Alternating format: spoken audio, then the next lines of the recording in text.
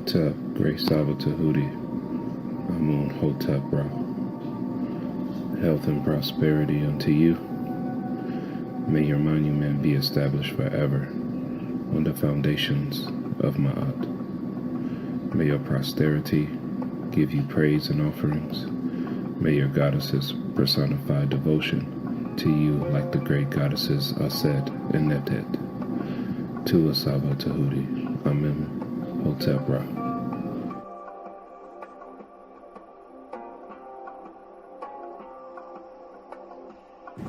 Uben Ra, Ma'at Hotep, Glorious Tehuti Amun Hotep Ra. It is said good advice is rarer than emeralds. That led me to think, Tehuti's advice and teachings is life's wealth. You are the doorway to Miao, the ancient conscious state. You are the wise one, an incarnating Ren that is breathing the Ankh, living from Ma'at, the Nefer, ancient Ba, the ancestor, Tehuti. I am incredibly grateful to have access to your PODCLASS and guidance. Tua for your immortality and taking moments out of your day to help me. Tua for not leaving me to suffer in a world of matrix. Tua for teaching me truth, honesty, and teaching me that it is good to search for wrongdoings and make corrections. Tua for everything. May your exquisite netzerts have a day as beautiful as them. May they always have clarity and never be under hypnosis. May they always be safe, never in harm's way. May they never receive headaches or stress. Their beauty like the sun's reflection on water. Their beauty like a snake wrapping itself around a harp. Their beauty like circumpolar constellations. And their beauty like luscious forests of green with cacao plants and bamboo. My greatest love and respect to your immortal Nefer Kemetic family. Tua.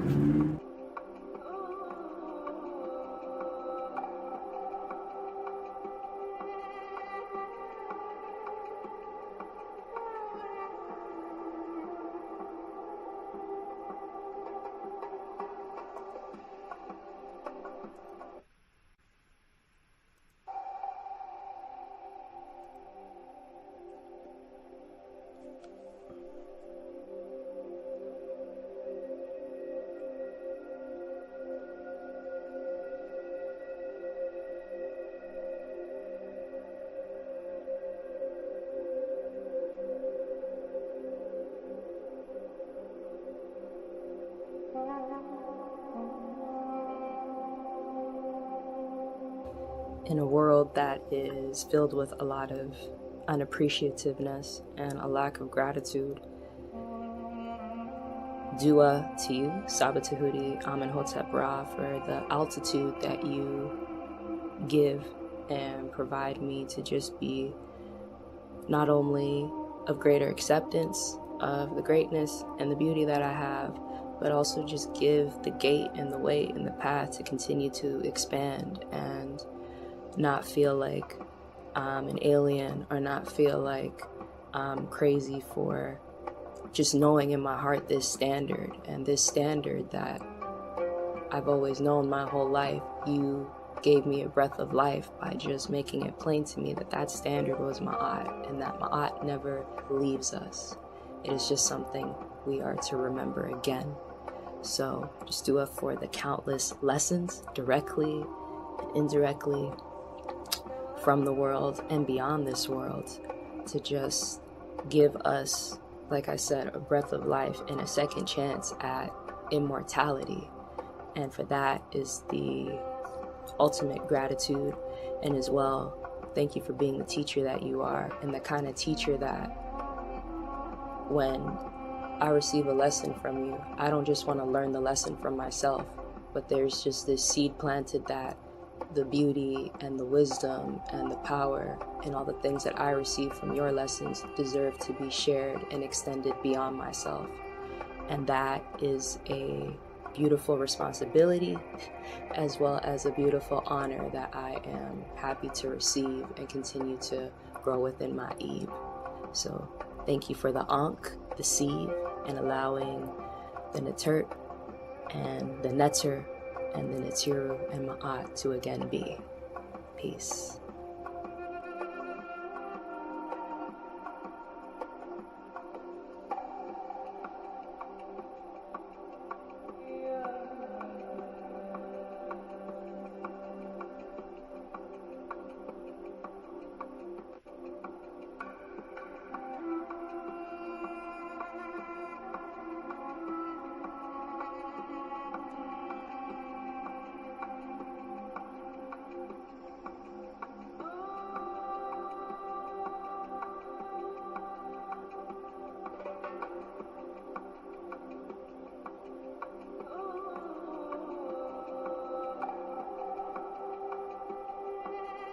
And I'm going to tell you this, once I was able to imbue myself in this frequency, I didn't want anything else. Nothing else was satisfying to me. Nothing else was nourishing to me. Nothing is more nourishing to me, to my consciousness, than the truth.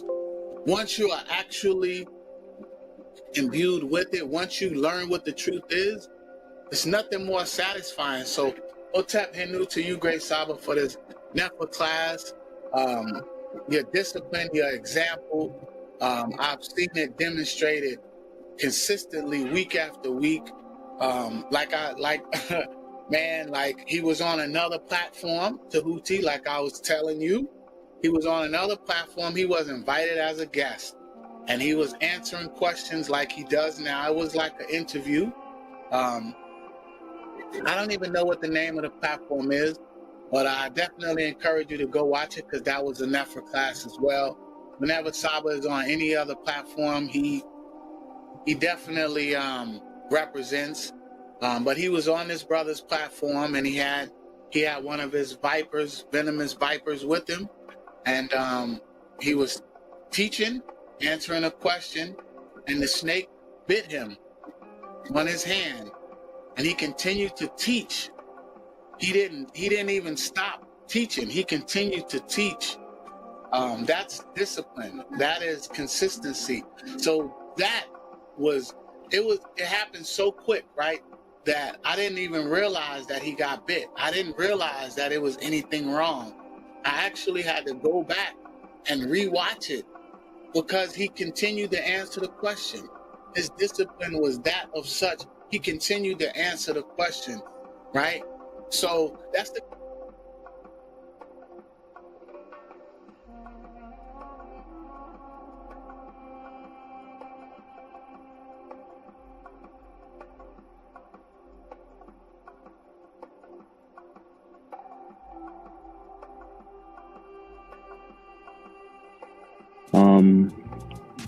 I just want to say Hotep Henu to Saba.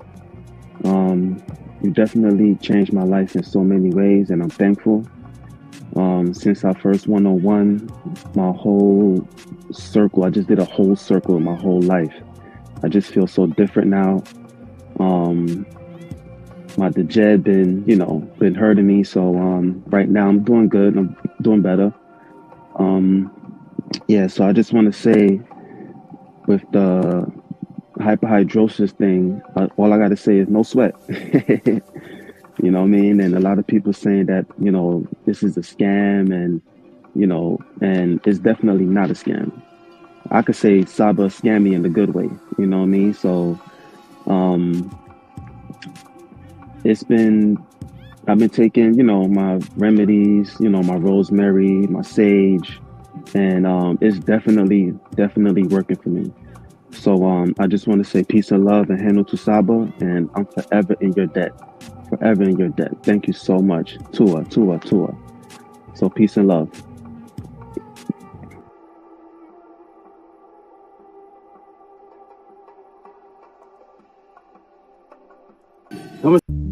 The deepest parts of me that yearned for something I felt I was missing in my life has finally found what it was searching for. I now continue to find the answers to the deep, unanswered questions in my life because of my teacher, Tehuti. Who am I? What is my purpose on this earth? What happens after death? What is the truth, and how do I know this is the truth? Why have I been lied to so much in today's society? If I were to convey what Tehuti is giving me, it would take infinity to explain to you. Yet one word may encapsulate it all. Tehuti is giving me life, and I hope that one day you will walk through this door with me too, to see and feel the experiences of what life is, to receive a new love that you have never experienced before.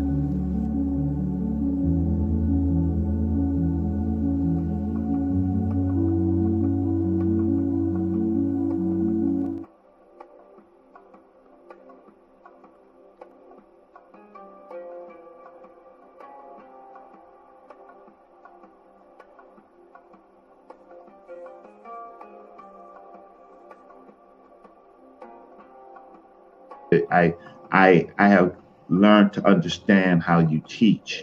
So you're a very directed person. So you put up, how can I say, every time you speak, there is there's a sword and there's a shield, right? So there's something behind that, right? It's very directed. So you have a very controlled thought process.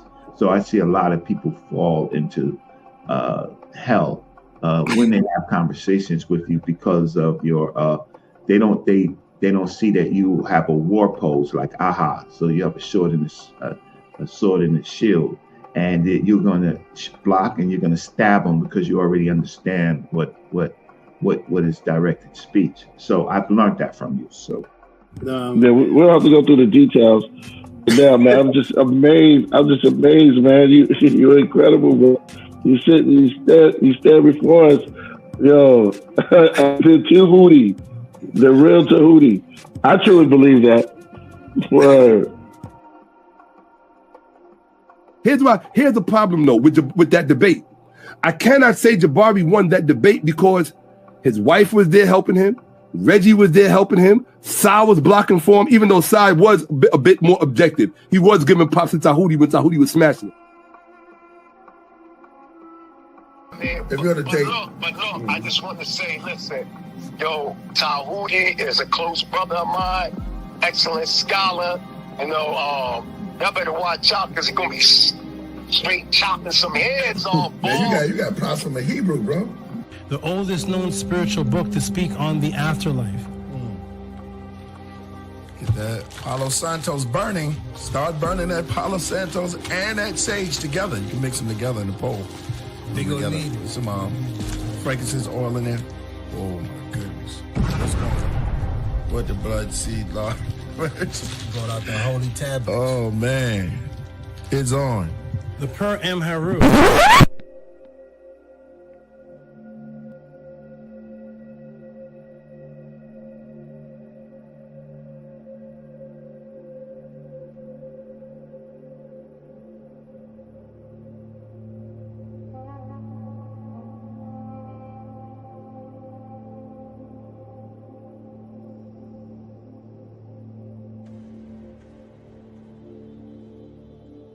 Coming to you live.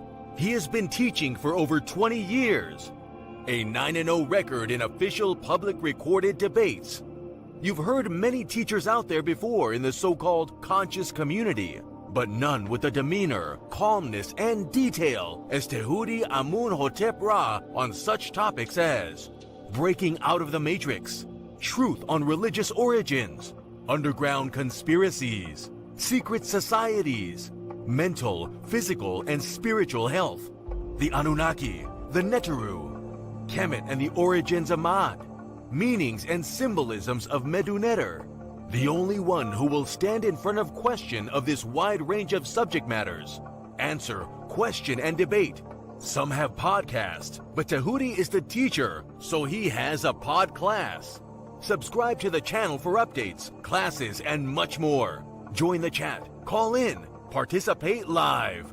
Get your notepads ready. Welcome to the Tehuti PODCLASS. Open your mind.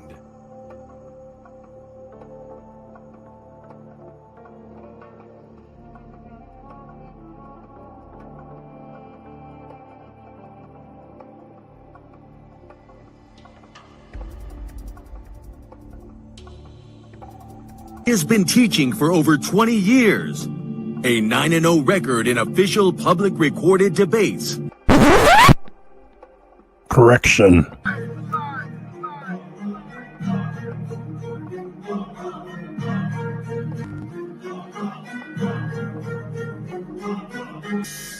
All right, man. You already know what it is. That's the anthem for the debate music. Y'all already know. We got our brother Tehuti in the building, and he is going up against a heavy hitter, you know, who have been featured on this platform for a while now, Vocab Malone.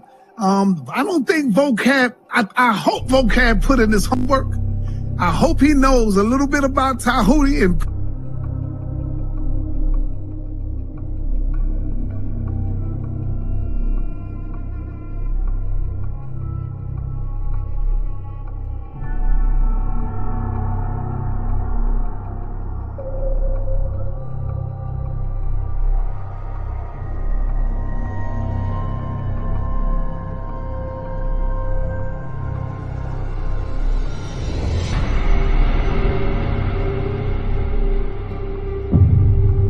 I appreciate everybody. Press 1 for Tehuti. Press 2 for JJ, y'all. Yes, I appreciate always being here. It's fun, it's educational. It's good to hear all these crazy views and just hear where people are coming from. Peace and love, everybody. Check me out every Friday, 7 p.m. Pacific on the Tehuti PODCLASS on YouTube.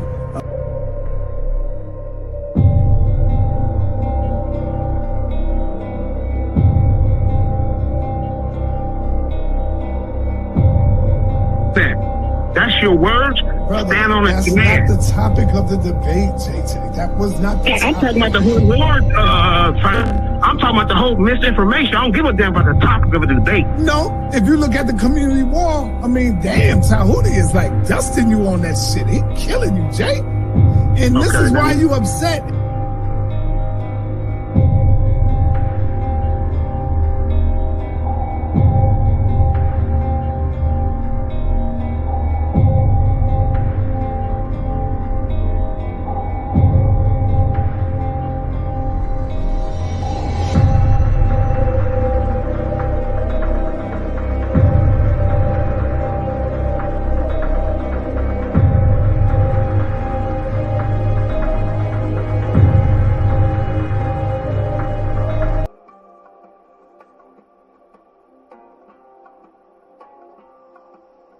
I'm gonna say what's up to JJ. Stepped on the screen for a moment. JJ, how you doing, good brother? You doing well? Hey, how you doing, Hotep? What's up, brother? This is JJ 7000 from the Mandinka Hage clan from Mali. You know what I'm saying? Tehuti, I did my roots. Yeah, I found out my people from Mali. Yeah, from the Mandinka tribe. Hey, check it out. Nice. Hey, there's a Hage clan. You know, I found out that they took my family from Mali to Charleston, South Carolina, and they was on the Hayes plantation. Yeah, I went deep, man. But I want to join the House of ATTON, man. So I'm just here to learn. Peace.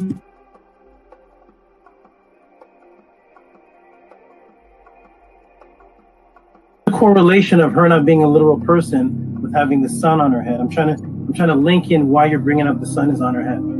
I'd love to know how you think that a literal person could exist with the sun on their head. So because this image has the sun on her head, therefore this cannot be a literal person. Is that your stance? That's exactly what I'm saying. And I also want you to recognize that I'm saying the same about a rule and the same about a star. Okay, great. Can I screen share, please?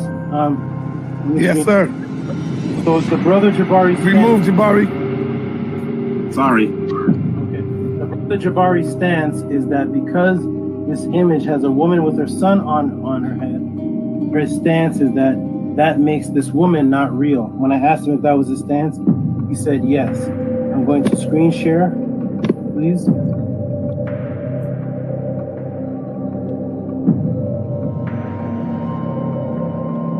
That is the premise that we are using.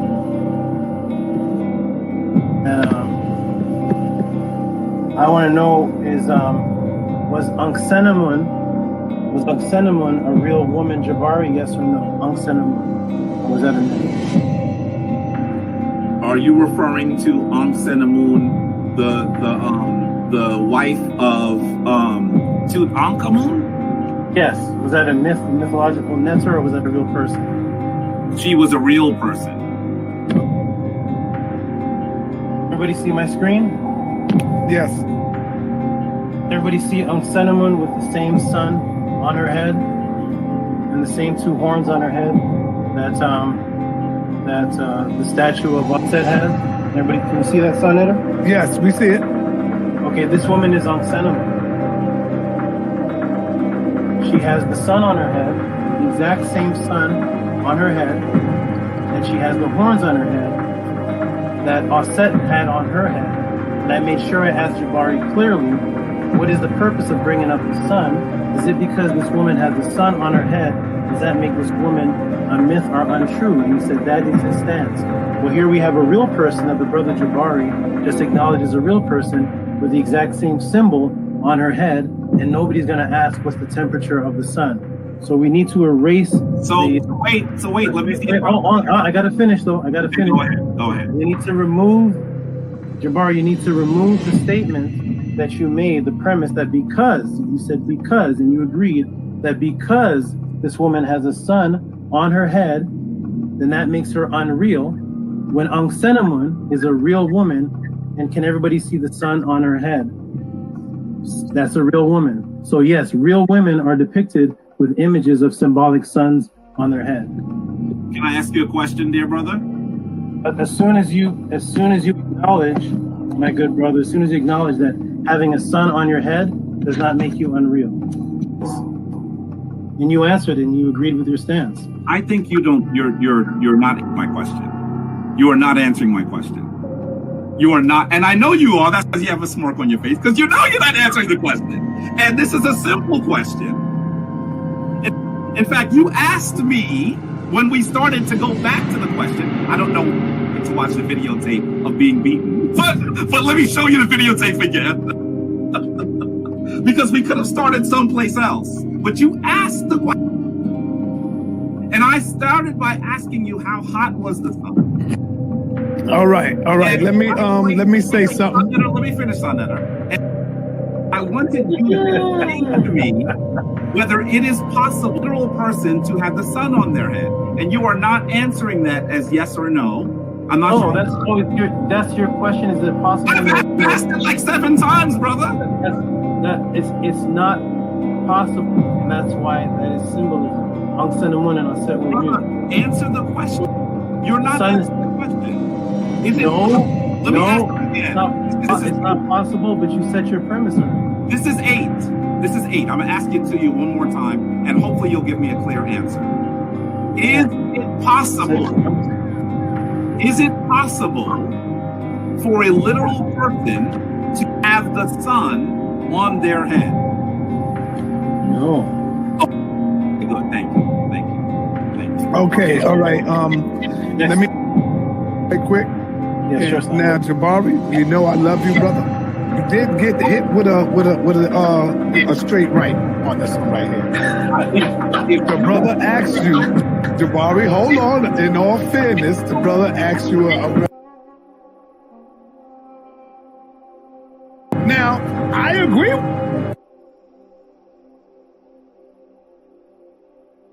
But because the answer to you when he asked you the question, you definitely said woman have a sun on her head, she can't be real.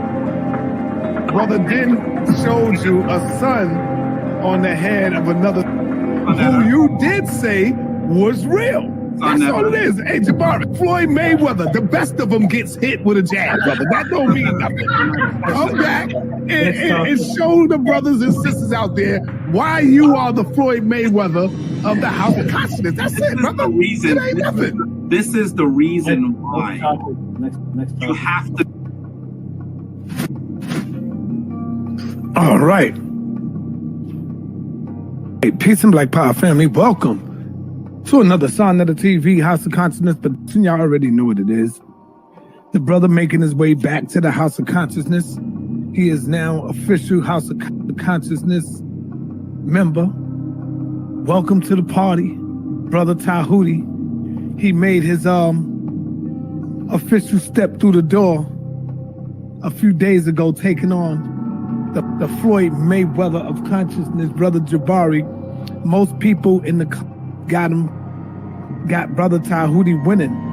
Now, hey, majority rule. I can't be biased. I got to go with the majority, okay? Because I'm not the referee. So, don't get mad at me, Brother Jabari.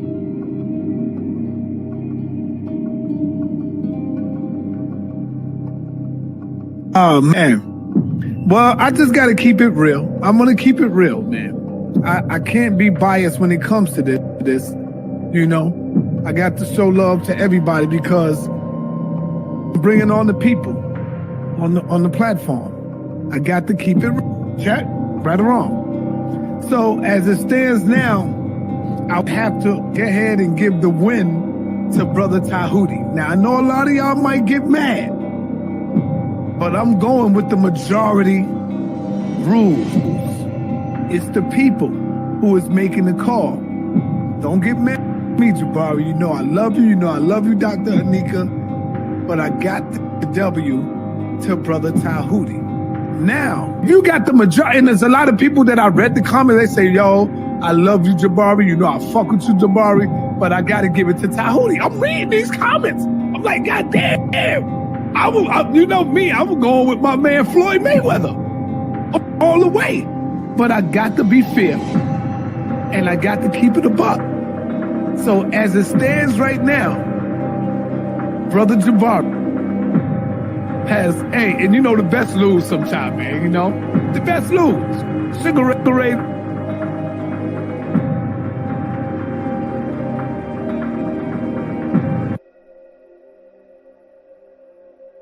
See, when you look at Floyd Mayweather, in order to beat him, you got to knock him out. And Tehuti, you gave Jabari a little knockout hit. You know what I'm saying? Because you caught him. I'm going to be real. You caught Jabari in that opening argument when you asked him about the sun. I got to give you that. And then you caught him again later on when you asked him about something else. I'm giving you that. How could I be biased? Everybody know I fuck with Jabari. See, when you look at Floyd Mayweather, in order to beat him, you got to knock him out. And Tehuti, you gave Jabari a little knockout hit. You know what I'm saying? Because you caught him. I'm going to be real. You caught Jabari in that opening argument when you asked him about the sun. I got to give you that. And then you caught him again later on when you asked him about something else. I'm giving you that. How could I be biased? Everybody know I fuck with Jabari. I just gave Floyd Mayweather his first loss to this brother.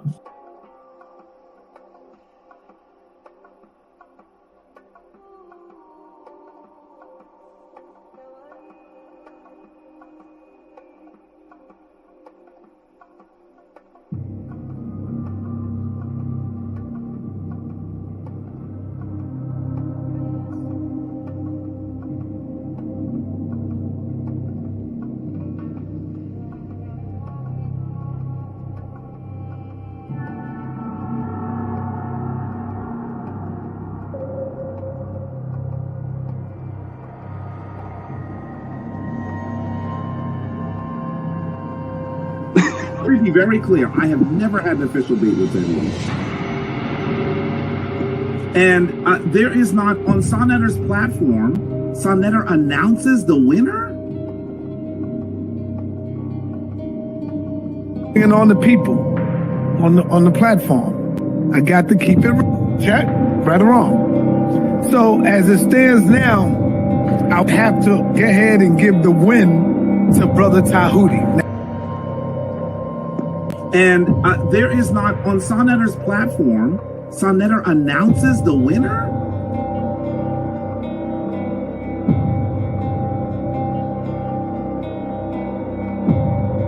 We got Zion the Lion, and of course, we got Tehuti making his debut, coming in the ring with Brother Jabari.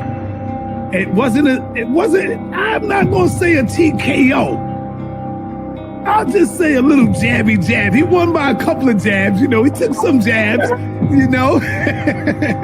And well, we got the rematch coming with Brother Tehuti and Brother Jabari coming back this Wednesday, 9:30 p.m. And I know Jabari is not going to take him lightly on this one. I know everybody is looking at Zion, Tehuti. Let me be very clear. I have never had an official date with Tehuti. And there is not, on Sonetter's platform, Sonetter announces the winner?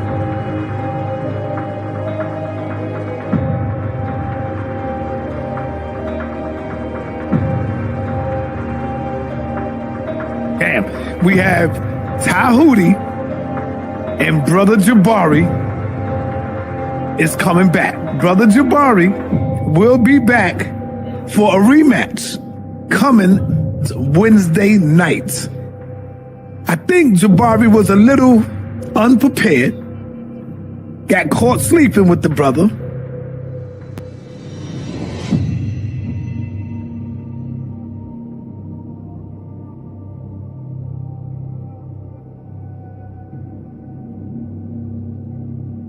Shout out to HOK. I definitely think it was an upset. I said Jabari did a good job. I just don't think that he won. I said Brother Jabari did a good job, but I just simply don't think that he won. As I told the brother earlier this afternoon, the brother Tehuti, I told him that I believe that he could have secured that W over Jabari a little better. And there is not, on Sonetter's platform, Sonetter announces the winner?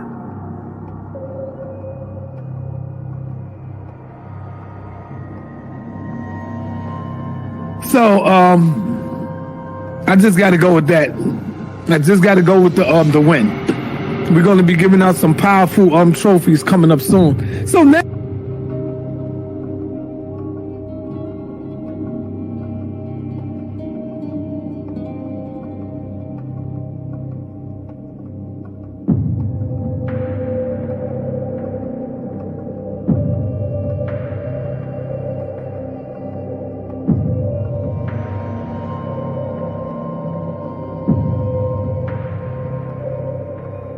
So, I just got to go with that. I just got to go with the win. We're going to be giving out some powerful trophies coming up soon. So now, Zion Lex is coming out. Tehuti is making his way. He's jumping out, going straight to the top right now. Brother Shaka gave me a call the other day. Yesterday, matter of fact, Sunday. Brother Shaka Utmost gave me a call on Sunday. And said straight up, Sonetta, yo, Saw, I think Jabari jumped out the window and he wasn't prepared for the brother's questions. Now, this is Shaka Utmost. And there is not, on Sonetter's platform, Sonetter announces the winner?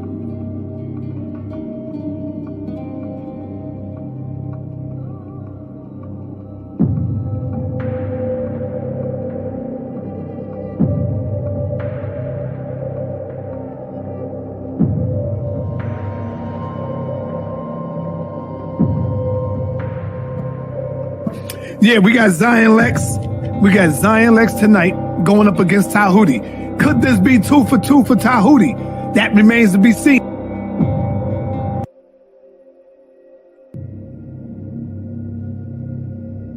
I've beaten people. The winner was announced by Sonetter. The winner was announced by the judges. I have the certificate, the proof. I have Sonetter saying I beat Jabari. I have all the judges saying I beat Kemet. You have me saying you beat Jabari. Yes. You got me saying you beat Jabari. Sonetter didn't want this. Let's be allowing. If I said you beat Jabari, he can't be Floyd Mayweather, bro. That is exactly the point. So shall I screen share again? I mean, I have to keep doing this to people. I must have been half asleep or some shit. I don't know. Go ahead, show it, bro.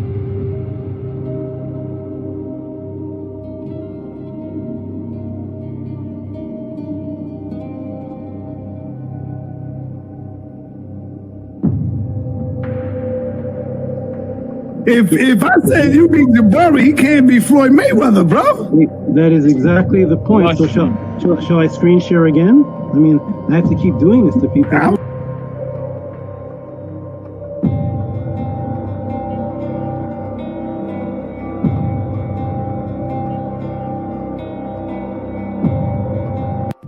And I took out the Floyd Mayweather, so I guess I'm the House of Consciousness champion. I just came here for an interview. That's my you can't be the House of Consciousness champion yet. You got to go through some. You can't be the champion from one battle. You got to go through some scholars, brother. And now you face right now with Zion. So I'm sorry. When you beat Floyd, you don't get his title. I'm sorry. Go ahead, brother. I just gave Floyd Mayweather his first loss to this brother.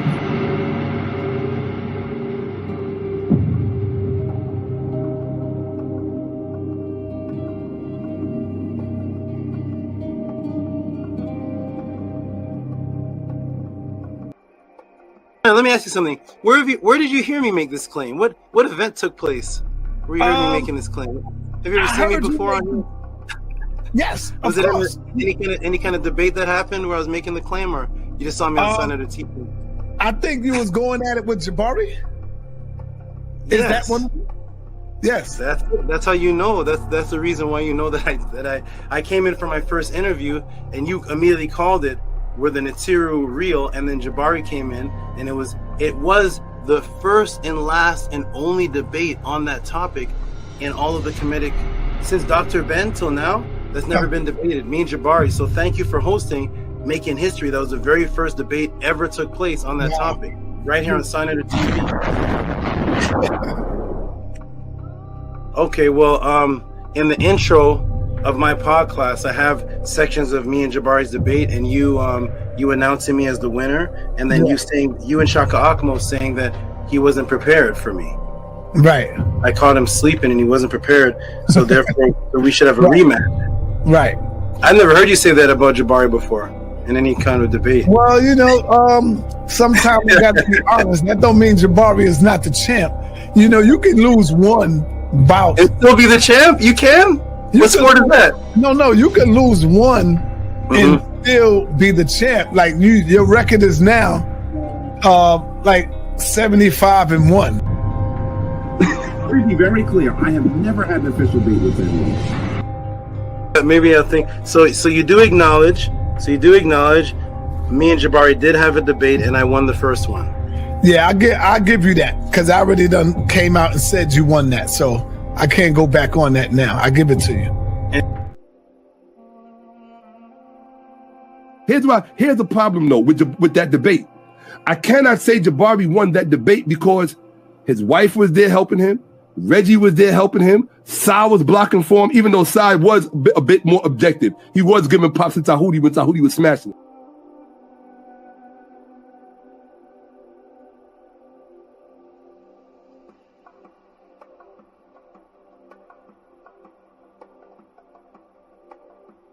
I discovered Tehuti on Sanetta TV. He was at the Jabari debate. He was a brutal one, very brutal. And I was one of the Jabari followers, and Tehuti won me over. I couldn't believe that somebody that I call a teacher, master teacher, was making stuff up. Tehuti Arakuti, I overheard you while I was in the background. You said that you were would you say your heart was broken when you saw your master teacher making things up? Was that Jabari? Yes, sir. Somebody's making something up. When you went in to see the debate, did you go in saying, "Oh, Jabari's gonna wipe this guy off the scene"? Did you know that you had faith in him? Like, hey, every Jabari debate on Sonetta, he blows everybody away. So here, just another one, right? Yeah, I mean, I saw all his debate. They claim him as the Floyd Mayweather. That time, I mean, it was just unbelievable. I was like, they need to give you the title, and until today, I'm still waiting. They still don't give you no title. I mean, in the same time, I feel this title is too little for you. It really was not a match. In Mary segment, while I'm getting this ready for you, because I'm trying to fix something here. Were you once an Israelite? Is that why your name was Israel? Yes, that's correct. For many years. How long did you come out of it before you came across me? Just recently. It's probably been It's not even been a month, sir, since I've had a full understanding thanks to you. So dua. Oh, so you coming out of the Israelite is a part of you attending the podcast. Oh wow. Were you in it over 5 years? Yes, a few decades since I was a young adult. Wow.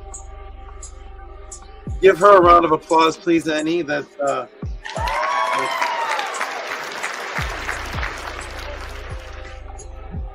oh, you're on mute, by the way. We didn't hear anything. Say it again. I'm grateful. I am really grateful. Wow, thank you for that. That's a great decades in Hebrew Israelite. Comes and watches the. And let me ask you this one other thing. How did you come across the PODCLASS? How did you even know about this to come across it? It was the debate with Jabari. I was following Jabari, and there was debate that I found out about you, and it was going through old podclasses that the matrix was broken as far as Hebrew Israelite in the Bible. You were a Hebrew Israelite also following Jabari? Yes, I was still a Hebrew Israelite when I was listening to Jabari. Yes. Oh, that's awesome. That's wonderful. You're a Hebrew Israelite while you were listening to Jabari come to the podcast, and boom, now you're married second man. Wonderful. That's great to hear. Okay, that's what I'm talking about, everybody. Go out there, do your job, hit the people, break the matrix, bring them here to the PODCLASS, save people's lives. Imagine dedicating yourself for decades to something, and then it's like, oh my gosh, wait a minute, this isn't true?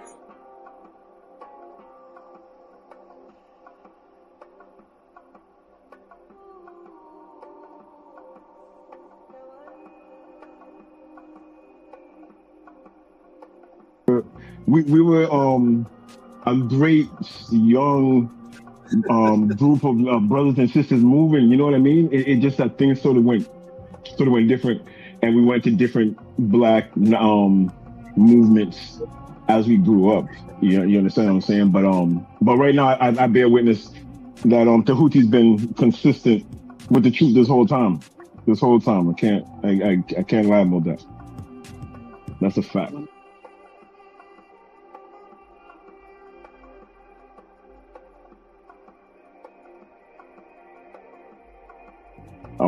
I would say he was a bit disappointed when he came back, because when he came back, we was all 5%ers, and that wasn't his plan. At the same time, it was just how things moved, and it just how things grew, right? So today, I'm just glad that we still building, we still here.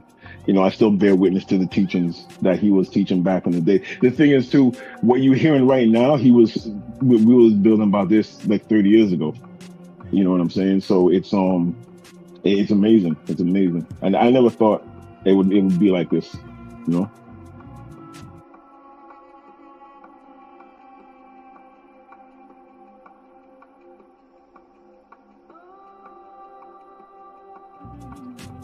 Let me know if you're here, whether it's on here or whether it's in the message system. I'll be back, everybody. Peace and love. Definitely, Dome Daily, you can stay on if you want. Build with the people. The people rarely get to see somebody who knew me from, what was it? Was it 90? What year was that? 89? It was like 89, 88 to 92. Yeah, it was just a long time ago. 89. Anu, what were you doing in 89? I was doing at the church. Oxafek, what were you built on in 89? What were you teaching on? I was a sperm. I was in my father's, area. Some of them daddy's big. Okay, maybe Primordial. I know he was the Primordial. He's gonna give up his age now. What were you doing in '89, brother? What spells were you breaking? What were you doing in '89? I was only 3 years old, running around acting whatever. Yo, we were on.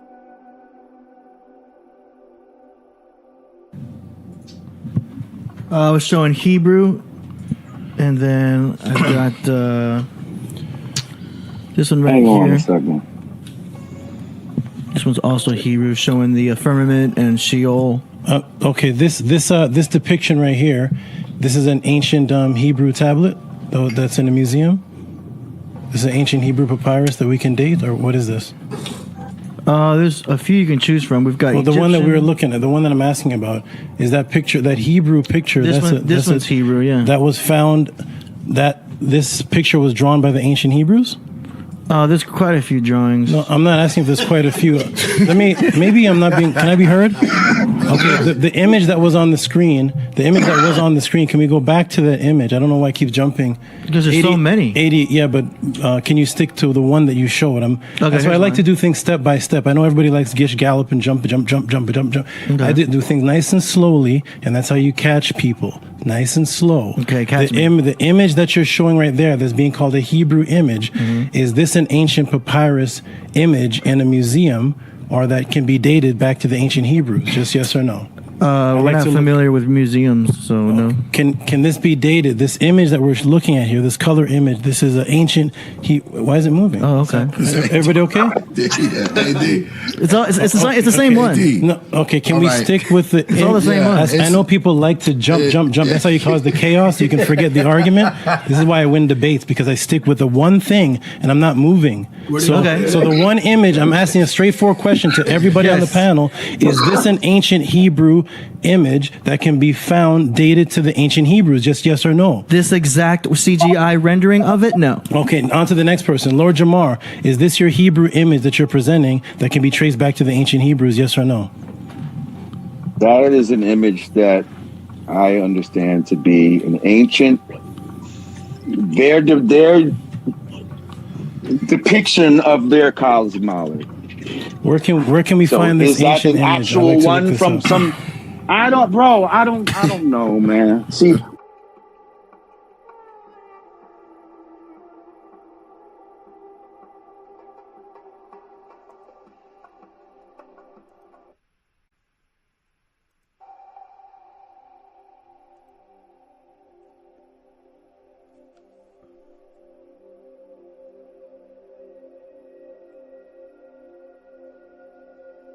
Right, so he's not. You know that it has dips and all that. Right. So he's not laying on his back then. Reached 1,000, yo. He's actually on his butt. Isn't he on his butt? Let's get that picture back up, because maybe I'm not seeing the right picture. I see a picture of a man. He's sitting on his butt. I don't want to obsess over the new. There's ancient Hebrew. Where'd the picture go? We got. Okay, is that man? Representations as well. Is this the man that's being described as laying on his back? This image? Cause it looks like a man sitting on his butt with one leg, and he's on his elbow. Is this the man that's laying on his back? Okay. Y'all both missing the point. I'm just asking a question. I want to establish if this is the right picture. He's on his elbow. Is this the man that's laying on his back? Okay. Y'all both missing the point. I'm just asking a question. I want to establish if this is the right picture. The point is, those are just I don't know what we're human representation. I just want to know if Whether he's laying on his back. What are you trying to? I want to just establish that we're looking at the same picture, because you said there's a man laying on his back. So I don't know if 80 has the right picture. Okay, well, it looks like yo, bro, let's just get to it. It's all right. Just make your point. It's good. Okay. So the point is that I'm looking at a man on his butt with one leg down, and his name is Geb, and Geb represents the earth. And then underneath Geb is something else. But that something else in Kemet, all throughout Kemet, is called Maat, which is a standing stone. It's a thing you stand on, and it represents standards.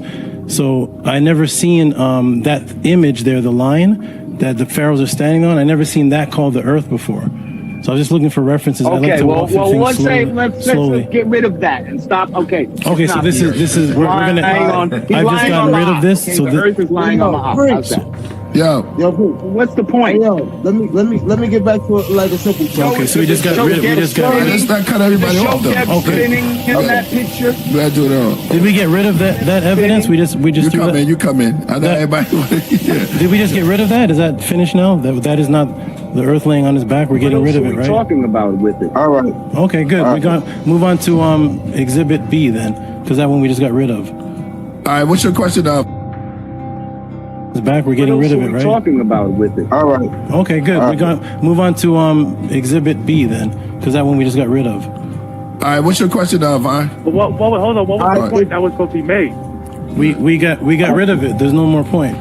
Lord Jamar got rid of it. So we're on to the next. I don't have no control over it. AD is a flat earther. AD got rid of it. We got rid of it, so we're on to the next. The next. All right, move on. Let's move on. Okay. I just want to get rid of point by point. So you said this. When I stepped in, the original topic was that Copernicus was the first He brought in to introduce the globe, and then an ancient image was shown to show that our people believe the Earth was flat. That image, Lord Jamar said he wants to throw that away. So I'm looking for. Throw it away. Or you'd like to get back to it? Stop obsessing over it. You literally said you wanted to throw it away. That's one of some Egyptian science. So you want to, that's probably your field of expertise. So you want to get into that. That's why you want to go there. There's also the ancient Hebrew. There's also an ancient Hebrew depiction of flat Earth. There's a lot of different images. Right. So but that you want to get into Newton because that's your expertise. We're not getting into that right now. Yeah, actually, from what I remember, there's a lot I thought you were the one that brought that up. Not me. I didn't bring that up because of my expertise. Not just that who one. brought that up? I'm late to the. Brought them all up, not just that one. That was from the super chat. I brought a multiple ones, but you want to dwell on that one. I want to go one by. Yes, there we go. One by one. There we go. Show us that. So the one. Why can't we? So one by two cultures were mentioned. Egypt and ancient Sumeria. When I stepped in, I don't know if there's more mentioned. Hebrew. I said no. I said a few of them, bro. Okay. Like you're not listening. And now here goes another one. I heard Egypt and Sumeria. So I like to deal with Hebrew. Well, here's the Hebrew one. There is no ancient Hebrew culture. Right. He said Sumerian. Okay. So we'll pass. We'll leave the Kemet alone because that's thrown out. Can we deal with Sumer? Did Sumer have any ancient depictions of the Earth and the Sun, or did they depict it as flat too? Let's go to actual proven cultures, because Hebrew is not an ancient proven culture. To these.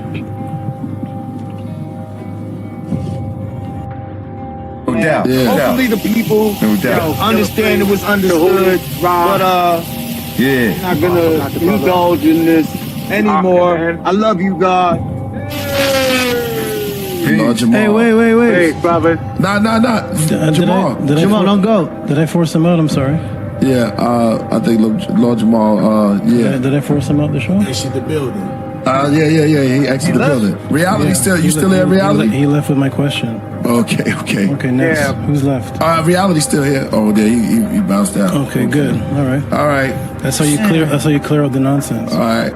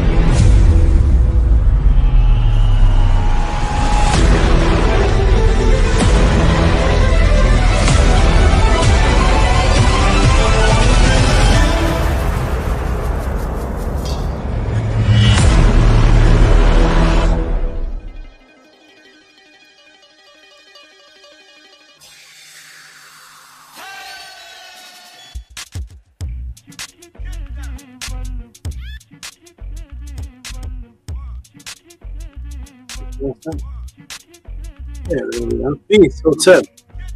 Greetings, everyone. What's up, crew? Welcome to the Tehuti PODCLASS. Welcome to another phenomenon, another set of doors that are open, another set of questions that were only sent here to the Tehuti PODCLASS. We are going to go through a very interesting journey today. There's going to be multiple classes in one again.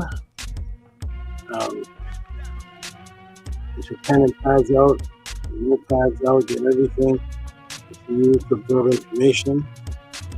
Whether you are a mother to be, or whether you are just looking for ancient text source, true information from the indigenous ancestors, you will get both of those today in the class. What does a giraffe have to do with this? We shall see. Before we begin with the class, we're going to start off with the proper frequencies. We're going to start off with the affirmation. And the affirmation is a set of phrases from the indigenous ancestors that wrote it down for us, that left it for us amongst hundreds upon hundreds of papyri, or what's called the Shesh, what's called the Sheshnu Ankh. And they are, to this point, for those new people that are watching, even for the old people, even for the older veterans, the older people that have been here for a while, to this point historically, of all movements on the planet, of any YouTube channel, the House of ATTON, which is us, which is where you have landed today, the ancient Tehutian teachings of the Neteru, to this point, up to this date, is the last or only remaining movement, only remaining group, tribe, only remaining organization, whichever one of those words you like to apply, that starts off or states or says a public affirmation or prayer based on only the exact words that the ancestors stated. Only the exact words that were left by the ancestors is how we begin every experience called the Tehuti PODCLASS. And we are the only ones that do so, because in actuality you will find as you come to these classes, those who you may see wearing ankhs and other symbols of supposed Kemet Egypt, truly are not believing in or teaching or basing their communities, well, there's no more communities, their teachings on the words that the ancestors left. So you will see new age versions of prayers, 42 laws of Ma'at, whatever in the world that is. We've been waiting. I've been waiting since when? 2004 for someone to show me 42 laws of Ma'at. It's 2025. No one has found the 42 laws of Ma'at yet in any form of history. So we quote what the ancestors say as the base foundation of our frequency, and then we start off and continue on this journey called the Tehuti PODCLASS. So here is the affirmation, which we will start on the count of 3. 1, 2, 3. Anke Ma'at, Un NS, Nin Tet Aset and Ma'at, Min, Hapapet and Ma'at, Her, and Hukiui, Per Ikut. I live for Ma'at. I exist within her. I do not speak in the place of Ma'at every day. I advance towards Ma'at. My being is surrounded in darkness. I come forth as conscious light. 2.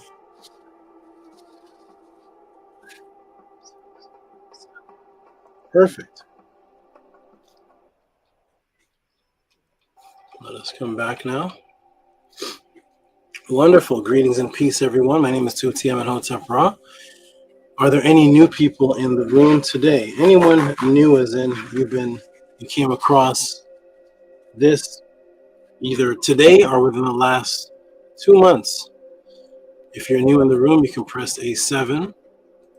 And we greet you. Peace and love to all those who are new in the room. Peace and love to all those who have been in the room since before there was this room, such as Bijan Pharaoh, who's been in the PODCLASS room. Before there was a PODCLASS room, he was here under the teachings. Harass did. Before there was a PODCLASS, he was here. She was here under the teachings. Nukpu, before there was a PODCLASS, Nukpu was here under the teachings. Robert Williams, before there was a PODCLASS, Robert Williams was here. Medu Seneb, before there was a PODCLASS, Medu Seneb was here. Nania Setmer, before there was a PODCLASS, Nania Setmer was here. And of course, Anki and Maat, before there was a PODCLASS, Anki and Maat was here. Peace and love to all of those. It is a beautiful thing. You have stepped into and embarked upon some step or path in the journey. And Hush Nation, the Hush Nation was here since the Killer Priest, before there was a PODCLASS. So I have different phases of which I teach, and different students that come at different phases and ages, from the PODCLASS to people came in during the time of Killer Priest, to there's some students that may even show up tonight that were here as my students since 1992. Before there was not only a Killer Priest show, before there was not only a PODCLASS, but how about before there was internet or YouTube? Who was on the internet browsing in 1992? Anybody here? Anybody here scouring the internet for information in 1992? Anybody scanning Google?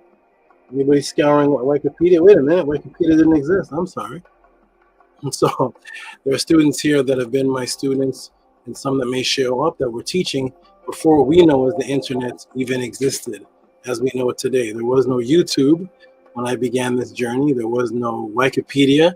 There was no, the word Google, the word Google did not exist.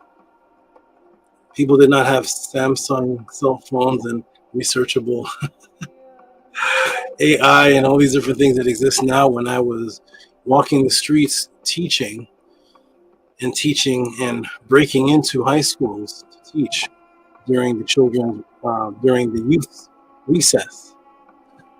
So welcome everybody to the Tehuti PODCLASS. So there are no new people. Let me put up the banner for the support. There are no new people that are watching. If you are new, definitely you can press S7, but there are no new people watching. So right now, it looks like it is just house of 10 members watching. And as the numbers go up, some of the new people will drop in. And peace and love to all of you. All right. Is Amun and Amunet here? Hush Nation is here. Is the Jed here? Okay. Let me scroll up and see. All right. So let us begin, everyone. My name is Tehuti Amenhotep Ra. I've been teaching for decades upon decades upon decades. Before I was a teacher, I was a questioner. This started from when I was in my single digits. In my single digits, I would question the way that nature worked.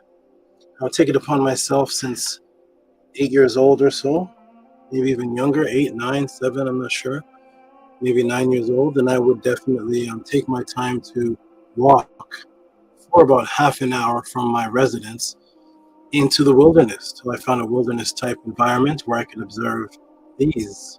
I could observe the serpents, I could observe the squirrels, the butterflies, very importantly, the ants and the bees. I was observing nature. I would go into the water with the turtles, with the fish. I would go swimming in there with them. I would catch turtles. I would release a turtle. It would still stay with me even though I released it. I would come back the next day, release it. It would stay with me. The other turtles would come swim by me, and they would just let me observe them because I didn't pose a threat, and built up a relationship, while at the same time giving them the respect that they deserve, to know that at any time, any animal, especially a human being, can be a threat at any given moment, whether you trust them, love them, build a relationship or not. So I would give them their respect, and I would swim with them and cause them no harm, and I would absorb what they would give to me. And what they would give to me was vital lessons on organization and structure. I found that every time they did nature videos, they were always back to back with tribal videos. I would watch videos on the Dogon, videos on the nature tribal videos on the tribes of Zimbabwe, nature tribal videos on West African tribes, and I would always see animals in the background. And I would always notice that the way the men, the women would dress and the staffs that they wore and the memorabilia and amulets that they would have on, they would all be animals. It would all be some type of leopard skin, or there'd be some head of an animal, or there'd be feathers. And I noticed that the animals and the people, prior to Christianity, were living amongst each other, and the people actually adored the animals. The people actually wore symbols and staffs and had writings based on what the animals did. And so I would come back to my home and I would see the opposite. I would see people arguing over religion and arguing over what's right, who's closest to God. And I started questioning the religious organizations. I started questioning my mother. I started questioning the pastor. I started questioning because I couldn't understand how they were telling me as a youth that I was in the image and likeness of God, and humans are the ones in the image and likeness of God. Yet humans are the ones causing mass destruction on the planet, and humans are the ones that seem to be confused about their religious and spiritual origins. And animals seem to have the same way of life that they've had when the ancients wrote about them 4,000 years ago. When the ancients would describe the way bees and ants behave, it was the exact same thing I was seeing thousands of years ago on my trips. The ways that bees behave today in their hive is the way that they behaved 4,000 years ago, 5,000 years ago, 20,000 years ago. It seems like they were consistent. There was a consistency going on. I noticed that with the tribes, there was also a consistency going on. There was a structure that was going on amongst the Khoisan tribe, amongst the Dogons, and they were proud to keep that consistency going on from ancestor to ancestor and ancestor. As I started reading about ancient Kemet, ancient cultures, I noticed that there was a consistency taking place. And it seems like in all the ancient, for the Aztecs, for the people along the Nile Valley, there was a consistency going on. I would see Ra, Osar, Amun, and the story of Aset echoed from the time of the Ptolemies, which is when the Greeks came in. And I would see Asar, Aset, Heru, the stories of immortality, and the focus on leaving the body after death, all the way back in the pyramid text, which was 2,300 years to 2,400 years before, or 2,000 years, 2,100 years before the Ptolemies. And I noticed there was a consistency. When I came back to my household, mother's a Christian, someone's a Seventh-day Adventist, someone is a Presbyterian, someone is Assalamu Alaikum, a Muslim, someone is an atheist, and I noticed that this was chaos. The animals, the giraffes, are the same as the giraffes 500 years ago. The lions behave the same as they behaved 600 to 10,000 years ago, to 1,000 years ago. They seem to have the same consistent way of behavior. Same with the tribal people, same with the ancient cultures. You didn't see Aztecs flip-flopping to different religions, and some believed in Quetzalcoatl, some didn't, some wanted to be off by themselves, some came up with a new philosophy and abandoned it. You only saw that when the Greeks came in. You didn't see Kemetians doing that, go, oh, we're going to give up the Nitiru and not follow the Nitiru anymore. There was nobody that ever did that. There was no one that did not have the Nitiru by name from the time of, if you want to say Narmer, if that's your beginning, from the time of Narmer all the way to the Ptolemies. There's not one scribe, one pharaoh that did not have the Nitiru imbued in writings that were dedicated to what they acknowledged. So, or imagery that they portrayed. Consistency. I found the word consistency was the word min. When I saw min, it was a man with an erect phallus. What was the association between min and a man with an erect phallus? What does an erect phallus have to do with min? Min is the word that means consistency, to be stable, to be continuous, to be structured. But it's a man with an erect phallus. Then we see the man with the erect phallus represents the longest aspect of consistency with hominids, and that is to reproduce, because only the erect phallus can reproduce. Thus, the erect phallus is the longest consisting contributor to humanity, along with the female body parts. And I found that there was a correlation between sexuality, nature, and man in immortality, consistently echoed. When I got into Christianity, when I was around the Christians, I couldn't show the image of men. That's nudity. Looking up the word nudity in Metanetter, I can't find it. Looking up the word nudity in the Aztec culture, I can't find it. Looking up the word nudity in Sumer, I can't find this word nudity or rated X. I can't seem to find it in the ancient cultures. Men is there with his phallus out, and Aset and Sekhmet are there with their breasts out. But the Christians were calling that nudity. I said, someone has been deceived, because the lifestyle that the Christians are following and the Muslims are following doesn't seem to echo back to before cultural invasions and colonization. So I started a quest, and the quest started with me questioning my household. It became a quest where my living structure was threatened. I could not live in the household anymore. And we made a bet. The only way that I could live in the household is if I debated the pastor on these topics that I was coming to realization and teaching. And if I lost a debate with the pastor, according to my mother being the judge, then I would have to leave the household. After about 5 hours of debating and discussing with the pastor, my mother kicked him out of the household. And this began the change of my neurons connection to biological imperative.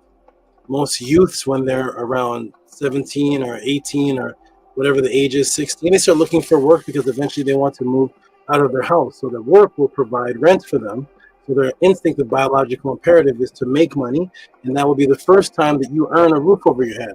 My first neuronic connection with earning a roof over my head was to teach the ancient ways and to debunk a pastor in front of another Christian. That was my first neuronic experience with earning a roof over my head. It had nothing to do with a job or money. It had to do with the quest that I was on and the teaching that I was doing when I was a young child. I was beating this 47-year-old pastor. From that point onward, I continued a rebellious nature. I was kicked out and expelled from every single school. But before that even happened, there was a notarized letter on my door of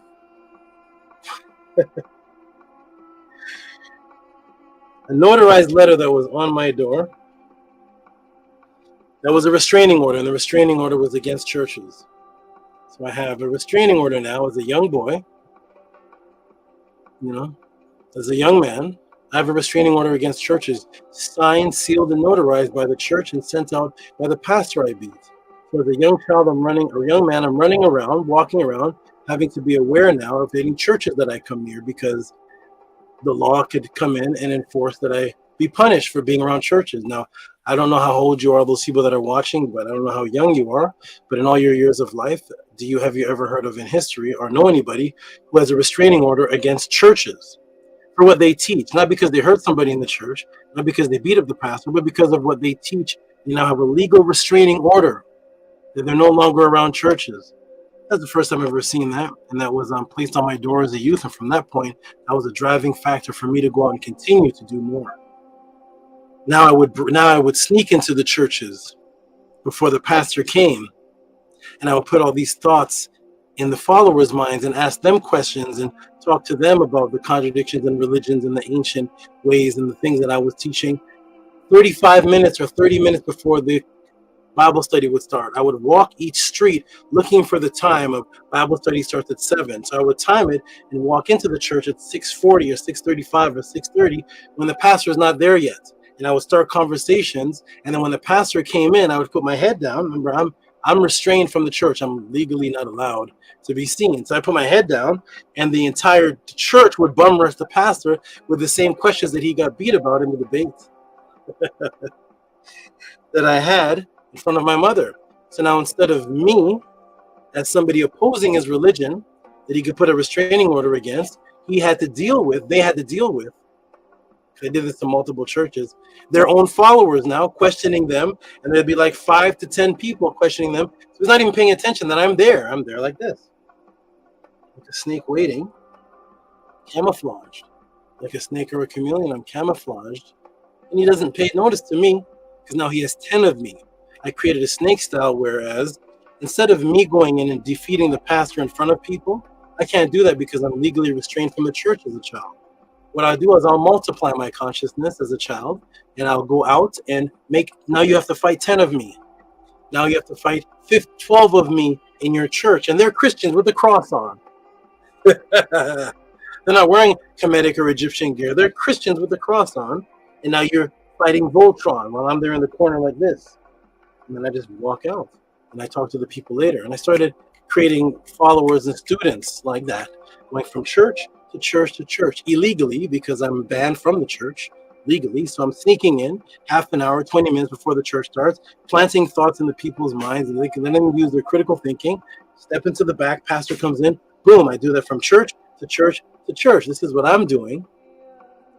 Well, most children today at that age are playing with PS5 or whatever children are doing at the pre or mid high school days today. I'm doing that. I was expelled from the school, so I'm no longer allowed in school as a child. I'm expelled from the church. I'm expelled from the school. I'm just walking the streets now because I can't go to the schools. I'm expelled from the church. So I break into the school, sneak into the school, and I hide in the library. The library was my favorite place because it was filled with all the books that I could use as references to teach the children. So when recess came, I would come out of the library while it was chaos in the hallways, and I would form a little class in the hallways in a corner where the teachers couldn't see me because it was just a group around me. And everybody was making noise anyways. It's recess time, 15 minutes, 20 minutes of recess, whatever the time was back then. Lunch break, 40 minutes lunch break. Everybody's throwing food, talking to each other, whatever they're doing, smoking, whatever they're doing. And I'm in the midst of the chaos, talking over the noise, saying, hey, the Bible is a Greek word and it comes from biblios, and biblios is the B was the letter P, and that was papyrus, and papyrus is actually, I'm doing this as a child. There's no YouTube yet. There's no debates.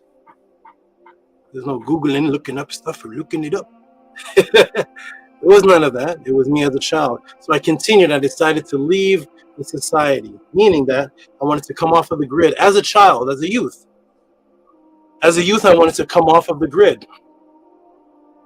I found an organization that I joined back then because they seemed to be doing the same thing, questioning and doing the same thing that I was doing as a youth. And I said, oh, there's an organization that does this. How beautiful is this? And I could now come as a swarm of people, and we could talk to people as groups, and we could have actual classes that are structured. There were structured classes.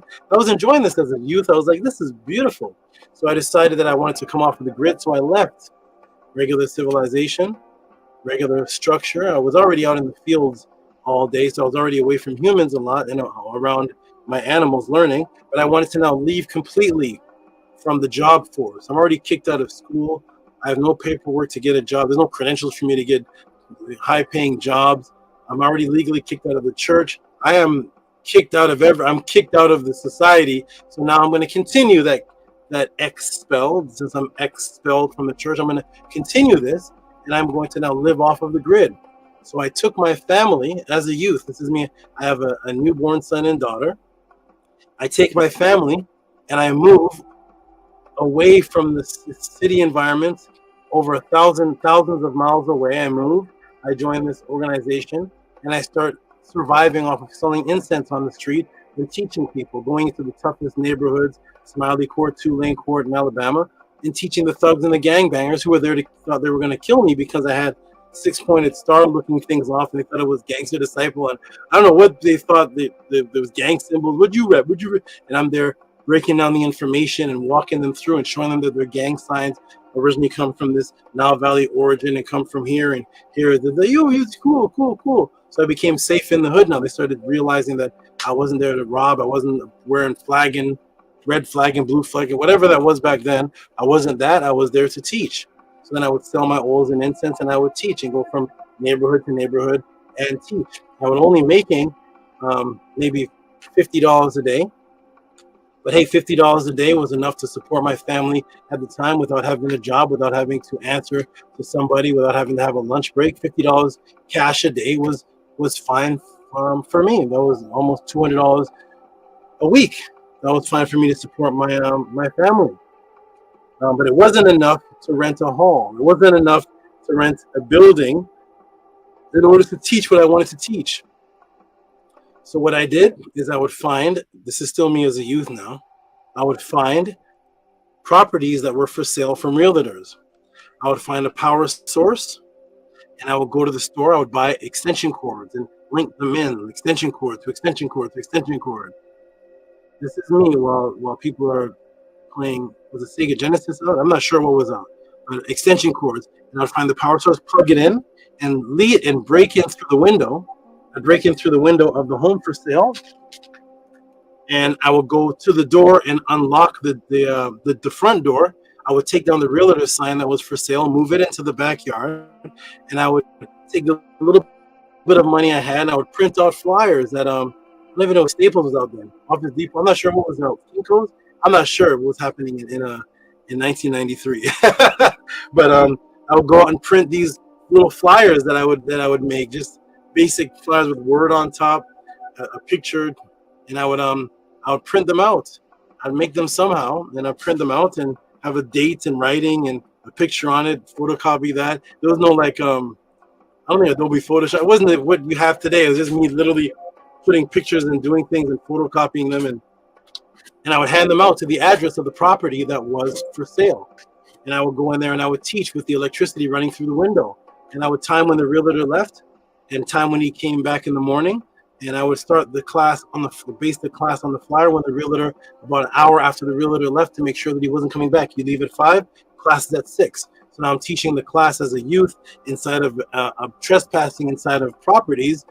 I could be arrested at any time, but it didn't matter to me because I wanted to teach. This is before YouTube. This is before all of this stuff. So I'm teaching classes, and then we'd pack it up. I put the realtor sign back from the backyard to the front, and do it again the next week until the house was sold. Then I have to find another house or something, but I would do it until the house was sold, because I didn't have the money as a youth, making little $40, $50 a day to rent out some hall I didn't have that. So I would do it the way I could afford extension cords. And back then I think flyers were 2 cents. 2 cents flyers. Photocopy was 2 cents. 1 cent a copy. I remember that 1 cent a copy. Copy was awesome back then. So I continued that path, and in this organization, I became exalted to the highest, called the highest teacher. My goal was not to be any highest of anything, just the highest within myself. And because I was exalted to the highest teacher in that organization, it created a jealousy type situation. The teacher who owned the organization told everybody from here to London, if you all want to learn how to teach, go to Amenhotep Ra. That caused a lot of stress in this organization. He would say that I would ask him trap-style questions. There were snake-style questions. He said I would ask him as the teacher, and he told me to demonstrate it. I started asking questions. He put his hands up as a cross and crossed his legs and said, see, he's trapping me, and I'm the master teacher. That didn't make the crowd happy. And then the final draw, the final blow, was I was teaching using animals that were not inside of any books. They were not inside of any doctrine books. And I was using animals and wildlife as I did when I was 11 years old, 12 years old, using animals and wildlife as a path for me. I used that to teach knowledge and consciousness.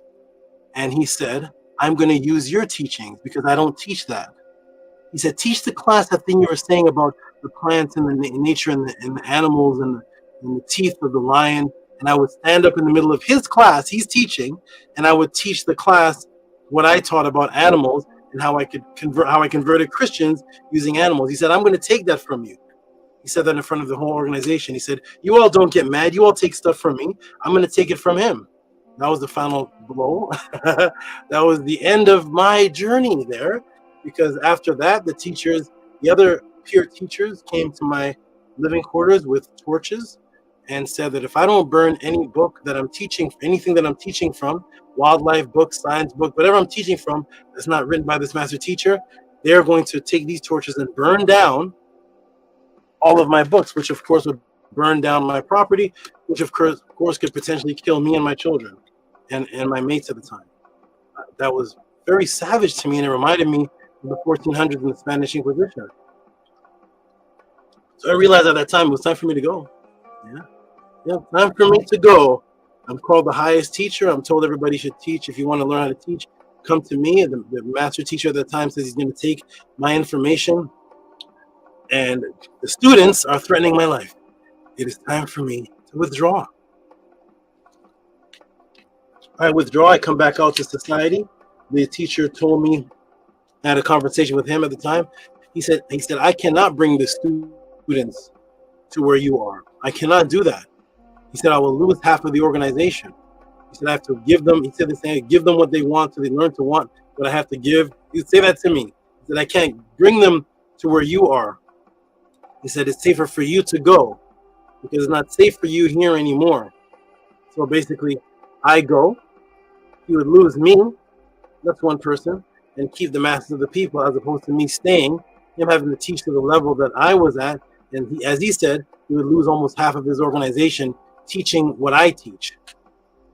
And so I left. Many threats from the students to put me in a body bag, and I worked for the FBI and all kinds of threats. And I left and I went back out to society. Remember, when I was a child, I separated from society. So there's no paperwork. There's no school education history. There's no job history. There's no W-2s, tax. There's nothing for me because I left as a child to just live amongst a community and teach. So I built up nothing out there in the world. I couldn't go out there and get a job. Who are you? What's your experience? You've been expelled from every school. Goodbye. So I couldn't get a job, but I went out there and I decided that I would use my knowledge of teaching to wiggle through the matrix and find the glitches in the matrix, and I would survive off of the glitches. So I went out, I learned things about underground real estate that was not taught to the realtors. I formed a realtors team of realtors who couldn't do what I was doing because what I was doing would be considered illegal in the realtors world. So they couldn't do it, but I could do it. So I formed a big realtors team. I formed a movement of a program of being able to make money when you buy a property, something that was not realtors are not allowed to do. And I went back to that community. It was called Nubians. I went back there and I started teaching the people how to do this because I noticed that they were low in finances. So I said, you don't have to be a poor righteous teacher. You can actually not work for the man. So I would teach them, and they robbed me. They robbed me by doing a bad deal. And one of the people named Dewan and the actual teacher's sister did a bad deal and robbed me of over $27,000 and sent me plummeting back down to the beginnings again. So worse than the beginnings, because that was a lot. Luckily, I took some of the money that I had made through this realtors team that I created, realtors program, and I invested into magic. I noticed something about religion is that Moses, Abraham, Jesus, these are all fictional creatures. Abraham, Jesus, Moses, all these different people. One thing that was attracting people is that they could all do miracles. It seemed to be able to do magic, and that they would boast on Jesus could levitate or do this and do that. And I said, that's what you're interested in? Yes. I went out there and took all most of the thousands of dollars that I made from the realtors program that I created, and I invested it into building a magic room at the bottom of my house, building a magic room that nobody was allowed to go down to, dark, cards flying, all kind of things happening, sparkles, and it was a Harry Potter room I built for myself, and I invested thousands into learning everything from, I went to Chris Angel's teachers, David Blaine's teachers, David Copperfield's teachers, not David Copperfield, not Chris Angel, not David Blaine, their teachers. I had the money to bypass them and go to their teachers. I went to that magic, illusionary magic, went to the voodoo houdon route, invested in that for those master teachers, learned hoodoo, learned the Gnostic hoodoo, and learned all these different things, and I started adding it to my teachings because now I could show forth magic. And I would go and take this and I would set up a magic show on the street beside pastors. that they would call me the devil, and I would literally be doing magic in front of their Christian students and luring the Christians by me doing magic. But the magic was positive and brought back their relationships while I was making money, performing, and getting tips. This is now how I supported my family of 6, me, 3 wives, and 2 children, off of going on the streets every day from 4 o'clock in the afternoon, leaving at 2, from 4 o'clock in the afternoon to 11 o'clock at night on the streets with a deck of cards, spoons, a cloth, and I would put a book called Sex Magic on the floor or another magical book, or I would put a picture of Pharaoh Seti in front of Het Heru at a big plaque, and I would just lay that on the streets, and people would say, what is this? And then poof, I'm doing magic, performing for them, supporting a family outside of the matrix, outside of the grid, no paperwork, performing magic and supporting a family of 6. I continued to do this. I took the money, moved to California so I could do it all year round. And then eventually my students started telling me about people on YouTube that sound like me, but not as good, not as thorough. I went and checked other people, and I recognized them. I recognized people. I said, oh, that's the person that I debated in 1994 and beat in a debate, and that person became my student. Now they're a YouTube star. Okay, that's kudos and respect to him. I don't know if he's mentioning me. I'm not sure. But kudos to him. There was another set of CDs that were out with a teacher that made a Photoshop my head off, put his head on, put at the bottom that his name was Amenhotep, which is me, and those CDs started circulating from New York to Georgia to Trinidad to UK, and it was me teaching. It was my voice teaching, and it was his head on my. And I said, "Look at all this evil going on. There's people out here teaching that I taught. They're not mentioning me. That my head is gone off the video, the cassette tape. It is strange." So I decided, let me come back and show my face, because I was teaching on the internet at the time, but I was not showing my face. I was like anonymous. I was on a thing called Pal Talk. I was doing classes every week, but nobody could see what I looked like. I said, I'm going to reveal what I look like and come back to YouTube. I ended up going into interviews that turned into debating. I ended up debating people. Never debated like that in my life, but I kept winning.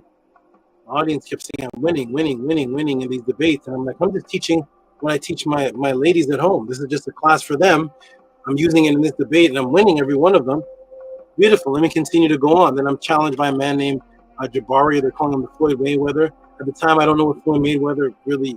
I'm not into boxing. I'm into jiu-jitsu. So, talk about Royce Gracie. I know who that is. John Jones, Khamzat Chimaev. Yes. Floyd Mayweather. No, I know who Mike Tyson is. I don't even know what this Floyd Mayweather. I don't know what that means. I heard he was a boxer. I don't know anything about him, but I end up debating him.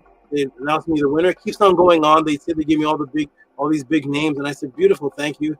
And I debated, and the crowd announced to be the winner every time. I end up going on to Killer Priest. He was one of the channels that I was told about. I went to look at it, and I said, oh, that's Killer Priest. I'm familiar with Killer Priest. I'm only going to go on Killer Priest channel because I listened to him as a youth when I was doing all the rebellious thing. Well, a little bit after that, but I listened to him as a youth, and I want to teach him the things that he raps about. That's the only reason why I went on Killer Priest. I didn't go there to gain people to do anything. I went there because I felt he gave me beautiful music. He was a voice of the world, dropping all kind of knowledge, but I felt that he didn't quite know the sources. It was mixed up, a lot of stuff mixed up. So let me bless him and give him a masterclass on the things that I've heard him teach about, but I'm going to give the sources. And if you go back to that first Killer Priest show, that's exactly what it was. It was everything in his songs, but sources, videos, artifacts, literature, ancient writings to back up the things that he was talking about, so that his audience could see and source what they were dancing to and liking. And that's all I went on Killer Priest for. It shocked the show so much. 80 dumped his wallet in my hand, said I should be getting paid for this. I should be receiving money. I'm going to get Killer Priest to pay you. I decided to keep going on. The next show that I went on, Killer Priest gave me the Killer Priest show to run. I'm the one doing the interviews now. It's my second day there. I'm doing the interviews now. I'm interviewing Mighty Hebrew. And then he had me on the show. He called me each week. You want to come this week? Until he didn't have to call me anymore. It's like, this Monday. And every Monday I would teach. But what was happening was, because I was showing my face, people started recognizing me. So they said, hey, are you such and such from Tallahassee, Florida? I remember you from 1992, 1993, 2006. Such and such. Can I set up a one-on-one with you? Can I do this one-on-one? Can I do this? And it was becoming too busy. So I said to Killer Priest one day, I am going to create a word. What is this called? Podcraft from podcast. Well, in my days, the word podcast didn't even exist. There was no such word as podcast in 1992. I'm learning these things and I'm coming back to the interview. I said, podcast, okay. I'm going to create a pod class because I'm a teacher. And I'm going to invent a new word. I'm going to call it pod class. And what I'm going to do is I'm going to create a class that's going to be based on my students, not based on me. He was like, what do you mean? I said, I'm going to come to class and be silent until a question is sent in. And then I'm going to do a class completely on the questions that are sent in. That means I'm not going to come with a pre-prepared lecture that I want to teach. It's going to be based on satisfying that which the world wants to know. Killer Priest says, I don't know how you do this. How are you able to answer these questions as if you had it set up already? And he said, these are my fans. They don't know you. You didn't pre-set this up. I said, I know. Each person has a gift that they develop, and that's what I developed by breaking myself out of the matrix, staying away, staying off the grid, staying with the animals, being hypersensitive to the matrix. I was able to see through it. Plus being a magician, I was able to see through psyops after psyops, see through things and do ritual, do different things where my vision, my ma'at is quite different from others that spend their time just smoking weed and open up a book on black is black and the blackity black. That's not what I was doing. I was doing rituals with my brain, my blood, putting myself upside down, doing different things with my body. There's several different things that developed what you see me here as today, and even has some injuries on my body by committing myself to do certain projects, injuring my body, but it was well worth it because the projects were accomplished. So now parts of my body are injured, and that is fine because my injury is 100 people's satisfaction, those who know what I built in the physical form. So I set up a pod class, and I noticed that Cash App and PayPal, you could type things into. And I said, here's a beautiful way for me to see if people actually appreciate what their quest is. I realized that people spent money on marijuana, $200 a month, the Avengers, watching Netflix, going to the movies. The popcorn bag was $8 a bag. I was like, $8 a bag on popcorn? People were buying donuts. Let's have a pizza party. $80 on a pizza. $15 a pizza competition. Let's hang out, watch the football game, and eat pizza and fried chicken. KFC, the bucket's $18. Let's get 3 buckets. Let's go to the barbecue. And I said, everything that everybody's showing reciprocity to, the majority of it is killing them. I see the children are going out for Halloween, eating the sugars. I was like, how much hundreds of dollars are being spent on candy, donuts, KFC, McDonald's, marijuana, all these different things, going out to the club, drinking, hanging out. None of this is bringing anybody life. I said, let me create a pod class that will actually bring life. How do you do that? I create a situation where I say, if this is meant to be, people will support and put me in the situation where this is all that I do. Because I'd given up everything that I did in the past in order to do this for the people. Because COVID hit. I was a gym trainer, couldn't do that. People weren't allowed in the gym.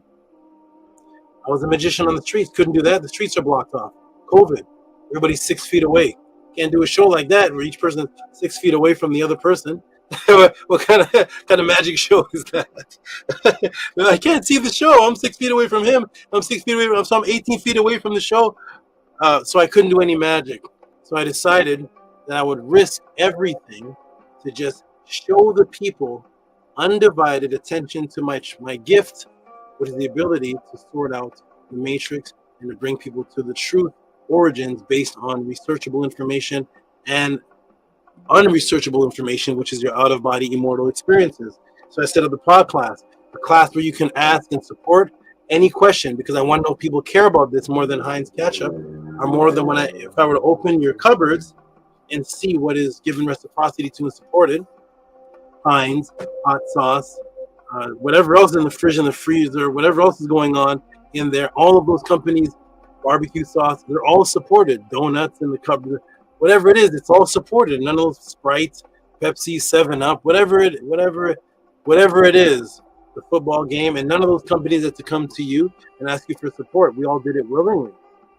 So I wanted to see what people willingly support the truth. So I created an environment where people can actually support by asking questions based on any aspect of consciousness that attracts them. So is there any limit to the questions that can be asked? What kind of questions can you ask to the Tehuti podcast? And what happens to those questions? Well, here's $33 sent in from Eric Rami from Hush Nation. Dua, second Sabatuti. Saba, why do we see outside the light spectrum? For example, sometimes we could see spirits and sometimes we can't. What happens when you ask a question of the Tehuti podcast? You get the entire show. You get the entire class. You get the entire movie. The entire podcast is now based on a quest and an interest that you have. Now you have a structured, designed, custom-made, video sourced, documentary sourced, document source, ancient language, live magic performance, mind test, images of real spirits that were conjured up, dedicated to you, while someone else asks a question about is postpartum depression a psyops? So where can you go on the planet Earth where you can get information on glimpses of spirits from somebody that has a picture of their students taking pictures of the glimpses? First, let's get into that. So let's get into not talking about it, but the student asks a question about glimpses of the spirits, and then I show the ritual, and the student goes out, does the practice and the ritual, does things to their mind that I teach them, and they manifest the spirits and take pictures and bring it back to me to show that it worked. Does that happen anywhere? If so, put the link in the room. While another woman is pregnant, having a baby, asking about postpartum depression in the same class. That doesn't happen anywhere else on the planet. Somebody can ask the question about out-of-body experiences and succubi. What happens? Boom, you get the entire podcast. Succubi, mind control while you sleep and have an out-of-body, Kemet out-of-body, dream war, possession, or the spirit negs. While somebody else has a question, Christian Catholic secret conjuring the Netiru, the Pope of the Vatican Museum, worshipped as a netter. Can you get that anywhere? Absolutely not. While out of body, and this is taught in the same class, from a question that you asked. This is what happens at the Tehuti podcast. Someone asks a question about pregnancy and cravings and gestational diabetes. What happens? Boom, you get an entire podcast. You have a podcast on consciousness in the womb, pregnancy cravings, natural or mind control psyops, incest and Kemet, where the nets are depicted as family because of cosmology. All of this in one podcast that's dedicated to you. Someone may say, wow, today's class is a continuation and a continuation advanced version of this class, breastfeeding baby formula, while somebody else sent a question about their cat. Breastfeeding, double spiritual symbolism, and Kemet. Has that class ever been taught anywhere on those topics? Absolutely not. Somebody may say, well, I'm learning about my spirituality here at the pod class, but what about my health? My physical cost, my body getting that in shape. Tehuti pod class, have you seen this anywhere else? Boom, there you go. Now a question is sent in on bodybuilding nutrition. This person now has before and after pictures based on this class that this person received. They now look like a model, a fitness model. So while one person is learning about breastfeeding, one person learning about out-of-body experience, one person learning about seeing spirits, one person learning about the school psyops, someone else is turning their body into a fitness trainer, while someone else is getting their class on eczema. Eczema and solutions for eczema. Has this happened anywhere on the planet Earth before? If so, definitely put the link in the room and let us go visit their classes so we can send them questions from seeing spirits to eczema to the school psyops to bodybuilding to the origin of Oregon energy to the never-ending story that I never seen and did a 2-hour class on, to the origin of feng shui, to Oregon energy, to somebody having problems with their eyesight. They get a class on eyesight, fix their eyesight, while someone else has had hyperhidrosis for over 30 years. And now they have a testimony and they're in the room right now. Hyperhidrosis cleared because they sent a $50 donation, cheaper than what you spend on the pair of Nikes, and they solved a 20-plus year trauma and torture by asking a question of the Tehuti podcast. If that has happened anywhere else on this planet Earth, let us know.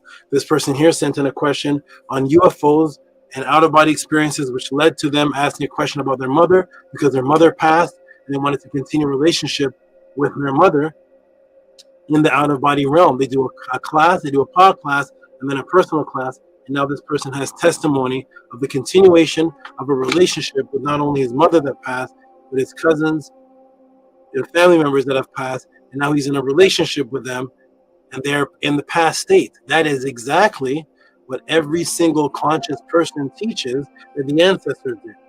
Contact the ancestors, contact the ancestors. And when you ask them how to do it, they just talk.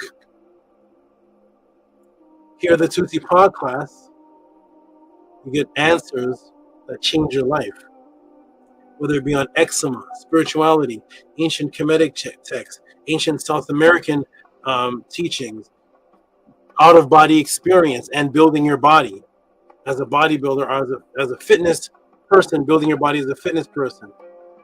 Navajo skinwalkers, asking about the Navajo tribe. Someone asked a question about the Orion star constellation and changes it into heart stroke to help him and his mother. Has this phenomenon ever happened on the planet before? No. So this is a phenomenon, and I wanted to see if people appreciated this more than all of the things that they spend money on that's actually killing them. The sugars for the children, and the funnel cakes, and the apple slice pies, and the whatever it is, and going to the movies. They know more about Thanos than they know about Kigimni. Imagine that. Almost everybody watching knows more about Spider-Man than they know about Kigimni. Kigimni will actually set the path for modern day moralism that you have today. And most people can't tell me who his mother is, what anything about him. We know Peter Parker, we know his first name, last name, we know the booth that they go into to change the Superman and the Bruce Banner. We know Bruce Banner. We know the first name, the Incredible Hulk, and the Thanos and the glove, and we know the Wolverine, and we know the Kryptonite is the enemy, and the Transformers come from this planet, and they came down to this planet. You got the Decepticons and the Autobots, and nobody in this room doesn't know any of that. Everybody in this room knows what an Autobot is, knows what a Decepticon is, knows who Bruce Banner is, knows the Incredible Hulk. Everybody knows the killer that haunts your dreams. I guarantee you know his first and last name. Some of you don't. Type in the room, I don't. Go ahead. Can't. The killer that comes in your dream that has the claws, I bet you know his first and his last name. The killer that wears the hockey mask, I know you know his first and his last name. Why? Because we paid to know. We supported that. We supported those killers and those destructors that put on outfits and dress like killers. And now we know everything about Thanos, Saw 3, the movie 300. We know everything about Jason, Freddy Krueger, and Jason kills people. No acting abilities, but he's a millionaire. The people that played Jason and Michael Myers, they're millionaires. They became millionaires with no acting ability, and we supported that death. We supported that. We liked it. We liked them. We know their first and last name, Michael Myers. Not just Michael Anderson, it's Michael Myers. Jason Voorhees. Peter Parker. Bruce Banner. They make sure you know their first, last name, their history, where they live, Lakeville. We know all that stuff. Santa Claus from the North Pole, not just Santa Claus. We know how many reindeers he has. All of that. All of that. So I wanted to see if that could be done on the opposite side. So I set up this Tehuti pod class and the House of ATTON as a world-changing experience for something that's never been done before. You get education on, you get to see, you get animals, you get pod magic. Magic has been performed in the pod class. All type of things happen here because we're actually bringing, where are you? What the ancestors brought. So we are the House of ATTON. We are the Tehuti pod class, and we are now going to begin the class. Send in your support, Cash App, TT Moon, PayPal at RockESV. I'm going to start off this class by inviting the team into the room and the supporters into the room, and then giving an announcement for all those who supported while I was gone, and for the medical bills and for the class that took place. A couple of things I put it all in one.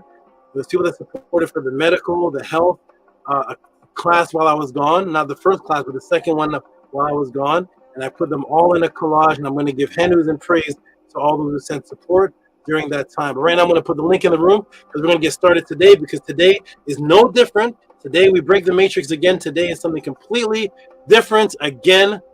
Once again, here we are at the Tehuti PODCLASS with something never been seen before again, which is how and why to transition your baby from breast milk to solid food. But not that, because that has been seen before, but the scientific, spiritual breakdown and buildup you're going to get today has never been seen before, because it's going to lead into baby food Psyops revealed, and it's going to lead into the Kemet Giraffe. What is that? Did the Kemet have a giraffe symbol? Was there a giraffe netter? Was there anything with the giraffe? How does the giraffe represent the ancient child's future with your future? And what is the netter connection to Beth? You see Beth, and there's a female beside him. Anybody taught you who the female is?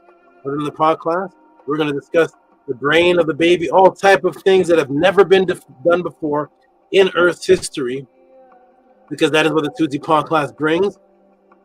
It brings the phenomenon, and that's why people are attracted to phenomenons. We liked Michael Jordan because he was the only one that could fly with his tongue out and slam the ball and do what nobody else could do. We like Tyson because of his speed, knocking out people in 11 seconds. We like these people. We like things that are different from what everyone else can do. That's what attracts us to phenomenons, and that's why we like watching superhero movies, because the superheroes can do what the regular people can't do. We like things that are different. You don't like it. We didn't like Big Daddy Kane and Cool Giraffe and all of those Rakim because everybody else can do it. Everybody else can do it. And I walk down the street, and these are the breaks. But Big Daddy Kane and Karis One and Rakim and Twister and Busta Rhymes grabbed the mic, and Cool Giraffe grabbed the mic and said, and you were like, what is this? That's what you're attracted to, that which stands out, which eventually the goal is, as you absorb yourself in that which stands out, you now develop what is within you to stand out. And that is the goal here. That is my goal here. You become the netter. Here we go, everybody. I'm going to put the link in the room for the people to come in. I'm going to step out for a moment. And when I come back, we're going to blast into these beautiful questions. So everybody that is in the room right now, that is typing, that is supporting, click the link, come on in, show your face, show yourself, say peace to the people, tell the people what the PODCLASS has done for you, to give me a break to step away with Aset. By the way, this is Aset Hajet Maati. She represents the color white in Kemet, and the white Aset, and the Maati, the double realm of vision, which I've done multiple classes on. But this is the Maati. So come in the room, support. Harass did said you are definitely a phenomenon. You are definitely a phenomenon, SABA, to you. Wonderful. So click in. 31 people here. 31 people. You're about to be 60 people and possibly 100 people, because this class here is beyond what the person asked. And the person is Gabrielle Lopez. She should be the first to step in the room, because this class is beyond what she could even imagine. I told her, this question that you sent in, you want me to just send you? I could just send you a list of what the baby should eat and a reason. She said, do it either way, Saba. So this wasn't going to be a PODCLASS, by the way, everybody. This was going to be me just sending Gabriela a list of foods, what they do for the body, the importance, how to do the transition, how long to stay on the breast milk while you're doing the transition, the foods to stay away from, how to interact with the child, to develop hand-eye coordination. It's going to be a couple paragraphs, and there's your answer, and then we're going to get into the next PODCLASS. I decided for the world to see. Let the world see what happens when somebody asks a question. The question was just, how do we transition our baby from breast milk to solid foods, and what should she eat? That's the question. How's that a PODCLASS? You're about to see, because the giraffe wasn't in it, Best wasn't in it. You're gonna see the giraffe in it. You're gonna learn a whole set of things, and then the end is gonna be like boom. So I'm gonna step off now. I see that Amon and Amonette, who are faithfully always on the panel. Peace to you all. How are you all doing today? Hotep, Uncle Seneb, peace. Mary, we're doing excellent and wealthy. Yay. We're both excited for this beautiful, fantastic class, you know, that we love. Topic of babies. Uh-oh. And, yes. How are you doing, Grace Sabo? I'm doing very, very well. And I was putting this class together, and I was like, look at all the females, all the women and couples that are going to benefit from this class. Just as all the classes that Gabriela asked postpartum, they're all for you two. They're all for they're all really for you two and any other people developing, wanting to have a child or raising a child up in Maat. You all get these free jewels because these could have been your questions. And I want everybody in the podcast to know, they say, why should I send in support if I don't have a question? You're you're receiving 2 hours of pure ancient and modern day knowledge on topics that you did not send the support in for. So if you're a couple wanting to have a child, if you want to know more about the symbolism in this, in the papyrus from the ancestors, is going to be amazing. It's going to be out of this world. We're going to the stela of the Thutmose. We're going to giraffes and everything, and you're going to be able to get all this information, and you never even sent him the dollar to ask the question. So the support this phenomenon, because when I am gone, when this doesn't exist anymore, you just look at all the so-called teachers out there and ask yourself, are you getting this?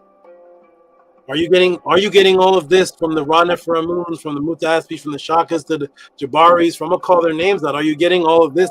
Are you getting this? Are you able to send in these questions and get all this from the so-called conscious teachers out there? If so, show me the clip of the class where you send in a question and you get a 2-hour breakdown buildup of just facts, none of the opinion, none of this, just straight information for years that doesn't exist anywhere.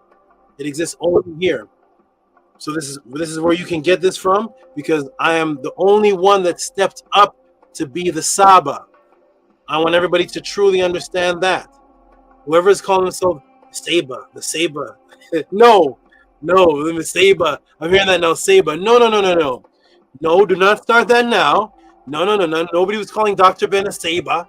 Nobody's calling Dr. Clark a SABA. There's no SABA Muta Ashby.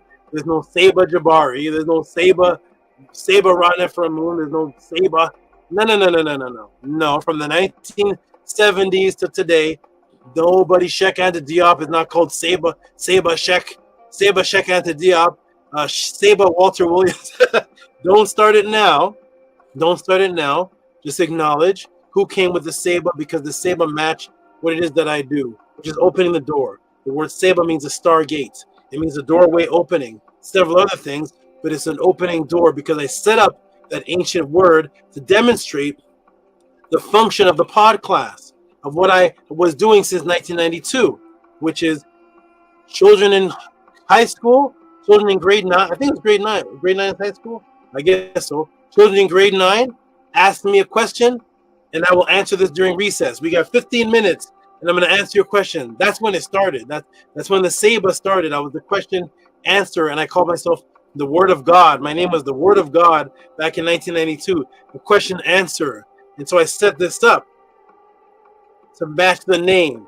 So anybody before, from 1970, Dr. Ben, Dr. Clark, all the Ron Neffer, wherever you are, wherever, Jabari, Shaka, whoever, all these people know you did not set up a system based on the public asks you questions, and your class is strictly based on the public's questions with screen shares and all that. That is a Tehuti pod class thing. I saw people try to do it. I saw somebody say, somebody actually said on one of the other channels, send my SABA a Cash App, and you can ask a question. This is one of your favorite channels. Send my SABA, not me, send my SABA a Cash App, and you can ask the question, and he'll answer it. Don't start that now, people. Please stop. This is a unique thing to the pod class. Keep doing what you were doing, which is just debating and debunking Christianity. No teaching from the coffin text. You never seen Jabari and those guys do a class on the coffin text from the actual writings and the spiritual symbolism and how to come out of your body. You never seen them do any classes on. There's no teaching from the man. Do a class on the man debates with his ba. Where's that class? Do a class on the shipwrecked sailor. No, you're ashamed of that. Talk about the shipwrecked sailor and the creature that he saw that was over 3 times his size, that was teaching him on an island. Do a class on that. Can't teach on that? No? Huh? You're ashamed of it. Huh? Huh? You can't teach on that. So all you can do is continue to do your classes. When the Bible is wrong, the Egyptians are black, and the Bible is wrong, the Egyptians are black, and the Bible is wrong, the Egyptians are black. You keep doing that from Dr. Ben to 2025. Just keep staying in your lane and do that class. We like you for that. Hey, we'll do it the next year and the next year. You're not doing any classes on the writings of Tehuti Mose. You're not doing it on the Akher, on the great Akher. You're not doing it on the Purim Haru, actual outside of the 42 law. Where's anybody teaching on the 42? Where's anybody teaching on the Purim Haru outside of the 42 laws of Ma'at? Where's that class, everybody? Huh? Where's the other things that are in the Purim Haru? No, the Purim Haru is only 42 laws of Ma'at, and nowhere in the Purim Haru says 42 laws of Ma'at. Show me that, and you get to keep all rights of the podcast and all donations that have ever come in the last 3 years. Show me the laws of Ma'at. You can't. So they're afraid of the actual teachings. Show me anybody opening up pyramid text, teaching line for line from the pyramid text. And this line is this, and this is how you can apply it to yourself. And this line is this, and this shipwrecked sailor is this, and this Pharaoh Khufu story of the magician is this. And yes, you can do magic. Everybody's ashamed of that. Can't teach on that. So that's what the podcast is for. So peace and love, everybody. Amunet, how you doing? We are doing wonderful, great Saba. I'm feeling really happy to be here as always, and I'm really excited for this class. I'm extremely thankful for you for bringing this forth here, and I'm looking forward to what it will bring forth. So to all, very, very much to you. What's up in Ma? Nini Uk. And how you doing, Amun? I'm doing excellent and wealthy, great Saba. I'm looking forward to this class. There's many synchronicities in the title, and I'm excited for all the topics we're going to cover because I have had personally questions about all of them. So to all for asking, how are you doing, great Saba? Doing very well, positive, focused, and ready to go. After I come back from my break, we're about to explode, and I'm glad when people say that to me. When people say, "Man, this podcast are the questions I was going to send," and I said, "Look how much money I saved you." So this could have been. You're like, "Oh, I was going to send in that question." Okay, you're going to still send in the support because you had the answer. Well, you know what I'm saying. But I know Amun and Amunet will. So to you, and I'm doing great. Thanks for asking. In you, great Saba. All right, and on to Fix Hush Nation. How you doing, good brother? Nice braids. Hey, Tua Saba, Dua. I doing good. Tua so much. Uncle Justin Ebner for healing. You know, I appreciate being back in the place again. I appreciate you being back in the place. You're looking good and strong. I love to see that, you know. So it's big Maat. Big axes swinging, heads flying. You know, we're doing this thing again. I appreciate the last Nesu BT breakdown. Yeah, just ready to roll again. Tua so much, Saba. Good to see you again. Wonderful. This class is definitely going to be a lot of family based. Is this one of the shirts? Is the shirt you made for me? Amunet? Yes. Yes. All right. Beautiful. Anki Ma'at, and it says, well, I can't show it because it's too low, but the Out Emhe, Family for Eternity, because this class is definitely going to be a family class. So here I am wearing the House of Atten family shirt. There are my two Naturts right there, and there I am in the center. Two to my two Naturts. And before we start, guys, I'm going to give a shout out to the people that sent in several donations and support, and then I'm going to step off the screen. Actually, hold on. Let me step off the screen really quick. I'll be right back in 1 moment. Hold on.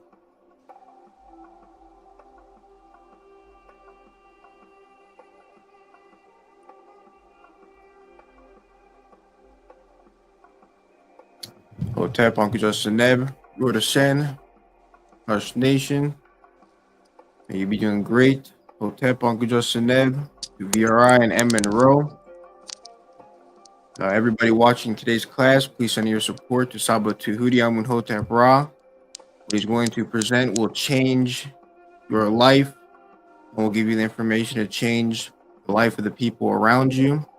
I know the information he is going to present will definitely change my life and Amunet's life.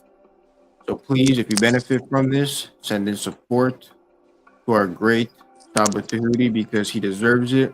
And he goes through great lengths to bring forth these classes. To Gabriela for asking this question, and for telling SABA as well to do the podcast anyways, because that benefits so many people. So Tua, very much for that, and for the kind of questions that you ask. And Tua SABA Tuti for being such a vast pool, an infinite pool of knowledge and wisdom to provide on so many different vital topics. It is great. It is beautiful. And I personally feel blessed, and I hope everyone else feels blessed to be here in this time and in SABA's presence to learn this information and apply it to their life. So Tua very much, and everyone please support. We'll tap Uncle Justin Ebb.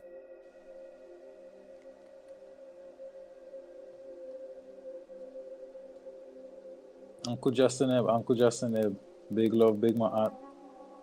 Dua, Monroe, Dua VRI. Good to see you again. Yeah, Tua SABA. Definitely appreciate the health, the strength, the wealth. You know, SABA is just answer your question, save you from spending some money and wasting time doing unnecessary research. Just get the results. Boom, give you the hecker. $1, you know, appreciate that a lot. Life changing app, cool. Yeah, big Maat all day, every day.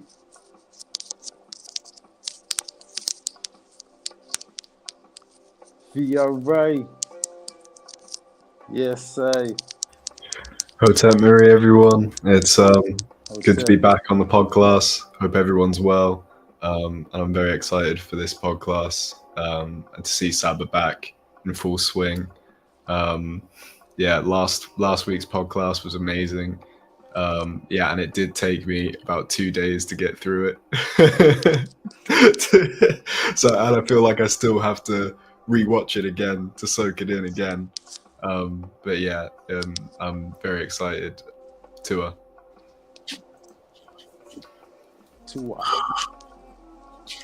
Okay, we're back. I'm back. It's VRI and M. Monroe are here as I return. Peace and love to both of you. Good to see both of you here. And you two doing okay? Yes, SABA, thank you. I completely echo what VRI just said. I'm very tired from just doing just working a matrix shift. So I'm very happy to be here in this positive vibration that's very healing to me. And I'm very happy to see that everyone's looking healthy and Nefa, and to SABA for creating this space for us. Nini wonderful. Glad to have you here out of the matrix. Okay. And how you, and Nini for everything you thanked me for. And how you doing, VRI? I'm doing well. Thank you, SABA. How are you? I'm doing good. I'm focused. I'm ready. It's gonna be good. This is gonna be good. I feel very good. I feel very good. I looked at the support, what I'm about to put on the screen right now, to the people that supported. This was 2 weeks ago. Almost 2 weeks ago. Yeah, up until 2 weeks ago. And from 2 weeks ago to the class I missed, to the healing support, it was a lot of support given, and it really keeps me motivated to continue onto this, because with me, I'm off the grid, I'm out of the matrix. So I went to a doctor to get consultation on something, got some good news. The sound in my side is that sound of fluid is gone. The crackling from the fluid sound here was gone. It was some type of viral thing, and he was like, yeah, to see the ultrasound, the ultrasound's 400, and the sinus is this 100. I'm like, oh man, okay. I never had to go to doctors or things like that, but This is what it's like outside, off the grid. So everything with me is cash, cash and magic. So towards all those that supported, and because of that, I feel really good. I told my Naturts today, one of my Naturts, I said, the support that I get from my students is greater than the support of the people that have higher views than me. And I appreciate that because it's a motivating factor to keep me doing this. Sometimes when I look at the views, I'm like 26 people watching. But if I did a show with VRI and Amun fist fighting, it'd be like 2,700 people. House of a 10 fist fights. VRI pulls Hush Nation's hair out. V Monroe slaps Amunet in the forehead. There'd be like 1,000 views. But when I do cat fight, meow, there'd be 1,000 views. But if I do this teaching, 24 views. You see? So even though the views are low, the support is as if I have 1,000 people, as if I have 200, 300 people watching. So 200 of those who truly support and keep this where I can be focused and not have my mind on having to do fitness training, five clients over here, teaching this guy from over here, going down to the pier, doing this magic show for 5 hours a day, and then coming back and have my podcast would be like 5 minutes. The podcast would be like half an hour long. You get answers that are like 5 minutes long because I have no time to do this. So two of the great students, including you, VRI, and everybody on the screen, we're creating the scenario where you take care of the SABA, and the SABA takes care of you, and I can do this with a sound mind. So Tua, I feel great.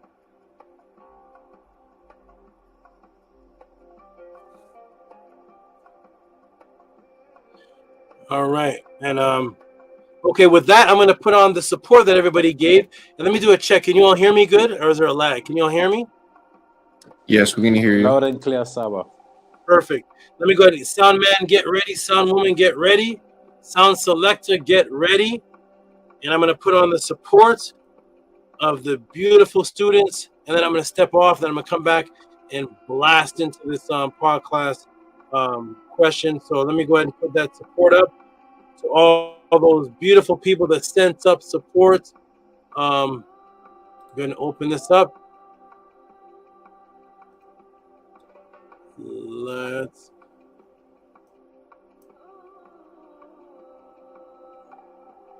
commemoration class. No. Amunet class. Oh. Fruit snacks. Nope. Okay. Here it is. Tua. Okay. Boom. There we go. Let me shrink it down, and let's take a look at the beautiful students who supported. There we go. Can we make it a little bigger, but get it in the screen? That's odd. Why does it look like that?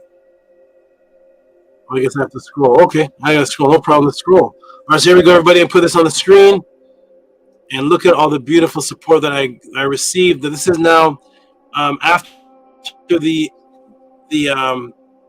first class I missed.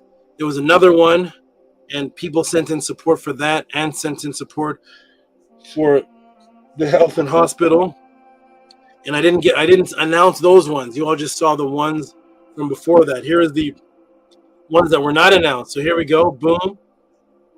All right, we can see on the screen we got, so it says the beautiful Nefer, great students who supported Tehuti while he recovered. Tua to all of you.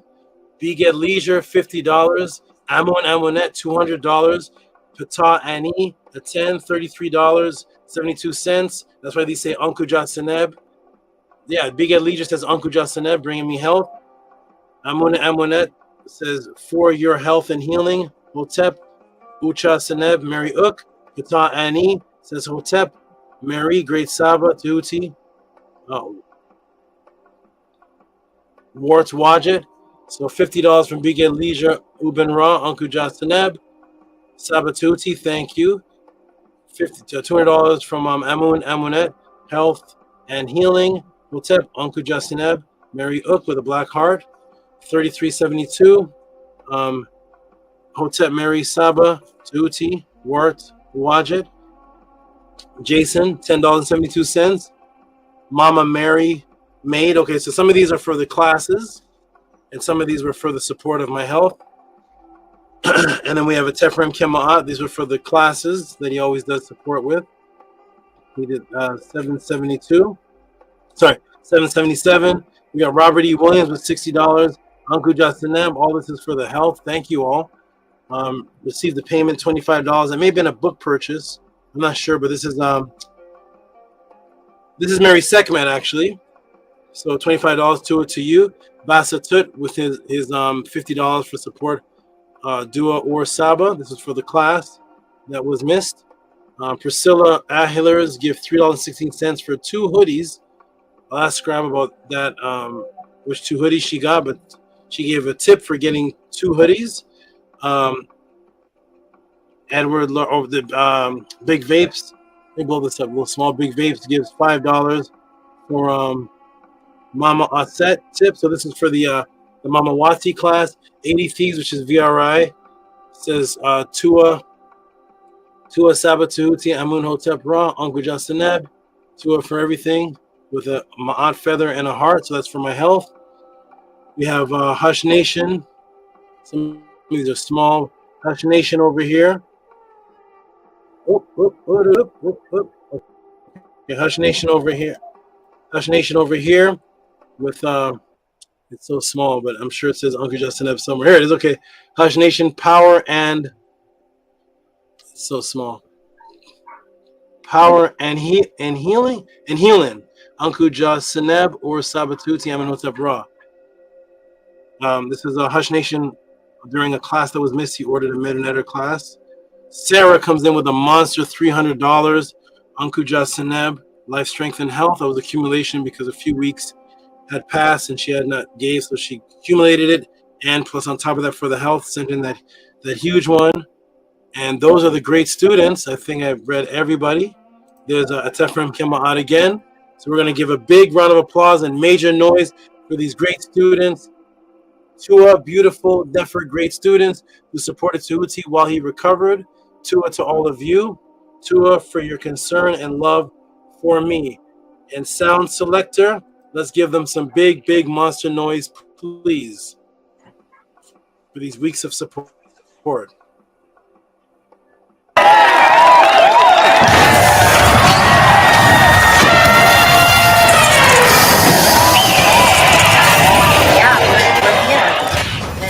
Yes, the Hekau really works. By their rules. Makeru, Makeru, Makeru.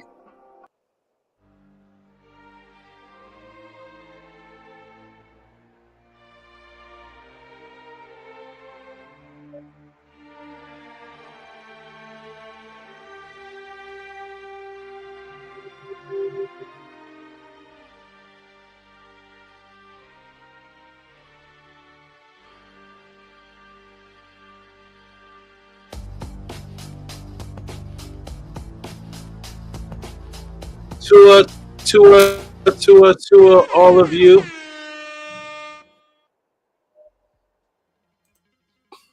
To all of you for that beautiful 2 weeks of support. I appreciate all of you. I'm going to take a break now. When we come back, everybody, we're going to get back to this beautiful podcast question.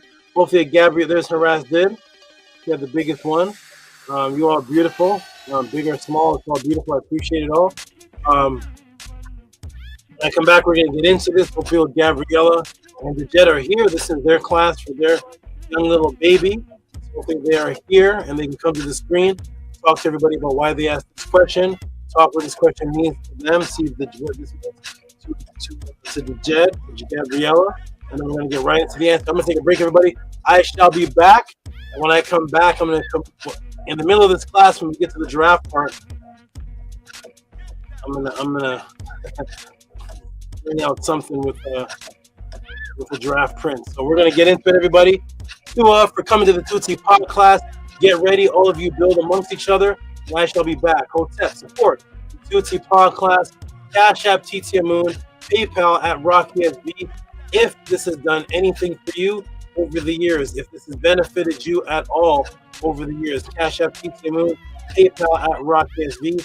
If you appreciate what this has done for you, more than the popcorn, the candy, apples, the cotton candies, the Halloween, going to the movies, marijuana, and whatever it is that we've been supporting since we were about 13 years old for the last 10 to 20 to 30 years, on all type of junk that has killed us, support this phenomenon. Peace and love, everybody. I'll be back. Hotep, peace. Peace, Saba. Enjoy your break. Enjoy your break, Saba. Hotep. Thank you.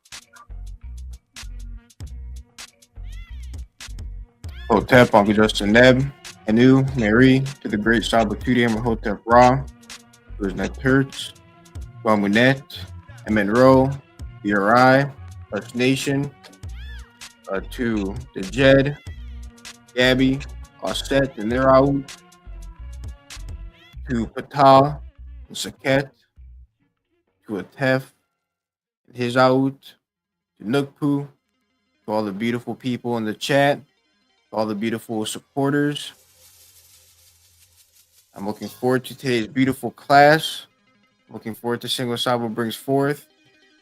I've always wanted to know more about the giraffe in Medunetter, and how our ancestors looked at the giraffe, interpreted the immortality, the symbolism of the giraffe. So I'm happy that Saba is going into that today. And I love Bess. Bess is very interesting. Saba Tudi, as far as I know, is the only person who has conveyed and explained Bess. I've heard other people online talk about Bess, and they do not have the right mindset. They are disrespectful. I'm happy that Saba Tudi brought forth in past classes information about Bess, and that I heard it through him first, and that he's going to bring forth information about him today. And overall, everything he's going to bring forth about transferring a baby from breast milk over to solid food. This is going to be a very beautiful and interesting class. I'm excited. I'm happy. Go out to Saba Tehuti. To out to Gabriela once again for asking the question. This is very necessary, very important, and it will benefit people for generations. Class will be up here as long as the internet exists. This class will benefit Gabby and her family, and then on top of that, when Offset gets older and she has her own children, it will benefit her family, and so on and so forth for everybody here listening, and for their children that they will have in the future, or the children they have now. So that is extremely beautiful that this will echo out for generations and for eternity. All started here by our great Saba Tudi. Saba makes history every day, and we see it every Saturday. So, to all very much, Saba, for being who you are, for giving us this information, and doing it because you love us, and allowing us to support you because we love you. So we will go around the panel. I will pass it on to Amunet for everybody to share their thoughts and how they feel about today's class and say what's on their Eid. Hotep, Uncle Justineb, Barry. Hotep, Uncle Justineb, to offer your Nefer Medu, Nefer Amun. I echo all that Amun said. I'm very excited for this class, and I'm looking forward to what it will bring me and Amun and everyone else who is benefiting. I appreciate everyone who is supporting Great Saba Tudi for the life that he is bringing us. I've seen the transformations in myself. I've seen and witnessed the transformations in Amun and many other people. There's so much beauty happening here, and it's so beautiful to be a part of the House of ATTON, to be a student of Saba Tudi and be raised up under his guidance and his Nefer wisdom and all that he brings forth. I am extremely happy that we're all here and happy, healthy, alive, and we are all taking our breaths, that all of our hearts are beating. And again, I really appreciate everyone who is supporting Saba, because the love that we show him with the cash apps, the reciprocity, is keeping him here, and as he said, it's keeping him in in the state of mind where he can bring these classes that he's bringing forth, and he is stress-free, being able to be in the relaxed mind state that he's in because of our help and our reciprocity to him. So he can no longer worry about any bills or anything like that, because we're able to help him be in that relaxed state with our reciprocity towards him for what he's bringing forth to us. So I think that's really, really beautiful, and I really appreciate all of you for that, because these classes are extremely life-changing and helpful for me personally, and I know for many, many, many of you. So Tua for showing that with your actions, and I'm also really looking forward to the Pathways to Awakening, which is coming up soon. So if you haven't gotten your tickets yet, if you're coming, make sure to go to the House of ATTON website and purchase your tickets.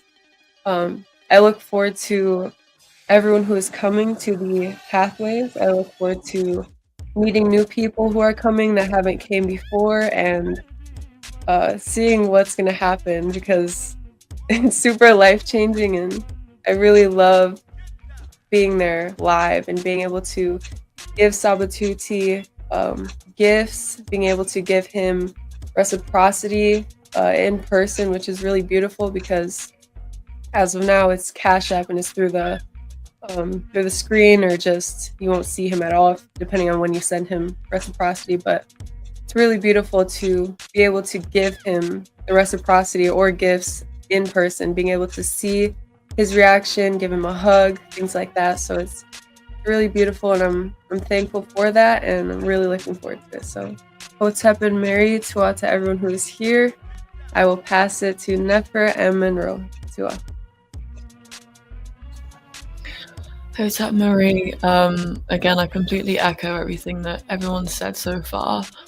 I'm particularly excited for this podcast. I think it's important for everyone, male or female, but especially women and mothers to learn about things like breast milk and baby food and Psyops and stuff, and because it's incredibly important to bring up children the way that they should be brought up, without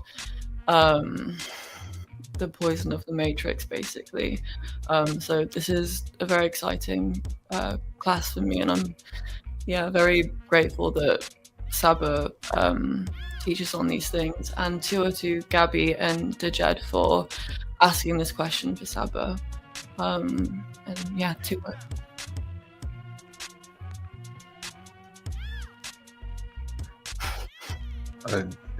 I echo everything that was said there. It's wonderful to be in the presence of everyone. Fix, Amun, Amunet, Tua to the House of ATTON, Tua to SABA Tehuti, and Tua to the PODCLASS, and Nani Yosetma, and and Tua to everyone that is going to attend the Pathways as well. I really do hope to see everyone. It is a top priority to get there this year.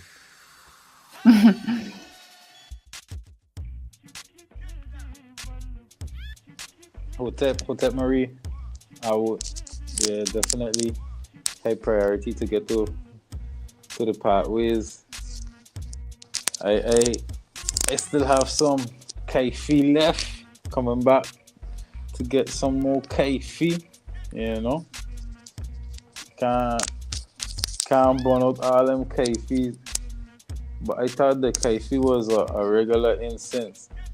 Is when I start to look for the kaifi, that's when I realized that it ain't no ordinary incense. I like, but I could get Palo Santo, got some Palo Santo there on deck. Yeah, but I'm looking forward to seeing it out again, meeting up in the flesh,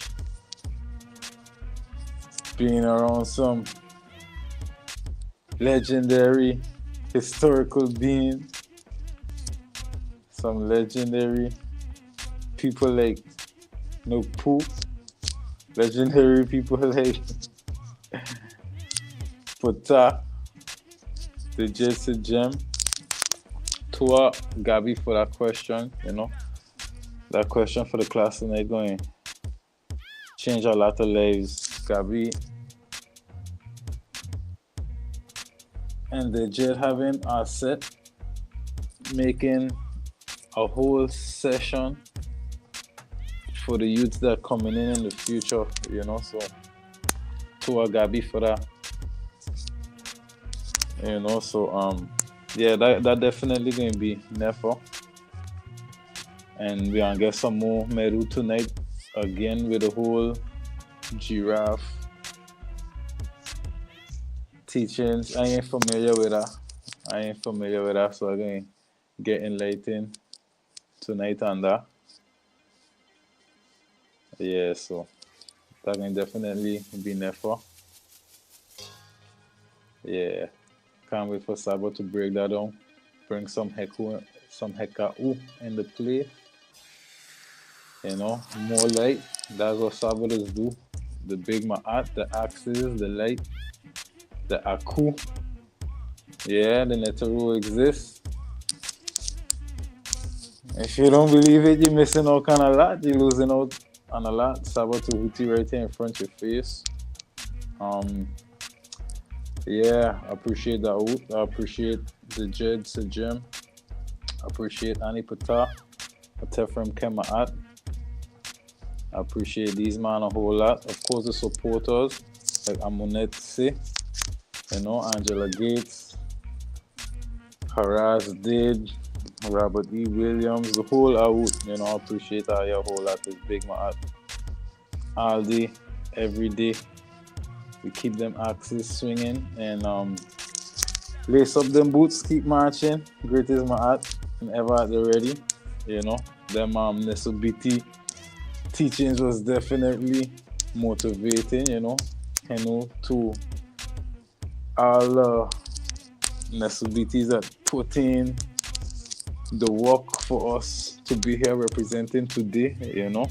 Henu SABA Tehuti Amun Hotepra for all these echoes of these Nesobitis and the whole entire Neteru out to echo these rays, you know, to shine up the place, to change up my life. I didn't used to talk like this. I used to talk like a bunch of crazy words, you know what I mean? I used to talk with a dirty mouth, you know? And then I just learned to be more hush, how to just master myself more, you know what I mean? So yeah, to us so much SABA, Tehuti Amun, Hotepra, this knowledge keeping man alive. You know what I mean? SABA Tehuti definitely put an angle to my nose, a breathing, a hair. I appreciate it a whole lot, you know. So yeah, ready to keep going. Big tour, big axis, big Maat, big love, big respect, big salute. I appreciate that a lot. Hotep.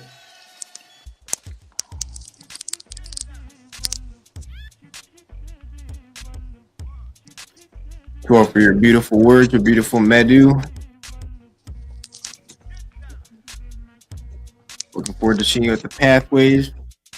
Hush, I'm looking forward to you getting your Ren. It's gonna be a beautiful moment, a beautiful place in history. I'm excited to see what it's gonna be. It's gonna be a great feeling. How do you feel about getting your Ren? What are you thinking about? I'm thinking about, like, you know, like the time here finally, you know, again, being, you know, that Maat I want to be in. I'm gonna be able to set myself in my frequency. You know, it's a big step in the journey with the left forward Perna M sectet. You know, when I come forward from the sectet boat, this is what we on, you know. So this is going to be very never pathways to awakening for me, you know, and the rest of the Awut as well, you know. But I watch the Awut getting their Rens, you know, and watching it. I used to hear everybody talking about their Ren, you know, and I was like, okay, I looking forward to that, you know. I looking forward to having a Ren. But then when I see how things going, I was like, I need this, man. I ain't just looking forward to it. I just like, I need this, man. And then when I see Pathways to Awakening and I see everybody getting the rent, then I was like, yo, what I doing with my life? It's fit on my art. I got to get this rent. I gotta get this. I gotta chop this matrix out like no poo. You know what I mean? Just fly them hairs like Ramez, like how the Nesobits and Setis, like Saba was representing and echoing like Mentu, Hotep, you know what I mean? Like the Tehutis, you know what I mean? Like Aten Tehuti Pata, Amun, Tehuti, like I respect, I always had respect I Tehuti Rens, you know? But then after that class, I was like, I need to put a lot more respect on our Rens because I like this my art, powerful my son, like how Annie Pata the step forth and you know, like, yeah man, I definitely like the representation, you know, so I just want to fall in line, get my rent and be able to represent with a per ATTON, you know, so yeah. I can't wait, but I could wait because, you know, it's a Pekka and cool what going on, you know, it's a whole Pekka and cool. Yeah, so it's a journey that you know, like when something happening in time is all hush, no rush. Enjoy the journey while it lasts, you know what I mean? Because it's big, you're going to get it, you know what I mean? So yeah, I'm looking forward to getting my rent, most definitely. Yes, I like what you said. All hush, no rush. Yeah, we're in the moment. It's a great way to be because yes, when you do get your rent, everything's gonna change. Everything's gonna be different. You're gonna think about yourself different and look at what you need to do in a different way because you have to represent your name. You have to represent who you are. So I'm excited for you. I'm happy you're in the place that you are. Happy for where you're gonna be. I'm happy for what brought you here. So I'm excited for you, definitely. Yeah, because when you're wearing the rent, is a big echo, you know. Because when I rocking out, when I in uniform, when I rocking out like this, when I moving around the place like this, right? It feels so different. It's just that I don't have like a lot of gear, you know. But now I understand how Nupu is, because Nupu used to come on the screen with all these eyes, and I used to be like, okay, I can't my art, but I checking like, this man is so much art. This man just have these eyes all over the place, and then he have all this stuff. But then when I get my shirt, I wanted to be like Nupu. I understand how Nupu had feel one time. When I got that shirt, I was like, yo, you don't want a shirt to get washed out. You want to wear the shirt every day. You don't know what to do. You know what I mean? So then it go to learn from SABA, because they know when I'm wearing a shirt and I'm rocking out in public, I know how to carry myself in my uniform, you know what I mean? Cause I so accustomed of practicing the Pekka Mku. Now when I got the shirt, it echoing, it's symbolism, my uniform, you know? It is feeling that for. So to have the rent is like wearing the same uniform, you know what I mean? It's just really there for my art all over the place.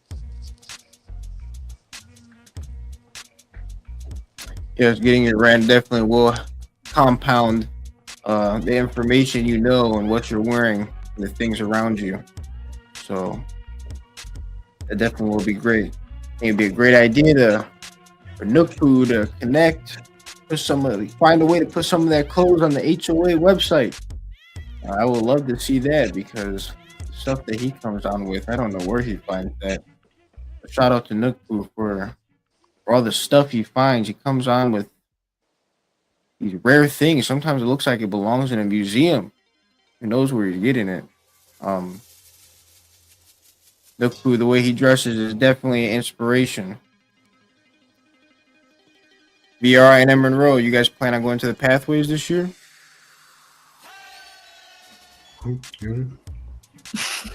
Yes, definitely. It's in our plans, which we're currently planning and saving for. I actually think I have well, I don't think. I know I have a relative in the near area, so we're hoping that we can stay there. But I was also just thinking, I wanted to say that I think it's incredible that SABA is also, that he does the pathways once a year, because it's enough that he does the pod classes for us, which are life-changing, but then on top of that, we have an actual event to go to meet him and to be around him and further learn from him just by being in his presence. And I think that's incredible, and I'm very grateful for that. Yeah, so tour for that, SABA. But yeah, we're very excited about the pathways. We speak about it pretty much every day in some degree. But yeah, and I'm very excited to meet everyone as well that I've been seeing on the panel and in the chat. And it will be very nefa, and yeah, I'm incredibly grateful that we have the opportunity to go.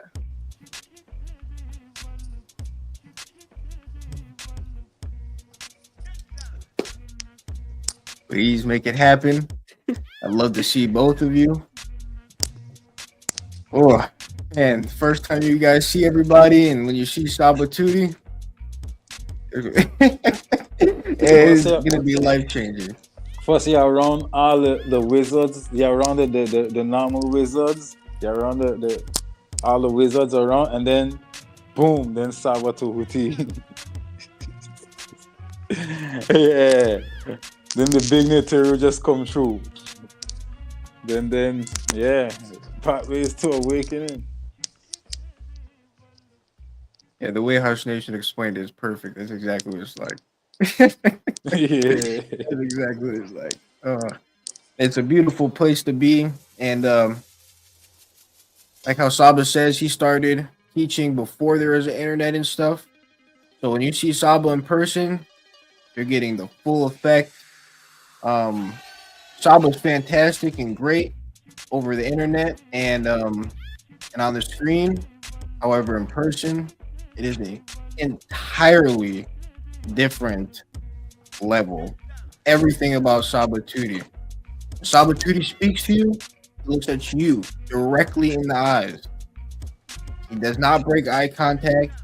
He's laser focused. You can tell his brain is so healthy, and his cock, everything's so pure. When you're speaking to him, he's huge. I don't know how tall he's, like 6'5" or something. So you're staring up at him. It all works perfect because he's the head, he's the tepe, he's who we look up to, and you're literally looking up at him. He has the attire on, the hat. Last pathways, he brought a 10, so you get to see Snake. We don't know what will happen this year, but we'll see when you see Saba in person. Every single thing he says, he teaches. There's no what people call small talk or anything like that. He's always teaching, and yeah, when you guys come, it's going to be absolutely fantastic. It's going to be absolutely beautiful. It's a truly mind-blowing experience. I can speak personally. I was so excited. I smiled so much. It felt like some muscles in the back of my head were starting to get sore or something like that. It hurt because it was so exciting to see everybody and see Saba Tehuti. So, yes, it's going to be fantastic. And there also will be the studio session. Get to experience that. Get to experience one of Nana's meditations live and so many other different things. Pathway is absolutely beautiful. It's such a fantastic experience. And to see Saba Tehuti in his more natural element, teaching in person and watching his mind work with multiple different people around and different personalities and the questions people ask and stuff like that. It's fantastic and it's very inspirational. As I would think to myself, I don't have any proof for this, but as human beings, as Homo sapiens sapien, we get inspired by the people we see, and over the internet can only do so much. So when you see Sabatuti in person, it really does something to your brain, because there's so many different senses that get compounded together inside yourself. When you see him speak, you're hearing him, you're seeing him. You can shake his hand, you can hug him, you're feeling. There's so many different things, and it really carries with you and gives you a different feeling as you progress throughout life. So it's very important to come to the pathways. I'm happy you guys are going to make it happen, and I'm happy that you speak about it every day. That's the manifestation, the Hekau, the Makeru. Use the voice and sound frequency, bring it into existence. Definitely looking forward to seeing both of you. Been looking forward to seeing VRI for a long time. Been here for a long time, VRI. Talking to both of you, building with both of you. Yes, it's gonna be absolutely beautiful, absolutely fantastic. Looking forward to seeing everybody. Looking forward to seeing all the new people. The last time we had a SABA, we had an injured SABA Tehuti. SABA was there. SABA had some kind of hole in the leg. Like, to our SABA, so much for coming to the pathways to awakening. You know, SABA show up. SABA give runs. SABA give lessons. Teach, vibe, chill with us. Like I'm gonna say, pull up with ATTON, you know. It was real never. So to see our SABA Tehuti now with us at the pathways, you know what I mean? Heal up, strength on deck, recovered. That can be never, you know what I mean? Yeah. Yes, I'm looking forward to seeing a healthy SABA as well. I didn't know that SABA had something going on with his leg last pathways. He was walking around limping a little bit. Personally, I thought he had an intense leg day, but he had something happen. Yeah, So, SABA was injured. I didn't know that because it didn't seem like it. I He didn't did know not- during pathways. During pathways, I didn't know. Me either. Yeah, he was so calm, focused. Seemed perfectly fine. Seemed like he just had a sore leg or something like that. But yes, he was injured. So I'm looking forward this year to seeing him be all healed, and we're gonna get a healed, strong, whole Sabatuti. Yeah. Yeah, he had tell us, you know, but why pathways you to be so excited? Cause my plan for pathways was I can come to the pathways and I can just ask a lot of questions. I can get a lot of information from Amun and Amunet and Annie Patan, the Jed and Atef. But then when you reach pathways now, the vibration is just flow. So then you just get so caught up in the Maat. The conversation's already deep. You didn't even have to ask the questions, you know what I mean? And then the vibe's so never, you just have a blast right through, you know what I mean? Yeah, man. We had a blast.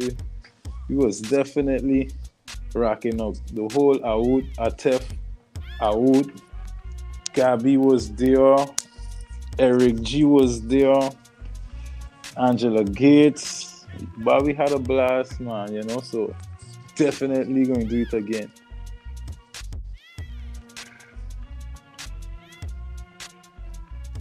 It's going to be so great. Excited. I did see that on the HOA website, the tickets are up. There's an early bird special. I also saw that there's an itinerary for what's going to happen, so everyone can take a look at that. get an idea of how it'll go. I'm excited. This year is going to be beautiful and unique. Looking forward to hearing everybody in the studio, seeing the bars everyone drops. Us last year, you went. It was fire. Tua. Fire.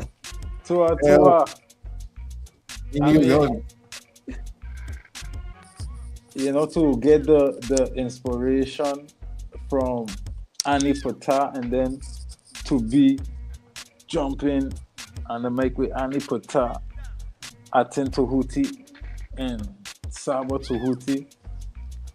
Come on. I mean, can't ask for nothing more than that, you know? Has big my heart right there. So, yeah, but I definitely looking forward to this different, another journey, pathways to awaken experience. This is going to be beautiful, going to be fantastic. Last year, he did great. It was like a concert, and I'm excited to see you perform again. I'm excited to see SABA perform in the studio and live. Excited to see Patal perform. Last year, he didn't get to because of time. But this year, he'll be able to, so I'm excited for that. And to see what a Tef and Minty do as well. Never seen them do anything, but I'm excited. I'm happy to be there for their first time doing it. It's going to be beautiful. How do you feel about the studio session and performing? Well, when Annie Pata announced the performing, I was like, this is super never, you know what I mean? Because I checking like, okay, we can drop the recording, we can drop the track and whatnot, but then to record, and I mean, to me that's like making music with Killer Priest, you know what I mean? Salute Killer Priest and AD Ross, you know what I mean?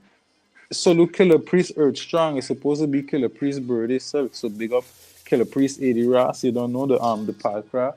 Yeah, that's legendary status, you know. I remember the first time I hear SABA spit. You know what I mean? But Annie Pata spitting sicker than all these, man. Annie Pata better than all these, man. You know? Annie Pata got sessions. Check out sessions on Merunetra Media. Scribe with 3 eyes. Check that out.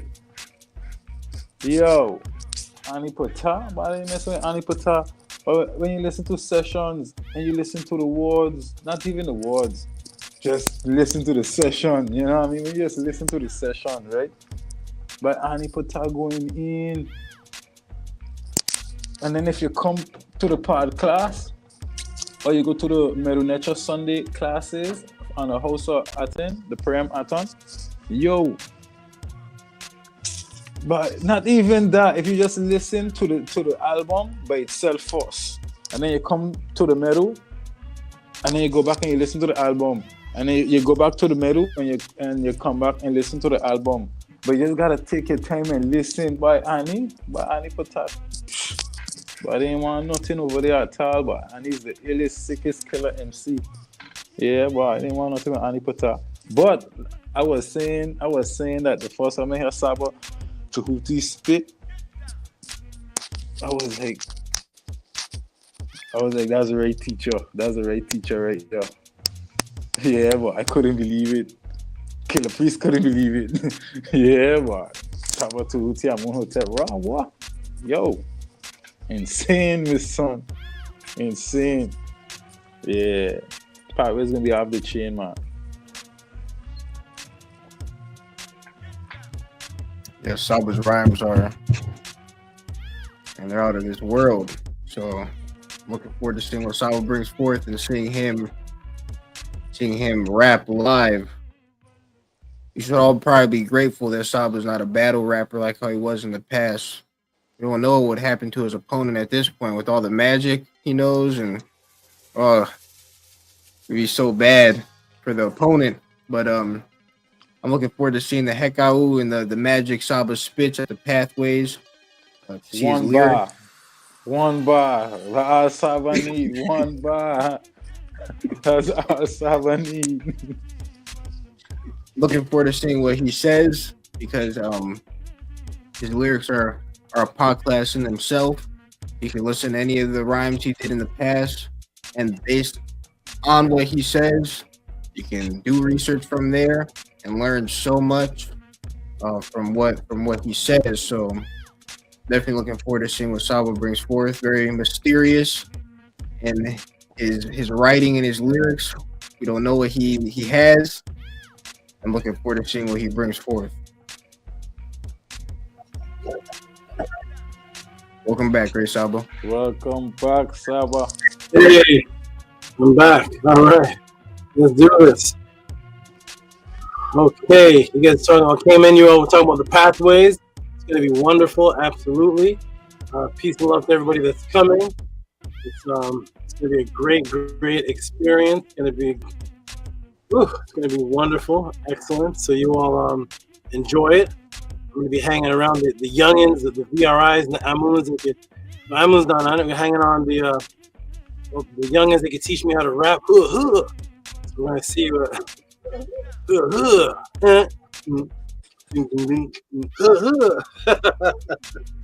are the fat boys, and I'm back again. And we're gonna see how it goes on the mic. It's gonna be great. Let's get into this class, everybody. Let's get into this class. Is Nook Panook here? Nook Panook is here. Are the moderators here? Where are the moderators? We got new people in the room. Different people in the room. I can't say his name because it's in another language. But peace and love to all the new people in the room. I can't read that language, but whatever that says, that's a new person in the room. Peace to that person. Any new person in the room that is in the room. New person here is another name. Another new person. Silent Thought. Showing the bees, the glasses, and the thumb. All right, we got Silent Thought says sunglasses at night.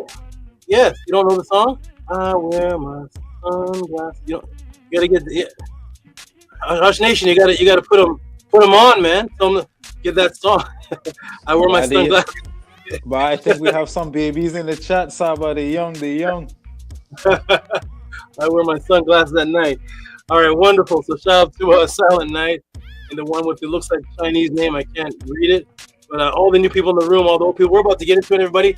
Let's begin with the Tehuti podcast. Where is Gabby and Dejed? This class is their class. Where are they? They need to come on and discuss with the people why they asked this question. It's a beautiful thing. I know one of them is taking care of the baby. We got a little baby. I'll say the reason why this question is asked is because they just had a newborn little baby, so one of them is taking care of the little baby. Don't know where the other one is, but you all are watching. We're about to get started with Gabby's question. So we're gonna put the support in the room that she sent for the question. Then we're gonna get right into it, everybody. Let's see what Tehuti's gonna say about babies transitioning and all these different things. I mean, what could I don't know. It's very interesting. We're gonna see what happens with this one, and let's see what doors we open. Let me shrink this down so I can put it in the room. But it is not shrinking down. How strange. Okay, let me shrink it down shrink it down manually. Let me try to shrink it down manually. Boom. Okay, good. All right, we're gonna put this over here. Baby food question. Put it over here so we can show it. Okay. Well, what is baby? Okay, here it is. Okay, I got the support and the question. Here we go. I'm gonna put the question here, and then I'm gonna put the support there. I'm gonna get this class started. Here's the question. Boom, and then I'll put this for the question in this one. And we're gonna show in the room. Give some big noise to Gabriela for her big support for this question. And then we're gonna get into it. So let me go ahead and put this in the room. Ready, everybody? Ooh. Shout out to this is a new name. No, this is Octavia. Nutesta, that's Octavia. So shout out to Octavia. Octavia, get points for commenting. Class is past my bedtime.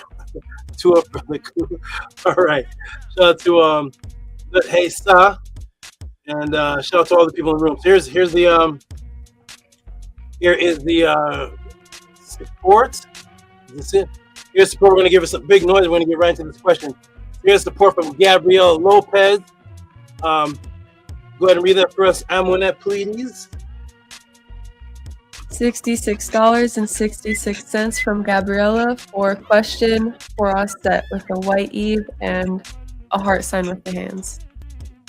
Thank you for reading that, Amonette. And go ahead and give Gabriela some big noise, please.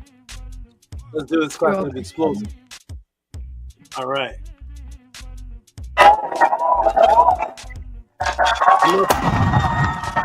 And yes, the heck I will really work. The sound is muffled. Are you all hearing that clearly? It sounds muffled to me. How about now?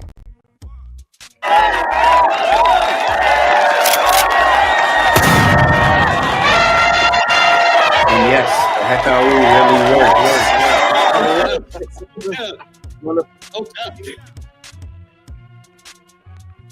What was that? Who was that? That was the Jed. Oh, Somebody. Oh, was that day when you got extra sugar? That's the day we got hype. Yeah. Peace and love to Tanya, 23 experience. The Jed and Gabby would have been beautiful. Everybody, Gabby's the one that asked the question. If she came on, read her question, and the Jed is one of the sound men. Wouldn't it be beautiful if Gabriela came on, read the question, and her husband, who's the sound man, made the noise for us? They must be on outside the country. They must be traveling somewhere. Okay, but shout out to Gabby for that, and I'm going to put the question up on in the chat. Happy juice. And we're gonna go. Here we go. Boom. Boom, screen share. And all right. Look who says happy juice. Okay. Yeah, he was definitely hyped for that day. That day was super hyped. All right, we're gonna go with this one. So I'm gonna show you all the question, which is not popping up. That's strange. Let me see if it pops up. Is it on the screen, everybody? Can you all see the question? Yes, we can see it. Okay, Amonette, go ahead and read that for Gabriela, please. Okay, she says, Hotep, Great Saba Tehuti, Amun Hotep Ra. All praises to the Naturu for always guiding, healing you, and protecting you. I'm happy to see and hear that you are doing better and recovering. Tua to you for continuing the podcast now that you are better. Saba, I want to make sure you received my support on July 10th and my first payment for my rent. Also, I don't know if you got my email for a question for Offset regarding when to begin eating and what foods to eat. I sent the reciprocity for that too. Tua to you for all that you do for me and my out. I've been watching your classes on Kill Priest and they are phenomenal. Tua for those classes and knowledge as well. Have enough for Hiru, Uncle Jasineb to you always, with a white Eve, red Eve, yellow Eve, and purple Eve. Wonderful. Tua for reading that. And let's get into any other people in the room. My name is Japanese for Shark. Thanks for the class, and you're welcome. And also, Nut Hesta said Tua for the coup. You're welcome. And Tiny 23 Experience said peace, everyone. Tua and Unk and Maat, and you're welcome. So here we go, everybody. We got a bunch of appreciative beings. Thank you. We're gonna get into this, everybody. Let me get my I got my phone over there. I'm gonna put the timer on. Everybody, get your pens, your pads, get your iPads, get your iPhones, get your iPods, get your eyeballs, get everything ready that you need to absorb this information. Thank you. and you are going to love this question. Oh, Gabriela said, Saba, we're here just on the road. Okay, I see. All right, and the new person said, should new people start listening from the very first class? No. No. This is your very first class, okay?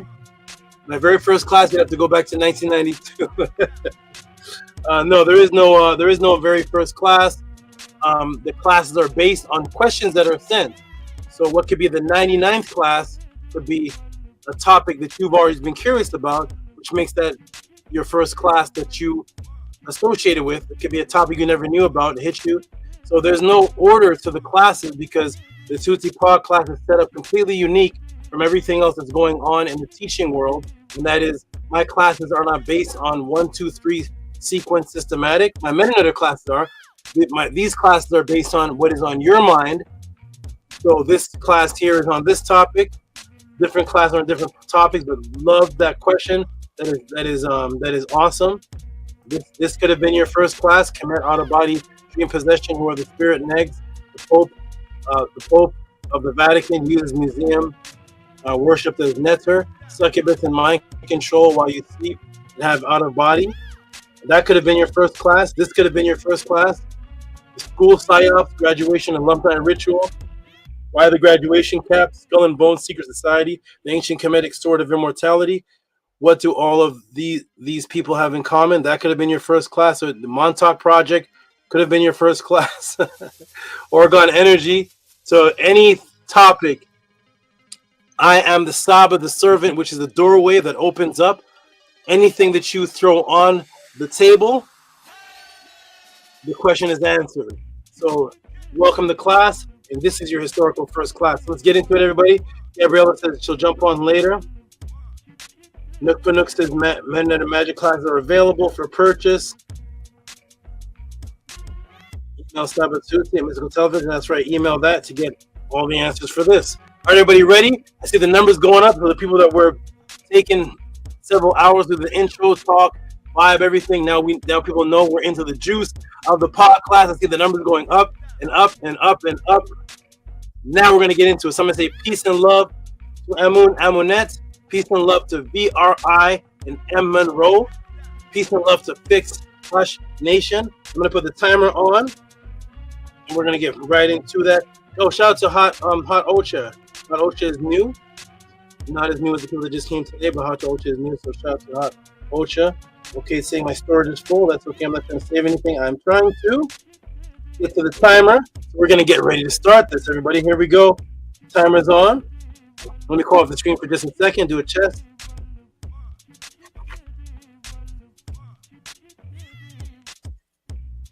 Okay. Should be able to still hear me. I'm going to come back on the screen. Okay, everybody, here we go. We're going to reset the timer. That was the timer of my morning Medu affirmation Henu to the beautiful Natur. 37 minutes. We're going to put that back to 0. Now we're getting to the timer of this. Everybody ready? Here we go. Boom. Gabrielle, look forward to seeing you later. Hot Ocha, Silent Thought, and the one with the Chinese name, the Chinese Shark. Get your pen and pads out. Get ready, because this is about to be. This is about to be one of those classes. Okay, wonderful. And Nukpu said, anybody wants to know about the Mennonite class, right there, email that email, and you will get all the answers you need to know about the Mennonite class. Right now, we're about to start this class. So here we go, everybody. Let me see if this is on the screen, ready to go. Put it over here, boom. Get this off the screen. We don't want anything slowing down the class. Perm Haru, got to X you out. Egyptian Archive, Egyptian Dictionary, X you out. Volume 1 and 2. And we're going to put this on the screen. Here we go, everybody. Get ready. Get ready. Oh. No, we don't want it. Open on PDFX. Nope. Don't want that. Not on PDFX. Let me try this again.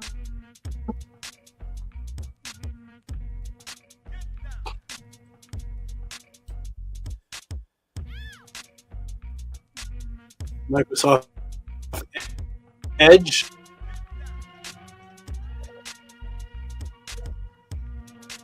X this out. X this out. X this out. Okay, we are ready, everybody. Here we go. Boom, boom, boom. Are you ready, everybody? Here we go. Now we're going to get this opened up. It's a little slow. That's okay. Let's expand this. There's Gabriel's question. Okay, we're ready to go, everybody. Here we go. Ready? Boom. Boom. And boom. Time on. 1, 2, 3. Boom. Welcome to the Tehuti PODCLASS, question and answer class of the House of the 10 due to kidnapping of history and your spiritual identity stolen.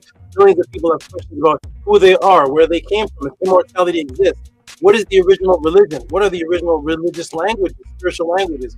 What is the language of spirituality? Who are the Netiru? What about my physical health? What about my mental health? Detoxification. How about out-of-body experiences? Are there ancient sources for that? Or is it just new age? What about government Psyops? Government conspiracies? Are those true? Are they false? Are those, we'll leave it like that. Are those true? What about telepathy? Quantum entangled consciousness? Now, fortunately, that you have left Christianity, Islam, Hebrew, etc., thinking that you have escaped the matrix, so now you go to the common conscious platforms. Little did you know that you've stepped into another matrix, unfortunately, in the agenda of atheism, now hidden and disguised, and has infiltrated in the form of new age, quote-unquote, consciousness, atheists who have disguised themselves as, quote-unquote, conscious teachers, quote-unquote, Kemetic teachers, quote-unquote, esoteric guides, quote-unquote, metaphysical teachers. In the agenda of the matrix, it is focused on, quote-unquote, the knowledge, but not the spiritual discipline of the ancients with indigenous reference. Most, if not all, their lectures, showings, panel discussions are just from the top of their head. They will not have classes on the actual teachings, disciplines of the ancient writings of the indigenous people themselves and their spiritual beliefs. But that's where the ancient symbols, the fashion and egotistical self-gratification. They do not live by any actual written culture, thus they can only teach from memes, from what is called counter-teaching, which is to just go against someone else's teaching. They only do debate, debunk, I expose you, I challenge you videos or other spiritual beliefs.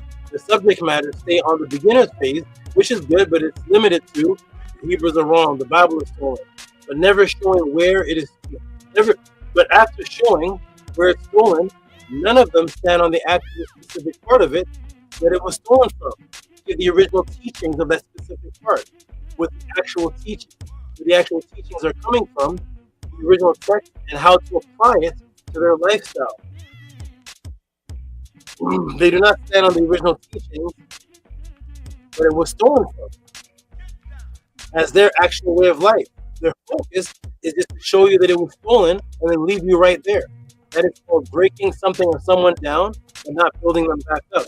If you show that something is stolen and show how we should adhere to it in our original mind state prior to it being stolen, that part takes discipline. So the next topic of focus, which is only usually Egyptians are black, Egyptians are black.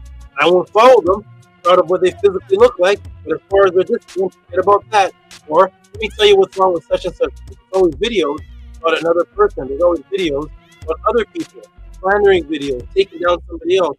All of their titles are argumentative titles, such as pyramids in America are older than the ones in Egypt. We are the Native American Indian, not African. But never just on what the pyramids in America are for and how they can enhance you, or what are the disciplines described in the ways of the Native American that can be lived and that can enhance you spiritually today. They can only do what's called counter teaching, which is when your popular teacher cannot do full videos on the actual culture that one should be disciplined in, like the ancients were, because he or she does not truly have confidence that any African or quote-unquote Maat or quote-unquote Kemetic culture can actually stand on its own and hold the people's attention. They need contention, the shock value for views. They themselves are not disciplined or stand on anything. You will note that most of their statements are with negative foundation speech, which is what most people don't know. Let me tell you why you're wrong, which you fail to recognize, and thus they just end up fighting everybody, but never giving you any indigenous and spiritual discipline in its place of what they actually adhere to on a daily discipline basis that they and their family actually practice. When the computer shuts down, when the debate is over, when the fight is over. those quote-unquote conscious teachers who are really just atheists in disguise actually don't believe in anything. They just have the urge to argue, to have discussions based on contention, but to hide the fact that they cannot answer if made you feel uncomfortable to ask any of these questions. You are laughed off of the stage or insulted above inquiries because their agenda, hidden agenda, is individualism, actually disunite under the guise of knowledge. But no structured unity system, as all the ancient ancestors had that they teach on. Thus, they have no movements, as all the ancient ancestors did. No ranking system, as all the ancient ancestors did. No group discipline, as all the ancient ancestors did. No spiritual rituals, as all the ancient ancestors did. No accountability to any one culture, as all the ancient ancestors did. Thus, they can do anything at any time and just jump from culture to culture to justify whatever action they feel for that day.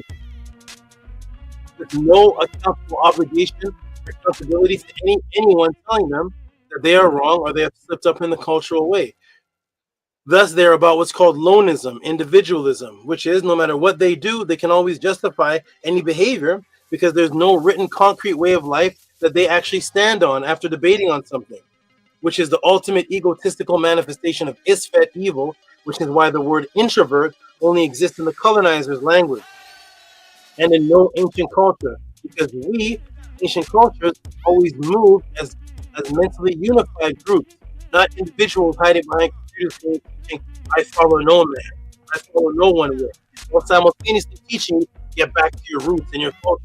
But every time you go back to those roots and cultures that they teach on, every single one of them was a unified force with structure and accountability to a specific way of life, discipline.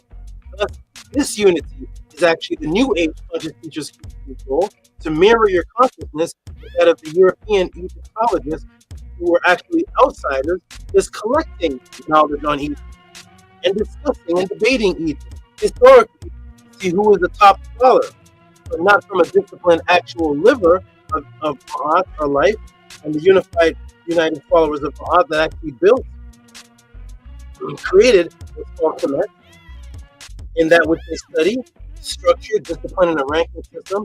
Thus, their videos, lectures are mainly complaining or what is wrong with someone else's videos. Here are wise words that the House of Atten echoes. There are thirsty people that have been drinking from a dirty, contaminated glass of water. Do not sit and complain about the water. Put your clean glass of water up beside it for the people to drink from. And thus the people will have testimonies of how you clean them up and how you give them a better way of life. If not, then you are just a complainer, not a disciplined solution provider, because you have no testimony from the masses who are in need. Your water is dirty as well. Welcome to the Clean Glass of Water, the House of Atten, the Tehuti PODCLASS, the only platform class that exists on this planet Earth where you can send these questions in with reciprocity and get an ebook, personalized, documentary, customized type answer, and on top of that, taught live. Each answer getting subconscious matrices broken within you is here at the Tehuti PODCLASS. What are the questions for this section that Tehuti will answer this evening? Coming in from Gabriela Lopez, $66.66, which is question in Gmail. And we'll get right down to the question. I don't know if you got my email question for us regarding when to begin eating what food, when to begin eating what food to eat. Remember, everybody, I want everybody to know right now, it is 6:01 p.m. Pacific time. And all she asked was when to begin eating and what foods to eat. That question should be able to be answered in about 12 minutes. The beautiful thing about the PODCLASS is you always will get way more than you asked while getting the answer simultaneously. Remember, everybody, the question is this: when to begin eating, which is solid foods, you have a breast milk, and what foods should you eat? Simple question, right? I'm going to send a simple question to the PODCLASS. Another great question coming from the Nefremut of Aset Gabriela, and again, just another testimony that demonstrates the diversity and limitless questions that can be open and limitless questions that can be asked here in the Tehuti podcast and answered by your SABA Tehuti, which of course you know that I'm going to answer this and much more than what was even asked, covering everything from nutrients, anatomy, baby poison, psyops, to ancient symbolism. Ready, everybody? Here we go.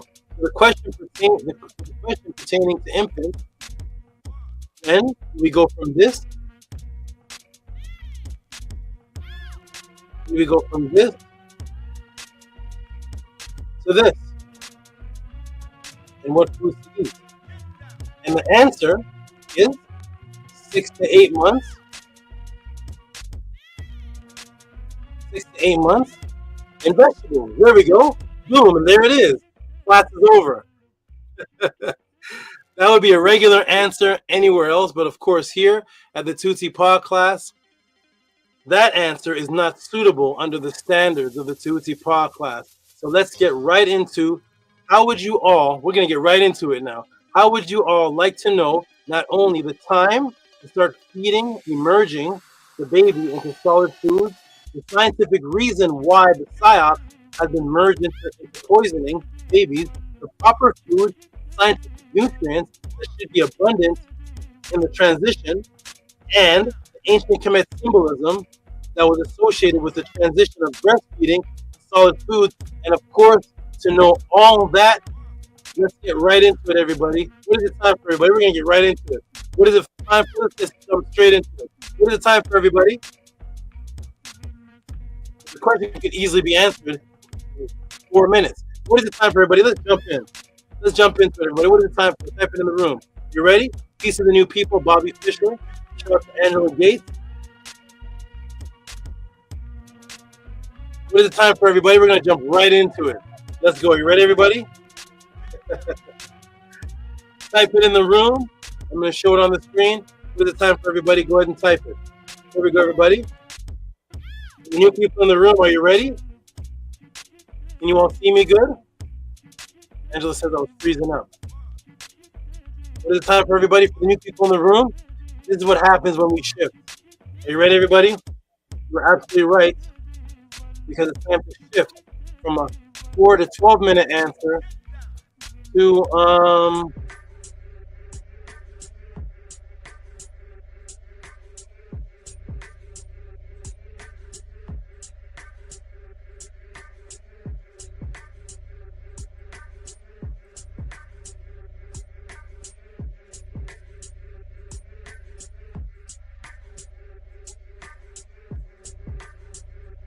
let's shift, everybody. Ready? You know what happens when the music changes. This question will take no more than 12 minutes to answer. But of course, I want to jump right into it. Let's jump right into the science. Let's jump right into the psyops. Let's jump right into ancient teachings, modern teachings. Let's jump into nutrients. Let's jump into DHEA. We're going to jump into all of that, everybody. What is it time for, everybody? You know what time it is for. You've typed it in the room.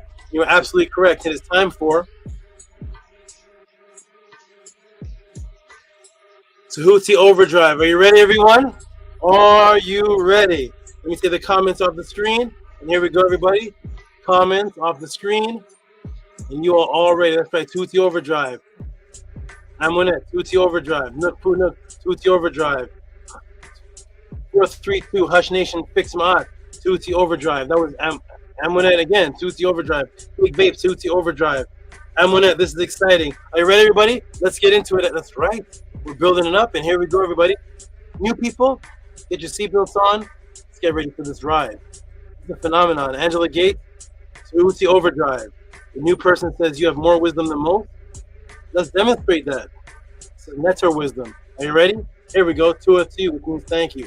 Thank you to you for that acknowledgement. Are you ready, everybody? Here we go. Boom. Tehuti Overdrive. Uh-oh.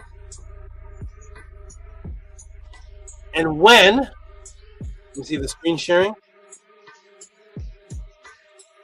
What can Tehuti do with a question about breastfeeding with solid foods? What can be possibly deep about this? What can happen other than the 4-minute answer? And when to transition the infant into solid food?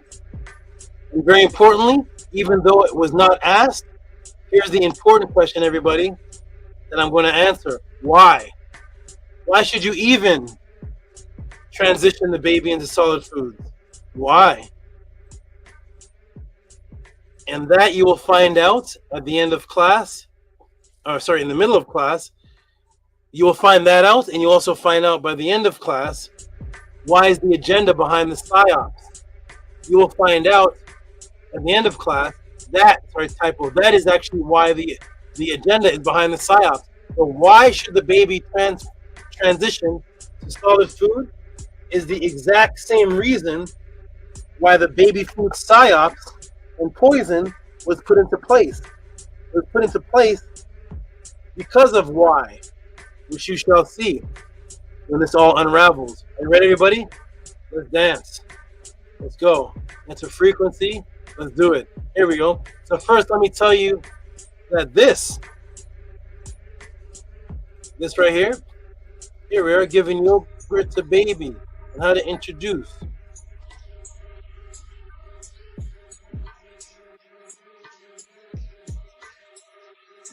That this and this this looks like Gabriella 2 years old. Here we go. Here you go, Gabriella. I grabbed a picture of you at 2 years old. I grabbed a picture of Gabriella at 1.5 years. That this and this premium toddler nutrition drink supports brain development. That this and this, everybody, the baby food in this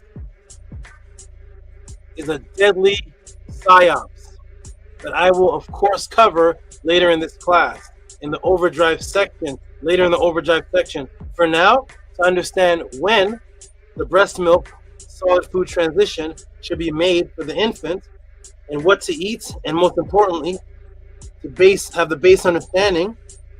Of course, why does this transition need to be made in the first place? Why should the baby even transition from breast milk in the first place? In that gap of why is where the matrix comes in and fills in the gap with the poison. We're going to get into the gap. Here it is. The answer is it happens around 6 months.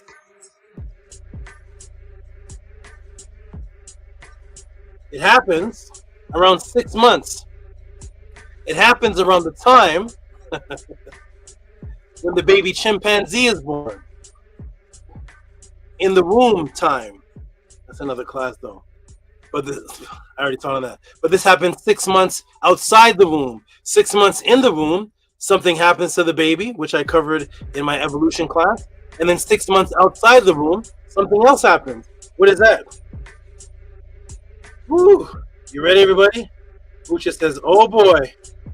Ucha says, man, if only people knew the deadly science. Here we go, everybody. Ready? Boom, boom, and boom. Let's go into it, right? So 6 months in the womb, something happens to the baby. And 6 months outside the womb, something else happens to the baby, which causes the necessary beginning of the transition. This is not a full transition. You do not take the baby off of breast milk. You can leave the baby on breast milk for almost 2 years. That's another. We'll get in. Here we go, everybody. Ready? Boom. It's a transition. So around 6 months, of age, an infant's nutrients needs the energy requirements, and it outgrows the energy. The nutrients is outgrown because of the energy requirements of what exclusively breast milk can provide. Also, the advantage of the combination of breast milk serves an even more anatomical reason for the benefit. That is, this age, the child begins to develop the ability to send support and control to neck movements. Important swallowing, maturing needs to develop. Action, strengthening the mouth needs to develop. And tongue, jaw, muscle stimulates, typo there, coordination. So the food transition is not just for food and nutrient purposes, it's for neck muscle purposes, swallowing, jaw, hand, mouth, coordination purposes. And actually the brain is developed based on how the baby starts to eat. outside of just the nutrients that the food can do. So the hand to eye, it was a typo that's an anti. I'll read it properly. So jaw muscles stimulate hand to eye coordination. So neck support movements, building up the neck muscles, and the support movements, swallowing, maturing action, strengthens the mouth. This is needed at this age, where the baby doesn't need this, just sucking on the breast. The tongue jaw muscles stimulate hand-to-eye coordination, stimulation of hand-to-eye coordination. So brain development actually starts to enhance as you change the food before they even begin to digest the food. Let me get this out of here. Look how cute we used to look, huh? Look how everybody used to look. There's like 4 baby faces that everybody has. Here we go. Boom. All right, boom. Here we go. So these are the areas in the baby's brain that are stimulated from the transition and transaction of breastfeeding to coordinate hand-to-eye coordination, solid food feeding, and these are the primary motor cortex. That's the frontal lobe, this area right here, which plans and sends signals for voluntary hand to finger movements. So this part of the frontal lobe becomes stimulated even if the baby is just eating the spoon itself. The hand-to-eye coordination causes frontal lobe stimulation and causes the strengthening of this part of the brain. Primary visual cortex, occipital lobe, that area right here on this beside it, which processes what the eye sees, like location, shape, movement of objects. So the development of the location, that's the coordinates of something. The baby's first understanding of coordinates, timing coordinates.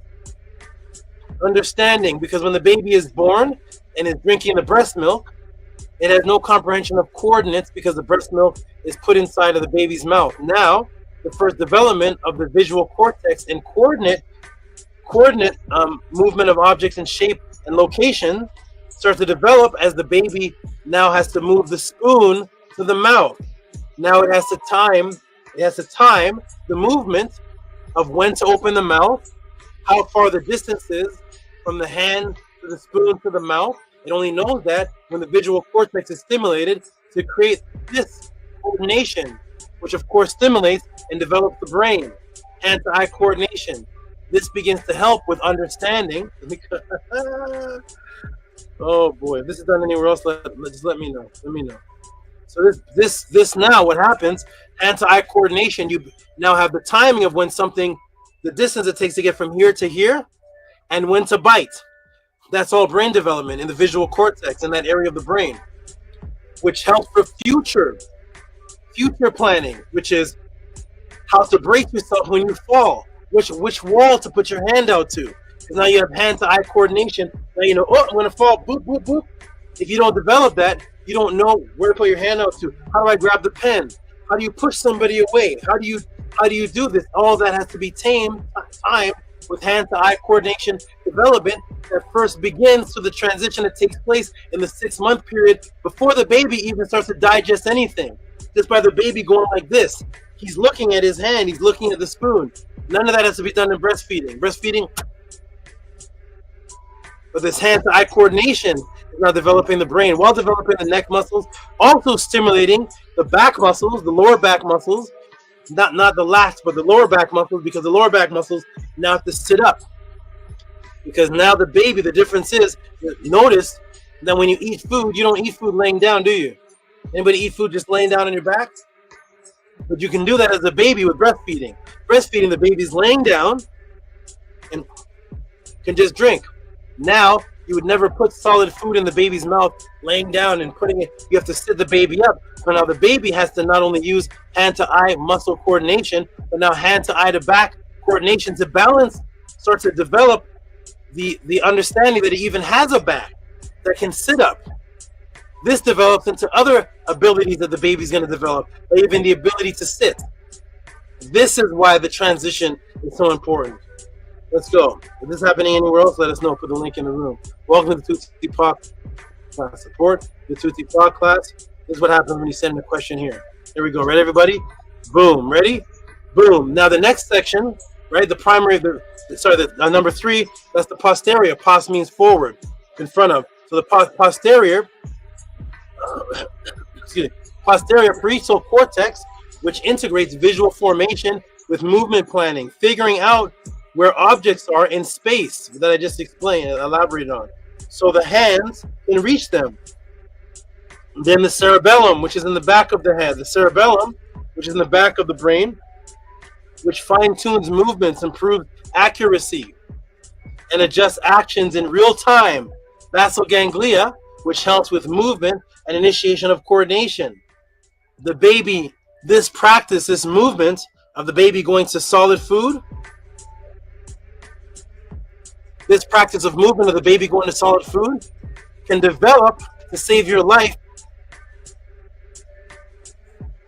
for shooting a gun to defend yourself or punching somebody. All of this is the beginning of that. There's no shooting guns. There's no punching somebody. There's no football playing. You don't know how far to throw the football. You don't know how to coordinate time and space. There's no throwing a football. There's no tennis playing. There's no boxing. There's no jump rope. Jump rope, you have to jump rope and understand where the rope is and where to jump now when you're not even looking at it.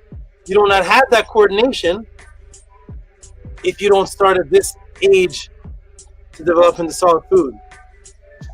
So it helps with the entire body and the brain, the movement accuracy, adjusting actions in real time.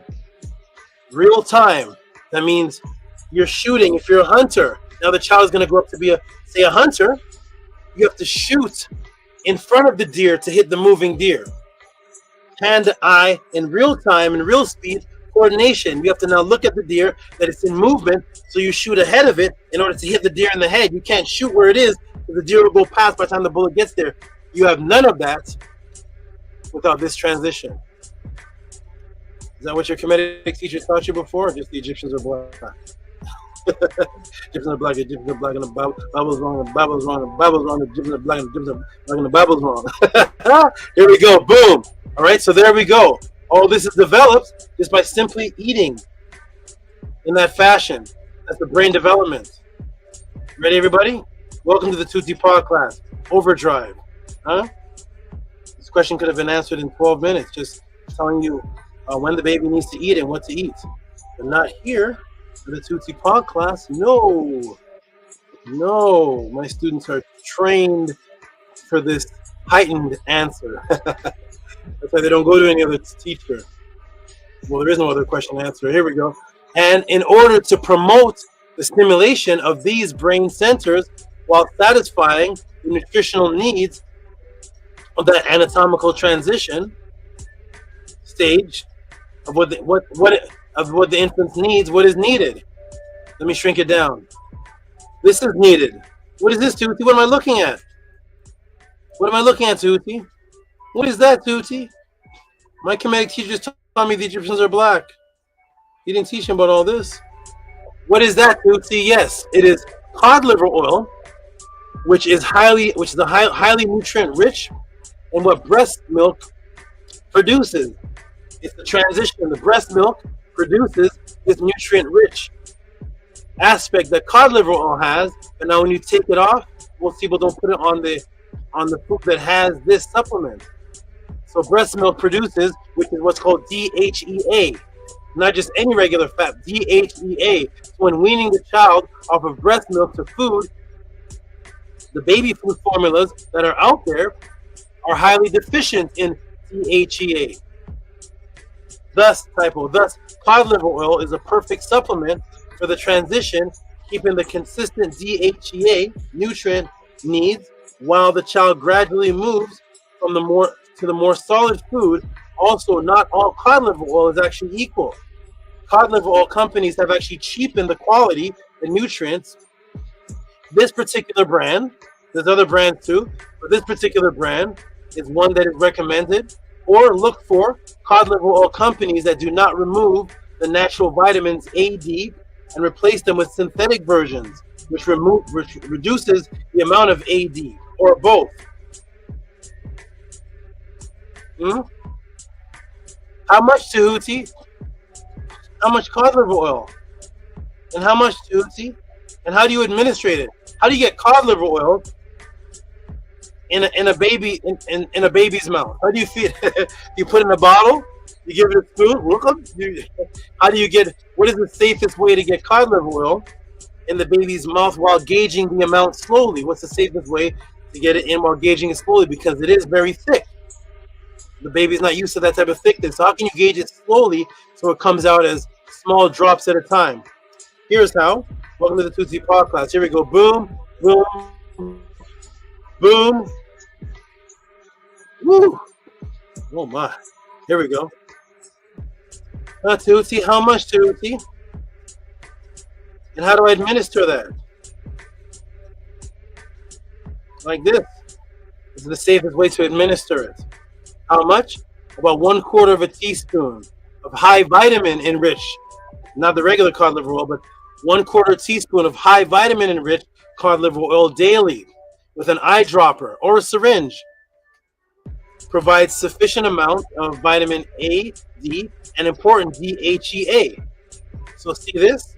You can put it in the baby's mouth slowly, a little bit at a time. You can measure the exact amount because the measurements are on the side of the syringe or the eyedropper. The measurements are there on the side, whereas sometimes when you pour it into a spoon,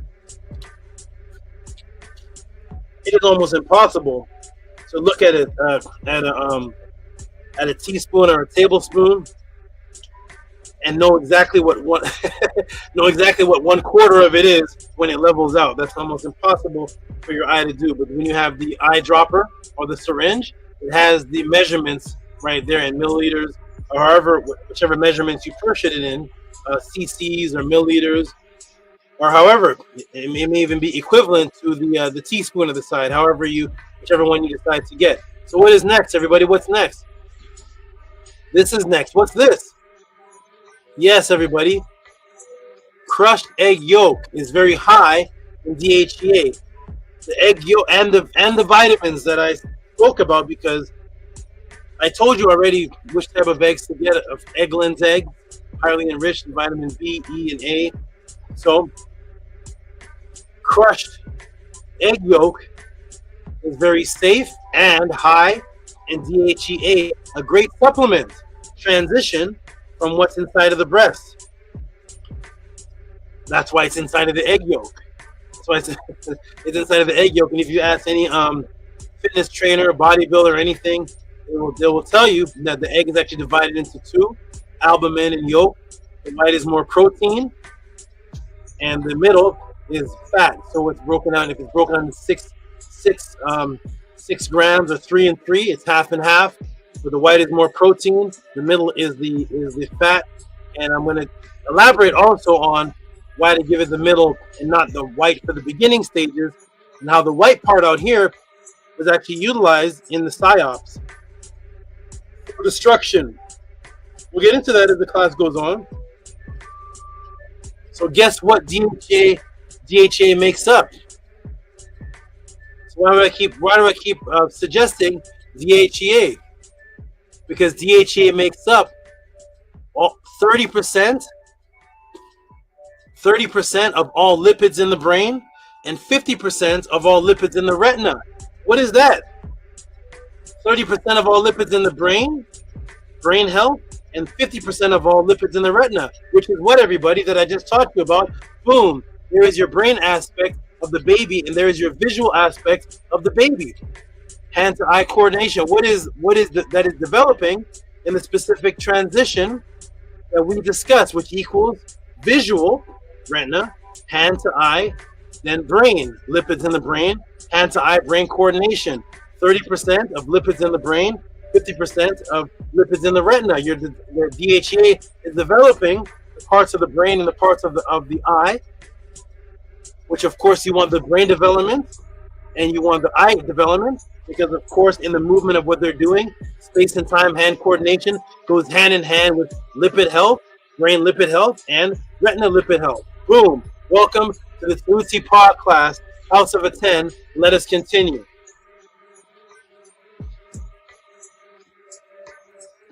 And there is a variety, of iron-rich foods needed after 6-month period, during the transitional period, and onward, typo and onward, that breast milk alone cannot suffice. So there comes a time, so this is what's happening here, is this is giving you the DHEA that the breast milk does suffice. So what I'm doing is I'm breaking it down into 2 sections. This is the DHEA that the breast milk does suffice because you're supplementing it with the egg fat and the cod liver oil, the DHEA, but then what happens is, due to the energetic requirements, the breast milk doesn't suffice for the new energetic requirements of the development of the baby's body and brain. The hand-eye coordination, everything that the baby does is going to take energy. So the sitting up takes energy, the hand-to-eye coordination takes energy, moving around. None of that which is done inside the crib in the very beginning stages when you're just holding the baby up like this and going. Now there's other energetic needs that the baby's going to develop that the breast is not made to suffice. It's not made for that. And as you get older, there's more needs. So of course, as you develop, then after you get into the ages of 5, 6 years old, 7 years old, there's other diet plans. And 13, when puberty hit, other diet plans. We become into health, fitness, other diet plans as your body develops. We're getting to this transition, one where the breast milk suffices and you're supplementing to make up what the breast milk gave. And this one where the breast milk lacks, now you have to replace, you have to replace what's needed that the breast milk didn't even have in the first place. Here we go, everybody. You have to suffice. Not really replace because it never had it, but you have to suffice now what the breast milk never had. Here we go, everybody. Boom. Whew. Is this happening anywhere else? I'm not sure. I don't know. I need to check it out. But if not, welcome to the phenomenon. Here we go. So there is a variety of iron-rich foods needed after the 6-month period during the transitional period and onward that the breast milk alone cannot suffice. Which is, here we go, pureed meats, all organic, non-GMO, of course, pureed meat, chicken and turkey, preferably the darker parts, which contain most of the iron, the darker parts. It's like in the egg, we took the darker parts, which contains more of the iron and the fat and the DHEA. We're going to do the same thing with pureed chicken and turkey. It doesn't need the high, intense protein from the breast at this stage. For the darker parts, which is the iron that the breast does not contain, but the body needs because of its energy requirements now. Pureed mashed black beans, lentils, and chickpeas. So we have the meat aspect, pureed turkey, and chicken, which contains the iron. Pureed mashed black beans and lentils and black peas. Here we go. We're still going. So right now it's 6:31, and I believe. Let me see. Let me clock it. Here we go, everybody. Here we go. Let me clock it. So it's 6:31. But everybody say I've already answered this question. Has this question been answered? When should the transition take place? And what foods are suggested to eat? I've answered it, right?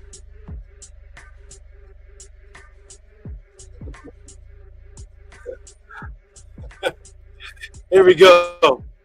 So right now, I should say right now, I should say, Hotep, I'm done. And Gabriela would be satisfied and say, thank you, Tuti. I never knew all that. But there's more. Here we go. We're not done. He's not done yet. And there is a variety of backwards. Boom, boom, boom. Oh, nice. The screen's not going white. Very nice. Thank you. Thank you. Here we go. Ready? Wait. There's more. This question's already been answered, but here we go. And as far as greens, there's more. Let's get some more diet in. As far as greens and cereals, you're going to find out cereals used for the Psyops too, a specific type though. But as far as greens and cereals providing energy and carbohydrates, I will let you know that when it comes to glycogen, There are fast-acting glycemic foods and slow-acting glycemic foods. The greens we want to focus on for the infants in the food transition stage are the slow-acting whole grains. The greens and the grains and the cereals are slow-acting whole grains and slow-acting whole oats. This will reduce the insulin and sugar spike that are attacking these infants, which I will get into later in the class. Also, it's important to note that as you're in this transitional stage, the baby's in the transitional stage, keep your you and the baby. Also, what is important to note that is as you and the baby are in this transitional stage, keep your eye out and close monitor for any food that could have the slightest signs of an allergic reaction. A test question about allergic reaction peanut butter is going to be in this class. I decided to do it in the next class. But you're going to monitor the baby's actions, monitor the resistance, monitor anything that looks unusual. There's a particular reason for babies over adults. And any slightest sign of what looks like an allergic reaction, you're going to stop specific food. And that's why we're giving you a wide variety. There's a wide variety of foods, not just one diet. Here we go, everybody. So please monitor and keep your eyes out for any sign of that.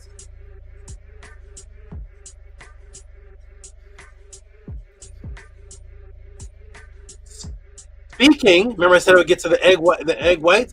So speaking of which, when it comes to the DHEA nutrition-filled organic egg yolk, do not give the infant the egg whites until she, which is Osset, or he, if your baby's a he, but this was for Osset, she is over a year old, to prevent any possible allergic reaction. You may say, why is that, Tehuti? So here I advise you to take the egg yolk and not the egg white. At this time, this is the beginning stages, which is 6 months, right?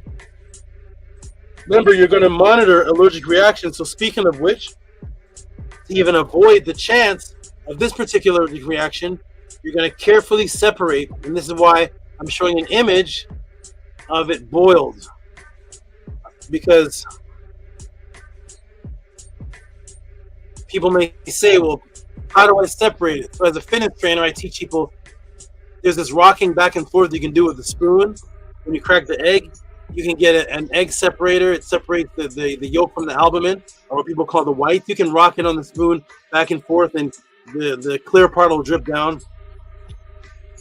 You still have to prepare the egg anyways. You don't want to fry the egg for the baby. You don't want to do that. So to boil the egg is the easiest, because when you boil the egg, you can literally cut it around and squeeze it with your finger, and literally the yellow part will completely separate from the white part. They won't even mix. You won't even see any white in the yellow. It'll solidify them as they are, and you can just strip away the white part very easily. Don't worry about trying to do the spoon thing or getting the egg measure, there's egg separators. Don't do any of that. Just boil the eggs, and simultaneously it creates the egg density to be soft enough to give it to the baby crushed up. So it cooks it, separates it, and makes it soft enough for you to take your spoon and go, and the baby can chew on that.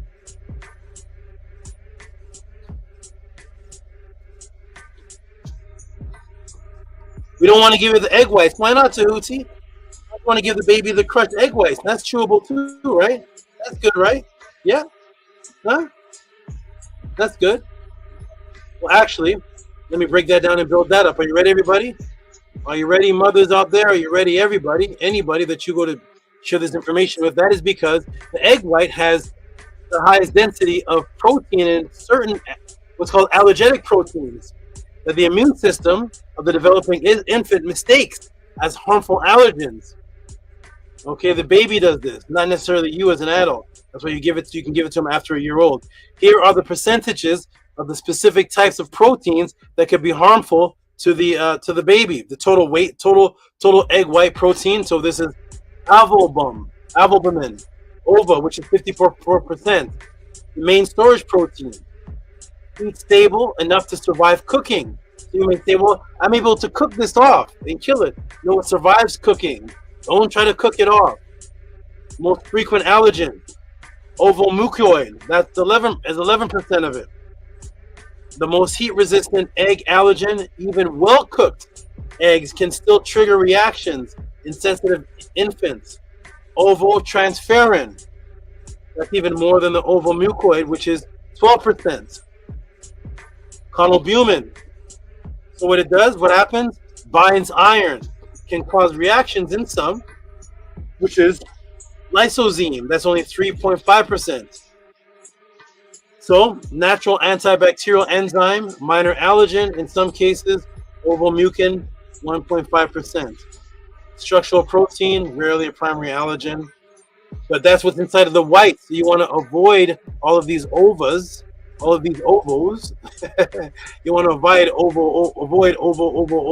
avoid all of these, because the body, not that these are bad, not that these in the egg whites proteins are bad, because I eat egg whites all the time for protein and for bodybuilding or for health purposes, but the baby, the developing baby, the baby's developing system mistakes it as a harmful allergen, and then boom, you get the allergic reaction. Woo! Okay, hope we're saving people's lives here. Here we go. And now that you understand the importance of the glycemic differentiation, the DHA, healthy fats, the percentage of brain development, the hand to eye to brain coordination, when to feed the baby and transition the child while maintaining the breast milk, and everything else I've just taught you to develop a healthy infant that will be our future. Now onto the Psyops of those who want to remove that and of course decrease health population through the matrix.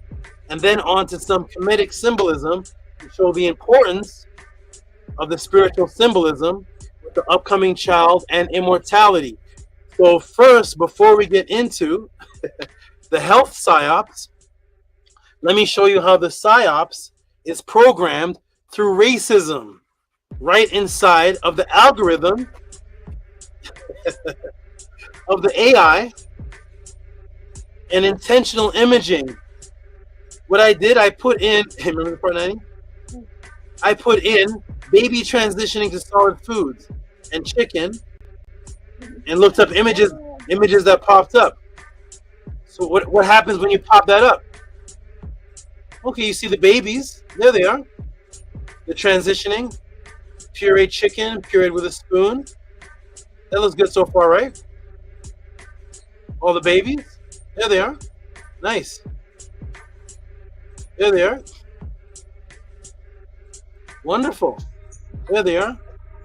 Pureed chicken. Let's go on to it. Pureed food.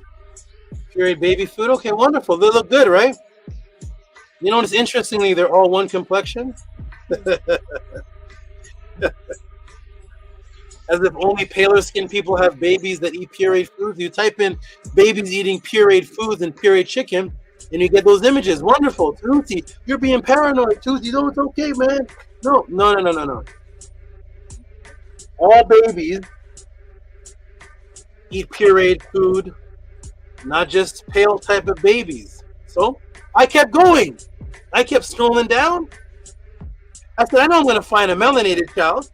Gotta be. There has to be some melanated child that looks like me that eats the pureed food. It can't be all pale skinned people only eating pureed food. Let me scroll down. What is this? What is this programming? Why is it only like no dark skinned Mexican, nobody, no Indian, nobody looks like Philip Banks or Cosby, no babies. None of us eat pureed food. So I kept scrolling down, and I kept looking. And here's what popped up, everybody. I found one, everybody. I found one. Ding, ding, ding, ding, ding, ding, ding, ding, ding. I finally found a melanated one. Let's see what they put in our minds, everybody. Are you ready, everybody? I found one. Here they are. Look at all these babies here. They're cute, but they're all pale. As if only this, they put this in your mind for happy baby. These are the happy babies. Happy babies eating. Here we go. Let's go. Let's find out. Okay. I kept scrolling down. I know there gotta be some brown skinned babies eating some pureed chicken. I kept scrolling down. Here the same. Oh, what's that, everybody? Huh? I found one. Ding, ding, ding, ding, ding, ding, ding.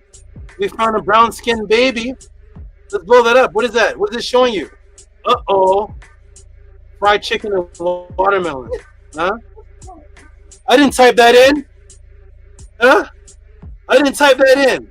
I did not type in babies eating fried chicken and watermelon. I typed in pureed food for images of babies. Pureed food, pureed chicken. Scroll down. All the babies are pale. Kept scrolling down. All the babies are pale. Finally got the brown one. And it's eating fried chicken and watermelon. Huh? You think there's no psyops going on? Tehuti, you're paranoid. Tehuti made that picture and put it on the internet. Huh? Huh? Huh? Huh? You think there's no psyops happening? Huh? Here we go, everybody. Ready? Boom, boom, and boom. There we go. Let me blow that up for you all to see. Let's get a good look at the baby here. I'm going to come off the screen for a moment. There you go. Huh? All the other babies eating pureed food. I just want to show you, everybody, that the Matrix never sleeps. I did not type in anything about fried chicken or watermelon.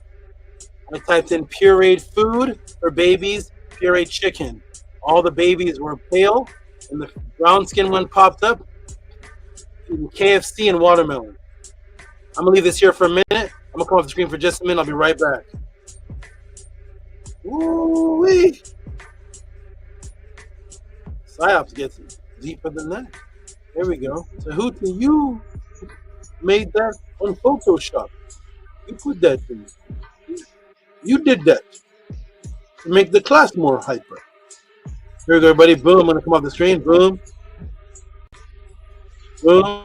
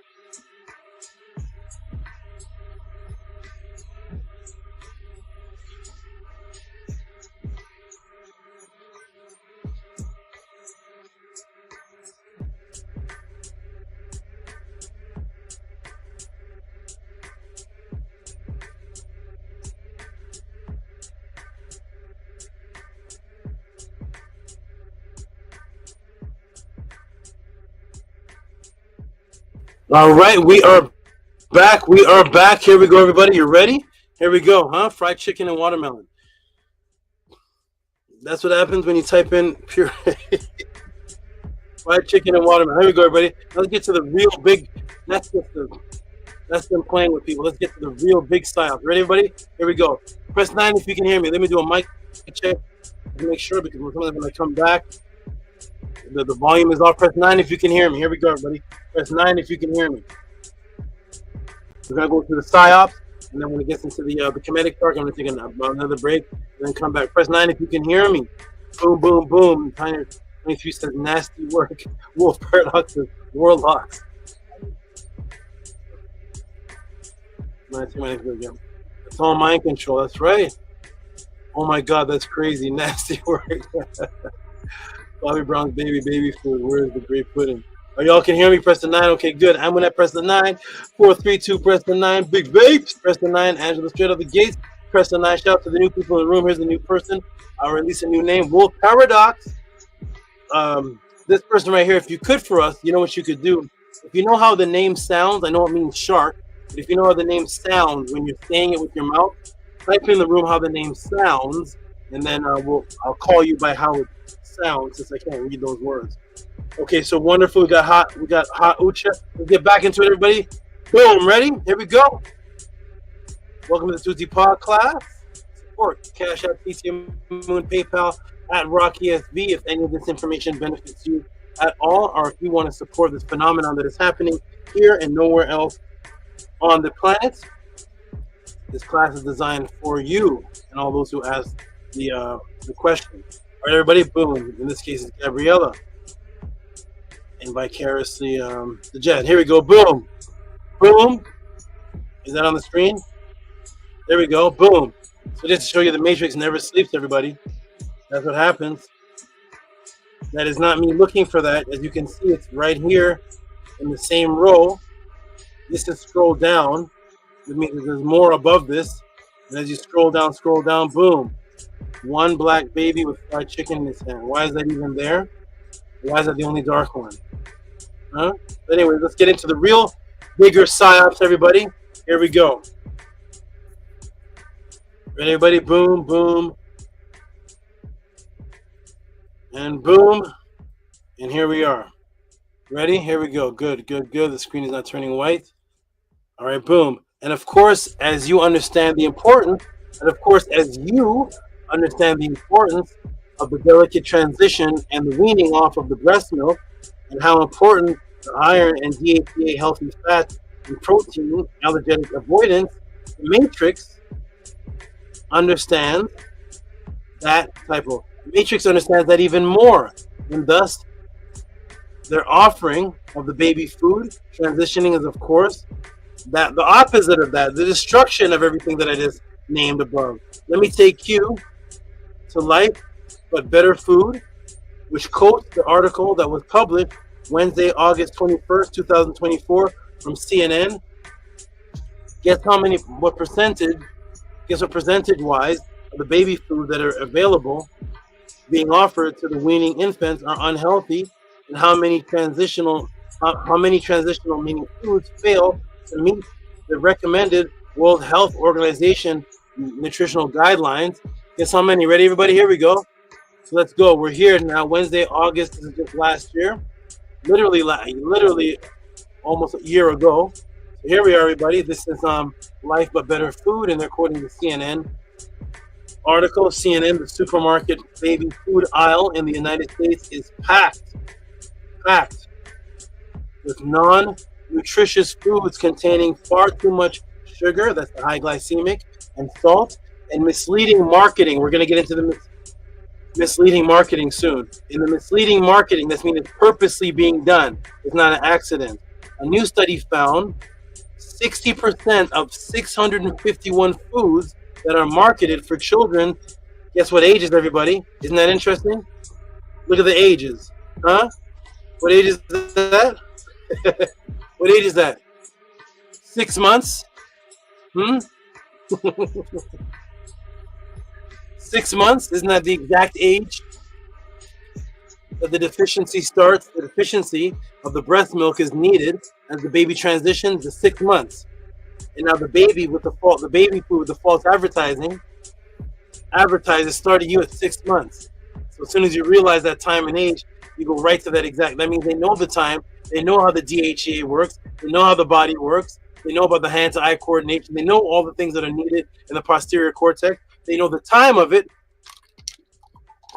and therefore they put the food out that does the opposite of it under intentional false marketing. That's right. Ready, everybody? Here we go.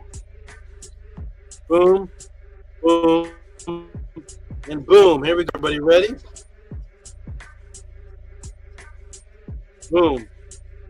60% of 651 foods are marketed for children ages 6 months to 36 months on 10 supermarket shelves, and the U.S. failed to meet recommended World Health Organization nutritional guidelines for infant and toddler foods, according to the study, which was published Wednesday in the peer-reviewed journal Nutrients.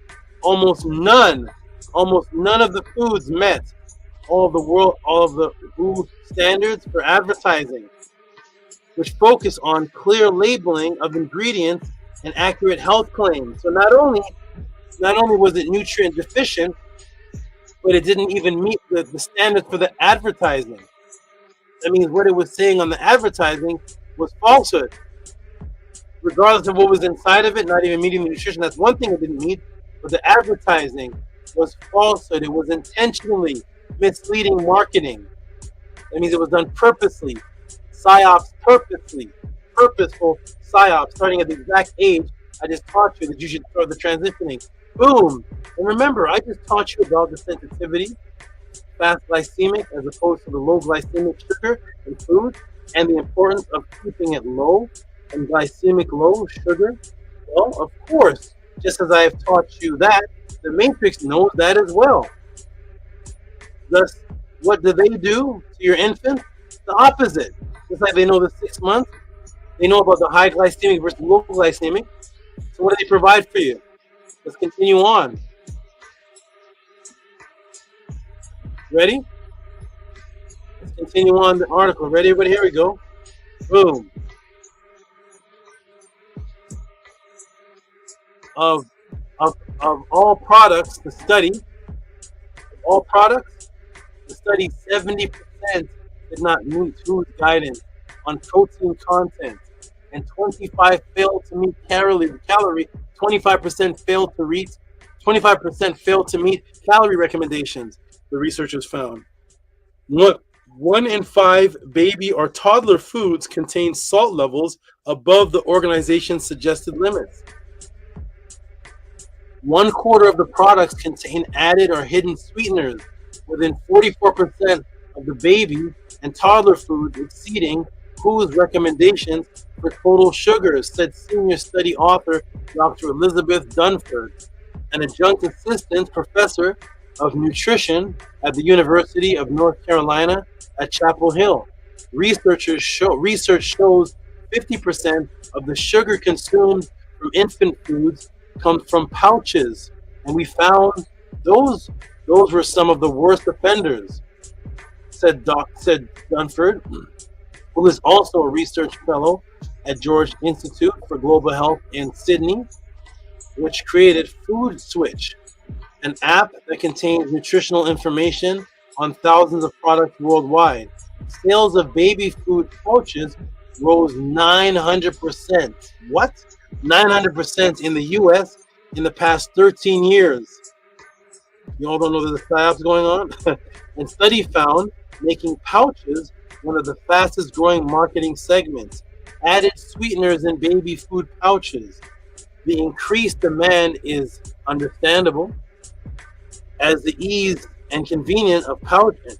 The increasing demand is understandable, as the ease and convenience of pouches can make them irresistible to overwork, stressed parents and caregivers, said Dr. Mark Corkins, St. Jude Endowed Chair in Excellence in Pediatric Gastroenterology at Lebanon Children's Hospital at the University of Tennessee Health Science Center in Memphis. He was not involved in the new study. Are you all digesting what you're reading right now? Do you all see this? Let's continue. Let the Psyops continue. Ready, everybody? And guess what other ingredient is within 95% of the weaning baby foods the Matrix have gratuitously provided for your children? I want you all to take a guess. I'm going to come to the chat. Let me interact with you. Guess what other ingredients is inside the baby food? What other ingredients would you think, is in there for our infant babies to do this delicate transitioning stage? There's another ingredient in there. Can you all guess what it is? That's right. It's scary and terrifying. They aren't human. That's a whole nother class. That's another class. That's a great class. But anyways, what else is in the ingredients? You want to guess, everybody? Type it in the room. Whatever you type will be better. Whatever you type is another ingredient in the baby food is going to be better than what the answer is. And some people may hit the answer, but whatever you type as an ingredient is going to be better. What other ingredient, everybody? What do you think? Ready?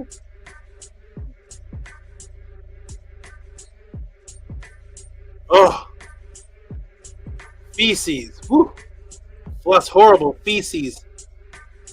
Egg whites, I wish. Fluoride. Feces. Oh, I don't know. Feces is a battle with this one. Feces. Fluoride. Ooh, imagine they put fluoride in the food. Oh, my goodness. Propylene glycol. What? Oh, my goodness. Glass shards. Oh.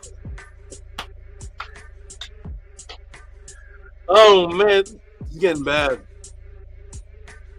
Let me give you all another moment. I'll be right back. Give you a moment to have a couple more.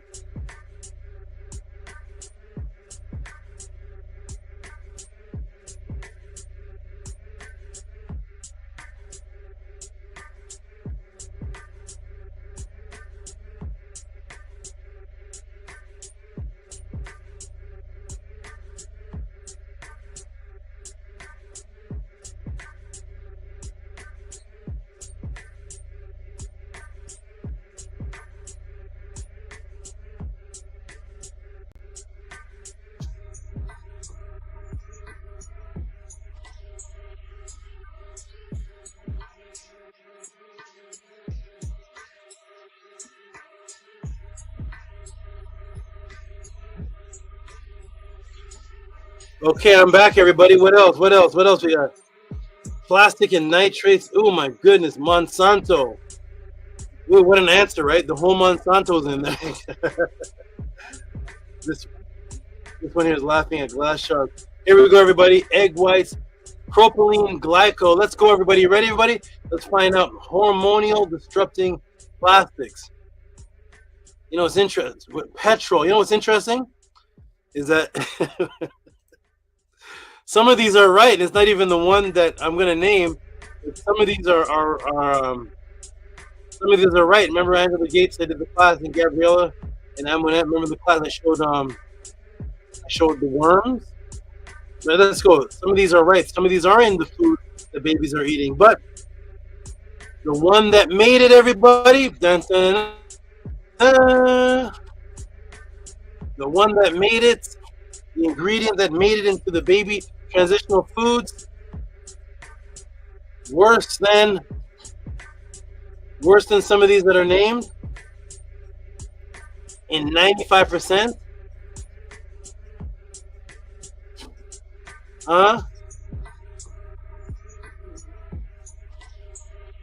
Toxic metals. Toxic metals, everybody. There's your happy baby. Hey, little baby, you know what you're eating? He looks like he knows. These two look like they know what's in there. These two look like they know what's going on. Toxic metals. For more than a decade, we've tested the foods babies eat for toxic heavy metals, including arsenic, lead, cadmium, and as Nana said, but didn't type, but said mercury. These potent neurotoxins. We'll look up a neurotoxin. It's the same thing that comes out of a gaboon viper or a rattlesnake when it bites you, or a cobra. We'll look up neurotoxins, please. Look up neurotoxins in cobra and gaboon viper and rattlesnake, and tell me if you want to milk that rattlesnake and cobra to put a couple drops in your baby's food. Neurotoxins, that's snake venom, snake venom equivalent, can permanently affect child's developing brain. Lower the IQ, because remember their goal? Lower the IQ. Everything that I stated this is the opposite of it. What I stated was brain development, the posterior cortex, and the DHA development. This is affecting negative brain development, lowering the IQ, and contribute to learning and behavioral problem, huh? Or you believe there's such thing as terrible twos? No such thing as terrible twos. Show me terrible twos in any papyrus. Show me terrible twos in the Aztec culture. Show me terrible twos in ancient China. Show me terrible twos in ancient Kemet. Show me terrible twos in Sumerian literature. Show me terrible twos in Babylonian literature. No, there's no such thing as terrible twos.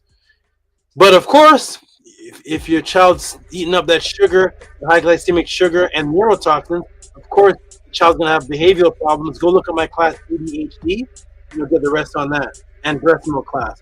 Our research has revealed troubling reality. 95% of babies who tested are contaminated with at least one of these harmful metals. Our findings sparked a congressional investigation that uncovered dangerous levels of toxic heavy metals in baby food and led to the creation of the FDA's Closer to Zero initiative. We also found homemade baby's food is just as likely to be contaminated as store-bought options. And you can guess why, because why is that, everybody? Why is the homemade baby food the same? Because everything they're getting from the homemade baby food to make it is from the same stores that have the same companies that everything they're getting is from the same companies that have the problem, the GMO, the Monsanto, the lead, the everything that I taught about in all the classes. So when they put that together and then they're adding the sugars and the high glycemic cereal, you end up giving the baby, you already talked about the quick growths, and you end up just creating ingredients from the same companies that you're trying to avoid in the first place. Here we go, everybody. Boom, boom, and boom. Woo! What a class. What a class.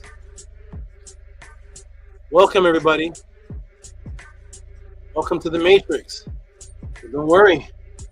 SABA Tehuti, the Matrix Breaker, is here to unravel this nonsense. Okay? Let's go. Ready, everybody? This is what you get to learn after 5,700 hours of your current Kemetic conscious teacher only doing debates, teaching the Egyptians are black and the Bible is wrong.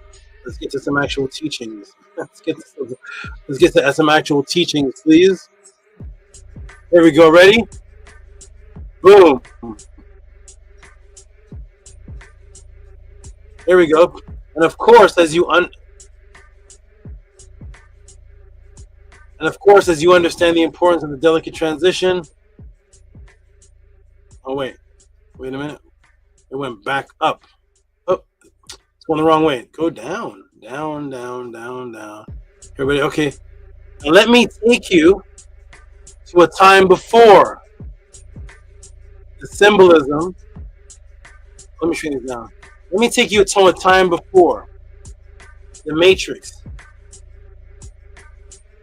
where symbolism, your ancient symbolism, breastfeeding and child transformation was sacred and symbolized three images of immortality, several images of immortality. Look up my breastfeeding class and you will see the deeper meanings of these images. Why was it so important to have images of breastfeeding netters and breastfeeding women? Notice always going to one side. Did anybody notice that? Anybody notice that? There we go. Boom. So here's the time before the poisons, before the Monsanto, before everything, when there was symbolic meanings behind the breastfeeding and the transition to solid food. As I have taught you in classes before, the value of the female was her as an embodiment of biological imperative. Here, another apparent new class is starting. I think I answered Gabriela's question already. So what is all this, Tehuti? This is the pod class. So here, the woman was the female embodiment of biological imperative, breastfeeding pregnancy, as she is the sustenance of the life of the child with the fluid of natural milk, with what's called the twin double breast, as the Nile River sustains the life of the entire Kemet through its fluid of water, just as the elephantine Abu, which I taught this in the breastfeeding class. Now we're in this area of what they call elephantine, which originally called Abu. In the writings that are on the stela or the stone, there is a city in the midst of the flood waters. The inundation surrounds it. Elephantine or Abu is its name. It is the first of the first. It is the nome adjacent to Wawat, earthly mound and celestial height. It is the seat of Re, when he calculates casting life before everyone. Sweetness of life. The name of the sanctuary, twin caverns. The name of the water. They are the breaths that nourish everything. It is the bedchamber of inundation, in which he rejuvenates himself in this time, in his time. So this area is called the first of first. It is called the sweetness of life, and the twin taverns. They are called the breaths that nourish everything. This area of inundation from where the Nile flows from. So we heavily imbued the woman as the breastfeeder, actual physical landmarks in areas that had spiritual symbolism that dealt with the afterlife, that dealt with what's called the celestial height. And we call these areas the breasts that nourish everything, because the female is the sustenance.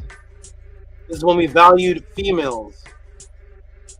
We didn't call females women, which means a bitch. The female is the sustenance through natural breastfeeding. The matrix wants to veer women who are interested in Kemet away from this, which is why you never really see any sister who supposedly teaches on Ma'at specifically quote the writings of Ma'at that specifically addresses females' value according to the indigenous writings. Have you ever noticed that? That is because almost every law of Ma'at pertaining to what they call women is based on her role in the family and child raising and nurturing her husband. So I want you to note again. Let me come to the screen. You will note 500,000 videos on the Egyptian divine feminine, the Ankh of life female, of the goddess of goddesses, and all of it. You'll know the laws of Ma'at. Please put the link in the room. This is the Psyops. Please put the link in the room where the female that is teaching the divine feminine, the female is teaching the Egyptian goddess. Her name is Isis. Her name is Sekhmet. Her name is Het Heru. Please put in the link in the room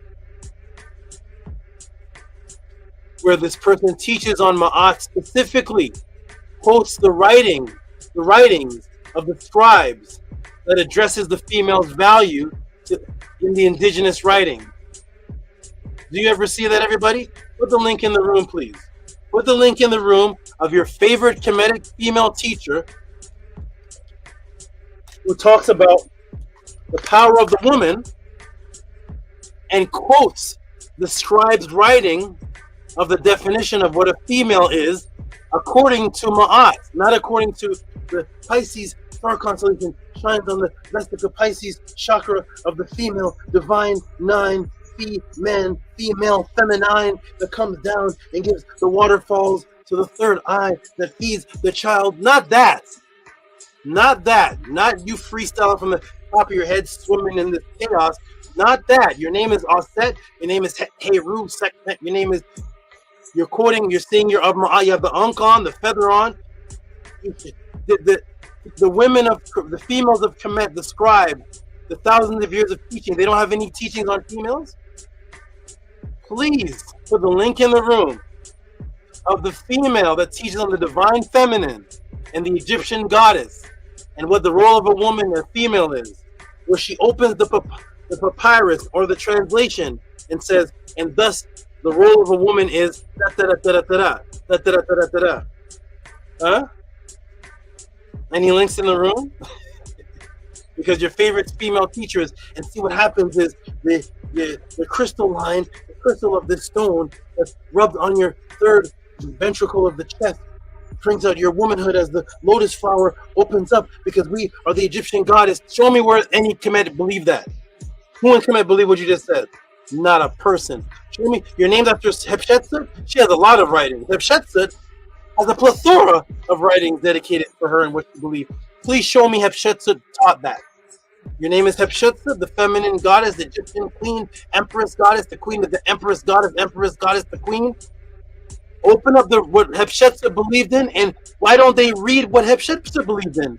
Anybody here seen a female Kemetic teacher with an Ankh open up Hatshepsut's writings to show you what Hatshepsut taught? No, it's not good to be called Hatshepsut and quote what Hatshepsut believed in. You got to go to the third Vesica Pisces as the tarot card Pluto reads from the fifth sun as it opens up the waterfalls of the divine feminine. Huh? You can't just teach you what Hatshepsut believed in? No, you can't.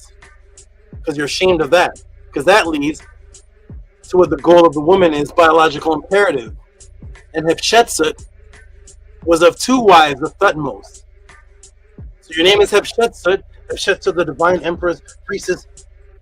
Tell us about her co-wife named Aset. It was a family, not just Hatshepsut alone. Notice the female when they teach about Hatshepsut. And it was Hatshepsut, Tehutimos, and Aset. The family. You don't want to teach about the family, you want to teach about the fighting. What about the family? Can't teach about that. You're ashamed. You're ashamed. You don't want to teach what the writings say. You want to teach what the esoteric, metaphysical teachers of the third vesicle. You want to teach all of that. None. Ramses never heard of none of that. Nefertiti never heard of none of that. Sorry, sister Empress. Sorry. We don't like you, Tehuti. I don't want you to like me. I don't want you to like me. I don't want you to like me. I want you to quote from the scribes. I want you to quote from the people that you say you're named after. You can't do it because you're ashamed of that. Here we go, everybody. Boom. Let's get back to it. I'm going to take a break in a few minutes before we get to the draft part. Here we go, everybody. Ready? Ready. Here we go. Boom, boom, boom, boom, boom. So the female is the sustenance through natural breastfeeding. The Matrix wants to veer females that they call women away. Females veer women away who are interested in Kemet away from this, which is why you never really see any sister who's supposedly teaching on Ma'at specifically quote the writings of Ma'at that specifically address the female's value according to the indigenous writings. Have you ever noticed that? That is because almost every law of Ma'at pertaining to women or females is based on her role in the family and child raising. But you want to be a single sister, the goddess, emperor of the world, empress of the empress of the world waterways, based on her role in the family and child raising, nurturing her husband and child. Now let's look at certain images that are animal symbolism that represents the evolving child. Now the word for that which you are the evolving child, now the word for that which is yourself is nek or nook, such as the brother in the room, his name is Nukpu. The way you say yourself is nook or nek. It's NK in Metanetter. And what have I taught you before that you are called once you are reborn into the next realm? What do you call everybody?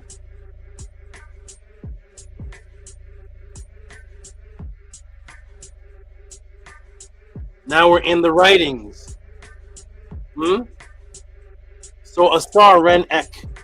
So Asar is his name.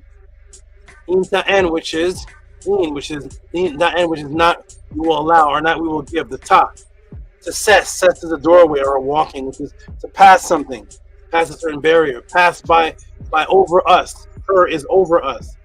Say the hep 2, which is when you embrace something.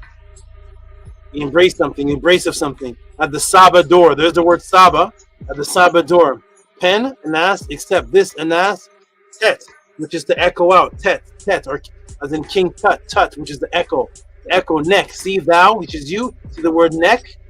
That's the word neck. Neck, thou sayest, our name. Serpent children of Renunet are your name. Thou knoweth us, pass by us. Not shall thou tread thou. Not shall tread thou. And here's Renunet, drawn as a serpent mother.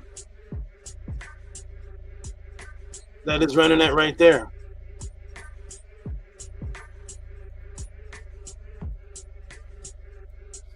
So boom, she's represented by the cobra. So boom, yes, in the rebirth transitional stage, you are associated as a child in transition, specifically a serpent child called Nek Inu, pluralized Nek or Nook, which is the word type of world word for yourself, because the serpent was associated with rebirth, as seen here in the Purim Haru again. I'm going to take a little break for a moment and come back in a few minutes. So I want to show you and emphasize that the word for yourself is Nek. Nekina was the pluralized, that's Nek. So the same word for yourself, that which is you, is this word serpent children, which is the rebirth, the transitional stage of the rebirth and the afterlife, are plural versions of the Nek, because the word the Nek that means you is also the same word for serpent. There's Renunet, the serpent mother. We're going to get into the serpent and the transitional stage that is represented as the baby does, which is emulated in the writings of the afterlife as the emulation of the transitional stage of your body going through a new rebirth. I'm going to take a little break right here, everybody. I'm going to put the link in the room. Take a little step off for just a moment. I'm going to step off for just a momentum. And I'm going to come right back, and I'm going to put the link in the room for people to jump in the room, comment. I'm going to put this on pause for just a minute. When I come back, it's going to get... We're going into animal symbolism and transitional breastfeeding. Here we go, everybody. There's the link right there. Go ahead and jump in the room. I don't know if Gabriela's back. She's the one that asked the question. Amonet, jump in the room. Nookpoo, jump in the room. Any supporter can hit the link, jump in the room. Even Silent Thought and the other person, if you send support to Cash App TT Moon or just supported this class, what you think of it so far, it could be $5, it could be anything, just any kind of support of this that's worth more than Heinz Ketchup or Dunkin' Donuts. That's worth more than a stick of bubble gum or a bag of Doritos or Cheetos. If you show support, you can come invited to the room and you can speak and everybody can talk. So there's a link, everybody. I want to step off for just a moment and then come right back and blow everything away. There's Amunet, always the first to click the button. Peace, Amunet. How you doing? We're doing excellent. Very Saba to offer this beautiful, fantastic class and for all the life-changing, applicable knowledge you're providing us. I'm very appreciative. Nini Uk, I'm glad you're appreciative. And Amunet, this is going to help your preparation?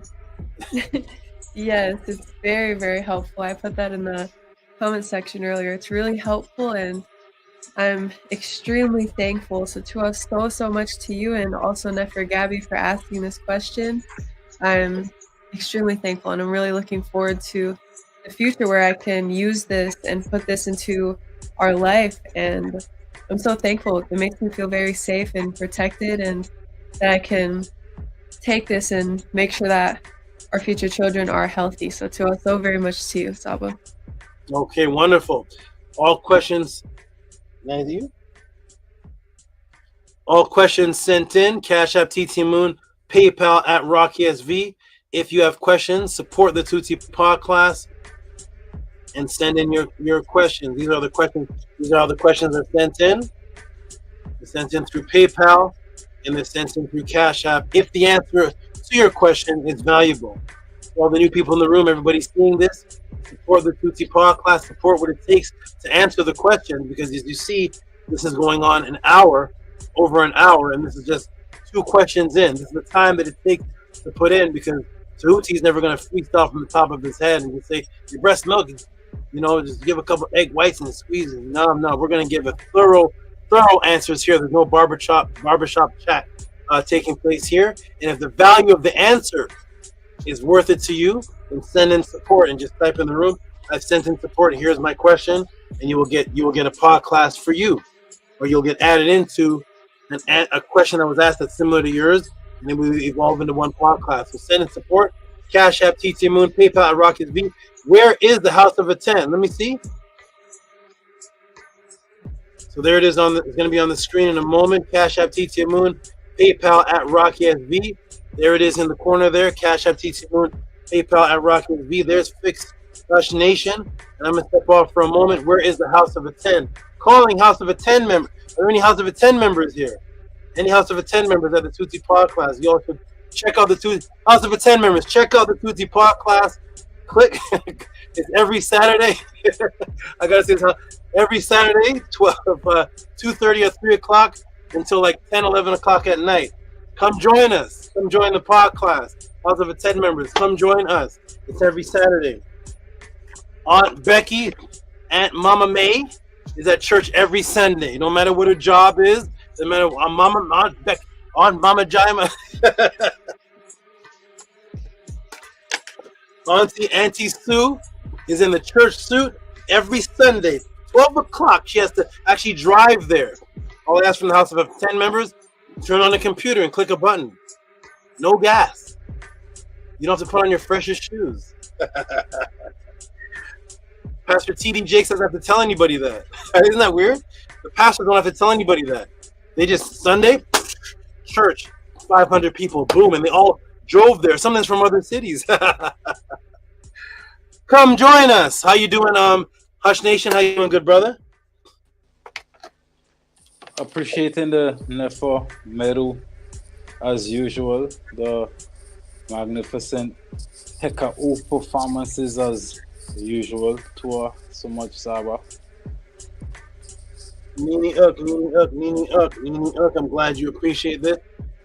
And yes, everybody, come jump on so I can take my break, and you all discuss what we just show the people how to support. Let them know. And yes, come join us every Saturday, 2:33 or 3 o'clock, so like 11 o'clock at night.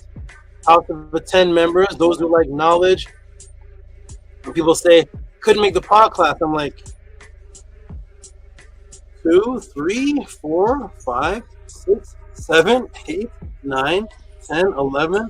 For 9 hours on a Saturday, you couldn't click on the phone? What job is this? What life is this? For 9 hours. Sometimes class 11 hours.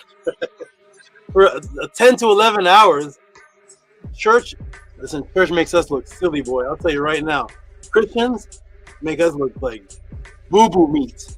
There ain't no talking. Martin Luther King does a service 7 hours. Farrakhan, Million Man March, teaching nonsense.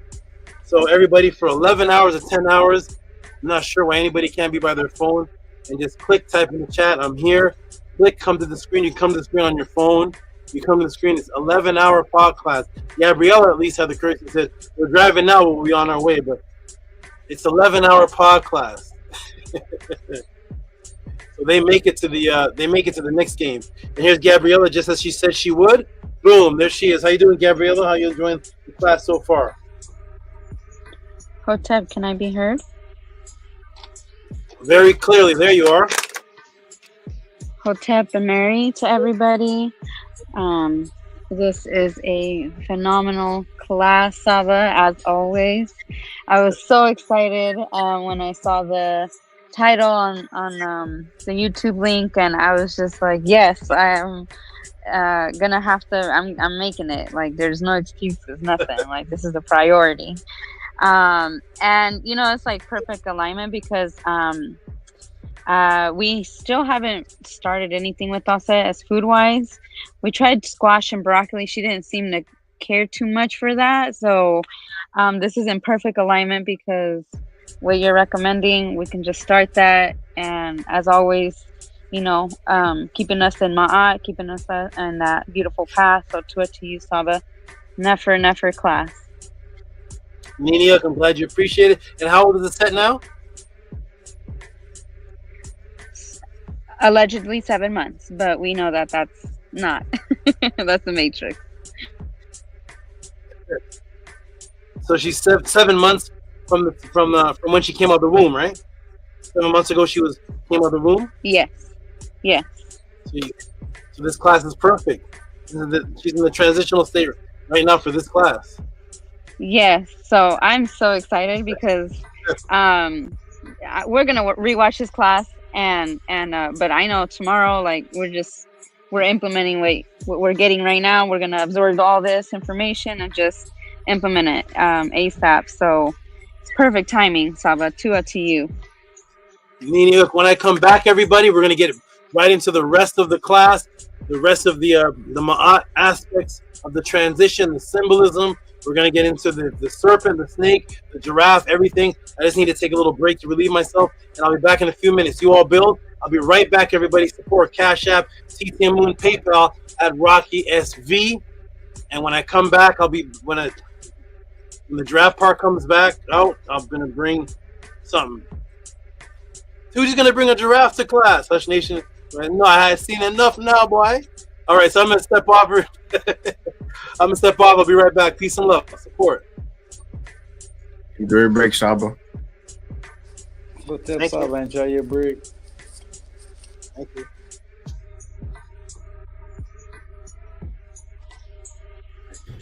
Everybody support our wonderful, great Saba Tudium Hotep Ra. He is providing life-saving information, beautiful information.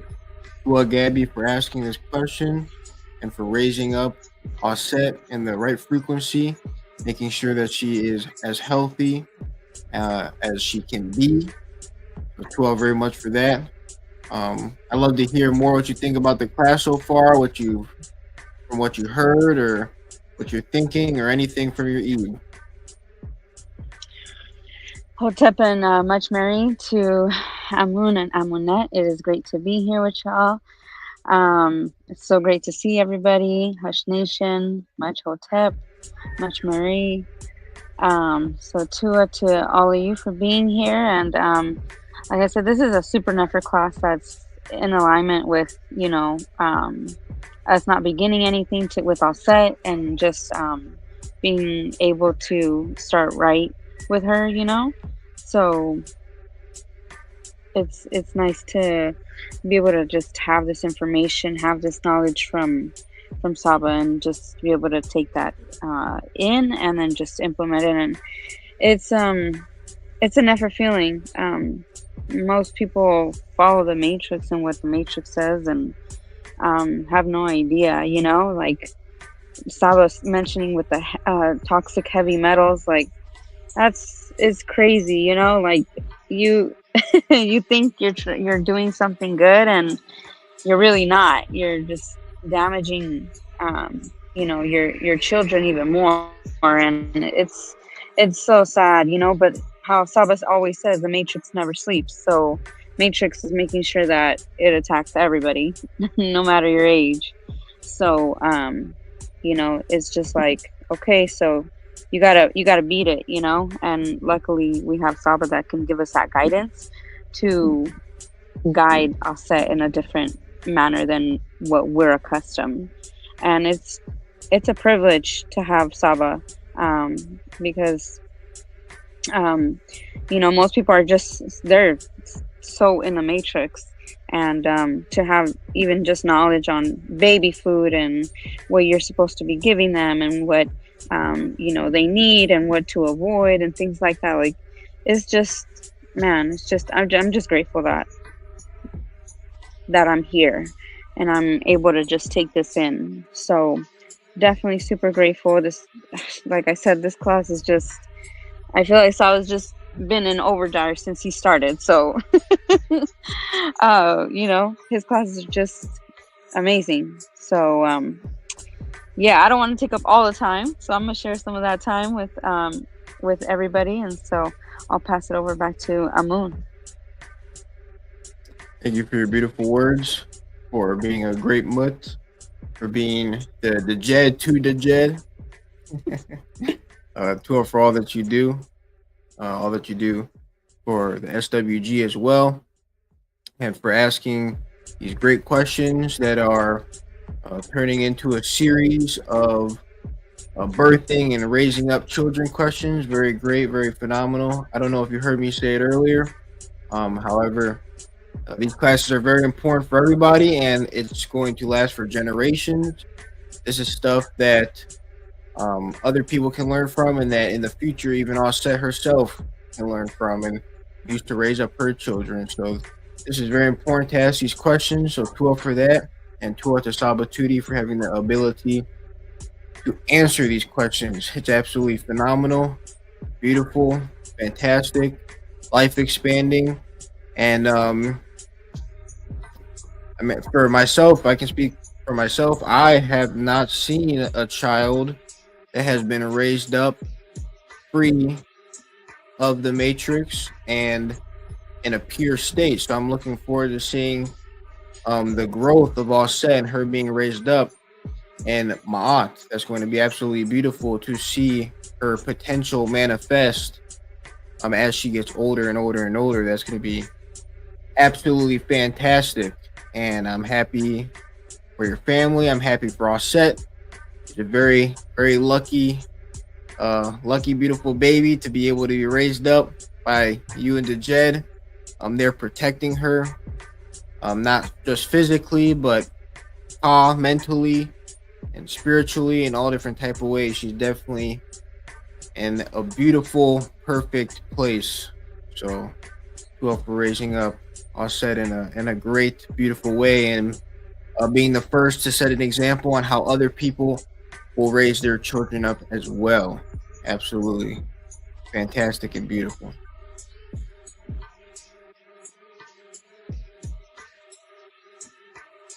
I definitely echo all that Owen said. That is extremely beautiful. I echo everything, and also echo all the tuas and all of that.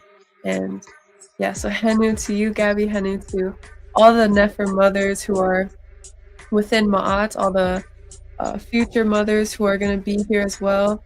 This is extremely beautiful and so important to know this as mothers, as future mothers, to implement this and understand what is good, what is not good. And it's such a gift to be here because I say this often, the 2D pod class makes me feel so safe because he provides the truth. There's no looking through the internet where you have to see if the information is correct. You have to decipher what is true, what is not true. The 2D podcast gives it exactly how it is. 2D gives us the truth and all the beautiful magic that he entangles in it as well, and the ancient writings and all of that all into one place, and that is super powerful. And so very thankful for SABA for this. And please send your support if this is helping you in any way, if you found something new, if you're learning, if you are enjoying this, if you are still here watching this, then you know that you do enjoy it because you are here still, you're still intaking, and yeah, that means you're enjoying. So please support the great Saba for what he's bringing us and what he's teaching us, how he is he's teaching us how to live, how to give life, bring life, raise life up, raise ourselves up, and protect ourselves, protect our children, which is extremely important because our children are the next generation. We are raising up the beings who will be here after we pass. So it's so important to be here. I'm very thankful to be here and that all of you are here learning and growing and being safe within this matrix, safe within Ma'at, with the truth that Sabatuti is bringing forth and the lies that he's dismantling. I found it very interesting about how he brought forth around 6 months where the baby is strengthening the neck, the jaw, and how all of those things are happening. I never knew that, so that was really, really powerful and beautiful to know that there's so much more going on other than just the nutrients, like he said. So that's really interesting, and I love learning this so very much. And again, like I said earlier, this is so important for my outs, my family, for our future, for our children. I know that our children are thankful. So when they come down here with us here, they will be prepared with the necessary protection that we now have because of SABA. So to all so much SABA, we will definitely be sending our support as usual. And if you're new here, the support is at the bottom, scrolling at the bottom of the screen. Cash App, TTM Moon, PayPal, Rocky SV. So please support if you are learning something new, if you are liking this beautiful Nefer class. And I will pass to Fix. What do you think about this beautiful class? Boy, this beautiful class is real beautiful as always. How SABA does break down this metal in such details, and then he could carry it back to the ancestral artifacts. Is real Nefer, you know. To us so much SABA Tehuti, to us so much Gabi for your question, because again benefit from these questions, and people what I show they can benefit too, you know, in the long run we are going benefit, you know. So to you and Uncle Justin, to you and your entire Aoud, all the best, and nothing less to little asset, the new member to the Aoud, you know. So it very is a lot of value you bring in with all the questions that you're sending, because you have a whole session that really going to help the youth, because like SABA say, if you know anybody else breaking it down like this, send in the link, you know, or you could send reciprocity, because it can be good to send in reciprocity for information like this that going to help your family, that going to help your youth, you know what I mean? Like Nefertatan, so can say you can't thief from Maat, you know.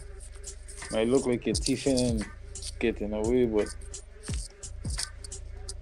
you can't thief from Maat. Like Anipata say, I come from one, you know, and with the oneness, it's like a ripple effect in the universe that goes back to the same reciprocity. So it may look like the cheating SABA Tehuti or Gabi or Set or the Jet or the Prem ATTON, when you know you ain't cheating Maat, you just be cheating yourself, you know. And if it's called reciprocity, then it would have to do with the Pakar going back wrong to show you that you're really helping yourself, you know. It kind of strange that you would just want to hold back and then don't want to send nothing out, you know. So that for sure is not Pekka Mku. That for sure is not Heka, you know. So it's good to practice something, get better at it, you know what I mean? Develop new habits, get away from isfet and just practice it. Small things, you know what I mean? If you're into the Maat, that means you're into the Pekka Mku, you know? You separate yourself from your sins and you end up dealing with energy like reciprocity, like universal currency, you know what I mean? Where you ain't gotta feel stingy, you know, within you to give, you know what I mean? To the point where you ain't even looking to get back. But in a situation like this where you're just getting, I mean, if you're leading with the left, if you're thinking with your heart, then you're going to automatically feel like, I think I owe something. I think I should send in a little something, or even if I ain't owe something, or this is all I got, I would send in something, or it would motivate you to get on the grind, to get something, to send something. Because I'll Pekka Mku, the Pekka Mku going better you. And with that Pekka Mku, you clean up yourself. Yeah, and you grind and you hustle, you make ends meet, you get some reciprocity, you send it in, you go back around. Yeah, man, you know, so is what you could send, because like SABA say, a stone from somebody that's the last stone is worth more than 20 G's from Bill Gates, you know. So yeah, is what you could send in is a reciprocity support you, you know. So yeah, I say again, like say you can't cheat my art, you know. So yeah, definitely is big appreciation, adoration, and to SABA, Tehuti, for all this blessing and guidance, you know, so we could pass down to the youths them. And to offer Gabi for these sessions, you know, because it's really big. It might seem small, like you're the mom of Asset and you're coming up here and you're showing your reciprocity and you're sending your question. It might seem small, but the macro effect on that is major, because you know this is like the beginning. So the monk of masses is going to have the effect, like meaning the youths them. It's really for like longevity at its finest, you know. So yeah, big man Atua for that question.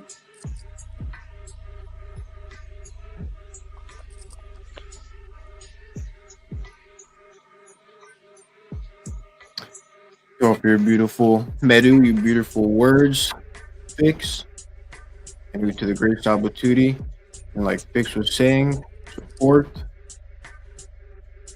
Send it a Cash App or a PayPal to our great Tehuti. If this is changing your life, changing how you do things in your life, or gives you the information to help someone else change things within their life. I'm looking forward to the continuation of this class, to the continuation of this section of the class. I'm looking forward to seeing what SABA brings forth about the giraffe and the rest of the information he brings forth.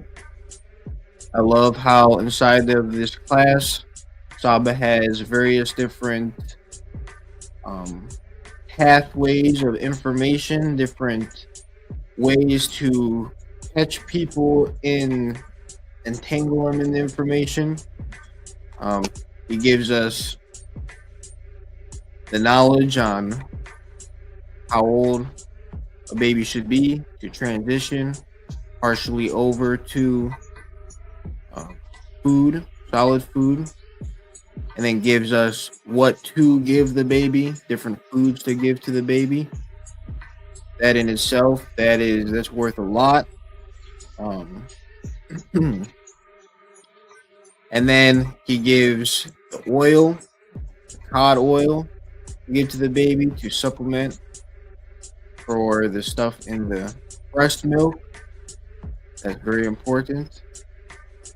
And then Saba comes at it from another angle and shows us the stuff that they put inside of the baby food at the store, and catches us with that angle. And the way that he puts the class together, it's very beautiful, very magical. In the beginning, gets straight to the point, gives the people what they need to know, and then as time goes on, he explains why we're giving certain things to the babies, and then explains what the Matrix is giving to the babies.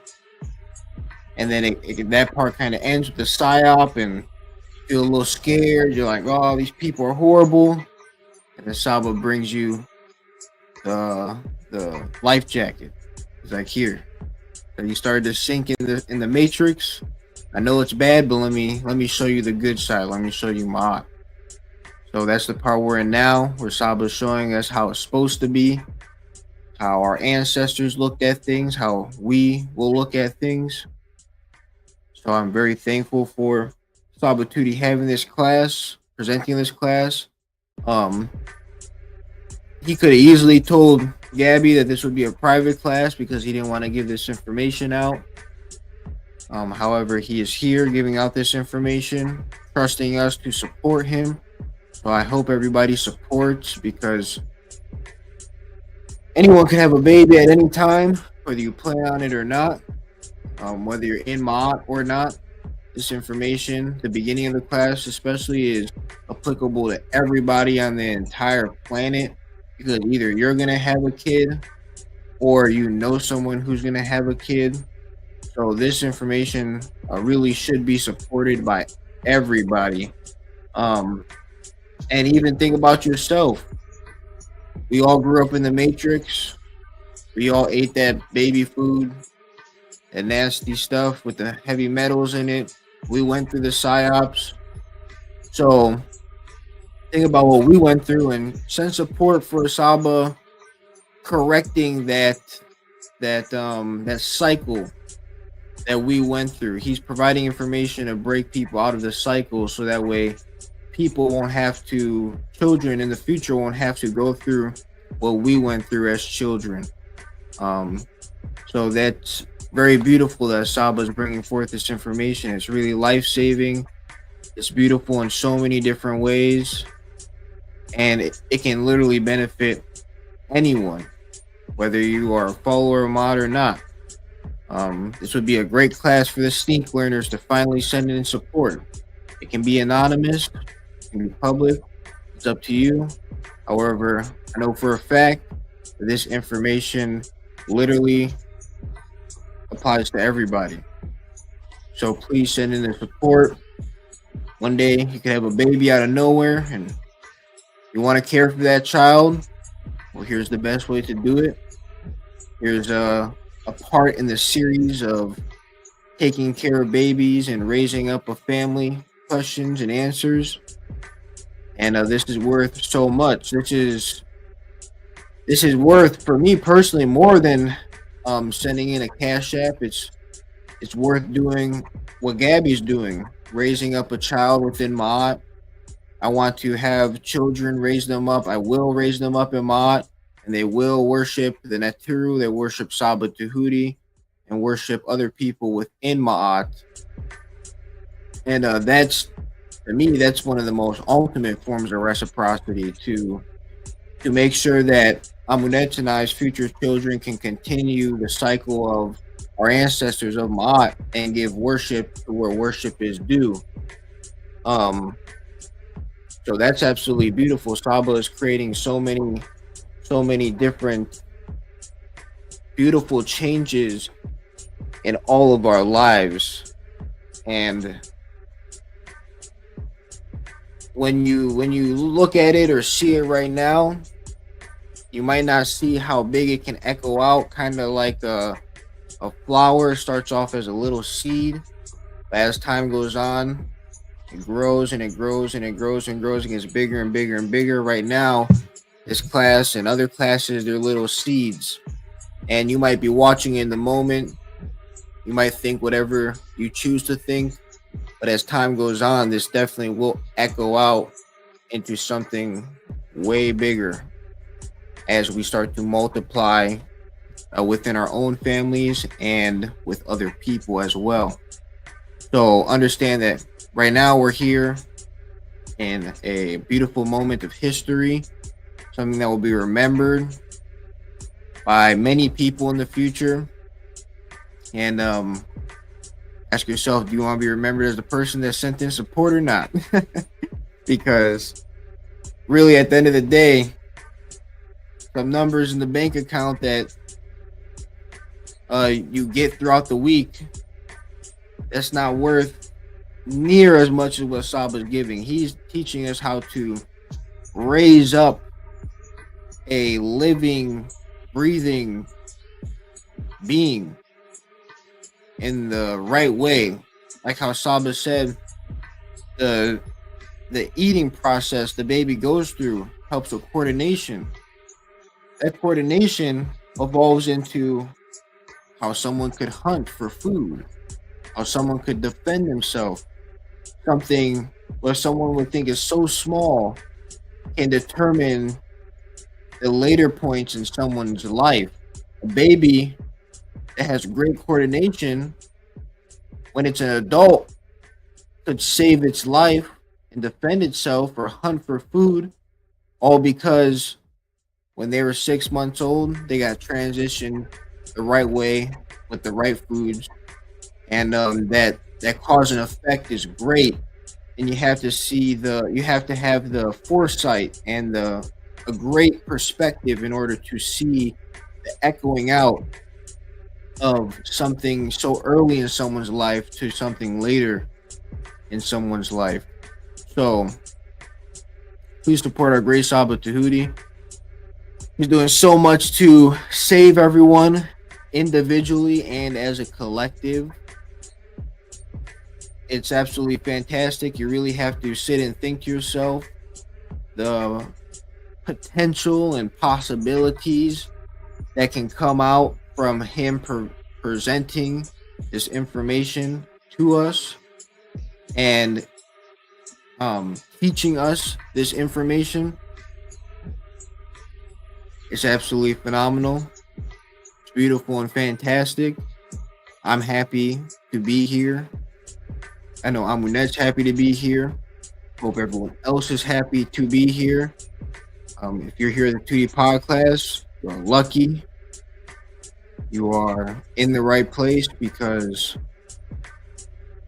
there's many people, there's thousands and millions of people and babies out there suffering now. They don't have the right information. Their parents don't have the right information.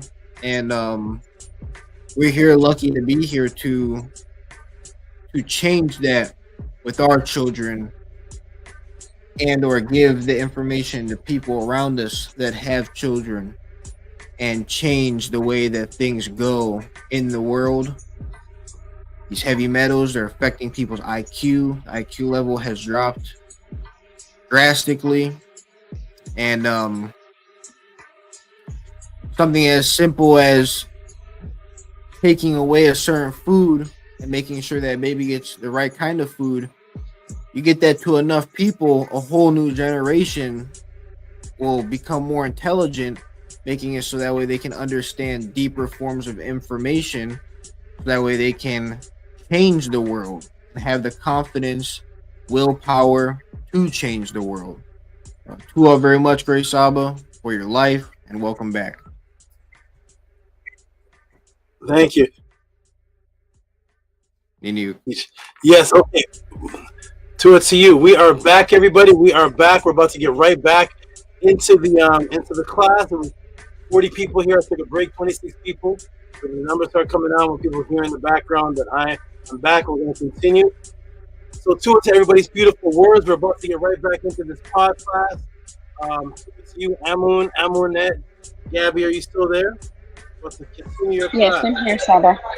Okay, wonderful. Is the Jed with you? Yes, but I have WhatsApp right now. Okay, all right, great. All right, to a Hush Nation, we're going to get back into it, everybody. So you all jump back into the room, and we're about to continue. Everybody in the chat, press 9 if you can hear me. We're about to get right back started. Peace and love, everybody. We get right back started to this class. Everybody ready? Ready? Okay, boom. Get your pens, your pads out. Get your iPods, your iPads, your eyeballs. Get everything ready, because we're about to get right back started into this class. Here we go, everybody. Ready? Boom, boom, and boom. Here we go. Share entire screen. Here we go, everybody. Ready? Boom, we are back, everybody. Let's get right back into this. Tehuti Overdrive, right back into it. So where were we, everybody? Let me get the timer back on and set and ready to go. Get it over. Here we go, boom. Press a 9 if you can hear me. Press a 9 if you can hear me. If you can see the screen. Please see the screen sharing. Harass, that's right, Harass is still here. Excellent, wonderful. Okay, yay. Anybody else in the class? 9 if you can hear me. There's Amonette. Amonette says, I got eyeball, Saba, that's right. Okay, excellent. We got Amonette with the 9. We got 432 with the 9. Bijan Farrell with the 9. Let's get into it, everybody. Here we go. All right, everybody. Boom, boom, boom. So let's backtrack a little bit. We can get the momentum built back. Boom, boom, boom. We're going back and back and back. The female is the sustenance through natural breastfeeding. The matrix wants to veer women away who are interested in Kemet away from this, which is why you never really see any sister who supposedly teaches on Ma'at specifically quote the writings of Ma'at that specifically addresses the female's value according to the indigenous writings, not from the top of their head. Have you ever noticed that? That is because almost every law of Ma'at pertaining to women or females is based on her role in family and child raising and nurturing her husband. And the Matrix has taught women not to be a part of that or not to teach on that from the writing. Now let us look at certain images that are animal symbologies, because as this class started out, the Tehuti class started out with my story. I started out being taught first by the animals and realizing as I continue to teach that 98 or so % of the whole Metanetter are animal images or life images. So that's the Metanetter teaches through nature. Now let's look at certain images that are animal symbologies that represent the evolving child. Now the word for which that you are is, which is yourself, is nek or nook. Nek or nook is the ancient Metanetter word for you or yourself. And what have I taught you before? That you are called once you are reborn into the next realm that our ancestors wrote. For the children of what? Children of Renunet. Renunet is the serpent, which is represented by the serpent I had throughout the class today. And I have the serpent named Renunet. And the children of Renunet are called Nekinu, pluralized Rek. And Rek is the word for yourself, like as in know thyself. So know thyself, or Nek is yourself, and thus in the afterlife or in the next realm, you're interestingly called the children of the serpent. Why are you called serpent children in the afterlife? Is because of the child reptile symbology of transformation. Child transformation is used to echo the stories of what's going to happen to you in the afterlife when you're reborn. Boom. This is the rebirth transitional stage. You are associated as a child in transition, specifically a serpent child called Nekinu, which is the pluralized Nook, which is the word for yourself. Because because the serpent was associated with rebirth, as seen right here again in the Per Amharu. So here in the Per Amharu, the serpent is associated with rebirth, which is you being reborn in the next realm, in the dual realm, the realm of Ma'ati. Here we go, boom. We're going to scroll down. And there's a viper. This is plate 27 from the Per Amharu, 3,250 years ago. Chapter of making Kepara transformation into a Seta. Seta is the name of another serpent that I have. And Seta, it says, saith Osar Ani Makaru. Now, Makaru, they have this triumphant.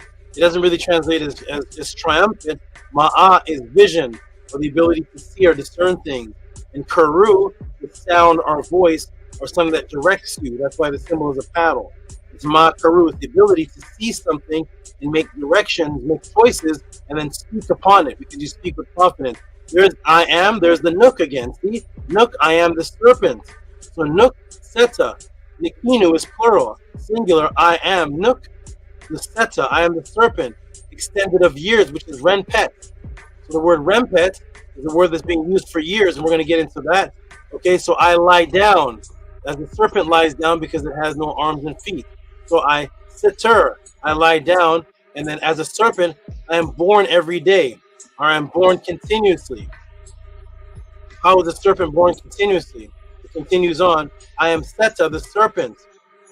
I am Seta, the serpent, the dweller in the limits of the earth. I lie down, I am reborn. I am reborn. I Ma, I Karu, I Ma, I renew myself. How do you renew yourself? Through the Ma'ah. The Ku or the Ka is yourself again. The Ka means yourself. What's the word for renew? The same root word of Ma'at. It means to envision. Visually. Visually. The ability to have foresight to see and make certain decisions. And thus in that realm you can see. And thus throughout that realm you renew yourself. I become Renpet. I become young. And there's a little baby right there. See the child right there? There's a child right there with his finger pointing to his mouth. What is that? What did I teach on earlier, everybody? What's the first thing that develops in the child when the child makes his transformation? His kepara. I can't see the comments. Makes his kepara from liquid food or breast milk to solid food. What's the thing that develops before the nutrients? What develops? The hand to eye, hand to mouth coordination. Remember the picture I showed with the baby putting his hand like this? The hand to mouth for more coordination. Now in this transfiguration chapter of Kepara transfiguration, it's comparing you to a child going through a rebirth or a renewal stage and then transforming and advancing. And the symbol it shows for the Renp is a baby, is a child, and the child has his hand to his mouth. The child has his hand like this to his mouth. That is exactly the part that develops when the child is going through the transformation of the 6-month period. It's hand to eye, hand to mouth coordination from the posterior cortex area that develops, which is even outside of the nutrients. It shows the child like this with his hand to his mouth. So there, that's called the Renp. That's called the Renp, which is also a word for a year or time period. So here we go, everybody. Ready? Here we go. Ask your committee. He'll teach you all about it. After 50 years of the kitchens are black. We'll eventually get to that. So here it is, hand to eye, hand to mouth coordination. That's the transformation that takes place at 6 months. 6 months. So here it is. You see the child. So there's the child becomes young. How do you become young? By going back to the childish. The child is symbol of becoming young. So there is the serpent right there, and as you can see, as the viper sheds, it looks brand new outside of the shed. It's laying down. The serpents can't stand up with legs, and then this part becomes gray, like an undetailed image, and then you come out of this, and then you're reborn out of that. So the serpent is a symbol of being reborn. So we see the youth transitioning stage are used to symbolize being reborn into immortal life and associated with the serpent shedding. Thus we see the child transitional stage is associated with the serpent and the afterlife as now a child of the serpent. Now you're called the child of the serpent. And who is the great mother of the netter in Ma'at? Who's known as the great mother of the netter? Does anybody know? Type it in the room. Who is the great mother of the netter? Who is the great mother? Because who is the head netter? And then who's the mother of him? The great mother of the netter. Does anybody know? Let me come to the room. Who is the head? Who is the mother of the netter? That's right. I'm gonna hand to eye coordination. Here we go, everybody. Boom. Right. Neith is the mother of the netter. Neith is known as the mother of Ra, the head of the netter. That's where you get the word head from. You get it from Ra, it developed from the word Rosh, and as in Rashid, as in Rash, which is the head or a guide. But the mother over him is Neith. And how is Neith depicted? As the great mother? Boom, the great serpent. There she is. Now Neith is there with her wings out. Yes, the great serpent mother. Because the children are the serpent children, because they're going through transformation. Here is the ancient name for people. Does anybody know what the ancient name for people is in the Meta? Ancient people in the Nile, which is male and female, is the word Ret. There it is directly in the tomb. I have the arrow pointing to it. That's the letter R, and that's the ta sound is in the TH. It makes the word Ret. Ret. And then making the full word for the people of the Nile Valley, which is Ret M Romain. So there's the word Ret right there.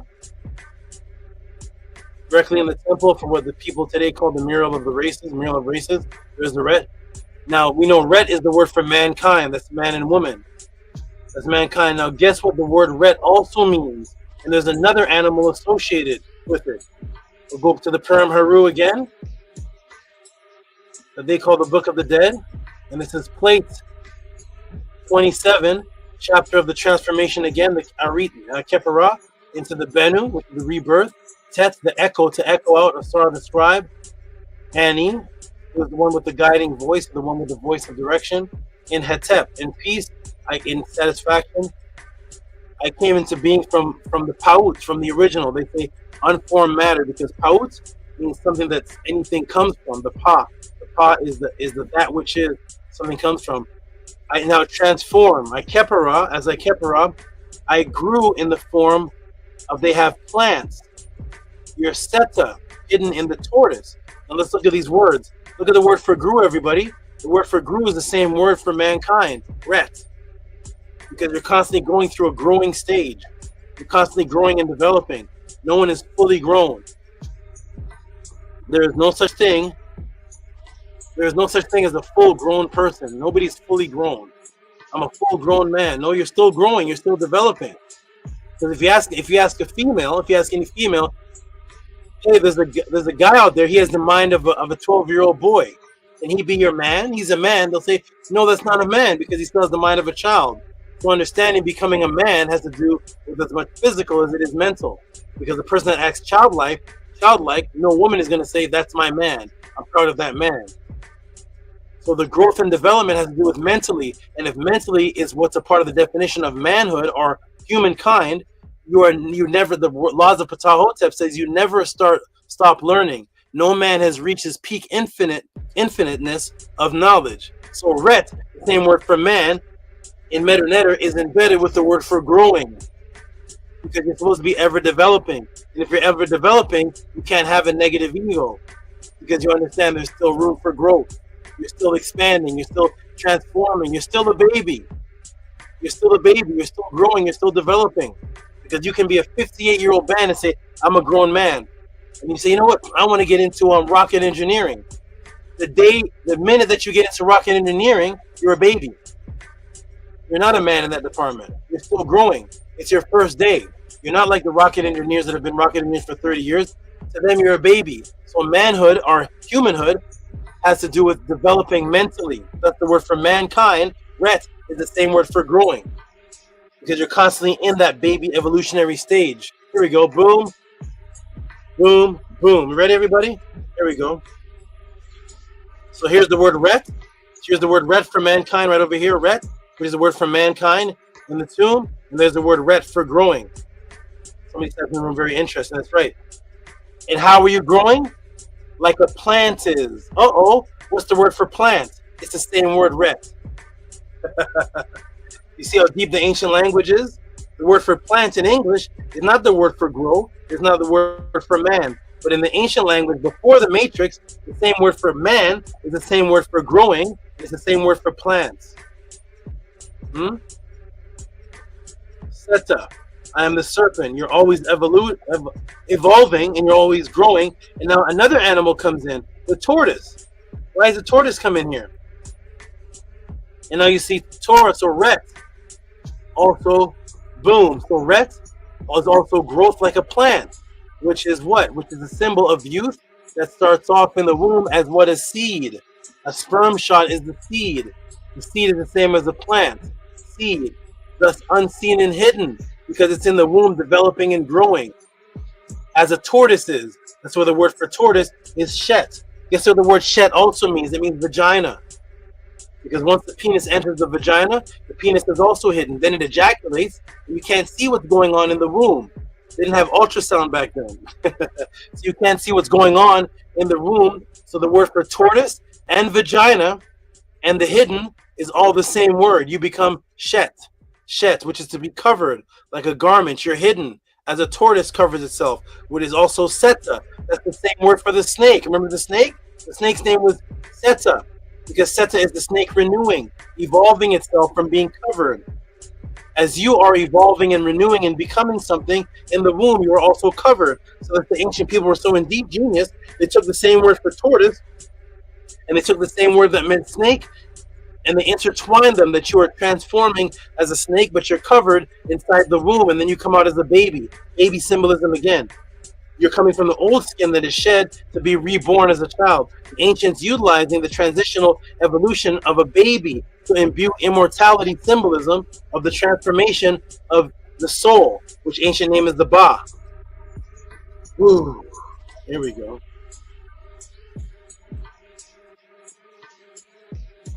See how we can do a full Kemetic Medu class and not one mention of the Bible? Huh? We can teach without that. And we can teach breaking down the Bible too. Oh, we can teach without it. The other teachers seem to need the Bible. Here we go. And thus to grow, and thus to reborn as a baby again in the next realm. Typo there. In the next realm is a symbol of a plant called Renpa. And now look at the word for grow. Let's take a look at this, everybody. So there's grow again, ret. Let me shrink this down. I actually don't have to. Bound up on my limbs, bound up my limbs. I've made myself whole and sound. I've become young again. Look at the word for young again. It's the plant growing. You see that, everybody? Because you are the seed that turns into the plant that grows. And that's the word for mankind is ret. And that's the word for grow is ret. And that's the word for plants. Plants growing is also ret, groweth. And then renpa is become young again, and there's the plants again that I have the arrow pointed to. You see how beautiful the ancient language is? Ooh-wee. You become young again. I am Osar, the Nebhe. I grow. See the ret? I grow, ret e. Groweth, ret et. And vice versa, there's the unk e, unkes. As I liveth. There's the rempa, there's the plant. There's the word ret, which means mankind. It also means growing, it also means plant. And there's the plant, because you're growing from a seed, as a plant does, as a child grows as a plant does. So that's the word rempa, which means young, is also the word for plant. Bingo. See it, everybody? There it is. There's the ret, people, growth, from a baby, seed. And that's why when you have a child, they say, is this your seed? Our ancient ancestors, typo, our ancient ancestors are so genius in imbuing all of this symbolism of baby rebirth transitioning. Guess how the word rempa was also spelled? So we know rempa means to be young. It means to be born again, young, and it's also the plant. But how else is rempa spelled? How ingenious were our ancestors with the language intertwining all of the symbolism into immortality? Look at how the word rempa is also spelled. Uh-oh. What is this, everybody? What are we looking at here? That's rempa again. Boom.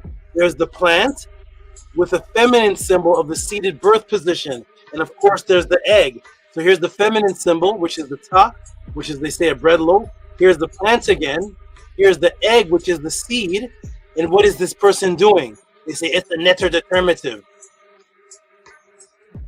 That is the image of how women gave birth. Reproduction, which is back to the feminine symbolism, and rebirth, child symbolism again.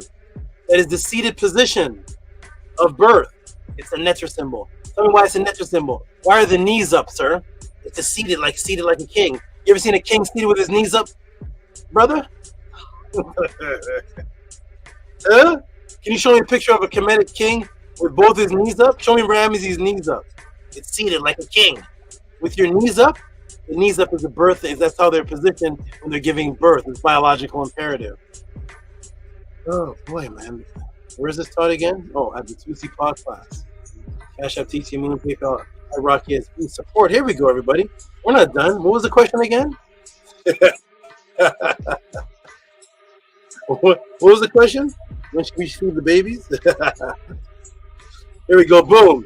So there it is. There's Renpa, which is the plant. The feminine symbol. There's the seed, which is the same word for rut. That's the seed, the egg. The egg and the seed is the same in Metanetter. Is that what you're birth from? And there's the female in the seated birthing position. Boom. The plant, the feminine symbol, the seated birth position, and of course, the egg. Woo! And what other animal is associated with the process of childbirth, child development, and children in general?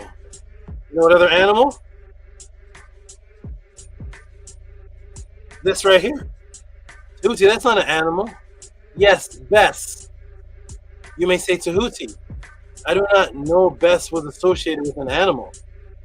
Yeah, yes, as I have told you and taught you before, have you ever noticed a facial expression with the tongue sticking out?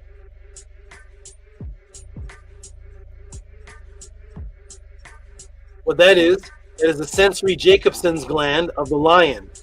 You notice that Bess's ears are in front of him, not like a regular person. You notice the wide face. Do you notice the tongue sticking out?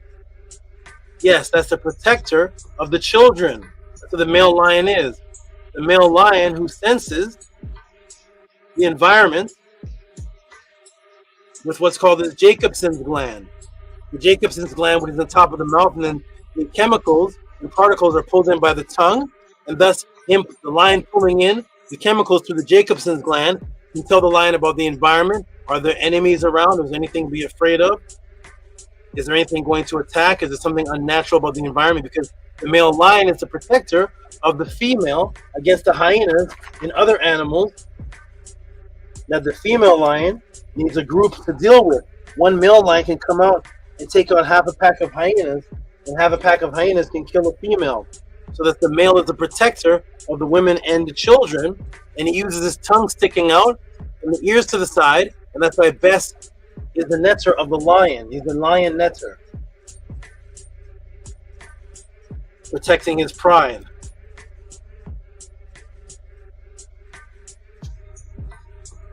So let me ask the class of all land animals, which one would you say has the best foresight? In other words, which one can see the greatest range? Not a bird, but land animals. Which animal in existence can see the greatest range from its standing perspective? Let me come to the room here. Go ahead and type it in the room. What animal can see it has the greatest range of sight from its standing perspective? Type it in the room, everybody. Participation. Anybody type in the room? Of all the animals, we have cats, dogs, zebras. We got all kind of animals. Which animal has the best perspective of sight? I'll give a few minutes. Which animal has the best perspective of sight?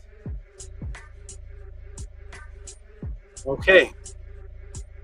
Bing, bing, bing, bing, bing, bing, bing, bing, bing. I put the chat up in the room to show.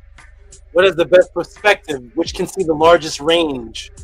What animal standing up can see the largest range area? It can see the largest range from all the other animals. What animal? Standing up. It can stand up. Not a bird. It stands up, and just by standing up, it sees a greater landmass area than all the other animals. But everybody, we got some answers here. Boom, boom, boom, boom, boom, boom. Not sure. Okay, let's see everybody. Boom. We got some answers here. Here we go. Ready, everybody? Boom, boom. Let's see everybody. Ready? Here we go. Am I showing the screen? Ooh-wee. Let me put this animal here beside other animals.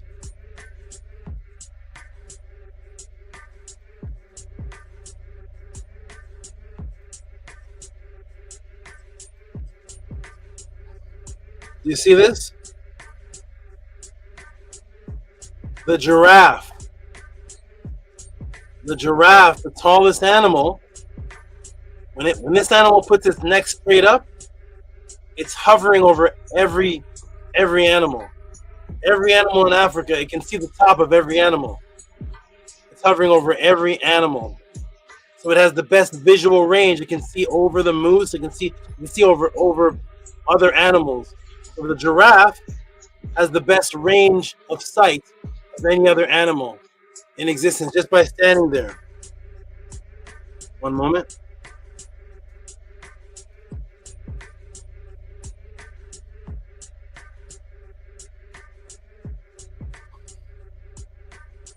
Oh, let me fix something here. Boom, boom, boom. Hey, it won't fix. Let me see if I can fix that.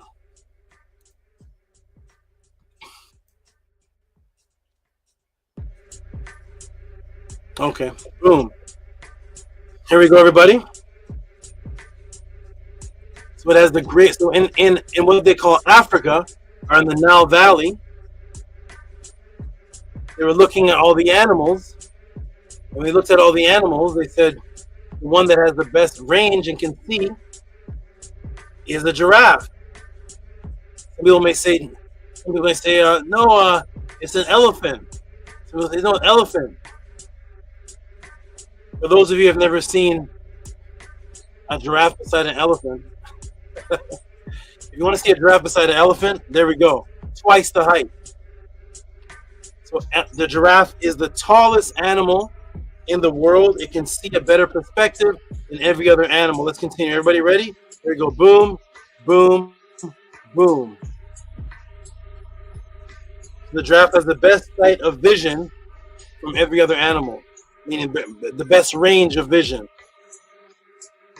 Okay, good. Yeah, Gabrielle put giraffes. Harass said, oh, giraffe. Yeah, that's right. You ready, everybody? Here we go. Boom. We're back to the class. Here we go. Boom, boom, boom.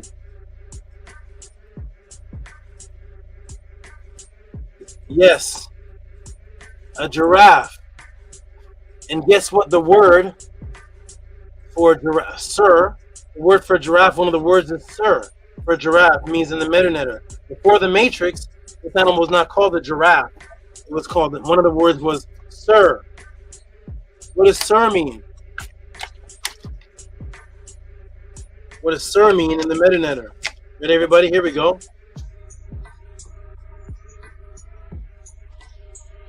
What does sir mean in the metanator? I'm going to show you the word sir. It was an ancient word for giraffe. Or there was the word giraffe. See what goes on in the Matrix is a certain group of people give the animals names, and then you believe that that's its name, and nobody can tell you what the word means. You see, every word has to have a meaning. So if you walk up to somebody and say, "Hey, what's the tall elephant? What's the tall creature with a trunk called?" It's called elephant. What does the word elephant mean? Go. Let me time you for your answer. What is the word? Use the word elephant in a sentence. What does it mean? No, you don't know, because they removed. The ancient people had names for the animals that had meanings to how they tied into immortality, symbolism, and spirituality. So we say, "Hey, this is called a bobcat." What does that mean? Who's Bob? Huh? This is called a cheetah. What does the word cheetah mean? What does the word zebra mean? What does the word elephant mean? What does the word hyena? Use hyena in a sentence. You can't. You can't. Because they removed the original words which had the original meanings. So here's the original meaning of the word elephant, of the word giraffe. Before it got mutated into giraffe or changed into giraffe, it had a meaning. They had to remove this meaning because the meaning has a story behind it and a deep meaning for what it is. Look, sir, there's giraffe right there. Sir, it means to foretell. Uh-oh, boom, sir. It's foresight, prophecy, or to foretell the future because of what you have envisioned. The oldest Kemet story or royal prophecy is the West Car Papyrus, and guess what the story is about? The story is about the first foretelling. It's the first foretelling story. And guess what the first foretelling story is? About in Medunetter. So Sir means foresight, of course, because anybody in the Nile Valley would say, what's that animal over there? Oh, it's called Sir. Well, why is that?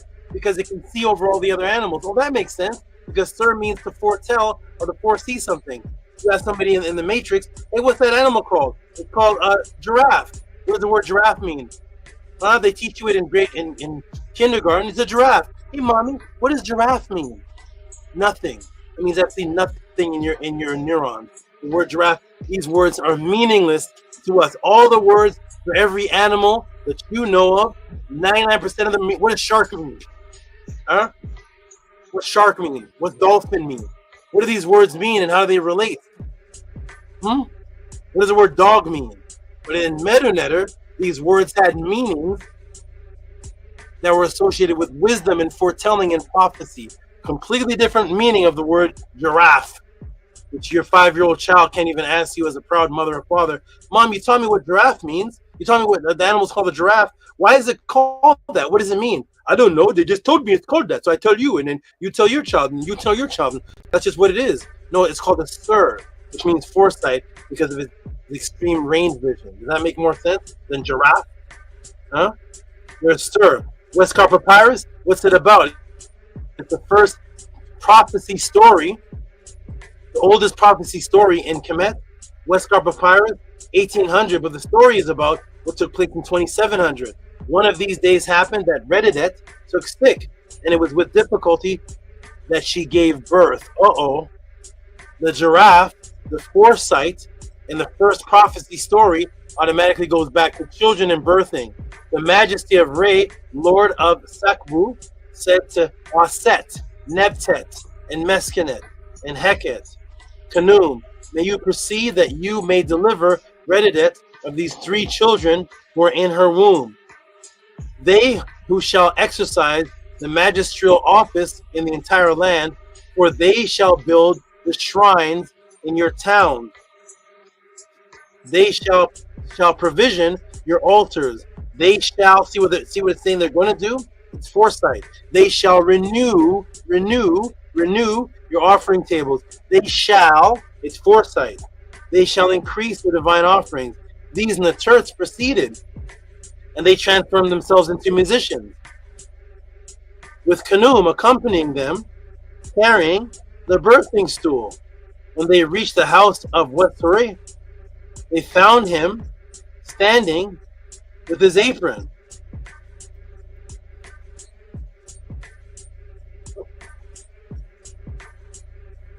With his apron untied. They proffered to him their necklace and their rattles. But he said to them, my ladies, see, there is a woman in labor, and her bearing is difficult. They said to him, let us see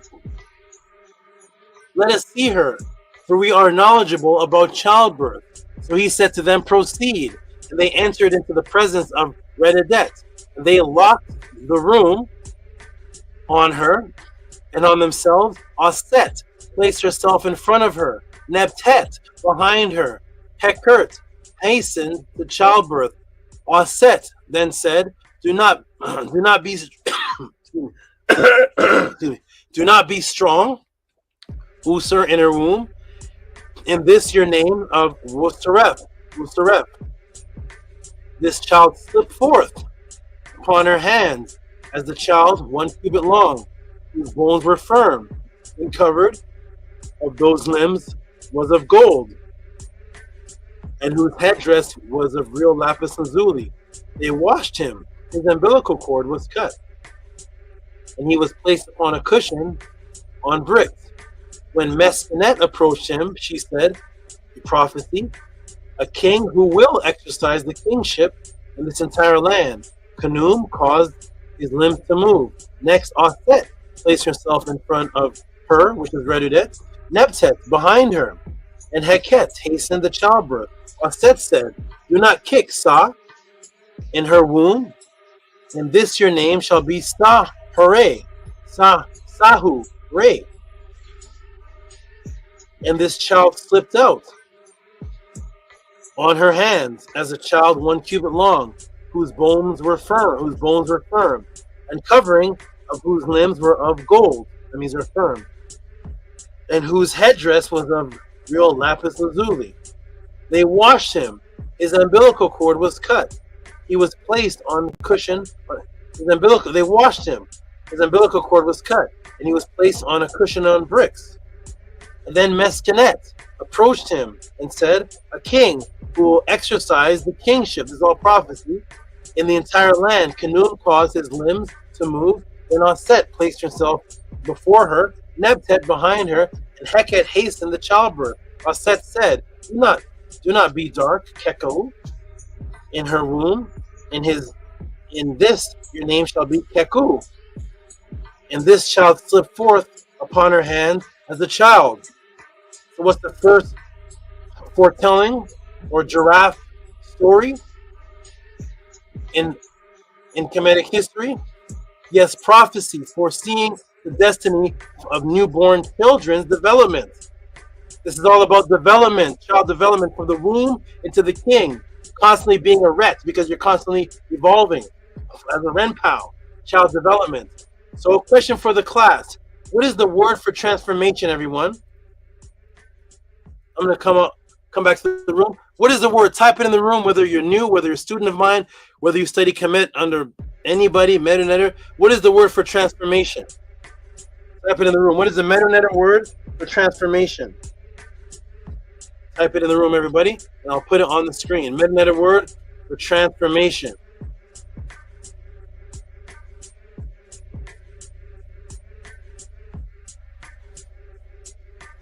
Does anybody know? Oh, we got Nook Panook. One person out of 34 says no hicco. That's not the answer. This is the answer. Kepara. Okay, here we go. Here we go. Kepara. Kepara. Kepara. That's the Metanetter word for transformation. All my students know. All the new people that are watching, I want you to please take note. Take note, it is only the students of Tehuti that are answering these questions because everyone's so focused on teaching the Egyptians are black. That's all they're teaching about. The Bible's on the Egyptians are black. You don't know that when the most, hey, there's Ampu.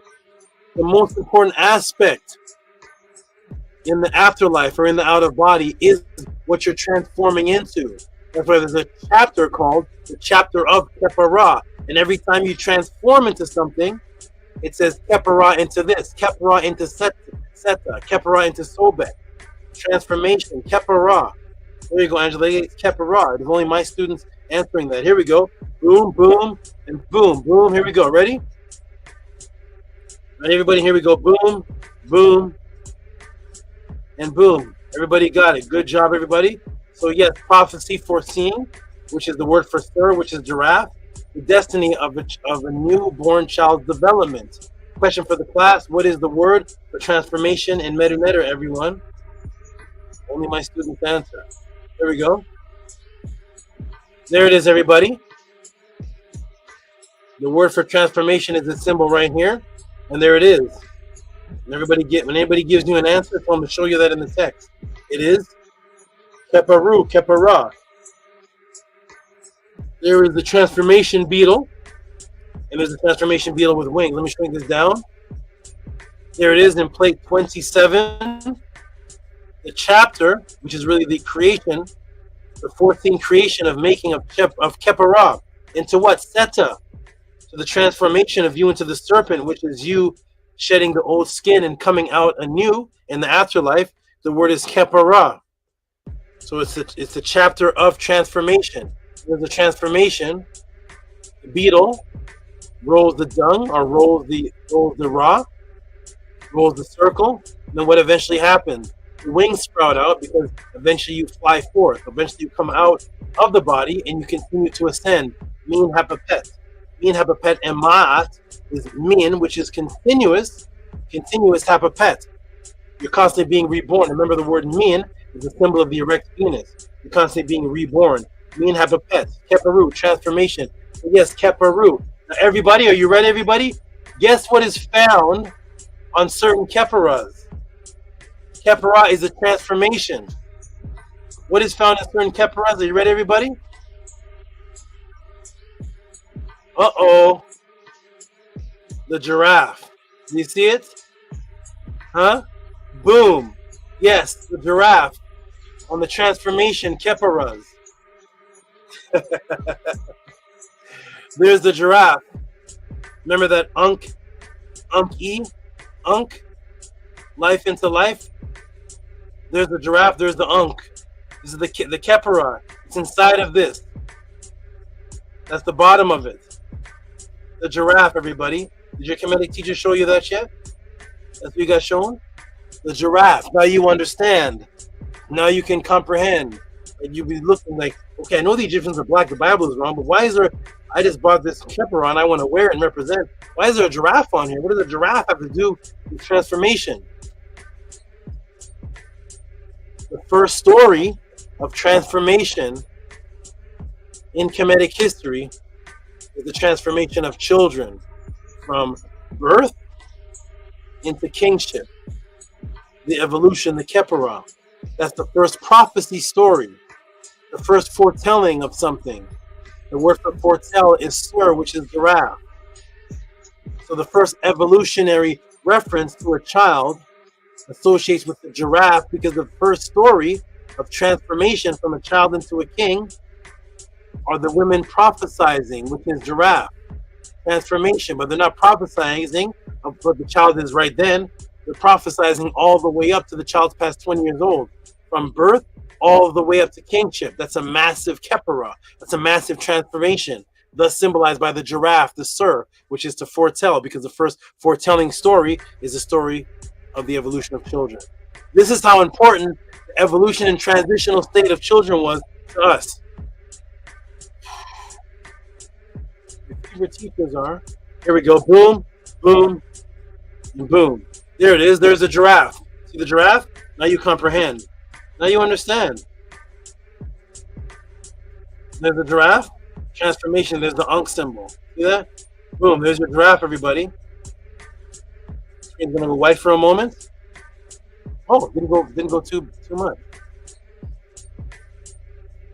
There's the giraffe, everybody. Boom. Also associated with the print of the giraffe, because the print of the giraffe is the same print of certain serpents. I taught a class on that. It was the same print of the serpent and the cheetah, which means to jump, which means to spring forth. I did a whole class on that. So the giraffe print is also symbolic to the ancient Kemetic as well, to us. So now that you know all the imbued deep animal symbolism associated with the development of the children, the connection to the transitional state, representative symbolism of transformation of the pure energetic projectable body being born, intertwined in the journey of the child onto symbolism, and the child onto the symbolism of immortality and animal, serpent, tortoise, lion, and giraffe. Remember, everybody, this class is on the transitioning of the child from breast milk to solid food, right?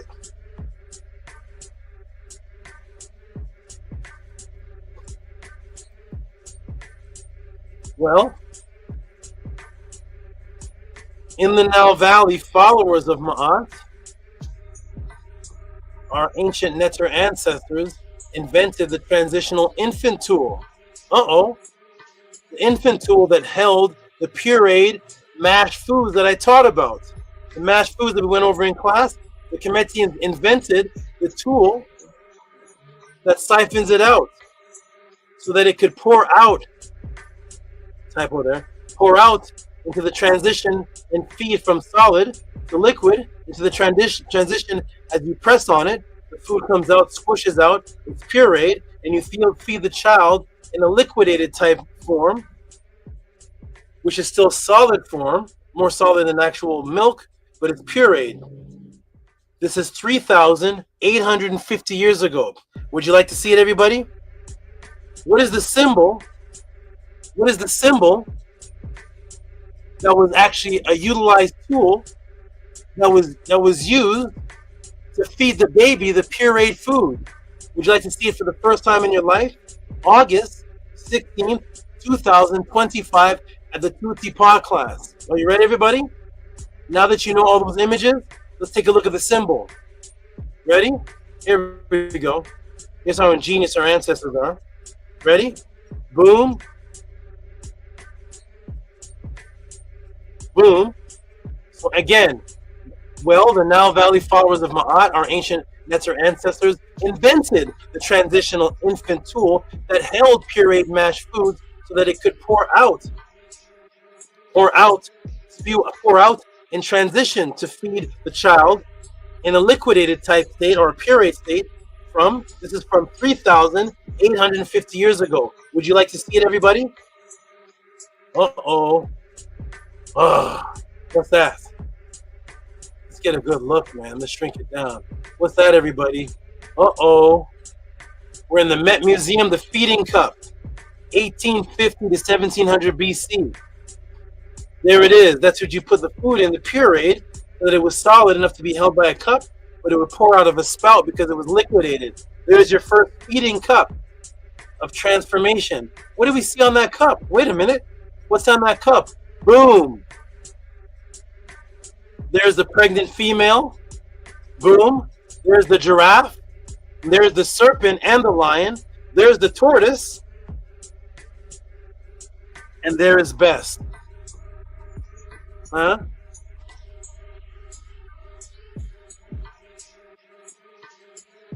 And that, as I repeat, and that is how serious we took the infant transitional breast milk to solid food stage of our Neter infants pre-matrix in Ma'at.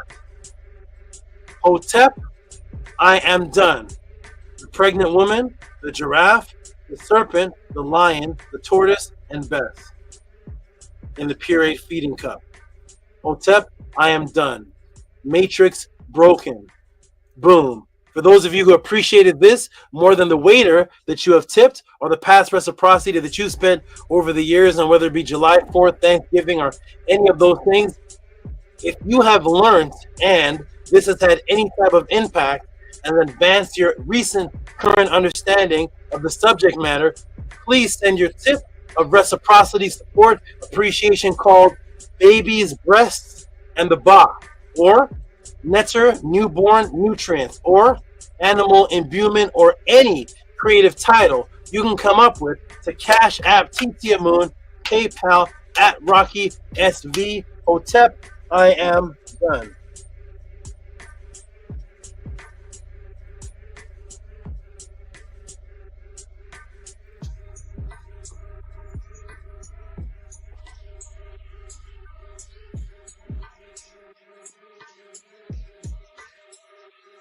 That is how serious we took the transitional baby feeding. All the symbols were on the pureed cup. Hotep, I'm done, everybody. I hope I answered that question.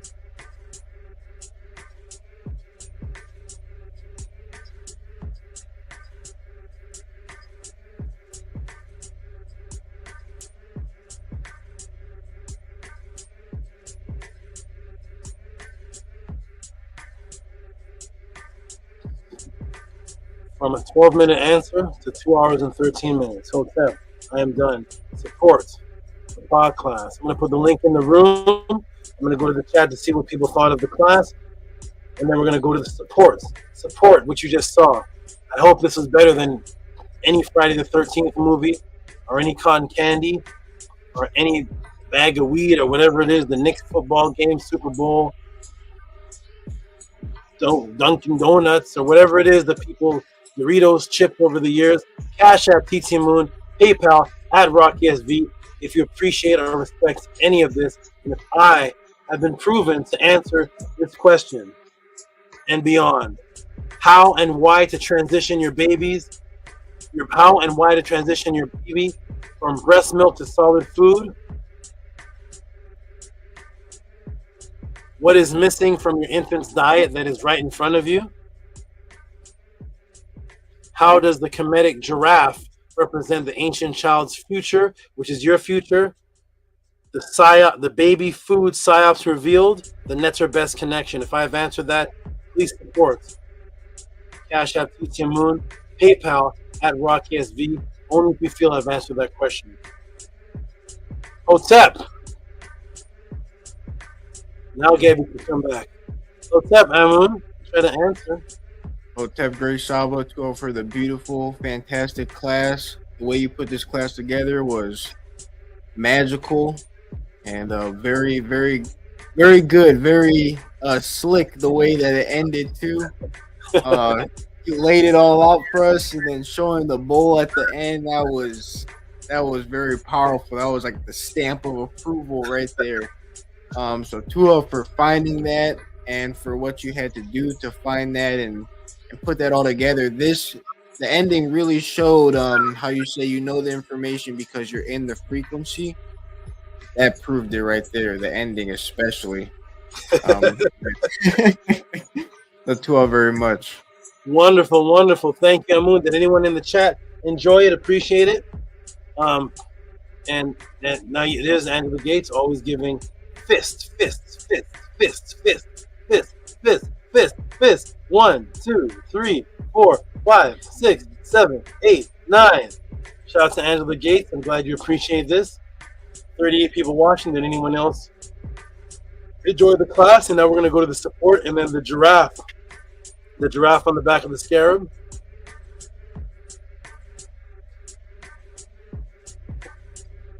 Woo. Where's Gabby and the Jed now? Where's everybody? Where's the House of Attend? Where's the entire House of Attend? Where's everybody? I don't know. I don't see Annie. I don't see Minty. I don't see the Tep. Where's everybody? Nobody. All right, everybody. But anyways, we're gonna go to the support, and yes, the nets are real, and the print on the giraffe is also what is significant because the print is a word test that means to jump or advance. It means to advance, and that's what the priests were actually called. They were named after the print they saw that matched snakes, giraffes, and panthers, because all of those things represent height. The snake strikes fast and jumps up, and the cobra stands up. That's the snake. The cheetah was called the jumper. I showed the video of the caracal cat, and the giraffe doesn't even need to jump. Giraffe never needs to jump. He looks up and grabs whatever food he wants. So the thest, which is the word for the print, represented the priest who had a high status. So that word was named after the print of the serpents, of the giraffe, and of the leopards. And that's why today I brought mine.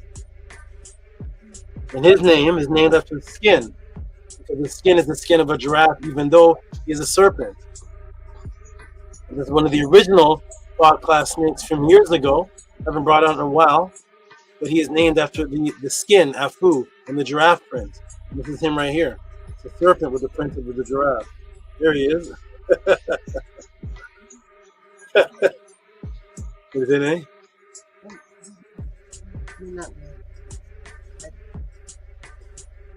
And there it is right there. So he's a serpent with a giraffe print, and the only reason he has a giraffe print is because he doesn't have the scales. It's the skin. So when it comes out as the print that looks like a giraffe, and the cheetah, the theft. The Kemetians would see snakes that looked like they had a print, and that's all three of those things were associated with the same, which is growth, which is the definition of the word red. But let me end the class, because I'm still teaching for some strange reason. I thought I was done at 2 hours and 13 minutes. So there, Afu. And this is my first magical snake that performed, lived through fire and everything. Long story. We're gonna get into the. You like that, Nupu?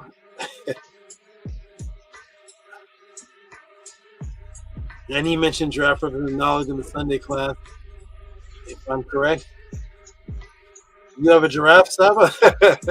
All right, let's get into it, everybody. Now we're going to get into the support. We're going to show the people that they appreciate the time that was just given, because we appreciate the time of the person that flips the McDonald's burgers and feeds you poison. And everybody here has eaten McDonald's. Anybody here never ate McDonald's before? Our Murder King? And we appreciate that time, so that person is paid $8 an hour, $10 an hour to serve you poison. That's why that person is paid. That means he's appreciated. That's right. See, we're gonna see if this is appreciated as much as the man that's making poison or the Arabs in the store that sell cigarettes. Let's see, everybody. We're gonna go to the support system. I'm gonna refresh the page and see who actually liked the class based on the support system. Because that is really the only way to prove it, because it shows the value of what people appreciate as the time for what it takes. If anybody could yell out, "Yeah, Tehuti, deep, man, deep. I liked it. That's deep." Yeah, that's deep, man. Deep class. I liked it. And then what you really like is the weed man, because you never walk up to the weed man. I don't know if you ever bought weed, Amun, but if you walk up to the weed man and say, "Yo, that green, I like it, I like it," is he gonna give you a bag? Is that how it works? I like it, man. I like it. I appreciate this weed, man. You could say you like it all day, but people will come to the pod class and say, "I like it, good class." Leave the class and tomorrow go give the weed man $20 and take the children to carnivals with the cotton candy and go to the movies and eat popcorn for $18. But they'll say they like this, but you can't go in the theater and say, "I like popcorn, give me 5 bags." The guy can say, "You like it, but this popcorn, this greasy death food, has value to you, sir. Show your value. It's $8 a bag. The value is it will kill you, but show us that you value it. You're in your wallet. A bag for me and my lady." Here we go, everybody. So we're gonna, as you like it. So here we go. Let's see if people like this as much as a bag of popcorn. So first off, for support of this class is Robert E. Williams, Robert E. Williams I think he sent more than one support almost every single pod class. He's setting the trend, or he sends multiple supports. He's always up at the top when I go to look at the supports. Robert E. Williams, is Amunet gone to bed? No, she's right here. She just came back. He popped up. All right. Amunet, could you go ahead and read that for us, please? Yes, I can. $20.72 from Robert E. Williams for the Medu in real time, Tua Saba Tehuti with a giraffe, a beetle, a lion, and the salute emoji. Excellent. Gabrielle Lopez liked the class so much she just has explosion signs on her head. We have Angela Gates, Nukwu, and Gabriella that enjoyed the class. All right. I think BJ said something too. Okay, wonderful. Give Robert E. Williams some noise, please. Oof.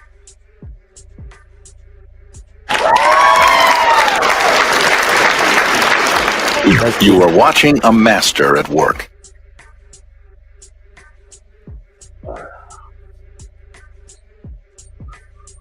Wonderful. All right, let us continue. Patah has entered the building. There is Patah. I was just asking everybody, Patah, where's the house of the 10, man? Where's the E.D. Jakes? Doesn't have to go through this. But there's Patah. Patah showed up. Amunet showed up. 3 members of the house of the 10. Gabriella showed up. I hope Pathways isn't like this. You got to pay to go to that. This is the click, right? You got to get hotel, pay for flight, and this is just a cook. How you doing, Patah? Oh, Tep Great Saba. I am Nefer, Suret, Dua. How are you? I am feeling great. I'm feeling great, much better. Got the results in, and I go and get another examination in 3 months. But as for right now, it looks like things have gotten out, and they're moving toward definitely a positive direction. So I'm just excited to be this amp to teach on a class about the transformation of baby feeding. And I'm not gonna have any babies anytime soon. But I'm excited as I'm excited as Gabriella is. But why? I don't have any new babies. So I feel excited and hyped. Let's do it. Well, to offer that, Great Saba, that's very Nefer, and I love this class. The importance of the mescanet, the renanet, the feminine, raising energy is just so important. So Tua for going into the depth that you do and bringing forward these powerful, life-bringing, raising up teachings that we all can utilize for sure. So Tua, great Saba, and Uncle Jasaneb to you, and Hotep, great Amun and Amunet. Peace and love. Wonderful, wonderful. And somebody told me, they said, just for the synchronicity, they said, yeah, I think Baton mentioned a giraffe in the class. Do you remember mentioning a giraffe at all, Baton? Or is that person making it up? No, who said? Let me see. Let me check. Yes, I did a pretty deep dive into the prophecy and Sir. That's one of my favorite words. And I showed one of the great Neterettes in the prayer in Heru in the first gate. One of the great ladies who she's known as the Suret Madu, prophesizer of the words, and I showed that. So it was Nefer. And you mentioned giraffe. Yes, and it all tied directly into the giraffe and foreseeing and prophecy. Perfect, beautiful. So there it is, everybody.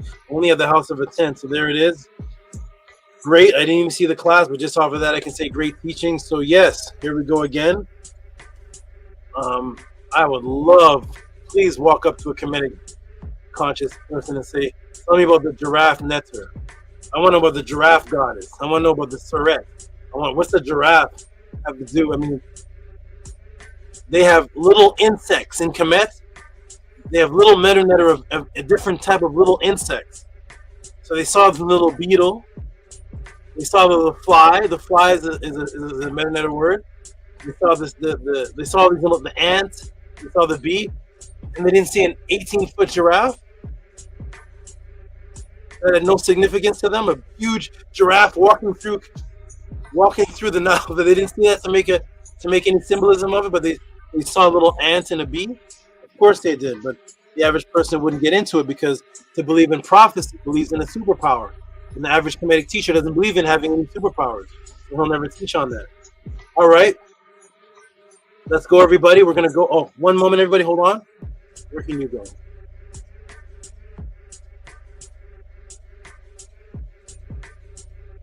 Can you stay still? Can you go on the keyboard and stay still? Afu, the giraffe snake. You remember Afu from years and years ago? Absolutely. I need to get my other one back from AJ. I need to get that one back from AJ. AJ has my other one. I need to get that one back. Let me hold on one moment. Let me put him here. And one moment, hold on. Dua to Afu. Yes. One moment, hold on. Hotep, great Amunet. Peace to you. Hotep, peace to you. Peace. And Hotep, everyone who is here with us live and those on the playback, be sure to hit that like button, and the support links are pinned to the top. So if you appreciate it, and if you're here, there's a consistent number throughout the pod class, and it would be nefer and wonderful to see that many support to come through for the pod class,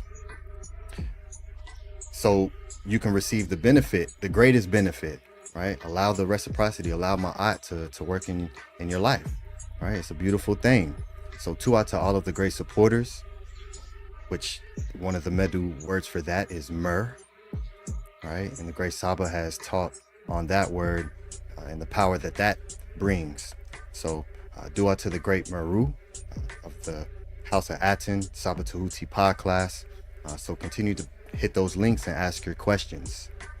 Hotep. Thank you for that. Annie, great. Very great. Okay, now we're going to get into the support. We got Robert E. Williams. Let me see if that's saved. Hold on, Robert E. Williams. As the first support, we're going to go through these supports and show everybody who's watching the PODCLASS the symbiotic reciprocity of honesty and appreciation that people have when they see a brother do this kind of work that's never been done ever before, an answer like this ever before. We respect this more than the McDonald's cheeseburger that we all bought. Anybody watching right now, anybody on the panel who's never bought a McDonald's cheeseburger or a Wendy's Whopper, or was it Whopper with fries? So we're showing the whole world that we appreciate this more than the those things called beefy chews. What those things called? Beef jerky, salt jerky. Anybody never ate a beef jerky before? What was that first word?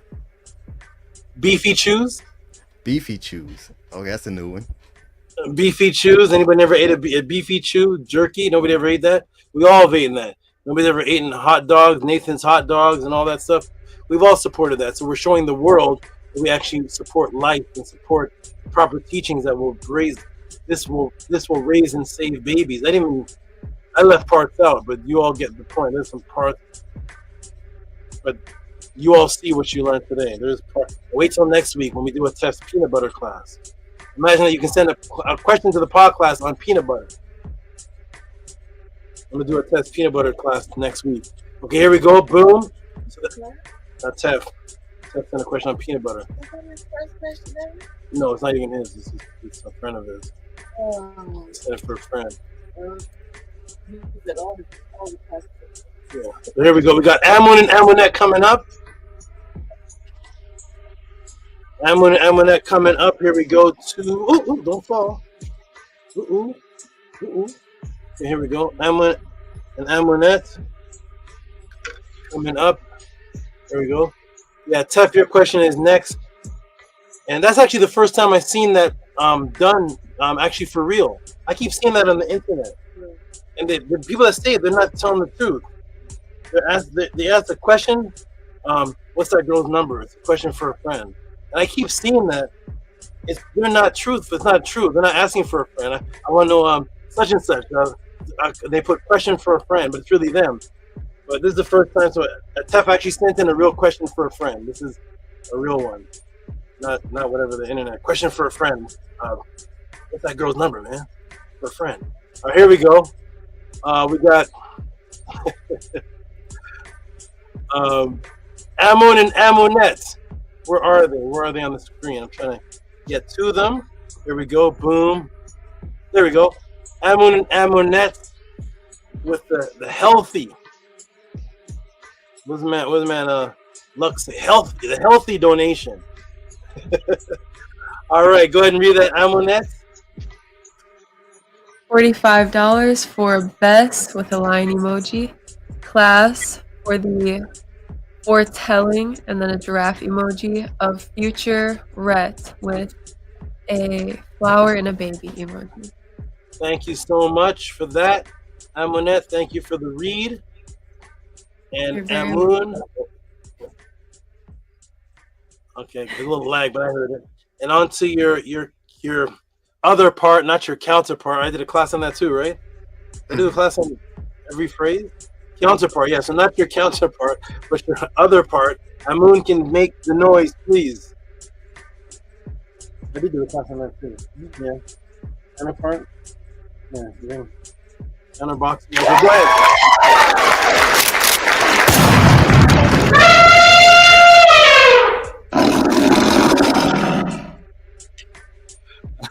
Even though the class wasn't on an elephant, but two for the elephant sound.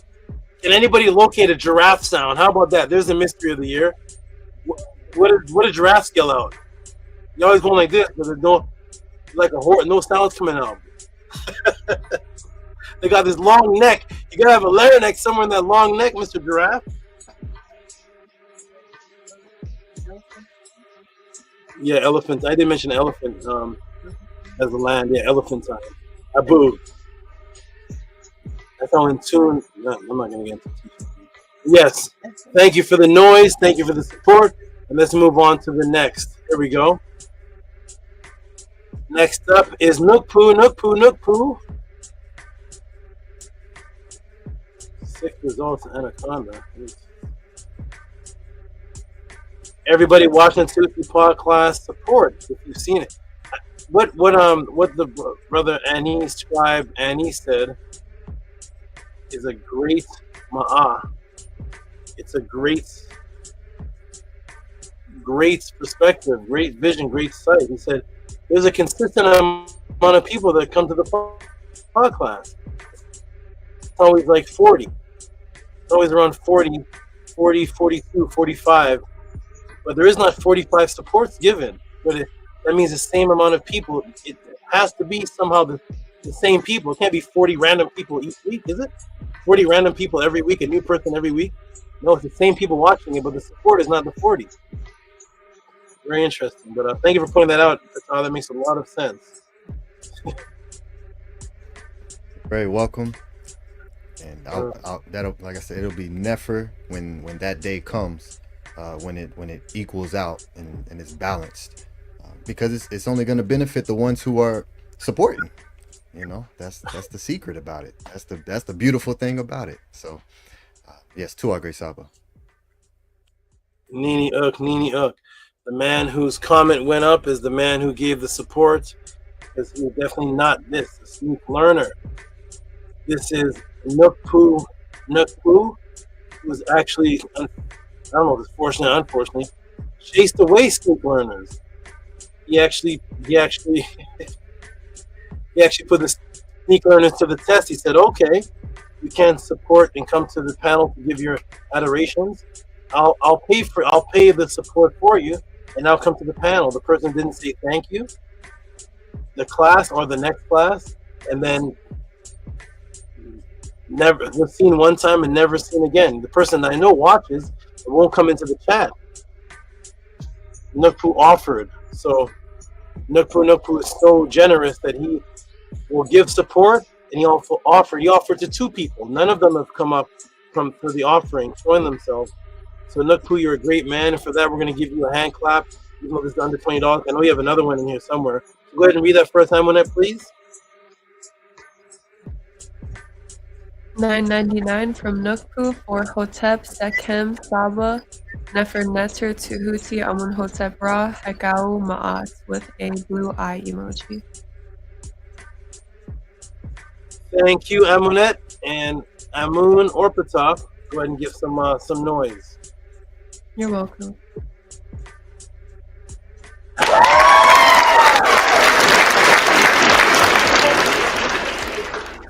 Makeru.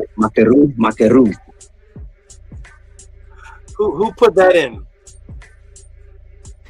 It was Amunet's idea. Okay, thank you, Amunet. That was perfect. That's perfect. That was the voice of the person that gave the support. Thank you. Amunet is always out. Amunet's always adding the last sound that makes it right. Thank you, Amunet. That was great. All right. All right. Someone else who appreciates this podcast is this brother said a very wise thing too. He said if you want to support the podcast and you find yourself not being able to, which is kind of unbelievable, he said go out and do the hustle that you do. I'm summarizing, paraphrasing, but go out and do the hustle that you do to get the other things that you like. So nobody's born with a budget that can support anything. I mean, Patah and Amun, at 5 years old, could you guys afford a bag of weed? I mean, I couldn't. Could you guys afford your own Doritos at 5? Nobody. Nobody's born with any budgeting to do anything. You literally take the things you like and you go out and work for the things that it's first what you can take care of. And if you want to go to the football game, Netflix, whatever you do, you go out and do a little extra thing for whatever it takes. You want to take your family out to the carnival, you feed the children the funnel cakes and the apple pie and all the candies. You find a way to do that. So the brother said, hustle up and get what you do appreciate, because everybody that supports something hustles up the extra money because it was never a part of your priority budget to eat bubble gum or to eat Doritos or nacho chips or smoke weed. That was never part of what you were trying to do at 10 years old. So here we go. Boom. We got the brother here. This is the brother that made that beautiful statement. His name is His name is Hush Nation. Hush Nation. Go ahead and read that first. Amunet, please. $9.99 from Hush Nation for Tua Hotep Saba Tehuti for your Nefer Aku Henu Sekem. Okay, thank you, Hush Nation. And Hush Nation, are you in the room by any chance? He's probably going to bed. Okay. Boom. The next supporter who appreciates this very, very much is the man that's on the panel right now. Where's Nukpu? Where are you? Where are you, good brother Nukpu?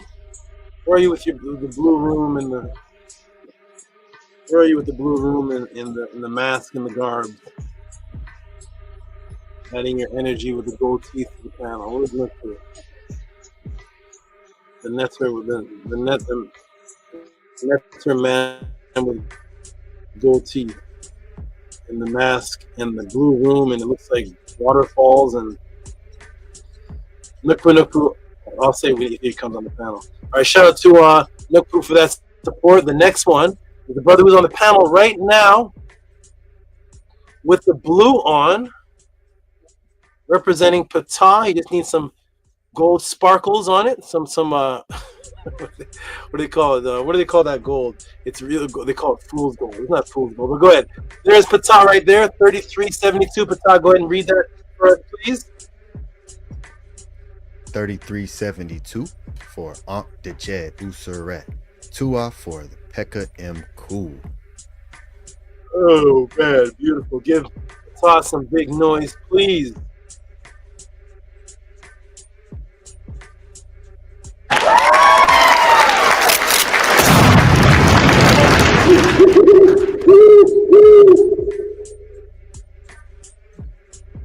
That was catered to Ptah.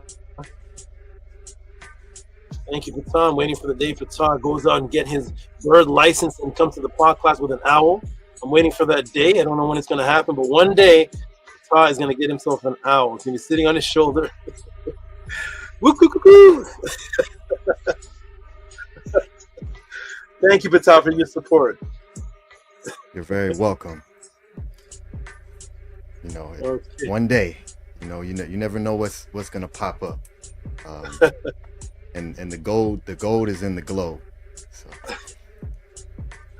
The gold is in the glow. Who said that? I don't know. That's when you said Bruce something Leroy? about gold. That's Bruce Leroy was. He did have the glow. And it was gold. The gold is in the glow. Okay, the gold is in the glow. That sounds like one of those 70s. Yeah, the gold is in the glow, brother. I like that. The gold is in the glow. There's got to be a soundbite. The gold is in the glow. There we go.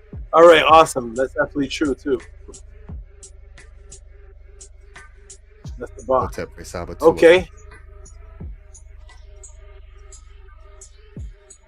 Nini Uk. We have coming up next. We have. I was just about to ask about her. Hope she is well, doing well. This is the none other than the unique, the embodiment of sets and all the female netters, the Neath, the Nike,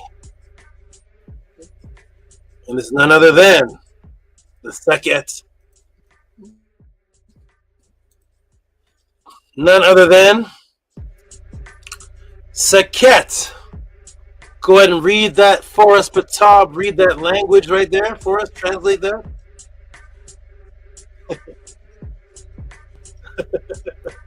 Let me see if I can zoom in a little bit. Let's see.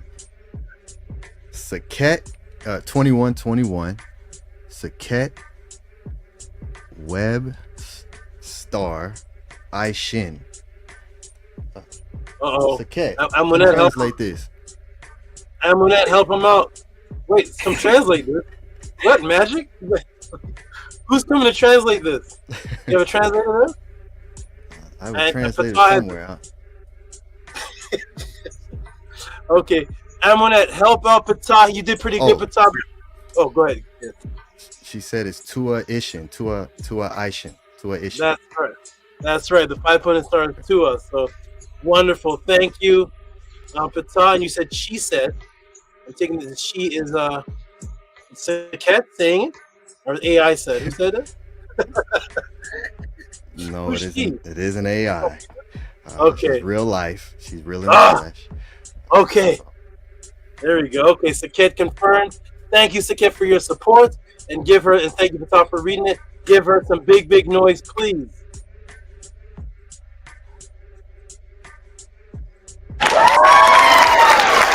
And yes, the Hekalu really works.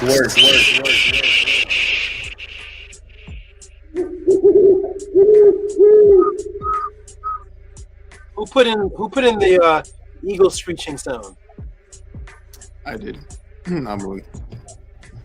Okay, well that directly relates to Saket actually. I don't know if you know, but that directly relates to Saket and our beginning conversations. Wonderful. Okay, wonderful. Thank you for adding that in. So far, almost every donation has had a personal sound relating to the donator, to the supporter. So thank you. Thank you. Thank you. Nefer Nature J says, "A SABA with the bars." What? Shout out to Nefer Nature J. I don't remember rapping, or maybe he just watched a video. I'm not sure, but thank you. Shout out to you, SABA with the bars. Maybe I said something that rhymed. I don't know. All right. We got water cobra. No. Ooh, harass did. I'm gonna save that because there's not much support tonight. There's some big supports, but there's not much support. But we have a big meta order. Here's a Tefrem Kem Maat. Oh wait. Oh, here's Rudy Briggs. And there's Dr. LaRoche with a question. Rudy Briggs. This is a new person here. Never heard of this person. Shout out to you for your support. And this is a strange looking cash app, which is different from. This is it looks different. Okay, well, thank you, Rudy Briggs. I always give new supporters a hand clap. So we got Rudy Briggs over here, and peace and love to you for showing your support as a new person, Rudy Briggs. And there is Rudy Briggs right there. Give him a hand clap, please. Oh, I'm gonna read that first, please. Cash app from Rudy Briggs for $5 for Netter Knowledge. This is his first donation that I know of, so give him a hand clap, please.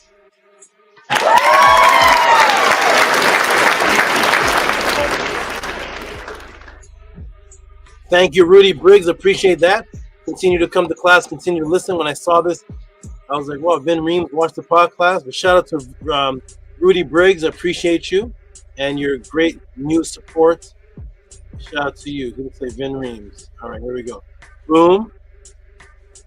All right, who is next? Who is next? We got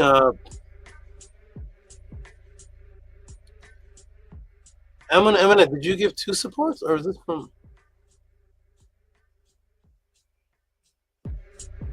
Okay, we got Emma. This is before the podcast. Okay, shout out. No, that's not Emma. Shout out to I just saw Amun and stopped reading.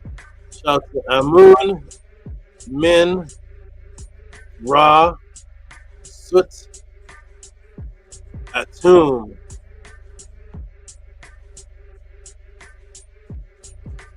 I'm going to read a few more, then I'm going to take another break. Shout out to all those who do support. This is from a couple days ago. Not many actual numbered supports of tonight's class. For the amount of people. Shout out to the 45 people that watched though. And shout out to those. I didn't see any names. It's a lot of questions in the chat, but nobody would send a $5 support. Quite interesting. All right, here we go, everybody. So shout out to Amun, Min, Ra, Sut, Atum. And I'll go ahead and read this one. Simple for teaching. $40. This came. This didn't come during this pod class. It came a couple of days before the pod class. Shout out to you though. It's going up in this pod class. Give Amun, Min, Rasta, Atum some big biggity big noise, please.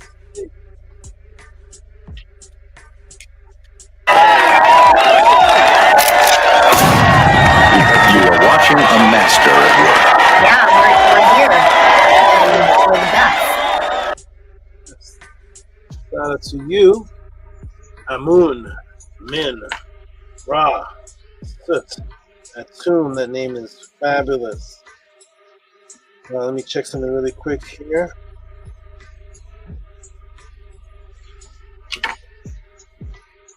All right. Next up, Dr. Daniel LaRoche, the one who sent in the question that caused the Hanu commemoration class to the Netsubiti and the Netters, sent in another one. He was very, very pleased with that answer. Very, very pleased with that class. So he sent in another one, and he wants another version of that, but based on another topic. So everybody look out for this one. This is going to be a very similar, another commemoration. And go ahead and read that for us, Amunet, please. $80 from Daniel LaRoche for top highlights of medicine in ancient Kemet. So just like we did top, thank you, Amunet, for reading that. You're welcome. So just as we did top, just as we did top highlights for the Nitsubiti fighters and defenders of Maat, highlights can be a class for all the doctors, the things that were discovered, medicine. Oh, shout out to you, Daniel LaRoche.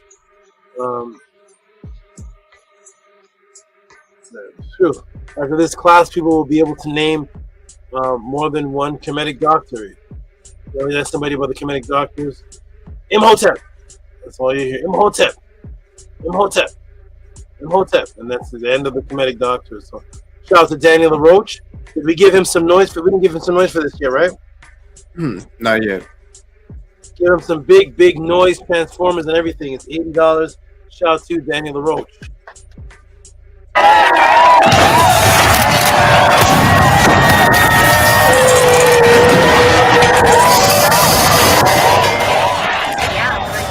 Humans are masters to play by their rules. I came to overcome before I'm gone by showing and proving and letting ours be born. All right, excellent. Thank you. Noise makers. Who put in the Rock M? I did. Thank you. Thank you. Okay, very, very good. Rakim is an icon in this realm of hip hop. Thank you for that. I love hearing about him, from him, and anything, almost anything that he makes. He's definitely changed lives in hip hop. All right. Any other supports? Let's see. We got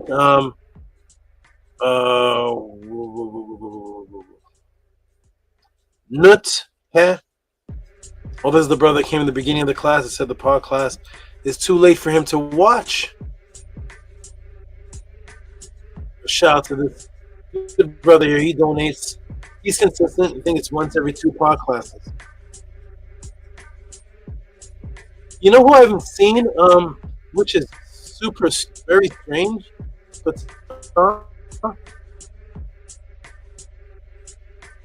Who's a consistent supporter that we haven't seen, and they support every single time? Hope he's okay. Cut out a little bit for me. Can you think of anybody? Kinda in You're the middle. on mute. Oh, you got muted. What did you say? You cut out a little bit for me while you were speaking. I missed some of what you said. Okay. I was saying there's a consistent supporter that I haven't seen support from in a couple of weeks, and which is very, very strange. You think of who that is? I hope he's okay. He's someone that makes sure he supports every single time. Nito Campbell? No, that's years ago. He joined. He's gone with S.A. Vega and them. That's the Octavius. Not Octavius. Owen Hythe. Owen Hythe. Oh, okay. Owen Hythe will support, and if he misses it, he'll give the support with the date on it. I haven't seen his support. I hope you're okay out there, Owen Hythe, because he's made it a goal that every single podcast he supports. So maybe something happened to him. All the best to you, and I hope you recover, or whatever it is that may have happened that hindered the support. I hope the situation gets fixed. I hope you're okay out there. Shout out to Owen Hythe, the honorable man. All right, let's go to we got Nut Heh, Samaat, and Amun. Go ahead and read that for us, please. 1661 for Henu to the ancestors. All right, thank you, Nut Heh Samaat. Appreciate you. He sent in a couple good questions too. He sent in a question about the field of Abraham. He sent in a question that was, remember that question about the it was superstition in the sticks and walking between two poles. Does anybody remember that one? That was from him. That was a nice one. Shout out to him. All right. I've done a lot of classes, man. That's weird. All right. I did a class on that too. Yeah. That was a great shout to Nuthead. That question was really good, and it was it got a lot of responses from older people who remember that superstition, and I got a lot of responses from that. Shout out to you. All right, we're going to is it Amunet? I'm going to read Amunet and a couple more, and then I'm going to take a break. I don't see. Amun and Amunet. Here we go. Oh, this is the question. Oh, yes. I look forward to getting to this one. Another one. So many classic classes ahead of us, everyone. We'll put from, what's the date today? From OG 16. All right. Shout out to Amunet. Go ahead and read this for us. Great. Oh, where'd it go? Go ahead and read this for us. Great couple.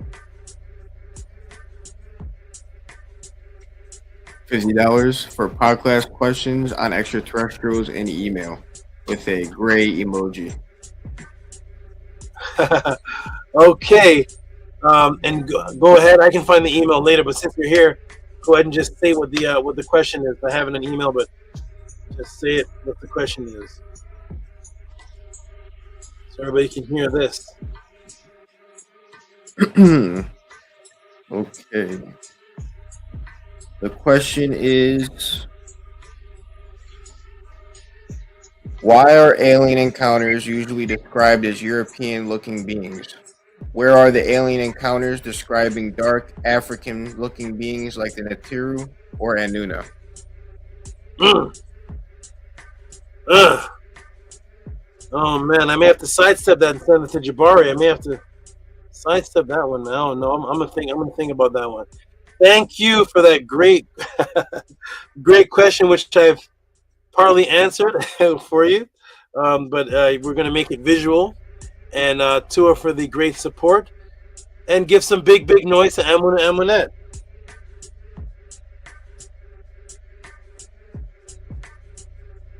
You knew great Saba.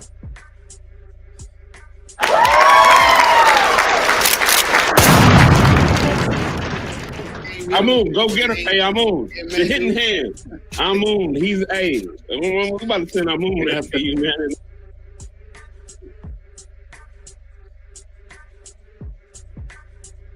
Did we do the noise? That was it? Is that the noise? We did noise already? Is that the noise? You did?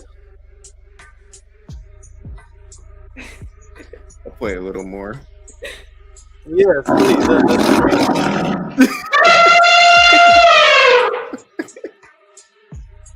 Yeah, we're here, and we're the best. Wonderful. Was there even a hand clap? Or no? Yeah, there was. There was in the beginning. Okay, thank you. Amonette, having fun with that. They're the supporters and the sound people simultaneously. Angela Gates still here says, "Hey, new Amun and Amonette with the red heart and a pink heart." Angela stayed out the gates. Nuku says that happy. What does that say? That happy juice can make a cloudy day seem sunny. All right, shout out to the happy juice. All right, okay.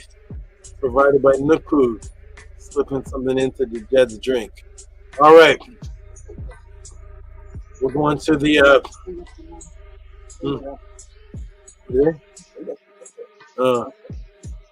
We got family. Where is the support? Those who saw this class. Where?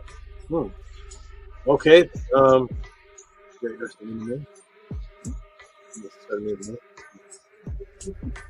it's ready. Okay, nice. Okay, we got Tehuti. Thank you. We got Tehuti coming in. He gave this one. He gave a big one. He's just he's stacking up. He's stacking up impossible questions. This one is a donation part. But the bigger donation is for the question. So we got Tehuti,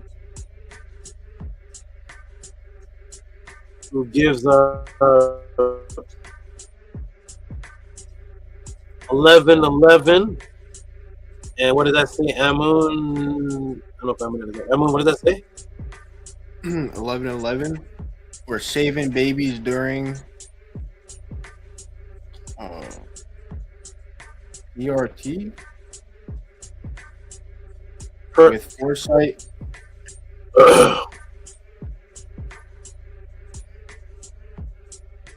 Yeah, I think 11 for saving babies during PERT with foresight, like stir, lick it. Does that one rhyme? I thought you team about that. I don't know. Is PERT rhyming with sir and blick it? I don't know. Shout out to Tehuti. We're gonna give him a hand clap because he gave three digits coming up for his next question. So we'll give him a big hand clap. We'll give him a hand clap for this because definitely support tonight is well over $20. So give him a hand clap, please.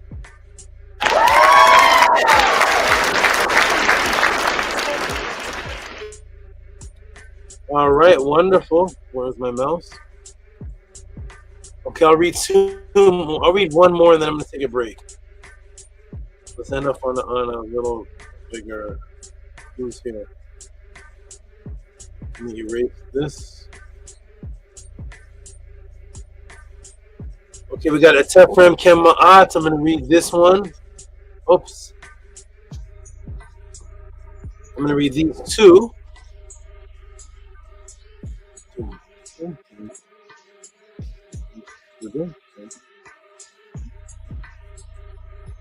Has anyone seen Maharu tonight? Shout out to Maharu.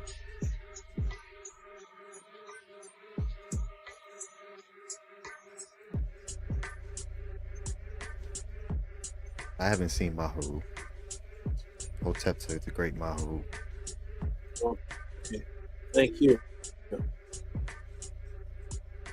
Absolutely. So this is a Tefrem Kemaat. He's not here.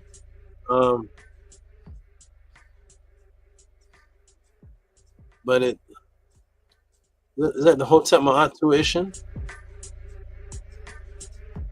I think it's so. You can read that, Eminent? I think it's Hotep Ma'at tuition. Yeah, it's too small for me to read. Okay, from what I can see, there's a Ha, there's a Tep, there's a Ma'at, there's a Tu,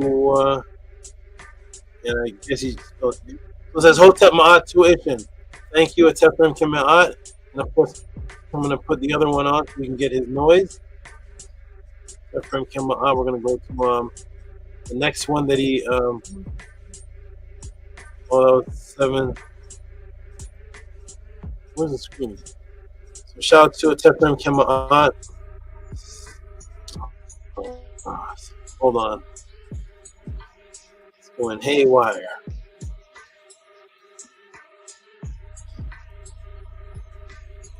Okay, he gave 777 for Hotep Ma'at tuition. I'm going to show his other one.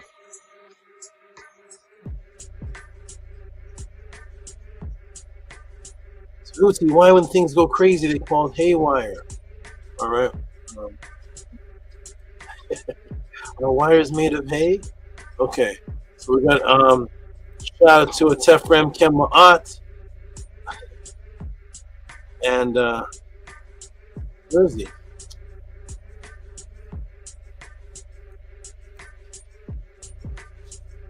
Okay, boom, there he is, got him. Okay, good. Shout out to Atefrem Kemet. Great support, consistency, and I'm going to take a break after this one. Ooh.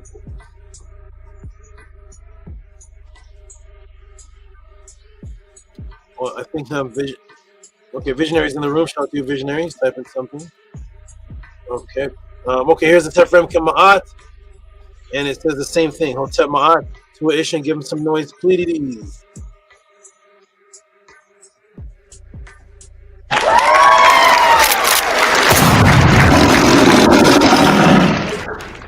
All I'm offering is the truth, nothing more. Thank you. Saving babies, Perth, season of growing, coming forth with foresight. Like, sir, yes, it rhymes if you read it right. I'm walking my dogs, or I would say it and show it goes together. When I get back, I'ma say it. Okay, I'm gonna take a break right here, everybody. Support the Tehuti PODCLASS. 45 people were watching. The support is coming from the same people. I appreciate all those people, but there's not 45 people in the house of a 10 that are supporting. So there's maybe 20, maybe 17, and there's a whole section of people that watch it every week and just not supporting. It's just like the toss it. It's the same numbers, so it's consistent. So support everybody. Cash App, PTM Moon, PayPal at Rocky SB. There it is in the corner right there. Support Cash App. Ask questions or just send support. There's my AM moderator. Support with Cash App. Question TT Amoon. All right, I'm gonna take a break, everybody, and I'll come back. And hopefully, when I come back, there'll be more support for the class. The 45 people saw and enjoyed. Did any females see the class? Other than Harass did and Andrew did. Other than the House of a 10, were any women watching this beautiful class on baby food transitioning? No women like this class? All right. Support everybody. I'm going to step off. I hope you all appreciated this. It's only done here at the House of a 10. Talk to the people, and I'll be back, everybody. Peace and love to you, Pata. Peace and love to you, Amun and Amunet. I'll be back in a few minutes. Peace. Peace. Enjoy your break, Saba. Thank you. Peace and Hotep. Great Amun and Amunet. And peace and love to everyone who is watching live. Houseofatton.org. Go support the website, Pathways to Awakening. Go get your tickets to that. They're up and available, so go get them and be sure that you all are making your proper preparations for October 19th, and do what you need to do to come out. Disconnect from the internet, and stand next to physical beings. So dua to everyone who is coming to the pathways this year. It's going to be phenomenal. It's going to be so fun. You don't want to miss it. So come out, and houseofatton.org. Go get your tickets. But yes, Hotep, great Amun. How are you doing, great brother? I'm doing good. Thank you all for asking, Rosen. Looking forward to the pathways. I enjoy this beautiful class. I'm looking forward to putting it into action in the future. Now when I have children. Yeah, everything's great. Waiting for the pathways, very patient and excited. How are you doing, great brother? Yes, the same. Learning how to change a pattern when it comes to excitement, and keeping it contained so it doesn't break stuff, right? So that's always a beautiful exercise. So, but yes, as we get closer, yeah, it's going to be very historical. Excited to just see everyone and see the Kepara from the past year, and just seeing everyone, so yeah, I'm Nefer, great brother too for asking, Akur, and yes, the this podcast, this class here, is so important on so many levels, and the way the Great Saba is able to teach from the Medu, it's ever expanding, right? The Medu nature is so interconnected, and the Great Saba, the way that he's able to show that, it just doesn't exist today. So with what he's doing, it's so unique and valuable. Washing the eyes to see the value that the Great Saba is doing is a process that I feel taking place will assist in people being able to see what's happening, because there's so much distraction in the matrix, and they enjoy chaos, right? And so I'm very thankful and grateful for everyone here who continues to support and show that purity in its purest form exists, and we build on that, right? And we peka him cool. So it's great that anything excess gets removed, so that it creates the space for the real thing to come through. And I'm very thankful for the Great Saba for doing what he has been doing consistently for these past, since he came, even before Killer Priest, and that whole side that he was when he was running through the Lion's Den and debating over there, and then of course coming to Killer Priest and changing that. It's just it's Nefer, and I'm just thankful that there are those of like you, great Amun and Amunet, who really see Maat because of the work that you do, right? And that's really what it is, so dua to both of you for being just such a Nefer example of the great ancestors and the Medu Necher, and representing the Natiru, and of course the great brothers, the Jed and Tefrim Kim, and building, this what we're doing at the House of Atten is such a, it's literally bringing back these frequencies, these tones the way we talk to each other, we're bringing everything back from ancient times, right? From thousands of years ago. And it just doesn't exist today. So,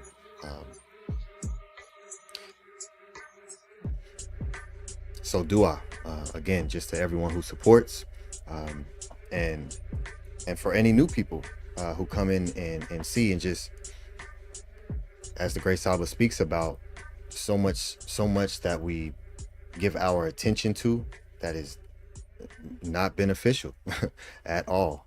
So, you know, being able to come here just by clicking a button creates a psychology to where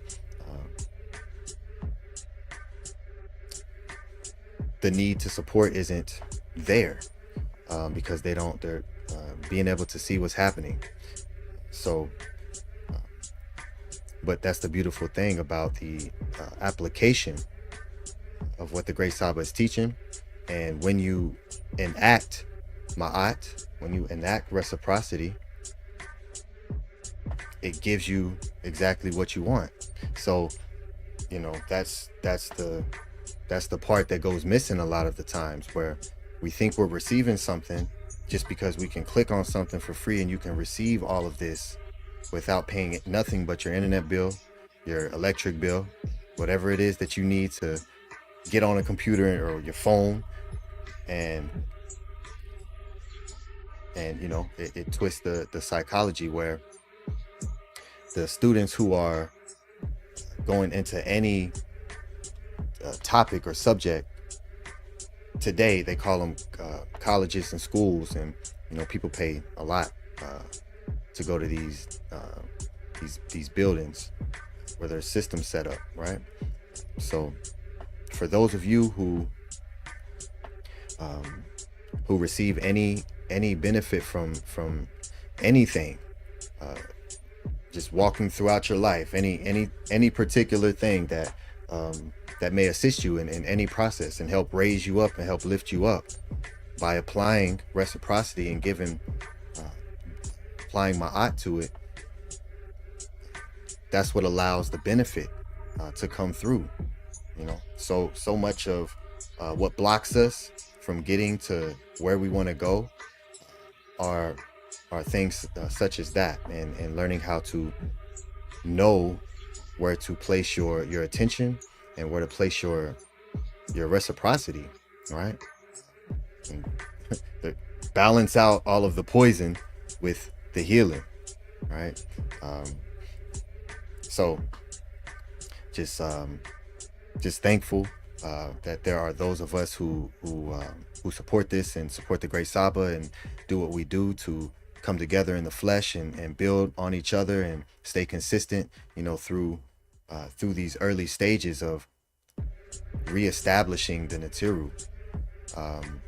And the Natiru exist and will continue, you know, to build and come forward. So either way,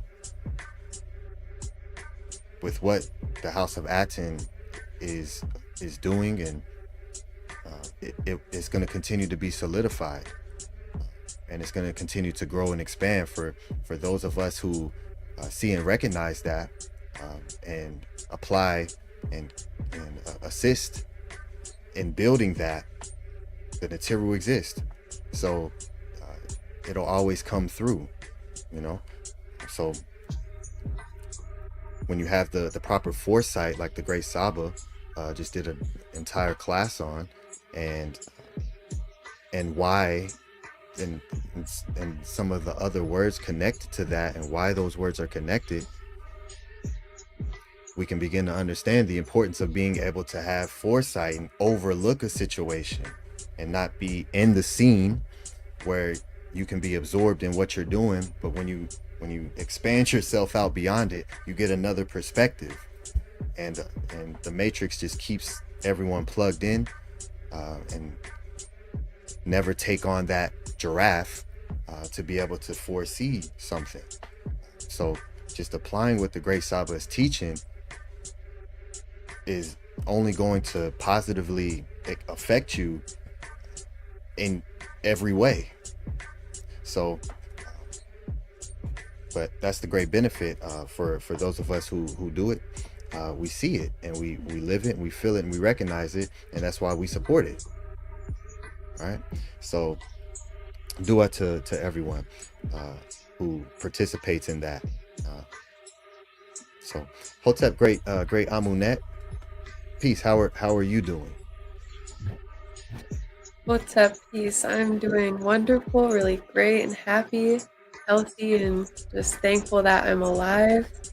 And feeling really happy because this class is so beautiful. I really, really love this class a lot. It's really helpful to me and for my future as well, as I was saying earlier. And a synchronicity happened because while I was writing my notes, I was flipping through my book, through my notebook, and I saw a drawing I made, so I'll share this with everyone. I made this drawing, and it's of a mother. You can't, I'm not sure if you can see it that good, but it's kind of coming because in it's and out. pencil too, so it's a little bit light. But there is Okay, we see a it. pregnant mother, and it says Mak Kumut. I think yes, Mak Kumut. It says, "I am mother, the protector of my baby." So yeah, this was an old drawing I did, and it was a synchronicity because I just randomly flipped the page, so that was really beautiful. And yeah, I love the synchronicities and the magic that takes place in the House of ATTON.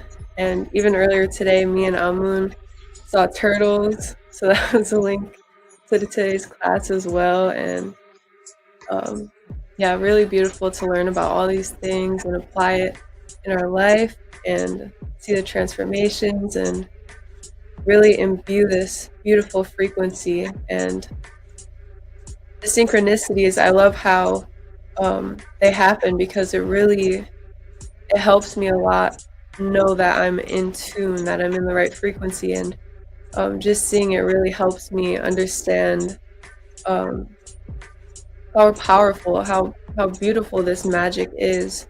And it gives me a certain feeling as well. It's kind of hard to explain, but it's really beautiful. And yeah, so I'm feeling happy, and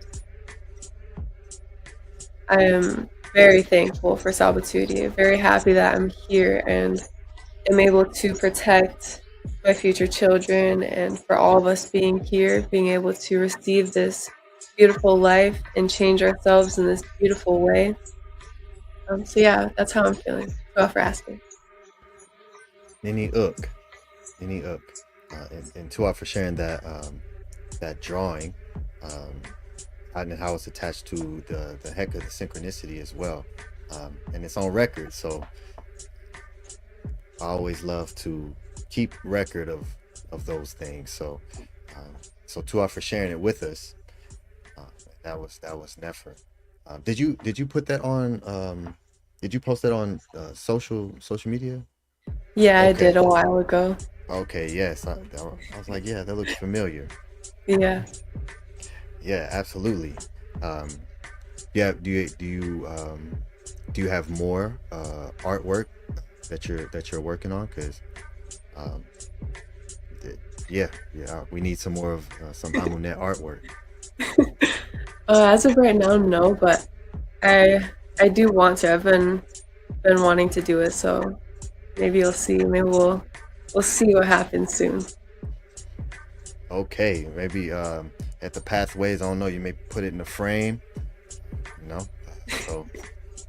So yes, Hotep Tua for sharing that and your connection into this class.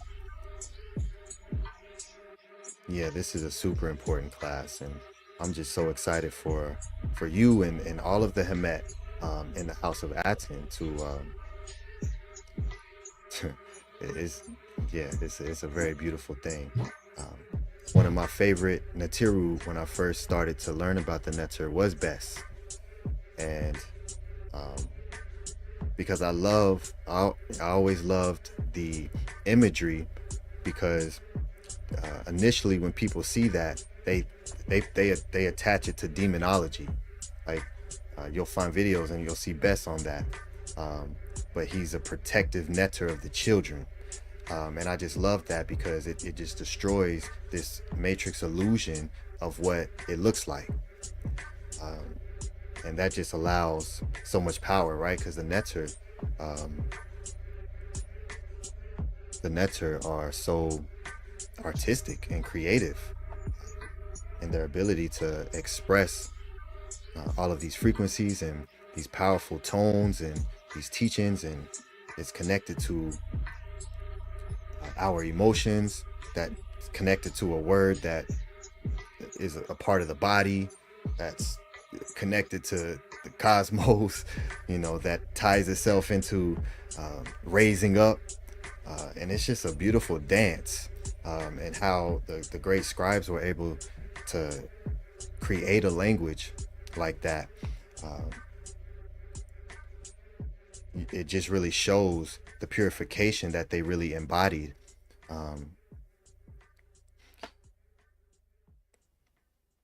So for those of us who place our attention on it, yeah, it provides such a powerful cleansing. So dua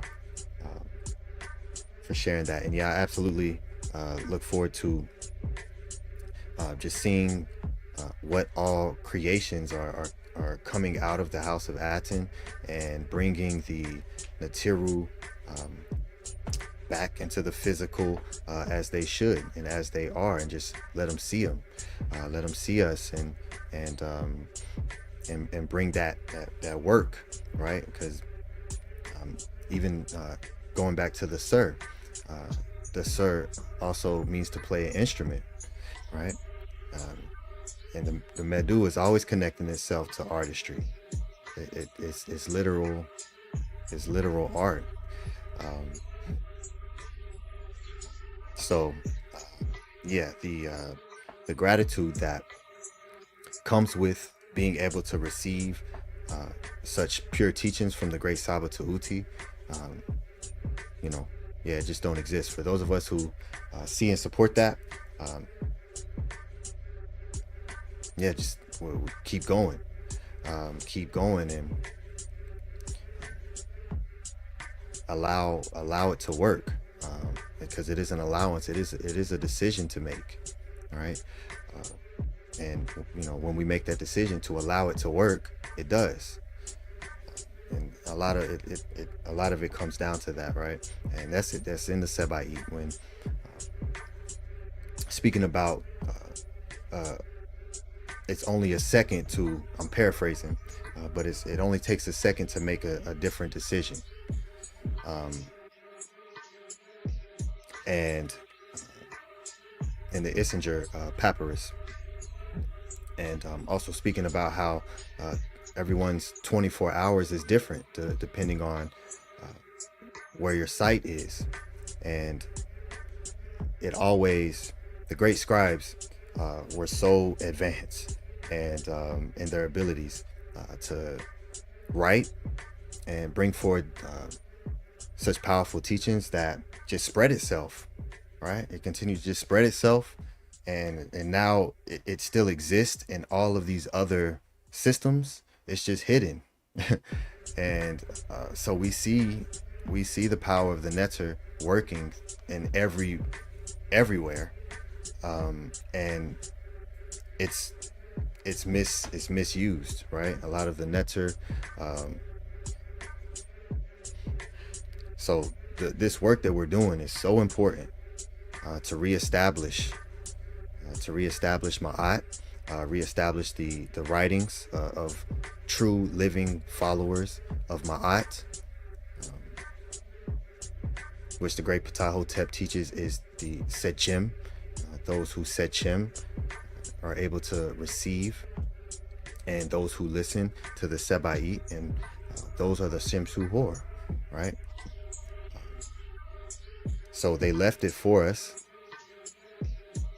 They wrote it for a specific purpose, to pass and leave guidance.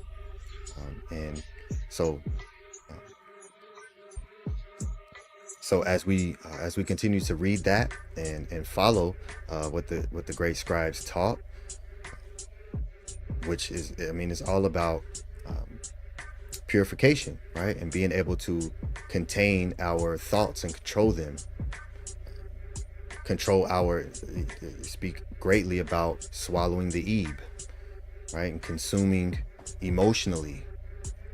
And the great Saba displays that in every situation, encounter that he has with anyone. And that's who I directly learn from on how to communicate with people and maintain in a specific state to direct the conversation. And that's literally as the great Saba has been showing us from the beginning, what the Seba'it teaches us to do. And when that comes into play and when that works, it just spreads out in so many other facets. So dua to the great scribes of Ma'at, and for those of you who come to these sessions, come to these classes, and read outside of the classes as well, you know, pick up all the books that the great Saba shows and that we show on the House of ATTON, ancient Egyptian literature. Everyone should have that. If we have a Discord community, if anyone needs any sources to any books, just come in there and ask, and we have a lot there. We have sources on the website on houseofatton.org. Keep your studies going. Stay plugged into the Medu Neter. Stay plugged into what the Natiru taught. Because when we're not, you just have the matrix, right? You just have the matrix, and the best way to be able to maneuver in the matrix, of course, is to be founded and rooted in Ma'at and staying focused on that. And implementing, right? That's really the biggest part, is embodying what they taught and preparing, right? Because everything is for a preparation for what's next. And it's just a beautiful thing that we can build on that and continue to learn from each other and share and support each other in what we do. So those of you who, who are active here, this is an open space for all of you to come up and just let yourself be heard. Allow your voice to come through. Allow yourself the opportunity to get to where you want to go. And one of the easiest ways to do that is to do it in a family environment, in an aout, where you don't have the pressures of being judged by the world in a negative way, right? This is pure Marie and Ma'at here. So coming up on the panel here absolutely is very easy. And I look forward to more of you, coming up here and, joining, building with us, allowing yourself to be seen and heard. Show that what we're doing is more than just the internet, right? And a great way to show that is to show the collectivity. And it's only going to assist you, right? As Amun have, before you started to come up to the panel, were you ever doing any like public speaking or anything like that? No, I'm not. So now that you're up here and you're at the forefront and you're speaking to thousands of people, how has that affected you from prior or before?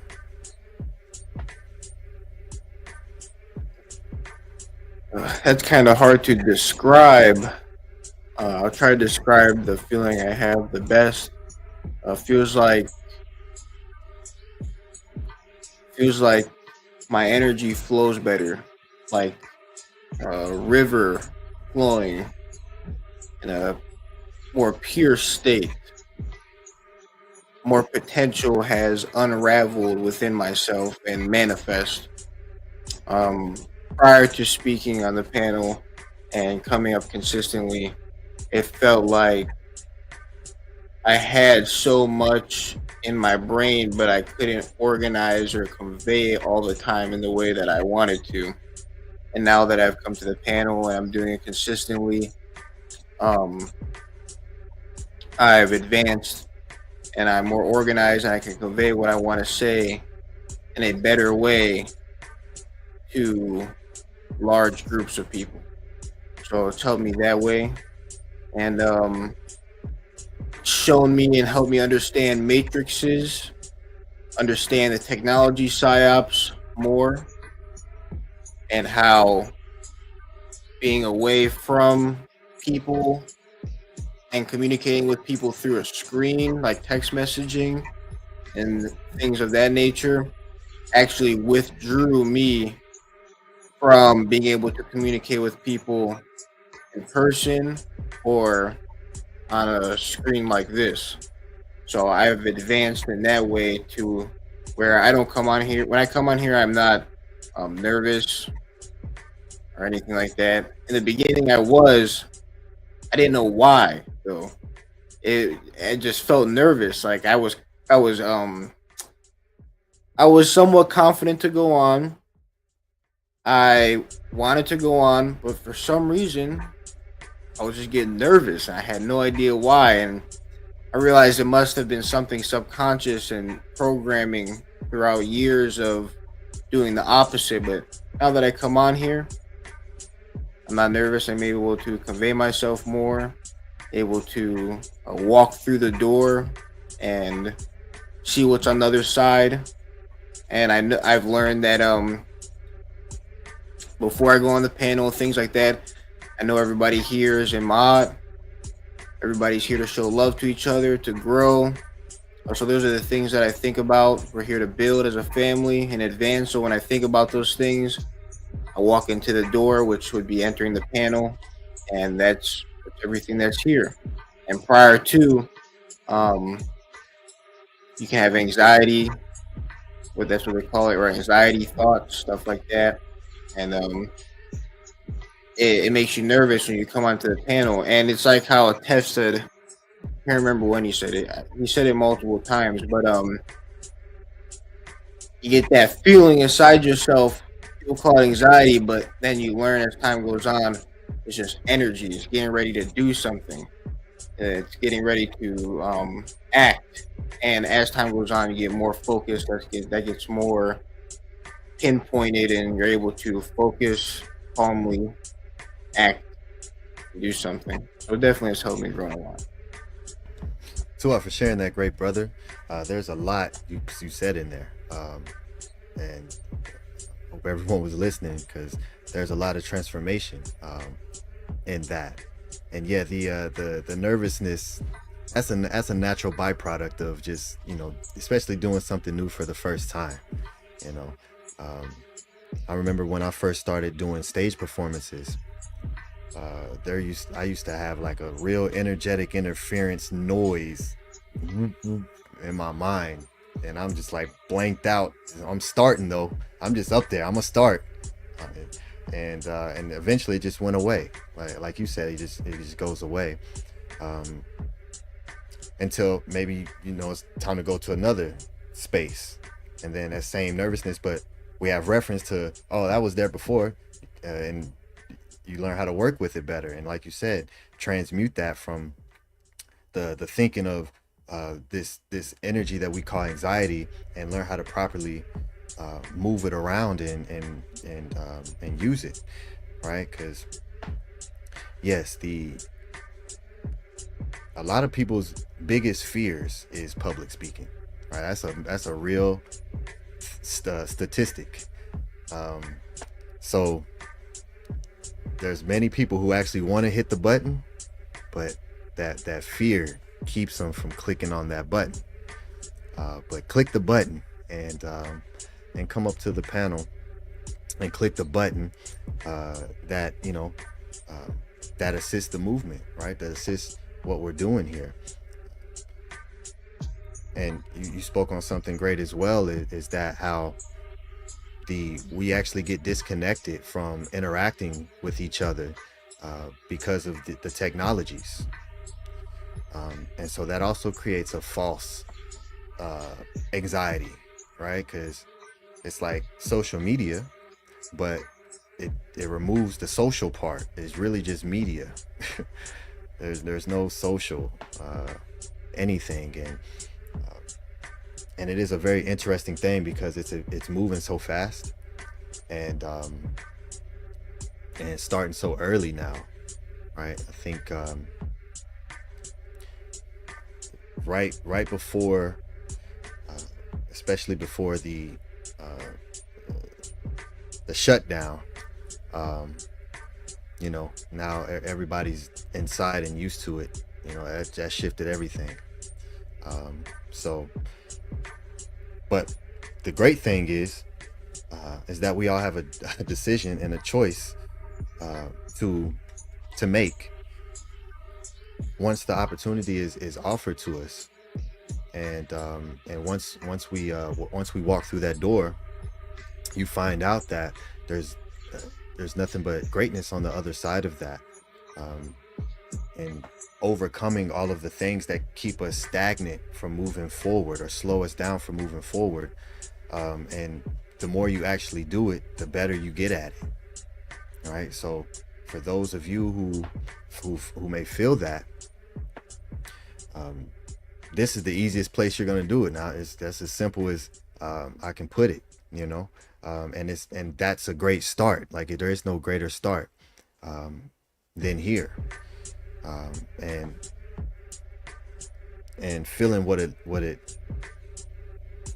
sounds like, what it looks like, what it feels like to interact with each other, and on top of being able to allow ourselves to feel what we're saying, right? Because when you follow the teachings, when you read that, when you're in that, and you're doing the processes, and you're doing the chants, and you're speaking the tones, and you're reading, and you're studying, and you're putting your intention into the writings, right, for the purpose of Peke Mku, so that way we can see the faces of the Netiru and put ourselves in a position to exist in the spaces that the Netiru exist in. It's straight purity. So, you know, by doing that, the Netiru exists. So it's a conscious frequency. So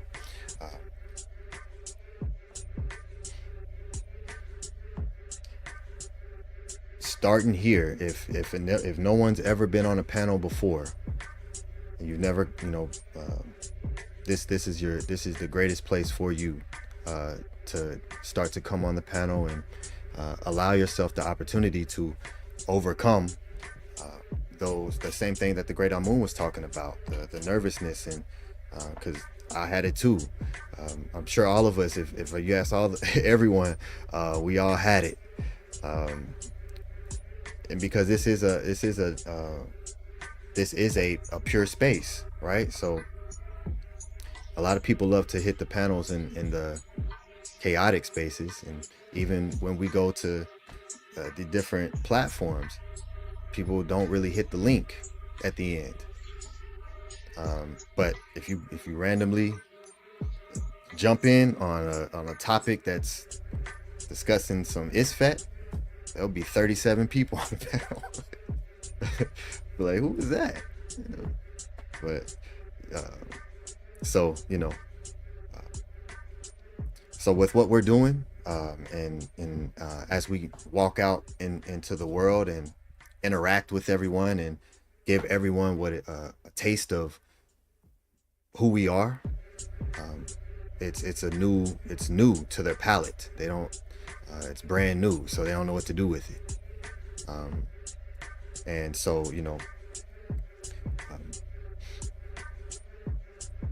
the consistency is what allows Ma'at to always flow through, right? So I'm very thankful, and to you, great brother, as well, for the steps that you made to come up and start to transform yourself into who you are, and really just do it and apply it, right? I've heard SABA speak a little bit about just some of the transformation that you've made, and only you know like the length and what's really happened and what's really gone from this to that, and so Tua for just being a Nefer example, and for people to look at and hear and see. And I know that you have some powerful teachings and some powerful studies that you've done and that you do, and I look forward for your continued bringing forward of what you have started, and really building the bridge, and because this is the purest place for it to exist, and the House of ATTON is going to be established in as the authority for the teachings on the Neteru, on the Anuna, and that's just what it is. That's what's come through. That's clearly what's happening. So for those of us who play such a pivotal role in that, just keep moving forward, right? Lead with the left and keep on moving, and move this over there and move that over there, and what I want, I'm gonna move it up here because I want it up here. What's up here that I don't want up here, I'm gonna move it back there, and we're just gonna keep moving and moving things until what we feel in here is out here, and that's the work that we're doing. So for those of you who place your thought process and your support within that, just sending you much dua and gratitude for that, and Tua Amun and Amunet. I just want to say that to you. Hotep, great Saba, welcome back. Hotep, I'm back. Tua, for the great words that I heard from the background from everyone, and beautiful words. And yes, I'm glad that this is the team of consistency. That's what this is. That's what actually separates you all from certain others, is that you are consistent. And consistency is the only thing that can be trusted. So you all are trusted because I am 99.9% sure that next week Amun and Amunet are going to be here, and I trust that. I'm 99.99% sure that next week Patal is going to be here. I always leave that 1% for the AJs and the Hatis, so I couldn't predict that. So as far as 99.9%, AJ Madison, he's the one that was trying to get me to do a friend request for like 6 months. I thought he was fine. Ended up to be true. But yeah, the consistency of all of you, and that 1%, not even 1%, but hopefully that 1% will never manifest. ISFED is strong. It's very, very strong. You never know if we were to go back in time and look at certain people and say, this person is going to disappear and say negative things, everybody here would say, no, never. What's the signs of that? That's why nobody was saying it then. So I trust all of you with the fact of your consistency. That's how you prove the trust. So to all of you and everybody, those who are watching who aren't on the panel, who are consistent as well, to all of you for your consistency, whether it be some are consistent supporters. I can't depend on them to run the House of a 10 like Fatah, or do a Sunday class or anything that Amun and Amunet do, but they're consistent supporters. So I trust them in the form of a support sense. They're consistent with that. So some are consistent with different things, and I appreciate you all, because without the consistency, this actually never this doesn't happen. It's only me. It's only me here. It's only me. So if there's no consistency, there's no students, and there's no students, there's no House of a 10, and it's just me doing YouTube videos, which I wouldn't do. I wouldn't do YouTube videos. I wouldn't do this if it wasn't for the questions and the support, the system of the podcast. I wouldn't just come up with a lecture and start teaching it online. I don't like I'm teaching the ghosts that don't appreciate it at the end of the lecture. I'm like, peace, everybody. I can't do that.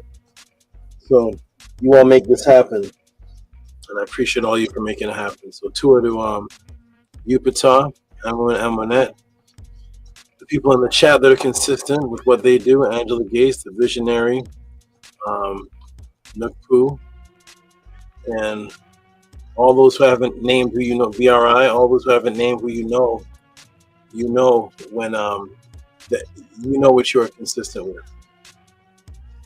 So wonderful. Let's continue on with the support. Visionaries. Visionary didn't come yet, right? He was typing up a storm.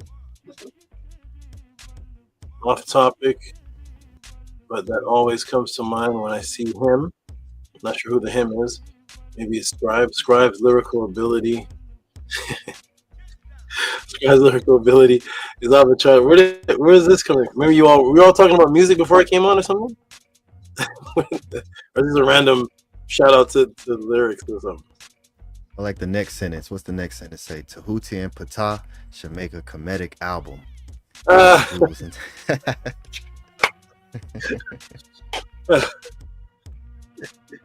Okay, visionary. Interesting. I don't know what I missed while I was gone, so that's the first sentence I tuned in and clicked on. I don't know if you all are talking about lyricism or something, but shout out to visionary.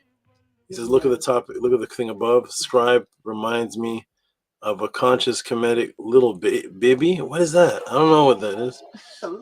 Little Bibby. That's how's he spelling? Bibbi. That's the name of the snakes. Bibi Lava. But okay, little Bibby, light skin with a unsuspecting deep voice, but his rapping ability is phenomenal.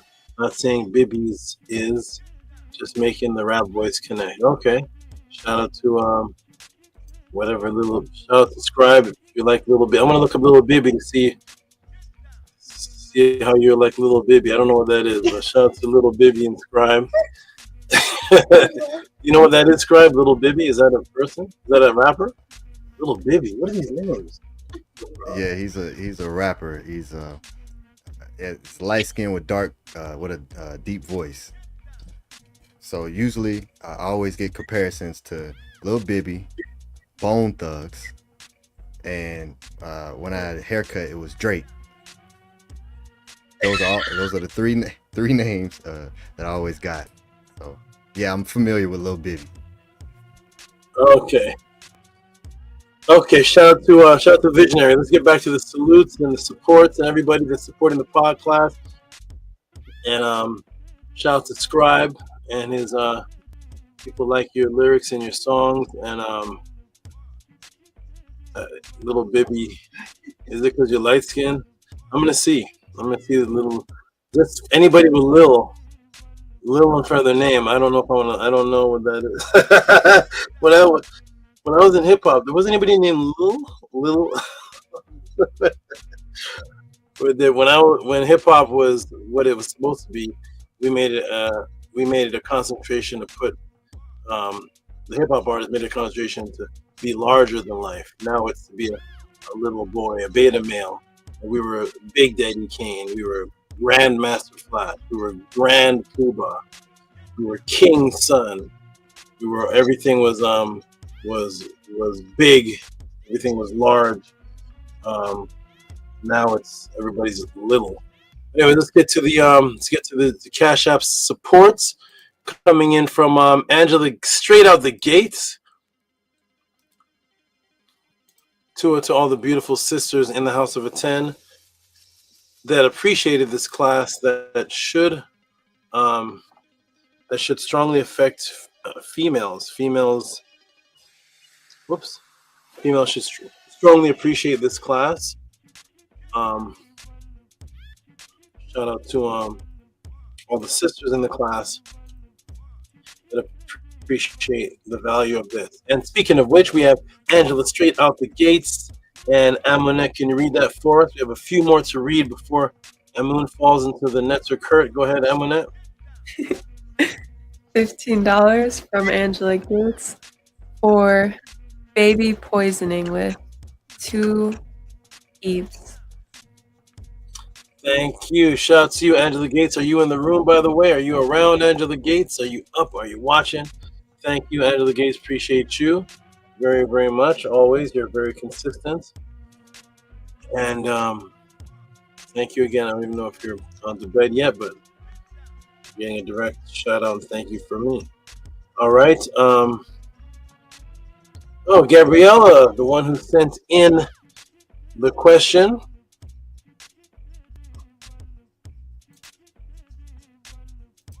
Ladies and gentlemen, for all those who saw this phenomenal class, I didn't get to hear Gabriella much. I didn't get to hear her after the class, but I'm sure she was blown away. She put blown away emojis, but Gabriella, this is the one that sent in the question that stimulated such a beautiful pod class. And now she's sending in extra support for the appreciation of that beautiful class. And Amina, could you read this for us, please?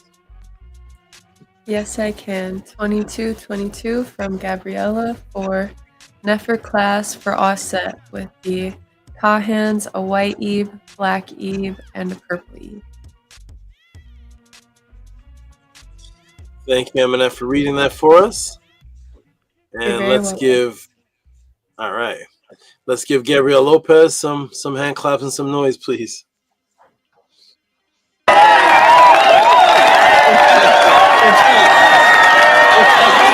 And yes, the Hekau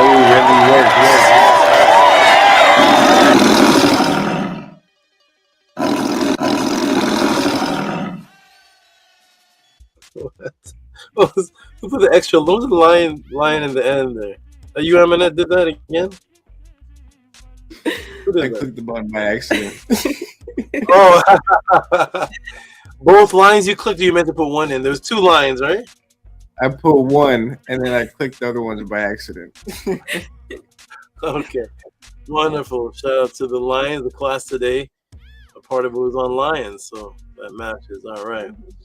For Gabriella, we talk on Lions. Okay, we got Nefer Netter Nature J. Hey, Nefer Netter Nature J. This is my little nephew here. I call him my Brooklyn nephew. He's not even from Brooklyn, but he reminds me of my Brooklyn nephew. Shout out to Nefer Netter Nature J.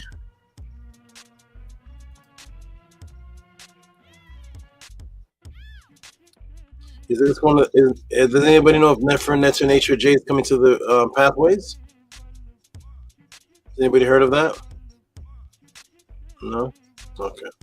Shout out to Nefer Netter Nature J. That would be great if you came. I would love to definitely love to see you and your hype energy and the presence, personal presence. All right. Amu, can you read this for us, please? Yes, I can. $7.72 for Tua or SABA, Atef, Nefer, Netter, Tehuti, He, Uncle Jasanem. Thank you for reading that, Amun. Appreciate that. Thank you, Nefer Netter Nature J. Shout out to you, and Nefer Netter Nature J is one of the individuals who sends me messages every single day. Every single day he sends me this sentence times 30. So just imagine this sentence and then times it by about 30. And Nefer Netter Nature J sends me that every morning. To it to you. He's been doing that for years now. So shout out to Nefer Netter Nature J. Appreciate you. You have a good Ebe. I like your Ebe. Okay, and we got we got some monster supports. 2 monster supports, and I think that's it for the prostitute Maat effect. Okay, here we go. We got some big support. These 3 I'm going to read are some big supports coming in from, of course, the consistent again. Prostitute Maat effect, who should be at the pathways as he's been to both of them. Look forward to seeing you.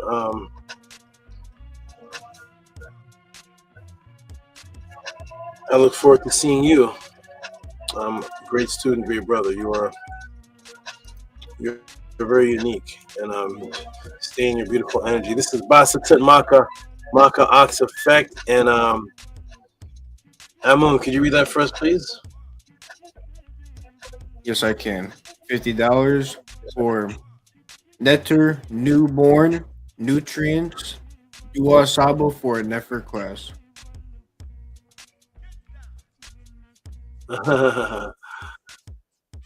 Hey, okay, thank you. Basatut Maka Ox Effect. That looks like, what do they call it? Literary, almost a literary. A lot of N starting. Okay, Netter Newborn Nutrients Dua SABA Nefer class. Okay, thank you. Basatut Maka Ox Effect, and let's give this brother some big noise, transformers and everything. Boom.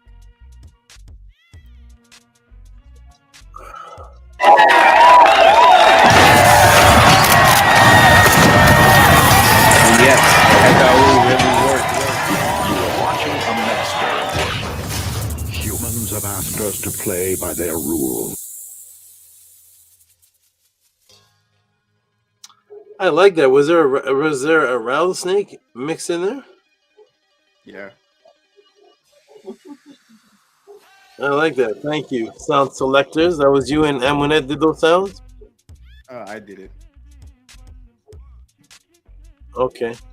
All right. Thank you, Amun, and thank you, Amunet, thank you for being there. All right. Thank you for supporting. Okay.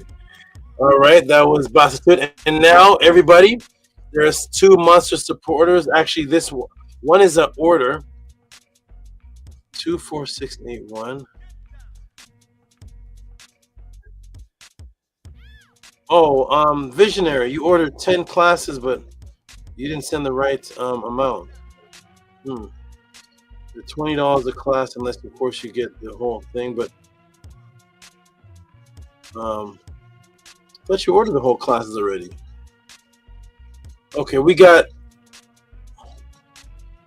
Yeah, what? This is interesting numbers. Interesting. This is not the proper amount for 10 classes. But let me put this on the screen. 24681. That's 5 classes and a little bit extra. Okay. All right. Shout out to Tehuti, who actually, I thought, picked up all the classes already, and he got What's a up, Great Saba? Yes. He just put in the chat, he says, not in order, it's support. It's support for the classes. Oh, incredible. Well, thank you, Vitar. I couldn't see the screen. That's right. Yeah, I was like, he has them already. Why is he? That number doesn't match, and he already has them. All right. This is I've never seen a tip given for 10 classes and a tip given for this amount for the tip for the MedNetter classes. I've not seen this before. So Tehuti is always setting trends and setting new things that have not been done before as far as supports in the Tutti Pod class, and this marks another one. He clarified this for me, letting me know this is not an order of 10 classes. It's support. It's a tip for the 10 classes. Tua to you. This is the largest tip we've ever gotten for the 10 classes. And let's go ahead and show this. We're going to give, and he pops up at the same time. Peace and love. Okay, peace and love. Okay. Thank you for that clarification. Yeah, it's a support. It's a support for it. So I went through the whole 1 through 10 this week, but I gotta go through it again because I wanted to watch it first, and then now I'm gonna go through it and note take. Oh my goodness, that's gonna be a phone book size of notes. I see Scribe and I see Minty and Minku writing notes all through it. So I was like, oh my goodness, I already knew I was gonna have to write tons of notes. I already got like 3 or 4 notebooks ready to go just for the classes. Yeah, Minty was. Yeah, there's some great note takers, and I appreciate your appreciation of me and the work that it took to do that. And amazing work. If you don't even put any time into any of the rituals, the one thing that will happen is as you watch those over and over, your dreams will change. Take a note of your dreams. Even if you don't do any practices, your dreams will actually change. Especially listen to them before you go to sleep. So many jewels in there. I'm so glad I did that. I was tempted a couple of days ago. I was like, should I do 66 to 72? Oh, yeah. I really wanted to stop at 72, but I was so burnt out. I was like, I can't make it past 65. I can't make that. But I wanted to do this. Tehuti, Yeah. I'm sorry. I know this is kind of off topic, but I wanted to, if I could mention, Patah was phenomenal in the on Signetter. Phenomenal, and he held his own when they were talking about things that had nothing to do with his speech or the subject, but he still held his own. It was like, hey, that's not what I was talking about, but he was still able to, to deliver the information. Phenomenal class, and he reminded me of you. And then you got in there and provided your information, and they were trying to attack you, and y'all both did a great job. I loved it. I love watching it.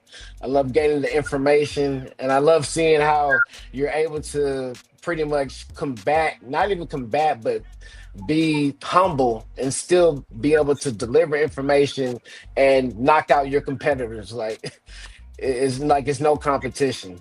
I loved it. So it's off topic, but I just wanted to say that because Patah and you guys, I seen it. It was a great way to show how you can be humble, deliver information, deliver insight and knowledge, and still be able to just clean the floor with people who are trying to talk down or talk smack about the information that you're giving. It was a beautiful way of seeing how you can combat people who are trying to pretty much talk smack or what you're saying is not real, or the natural or not real. It's just it was phenomenal. It was a great learning lesson. I loved it. I'll let Patah respond. I'm sorry, that's off topic. I'm sorry. It just came to my mind when I seen Patah and you, and I watched it over and over. It's a great learning lesson. I'm like, y'all aren't even on the subject, but he's still able to humbly show you guys. Yes, Tua very much for that. I'm glad that you said that. That I remind you of Saba, because that's who I echoed. That's who I learned it from. So Tua to you, great brother, and yes, we're going back to Signetter Wednesday. So we'll just do it again. Can't wait. Can't wait. Excellent. I'm glad you liked that. I was very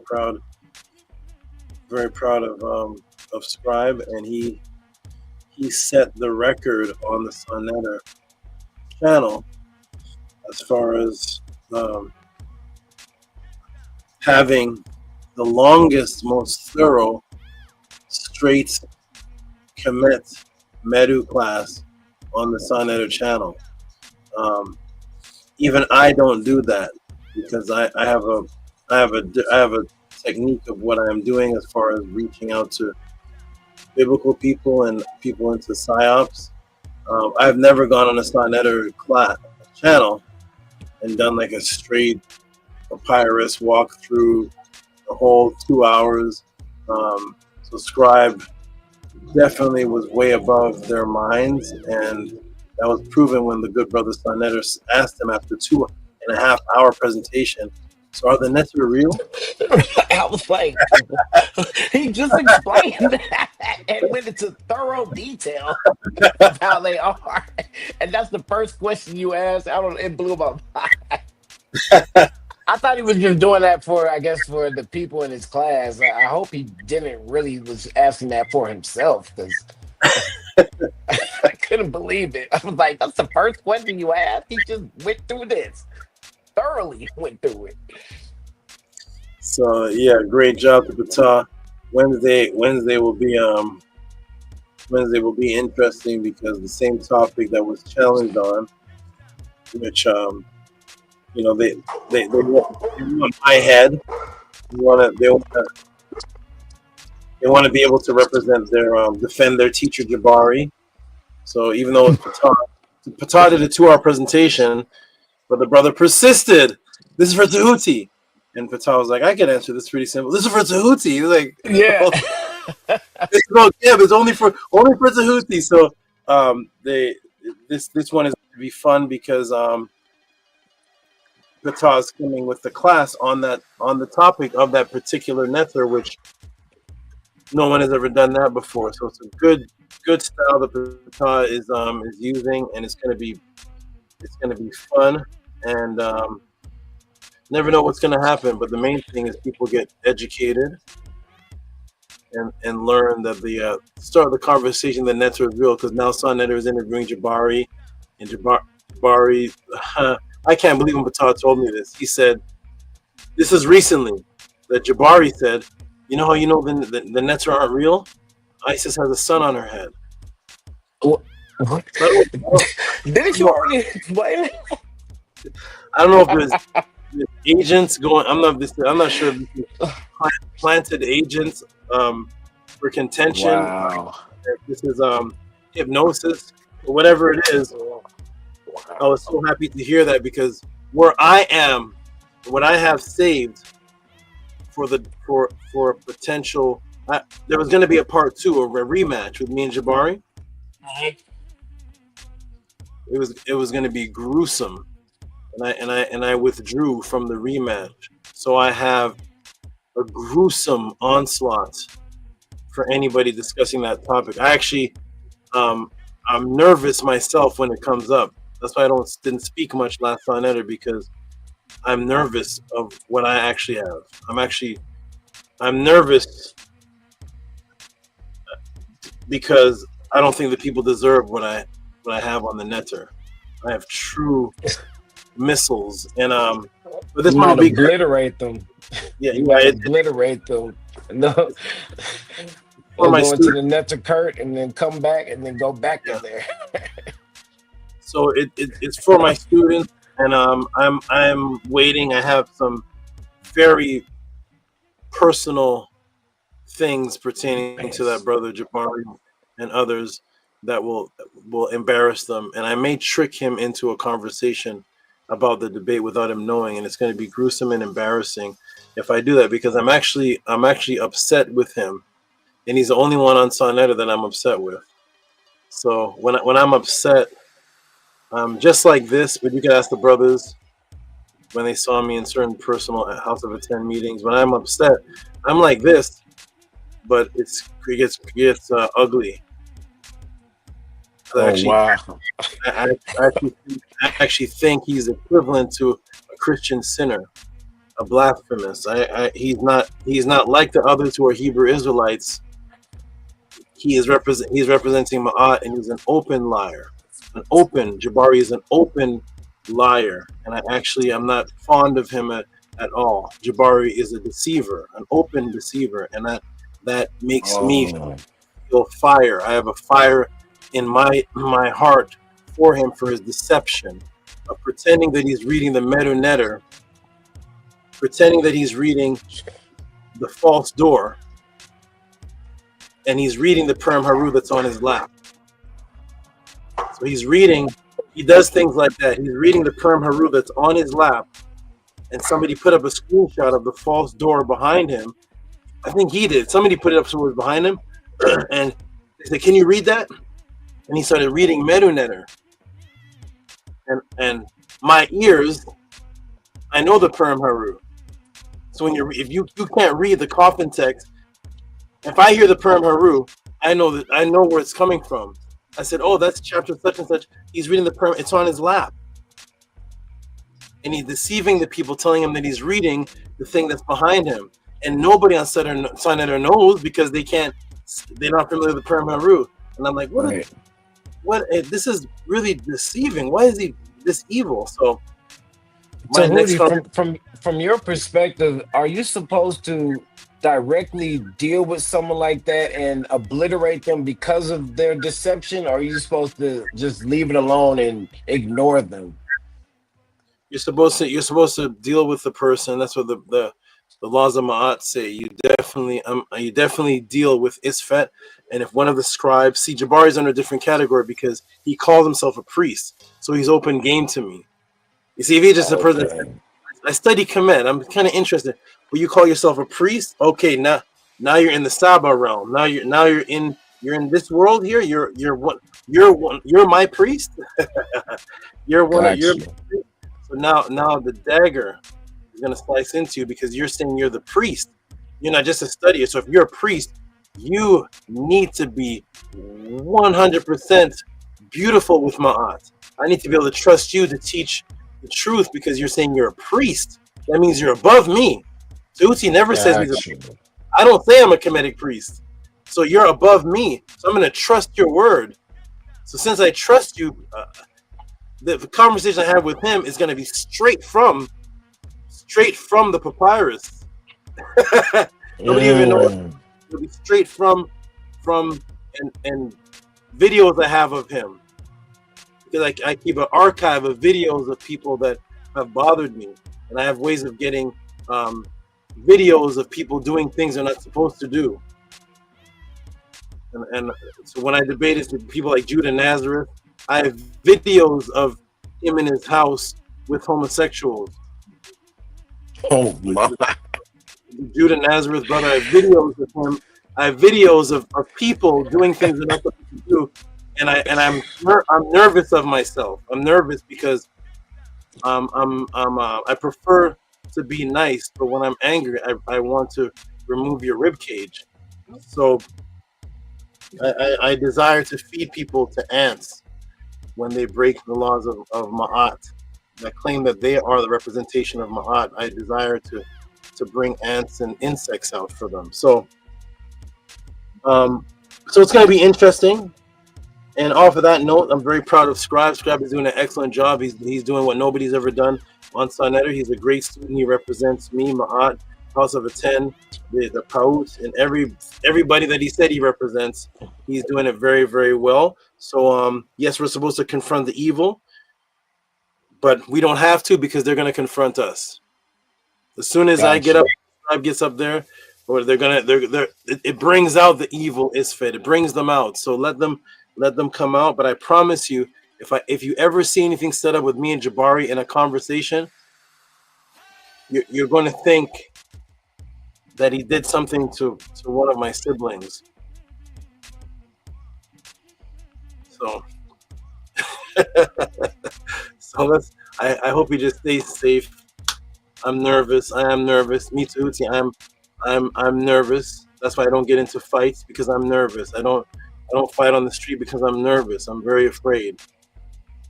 I'm very, very afraid of.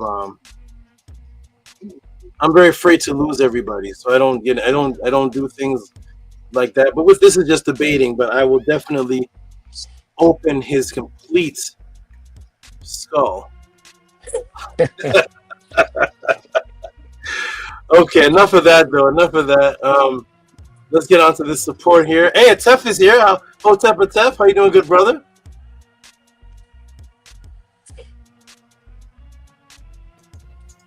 Hotep, great Saba, mic check. Can you hear me? I hear you great. Mic check. Hotep, great Saba. Yeah, this is I believe you. I believe everything you said. I believe it, and I definitely saw it, and I see it, and yeah, the truth makes people look stupid. Tehuti, the truth makes people look real silly. So Hotep Hindu to you, scribe, and you great teacher for continuing to teach and break us out this matrix. And Tua to you, Tehuti, for that tip for the classes, for the for the tip for setting a trend. So Tua to you for that, great brother, for setting a nefer example of reciprocity and giving back to the netter. So Tua to you, great brother, for that, and doing it in public display. What's the last words you said, Atef? I said doing it on public display so that the people can see, what real appreciation looks like. So Tua for that, because I know a lot of people don't know what about the Monday classes, but they were very, very instrumental in my kepara and transformations that took place with me as well as my mate and my family. So Tua to you, I definitely echo that sentiment and my appreciation for those Monday classes, and I definitely miss them. So Tua to you, great for that. You're welcome and wonderful. Speaking of which, let's get to this great support that it never went on the screen, right? Did Tehuti support go on the screen yet? Oh, I'm not sure. No, it has. Okay, thank you. So we're gonna put that on the screen, and I think Gabriela was trying to come in and got. She get put back out. I saw her for maybe 2 minutes. Gabriela, you can try the link again at the top of the link in the room. Not sure why you got X'd out, but you can try again. But in the meantime, let's show this wonderful support, the trendsetter who has a new animal from this class, a new animal that represents one of his name, the visionary, because that's what the giraffe is. The giraffe is the tall visionary. So you got a new animal now that represents your name. I love it. Okay. Yeah. So we got, go ahead and read this visionary, read this support. This is excellent. Read this for us, please. Seek out a DJ Tehuti and Ra for the Monday, $111.10 for the Monday classes number 1 through 10. And thank you for the knowledge. Blick it. Oh yeah, I used the top hats that you so creatively wear. I don't know the names of them. Oh, and I wanted to clarify the other support I did. I wrote saving babies during PERT. Saving babies during PERT, and I thought PERT means season of growing and coming forth. So I tried to add some meta-netter in. I'm not sure if I was correct, but saving babies during PERT with foresight like CERT. So foresight like the giraffe. I tried to, you got to say it a certain way in order for it to make it rhyme, but saving babies like PERT with foresight like CERT. All right, trying to make it rhyme. Okay, well, it did rhyme. Now that I hear you say it, it did rhyme. And even though I've never heard Little Bibby, I think that beats him. So we're going to... Let's give some big let's give some big noise for this Transformers. Everything, big noise. To a Tehuti. Let's rock the show with this one. This is a big one here. Go ahead. Maybe up. Oh, the sound is low. Sound is bad. Sound is not good. Go ahead, Amun. Can you all hear that? You can play the sounds. Yeah, Tef, your sounds are really low. Okay.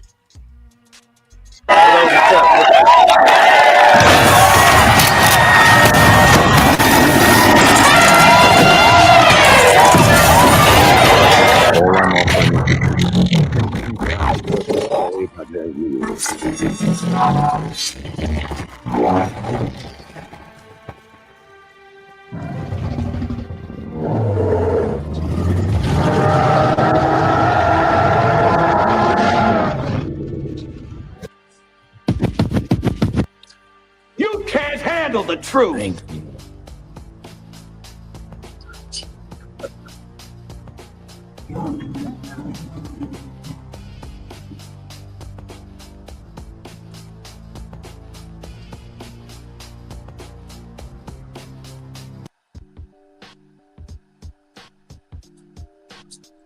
Thank you, Tehuti. Appreciate the great support. You are welcome. Excellent. More coming, because I'm going through the 11 through 20 this week coming up. Well, you definitely have some big time on your hands. Those classes are 3 hours. That's like 30 hours. 3 hours. I try to go through an hour a day. Okay, very good. All right, everybody. And now we got one more support that I see in. Let me go on. This one is the. Oh no, we got Tef popped up. Tef popped up with a tip for the military class. Let's go ahead and read. Get Tef to read this one. This is his third support for the night.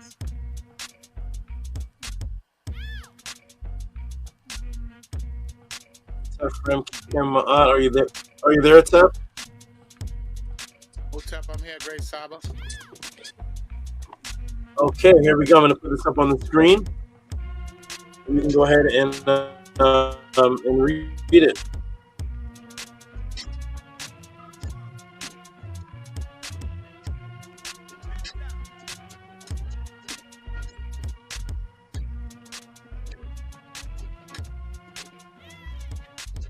There you go. Hotep Great Saba is Tef from Kemet with $8 for Hotep Military Normal Psyops tip.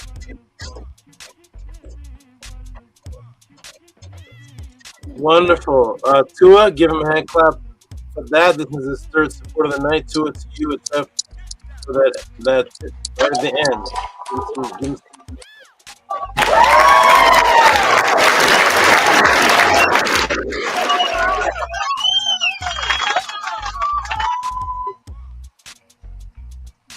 All right, excellent. And now, everybody, let me refresh the page. No other new supporters come in, but I was saving this for last. This is the largest support of the night. This is coming in from the great young lady. Let me see if she's in the chat. Harass did. Are you in the chat? Are you gone to sleep? Harass did. Marion Hood said, I breastfed my son 3 years and 9 months. My mother breastfed me for 6 months.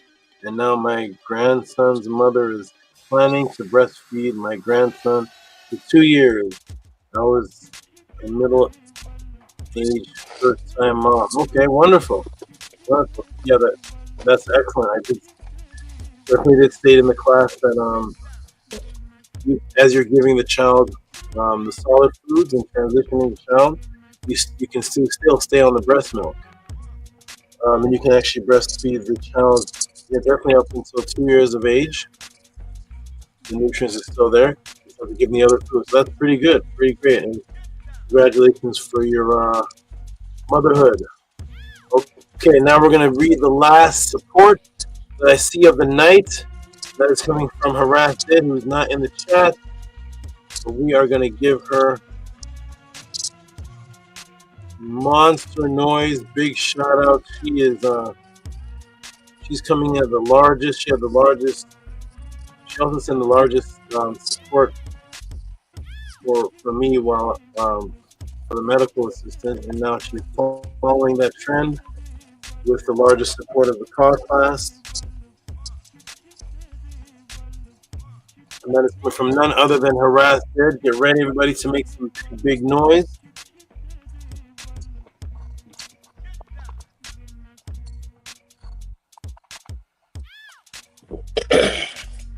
All right, and I will read this one. Sarah Jean, who is Harass Dead, who sent this before the 3:20. She sent this over 2 hours before I even taught. Shout out to Sarah Jean. 155.55 Tua, and I want to let everybody know who is new, who is watching this. If we take off the first 1 in 5, that's what she used to give every second pod class. It was $5.55 that Harass Did would give every second pod class, and it is multiplied now 155.55. She's completely grateful and thankful, and she's definitely sent me messages outside of this to let me know the extent in which I have saved her life, and Sky, who she's working on, and her other daughter, who she's working on. So let's give some big monster noise to Harass Did, Sarah Jean, 3:20 p.m. for Tua, $155.55. Give her some monster noise. Give her everything, please.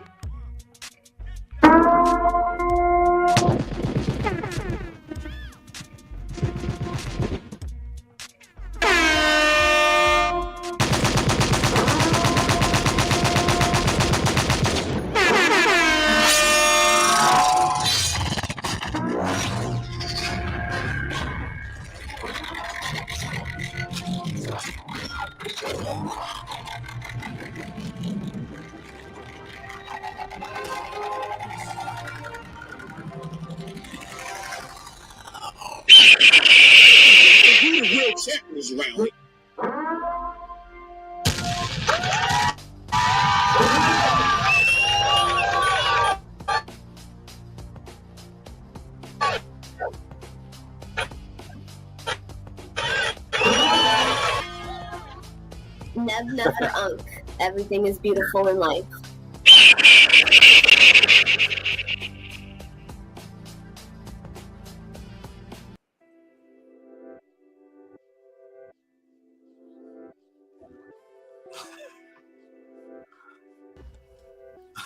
There's the Medu music. There we go. Wonderful. Thank you, Harass. Okay, everybody. All right. Ready, everybody, to start Mednetter class number 66. Is everybody ready? Open your per M Haruz up to. Oh, my goodness. All right. Thank you, everybody, for your great support. This is definitely the Mednetter class music. This on my StreamYard, this is one of the music that will never be erased or deleted. It is it was the first pod class music in the beginning, then it turned into Mednetter class music when the pod class developed other music. So this is the classic music. So Tua to everyone who remembers this. Tua to all the great supporters of the night. I'm going to refresh the page and see if any other support came in.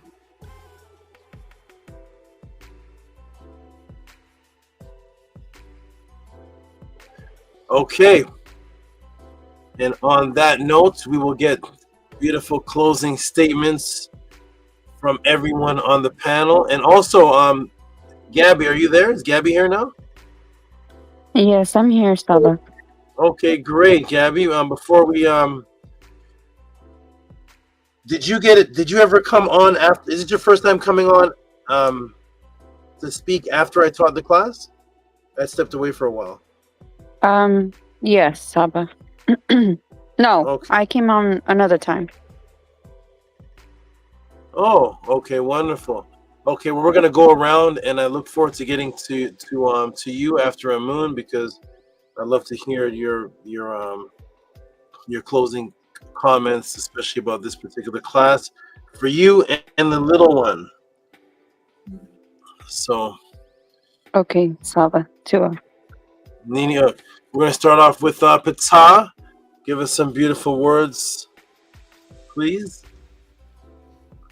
Hotep Great Saba Tehuti, Uncle Jason Neb, Teched Useret, Tua for this Nefer pod class. And for every pod class that you have taught up to this point, and the ones that you are bringing forward for us. Very thankful and grateful to you and for all that you do. And Duan Hinu, to all of the great supporters who appreciate this and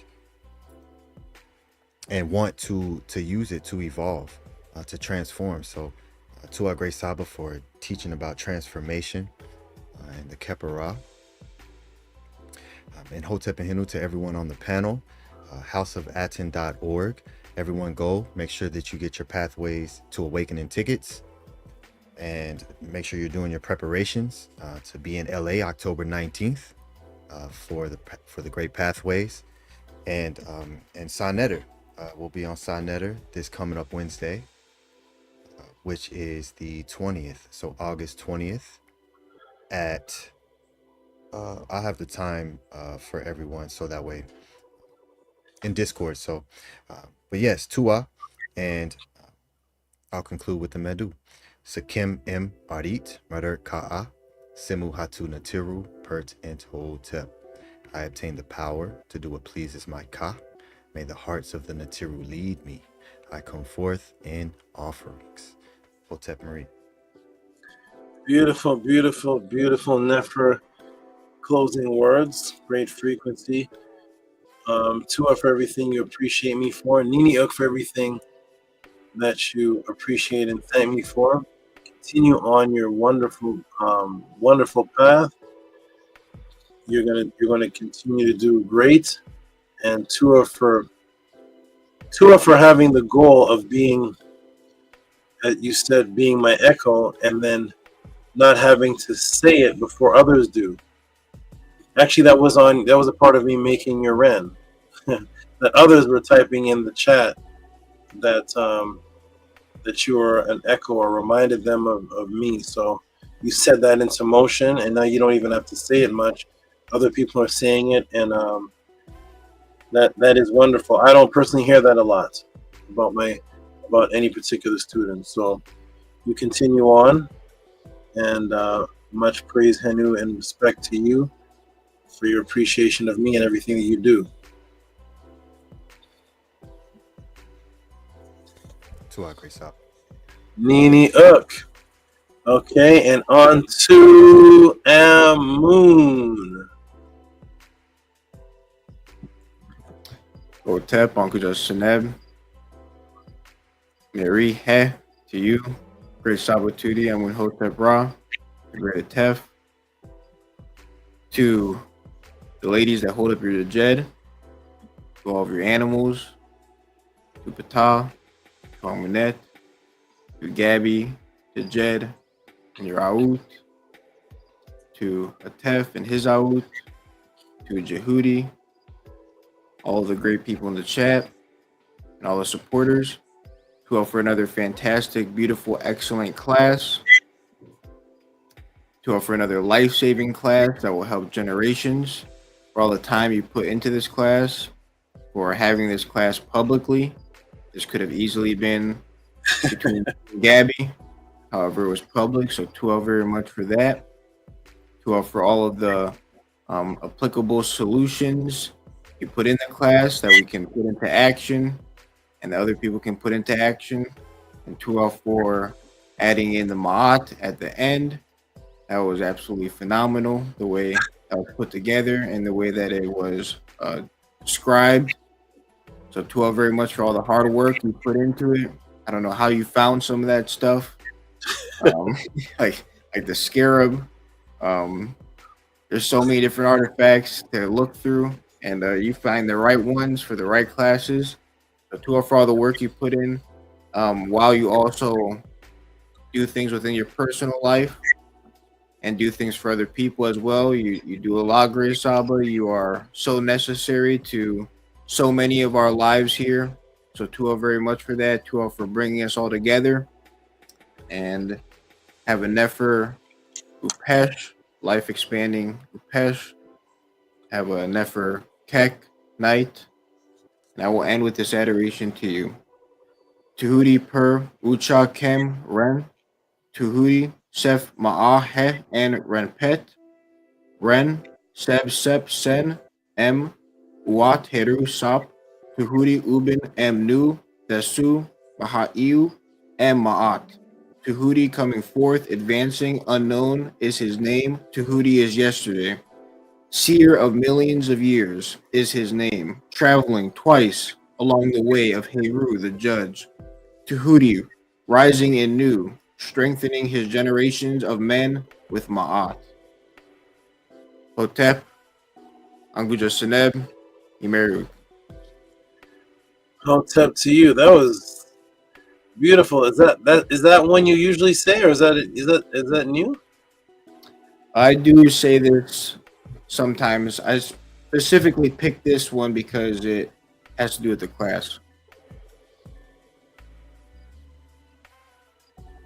I like that. It resonated with me more this time than any other time you read it. Something about it, maybe the double part. Something resonated with me very, very strongly. So Tua for that, and as I say, bringing in what people call ancient and continuing it, which makes the thing not ancient anymore if it's happening right there in front of you. And it's a continuation, and you're definitely echoing that by reading things like that. And all of you that do that, who read the old, what appears to be the old, and apply it to someone up to date. I appreciate that.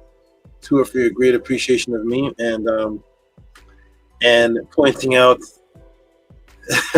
I never heard my class being called slick before, but but as I was putting it together, I feel what you're trying to convey, because as I was putting it together, I was like, well, this is too perfect. this is perfect too, and that's it for this one. Oh, that too. Oh, this too. Oh, you throw me the bowl too, and the best, and everybody's on there. Okay, so it was a beautiful beautiful thing. Oh, the scarab with the giraffe too. Okay, this is just like I'm recipeing up some great dessert. This is beautiful. That's, you know, the scarab beetle. Who's seen a scarab beetle? I don't know. I don't know if I'm not sure people were showing scarab beetle with giraffes on them, but it was feeling like slick, smooth. If that's it was put together in a certain fashion that was just perfect. And I wasn't even going to add all of that. It was Gabby was just asking what to feed the baby, when to start. Nothing to do with giraffes and perma-roos, but beautiful. Glad you appreciate it, and to Anino for your appreciation of me. Inuk and Tua Great Saba. Wonderful, and we'll move on. We'll move on to your other. I don't even know what to call your other half, your other part. Tua, Uncle Justin Nev, or Atef, my father, my great father. I appreciate you for every single thing that you do for yourself, for your family, and for everyone here. Tua, for rebirthing both Amun and I, for creating our family the way it is, and for creating who we are, and continuing to create us every single day. I appreciate all of the life-giving advice that you give, every single word that you speak, for your protection, your health, your happiness, and all Nefer things. I appreciate your very glorious Neterts for all that they do for you, for the sustaining aspects that they provide in the perp. And I appreciate you helping me with out of bodies, upeshes, things like that, and preparing me and Time, Amun come on. Dinner time. our Oh, mute that. Go on mute, please. I'm sorry. That's okay. For our parenthood, being parents, me being a mother, for preparing me for that, and you know how excited I am for that and how much I love that. So I really appreciate you preparing us for that. And yeah, Mary Ook or Mary Ook. And I hope you have a very Nefer Upesh and a Nefer Kek. And I hope it's very relaxing for you because you definitely deserve it. You do so very much. So Tuati. I will end with this utterance to you.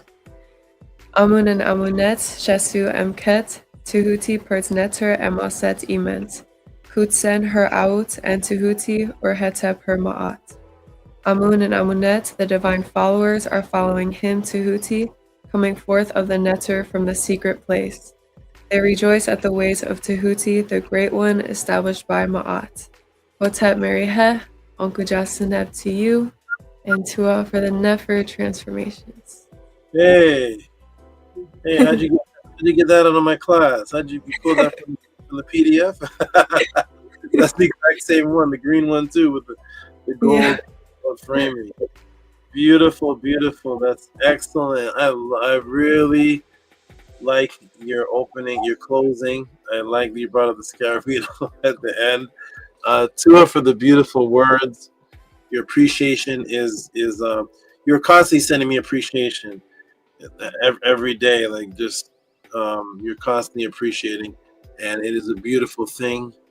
I can genuinely feel from you that your appreciation is for your life. It's like there's no aspect of your life that you don't have me involved in assisting, or whenever you're looking to enhance in that aspect. And I can feel it. I can see it. It's amazing. It's incredible. And I'm going to thank you again for what you did for Amun and his Kepara. He had a great Kepara, and you stuck there side by side, thick and thin, and everything going on. And you definitely were just all about getting him to where he needs to be in his coup. And it turned out you're a lifesaver. You did some great things for that man beside you. And so I want to thank you for him, and to you for everything you appreciate me for, and Niniok for everything you appreciate me for. Wonderful words. To us so very much for your life-giving words. That means life to me. That means life to me. So to us so very much to you, Uncle Jasna and Niniok. Niniok, Uncle Jasineb. And now on to the young lady who set this class off by asking a question, saying that I could just send her. I said, do you want me to send you the answer? I could send it or do a podcast. She said something to the effect of whatever you wish, which way you wish. So I'm sure Gabby is delighted that we did it this way. So Gabby, go ahead and give some beautiful words. I don't know if you're there or not. I see you have something white. Hotep, can I be heard? Yes. Sorry, Saba. I'm not. We're not home. We came to the Jed Satev's house, so I'm in the backyard, and so that's why you can't really see me. I'm more in the backyard. I mean, there's light out here, but I don't think you can see me. No, I can't see. I see something, but I can't see you. But I can hear you great. You're very clear. Okay, good. Well, Hotep and Marie, to everyone on the panel, everyone in the chat, and of course to our great Saba Tehuti. I'm so grateful for this class. It was just phenomenal and mind-blowing how you just went from, just giving recommendations, and then you started going into what was being taught back then, and the symbolic meaning of that. And so nefer for you to just come in and do this class, and my perspective has completely shifted now. Like I love that way that you just teach, and it changes the way I look at things, and it's super nefer, and I'm just grateful that I have you, and I'm grateful that Offset has you, and I'm just I don't know, speechless, just super grateful for what you always do for all of us, and just for the guidance with Offset, and it's just like I could never repay what you're teaching. Not just my out, and I can't imagine whoever else you're impacting, and so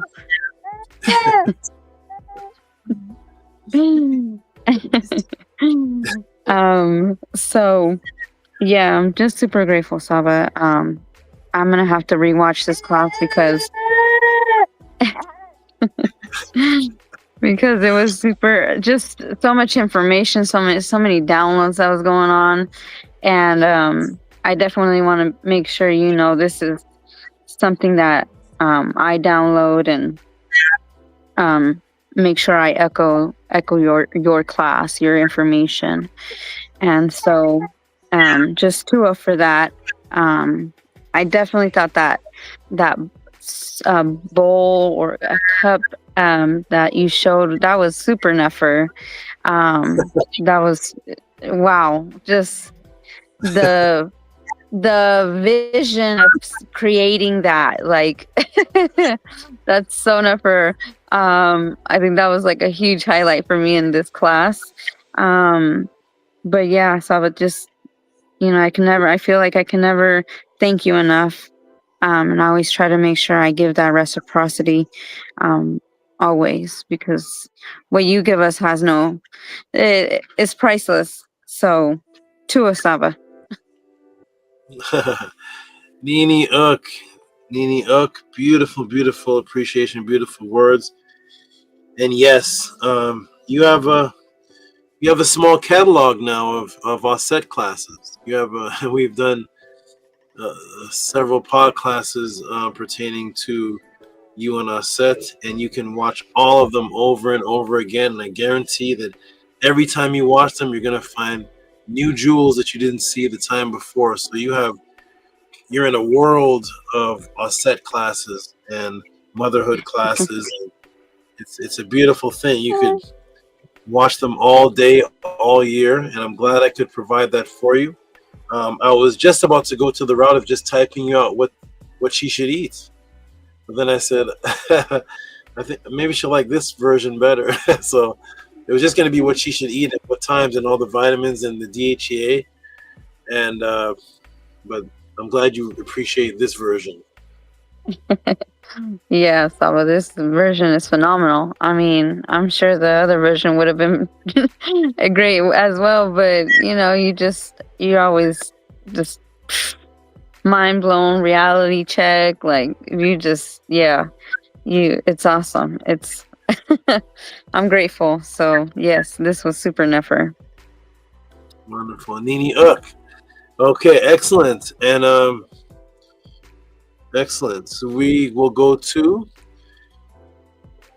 the Saba, just want to let you know, I'm gonna try to get on the charger my phone because it's about to die. You're about to come off because you have to charge your phone? Yes, I need to put it on the charger. Okay, wonderful. Okay, wonderful. Glad we got those words from you. And you have a wonderful night. Just listen from the background. We have a brother named Daryl who's been a consistent supporter. I think is this Daryl from UK? Niniuk. If this is Daryl from UK, then definitely he can get the link and come on for a moment. Scribe, could you send the link there? I think this is Daryl from the UK. Yes, I'll put that in now. Okay, thank you. Okay, and in the meantime, we'll go to Atef Remkem Maat. Give us some great words, good brother. Are you at your house? Are you back home? Are you in Mexico? What's up, Great Saba? Yeah, I'm finally here. This class was phenomenal. What I was able to catch, I definitely got to run it back so I could really process it. But two off to Gabby for asking the question. I thought I heard you say that you was gonna answer my friend's question next week. I don't know. Did I hear that correctly? Because I wasn't on the screen. Okay. Two off for that. Next week is peanut butter week. Two off for that. I'll be sure and let her know. And hopefully maybe she'll be able to come to the panel and I don't know, and answer explain why she asked that question. It's her question, not mine, Saba. So, but two out to you, great Saba, Hotep Henu. I love that. I love what I did here. And I love what I heard the great brother say about Ani. Bata, great work, good brother, and definitely look forward to seeing you on Sarnetta. And yeah, Saba, everything that you give us is life changing. Everything that you've given me is completely life changing. And I look forward to that conversation with you and the brother Jabari, so that a lot of things can be, a lot of misconceptions or misinformation can be corrected. I definitely look forward to that. I definitely continuously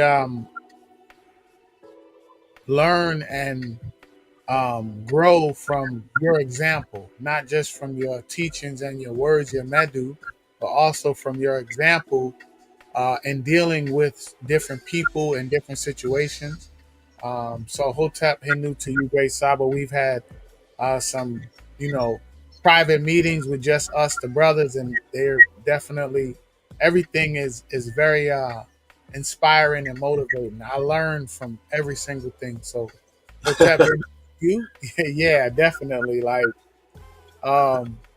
and yeah, I just wanna thank you, Saba. Like, I'm eternally grateful. And I'm definitely gonna run this class back. I've been listening back to the other back to last week's class. I listened to it at least 2 times already. That's why I sent the tip in, because it was very, very motivational, very inspiring, and it definitely is helping me, and it has helped me in speaking for the netter and keeping them alive, showing that they do exist, and just giving them a new, and showing what that's like, and showing what a real leader is, versus these modern day leaders and how they behave. So Hotep Hinu to you, and Hotep Hinu to the great Dr. Rose for asking that great question. And so it's life changing. Like today was about breastfeeding, so you're not gonna get this nowhere else. I didn't get a chance to come on, so I'm gonna keep it short. So with that, I'll just end it with Dua en Ra, Neb Pet Keperu Ma'at, praise to Ra, Lord of Sky, manifester of truth, Uncle Jasaneb, Dua Tehuti, Keri, Sekmet and Meduneta, Per A en Ma'at, Seba Rek, Tehuti, illuminator of mind. You record the words of Ra forever in the book of the sky. Continue to grant us wisdom and clear speech. May you advance your station among the venerables. May your Ka contend with your enemy. And may your Ba learn the ways leading to the portal of the one who clothes the weary one. May your name be remembered for eternity. May Amun be satisfied. Hotep Henu to you, great Saba. Hotep Henu, one to you. Beautiful, beautiful words. I'm glad that all that I teach and affect you with is life-changing and Kepara for you. To for your great appreciation, and I appreciate that you are sending in questions for other people to help out other people. You are doing great. You're a great attest to your family. You're the Djed of that household. You're literally the pillar. Yeah, there's certain structures that are built where there's like one pillar in the center of the castle, and that's the one that's actually that's the foundation of holding everything up, and you are definitely that. Keep up the great great loyal work to Maat. You're definitely loyal to Maat. And Nini for everything you thank me for. Beautiful words and beautiful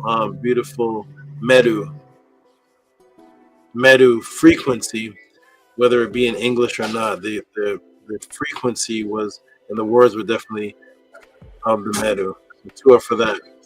Nini for everything you thank me for. Tua Nini Grace Saba. Okay, wonderful. We're going to go to Jehuti, and then we're going to go to the new brother who was new to the panel, not new to the podcast, but new to the panel. But we're going to go to Jehuti, and then we're going to go to the good brother Daryl McDonald right afterwards. So, Jehuti and Ra, give us some positive words. Peace and love, Saba. I'm sorry, I'm not trying to be disrespectful. I'm just cooking right now, so I might not be looking at the camera. But I greatly appreciate. Oh, I'm sorry. First, I need to start off. I apologize, Monet. I'm sorry. I thought my phone was on silent, so I apologize for disturbing your your closing speech. That's my apology. That's okay. Okay. Didn't mean to do it. Thank you very much, Tehuti. I greatly appreciate everything that you provide and give to the people and to the world. The testament of a leader is not having followers, but creating more leaders. And the people that is in this group, like, I'm truly fascinated and inspired by Patah, Amun, and Amunet. First, they're like a true copy of each other. They always come in with the same colors. They're saying the same words. So they are definitely following Ma'at and the principles that you teach. Patah, the information that he gives and the knowledge that he drops, he's truly a true scholar and teacher. The Jed and the Tef, like all the people on this panel are young leaders, and they're coming behind your leadership. So they are a great example of who you are and the information that you give and the vibration that you give to this world. So it's truly a testament to who you are, because the people that, I don't want to say follow, but your students are true leaders in themselves, and they are getting that all from you, your information, your knowledge, and what you're teaching. So it's a great example of something that I definitely want to follow and instill in myself. Learn the information that you're giving and providing, and then being able to instill that in myself and bring that out to the world and become a leader in myself, utilizing the knowledge and information that you're giving. So to offer you all the great information that you're giving. The knowledge in this class is truly life-changing as far as helping our offspring being able to eat and survive, because we need the nourishment and the food in order to survive and become stronger, more mentally strong, spiritually stronger beings. And so that information that you provide is truly grateful. And is it Elizabeth? I'm sorry if I said her name wrong. Who made the question? Who brought the question? Gabriela. I'm sorry, Gabriela. Towards Gabriela for bringing this information and the question in. She always brings in questions about children and offspring. And at first I'm like, oh, why we learned about this? But then when I think about it, this is the information that we need in order to grow into better beings and better human beings. So to Gabriela for all the great questions that she brings in about children and offspring, because that information and knowledge is truly powerful, because that's the foundation that we are all coming up from as far as human beings. So to her for all the great questions that she brings, to you for all the above and beyond answers you provide. It's like what's that quote where you under promise and over deliver, but it's not like you're under promising because you're just bringing the information, but you go way above and beyond. So it's like the quote, under promise, over deliver, but you're not really under promising, but you're way over delivering. So I greatly appreciate that. And I'm sure that everyone else greatly appreciates that.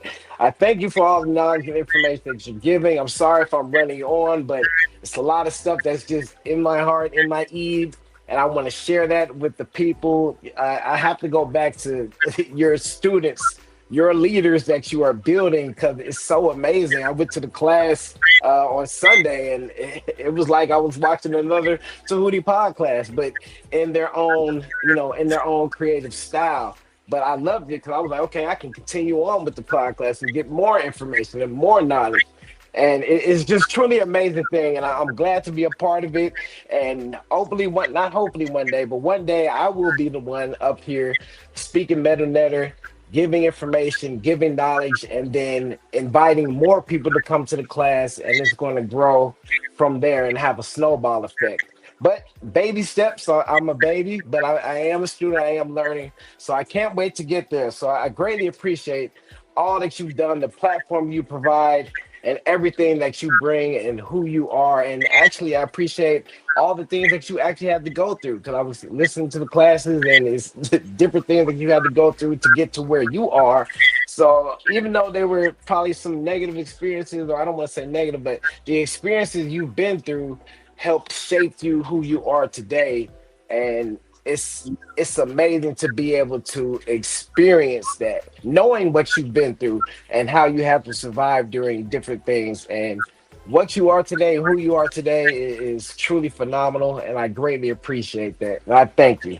Sorry for rambling, but it was on my mind and on my heart. So I thank you. Thank you for allowing me to share. Thank you for allowing me to be here and partake in everything that you provide. And thank you to your students. Peace and love, Uncle Johnson. Nini Ook, beautiful, beautiful words, beautiful appreciation of myself and the students that my teachings have created. It's a beautiful way that you put that. You're definitely a humble student coming from a path where you studied so many things, but you're not utilizing that to say, because you study that, now you're above in the pod class or in the House of a 10. You're actually humble enough to say, I've been studying for 10 plus years, but here, oh no, I'm a baby. I'm a baby. I'm a baby here. So that was beautiful. To for your words. And I wanted to let you know something about the follower situation. One of the greatest titles that the ancient Kemetic people had was called Shemsuhor. Shemsuhor. Yeah, Shemsuhor. And all the scribes and all the pharaohs and everyone were proud to call themselves Shemsu. It's a word that meant follower. The follower, it was a word that was spelled with 2 feet walking. And because in order to have a guide, you have to follow that guide. The humility is gone today, where especially black men today, are at a state where it's hard for them to say, I'm a follower of such and such. But when you start reading the Kemetic writings in the anthology, read the story of Sinuhu. Go to the story of Sinuhu, and you'll see that he was proud to call himself a Shemsu. He was definitely a follower, and every man should be. And this, every man should be called a tepi at one time. A tepi is a leader. That's when you're the head. But you can't be a leader if you're not a follower of something, because you'll never know what it takes to lead. So you'll never know what it is to teach a white belt if you just start off on black belt. You have to follow the sensei. And then when you get to black belt, you can look back at the white belt and say, oh, I went through this because I was following Sensei Ching Fu. He was my master. And now 20 years from now I'm going to raise you, and you're going to be a follower of me, and then you're going to be a sensei one day, possibly. So followers and leaders were both honorable terms that were used in the MetaNetter culture. So, but Tua, for everything you said, you're welcome. Tua, for all your great words, you're very excited. You're doing great. Keep on going. Keep on with this. You're really appreciative.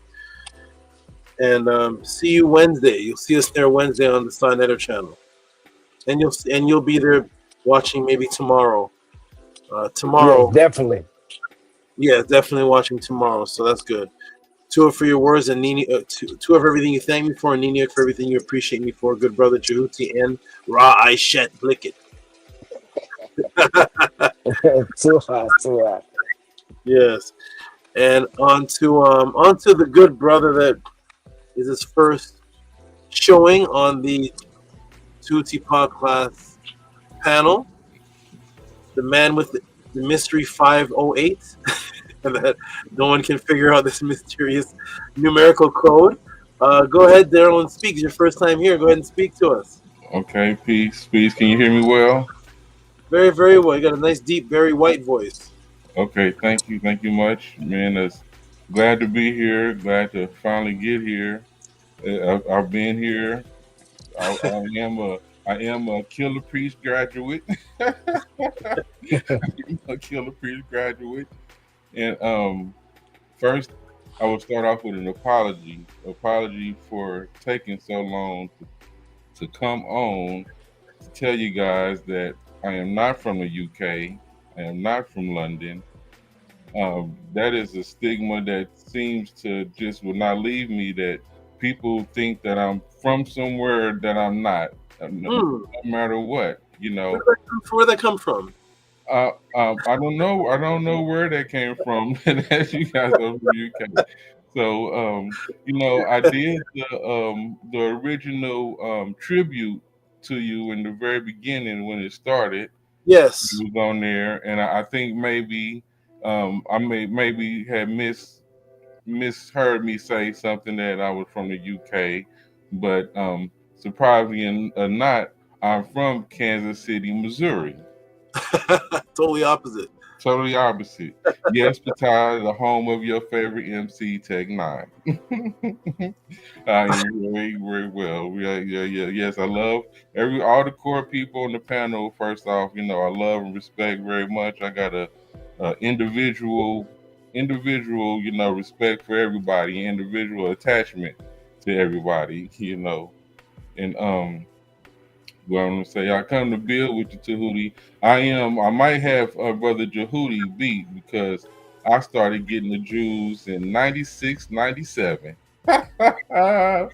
So I recognize that you would have been one of the brothers when I first got down in Nashville, Tennessee, come from Kansas City, Missouri, when it was at the heart of the Black Power movement, and everybody was going around, and you was either gonna go with a Hebrew Israelite, you was gonna go with the 5%ers, you was gonna go with the Moorish brothers, or you was gonna go with the Nubians. They was all who was gonna pick, and I remember like yesterday, I was in the car with the 5% brother, that Power, that ended up being my lightener, and the Nubian brother, and the other brother, me and him was the only neutral, and they both was trying to get us to go with the organization. And the 5% brother, come with us, black man is God, we read. And the Nubian brother was, you know, man, Malachi York, he not the science, he know the science of the aliens and everything. And I was going back and forth, and who I'm gonna go with, and you know, I end up going with the 5% brothers. I end up going 5% brothers for a very particular reason, because the Nubian brother was like, you know, Malachi York, he know how to read your aura. He know how to read your aura, so he know how to look at you and know your emotional state. And that scared me at the time. And I was like, man, I can't be under nobody that knows something that far about things that I don't know. I have to be kind of concrete. So that kind of scared me, you know, being at a young age. I was 18 by myself, just getting to college, you know. So the 5% brothers seemed a little bit more concrete. So that's where I went. So that's where I went, you know, like I said, went with the 5% brothers, went with them until we went to battles and to the arguments and who was right within the lessons and who was wrong and who was giving them right and who wasn't giving them right. And I was, you know, torn into that. And then the Hebrew Israelite brothers come up here with us. And I ran with them for a little bit, and then that was too much. And I ran back with the 5% brothers. And then the Moorish brothers pop up and said, brother, we don't. So the Tehuti's intro, I always say Tehuti's intro is the story of my life, because that is true for all you young brothers, how it was going down. And it was one thing that was very particular about me at that time, Tehuti. I said to myself, everybody in all these organizations were saying that the European had this knowledge and they had it hidden and they giving it to us. I said, what if they gave it to us and they already distorted it. What if they already changed stuff up and this stuff that we learning might not even be concrete? And that reality didn't come true until, of course, I met you on the Tehuti podcast, which was 30 years later. That yes, everything they did give us was distorted and already mixed and matched from other things. So now I lead up to say this. Another reason why I'm here is because you struck a nerve last week on me when you had brought up my Kemet yoga teacher when I did start to. Man, it's a long story. Okay, Dr. Blair was my last teacher, so forth. You know, when I was in the circle with everybody, Hakeem Bey was. I'm listening. I have to come off the screen for a moment, but I have my speaker on. I'm hearing you. I'm just gonna be off the screen, but I'm listening to you. Okay, fine, because I wanted to tell this story to the brothers on the panel just as well. So, in that time, in that circle, Hakeem Bey was a videotape that was going around. Everybody was getting knowledge from. Bobby Hemmett was a normal video going around every time, giving knowledge from. Henry Day Bernardo,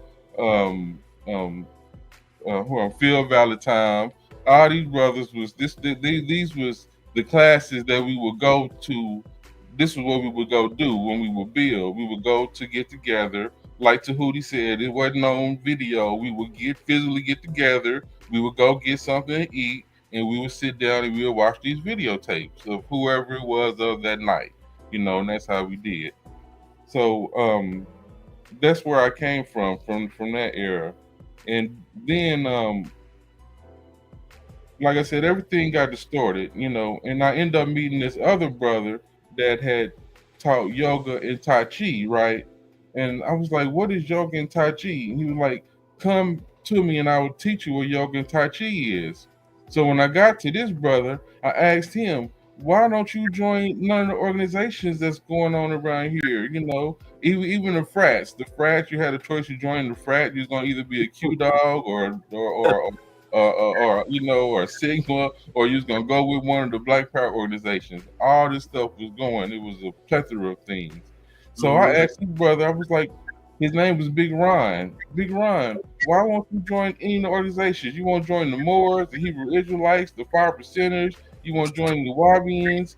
You won't do none of the frats. He was like, man, D, I'm from New York, and man, me and my brothers, we did all that stuff. You know, in New York, we sold books on the corner, and everything was. I'm done with that. I'm practicing my yoga, my Tai Chi, and that's all I do. He was like, if you want to learn, I'll teach you. And he came down to the where we were staying at. It was me and a group of other 4 brothers, 5% brothers. We was all living in an apartment together, and he taught us all the yoga and Tai Chi. And he said to me, D, you look like you're going to continue to do this, you know, so you make sure you continue on. And I never stopped, you know. So for 20 or 30 years, I have been practicing yoga and Tai Chi. And that's where I left off to. I left all the lessons. I left all the organizations. I started studying everything, and I was just practicing yoga and Tai Chi. Then one day I was like, well, let me see what's going on now. And Dr. Blair popped up. And then I started studying with Dr. Blair. And Dr. Blair had a similar thing that you had going on, the question and answer format. But you would call in. You would call in to Dr. Blair, and he would have you to state your name and where you're from, and you would answer your question. And that's where I got all my personal internal questions out that I wanted. A kind of side note, reason why I haven't sent in any questions to you, even though I have some that I will eventually bring in. But that's why, because I got all my personal questions out. So Dr. Blair was the first that brought ancient Kemet brought to the forefront when he was saying that the pyramids or the Aku, he knew he was saying the name was Aku, was built before the people that we know as Homo sapiens. You know, he was saying that they was built by the Naturu, by people that was not like us, and in the people that we know of as Homo sapiens were the last ones that was there when the Naturu was still here on Earth.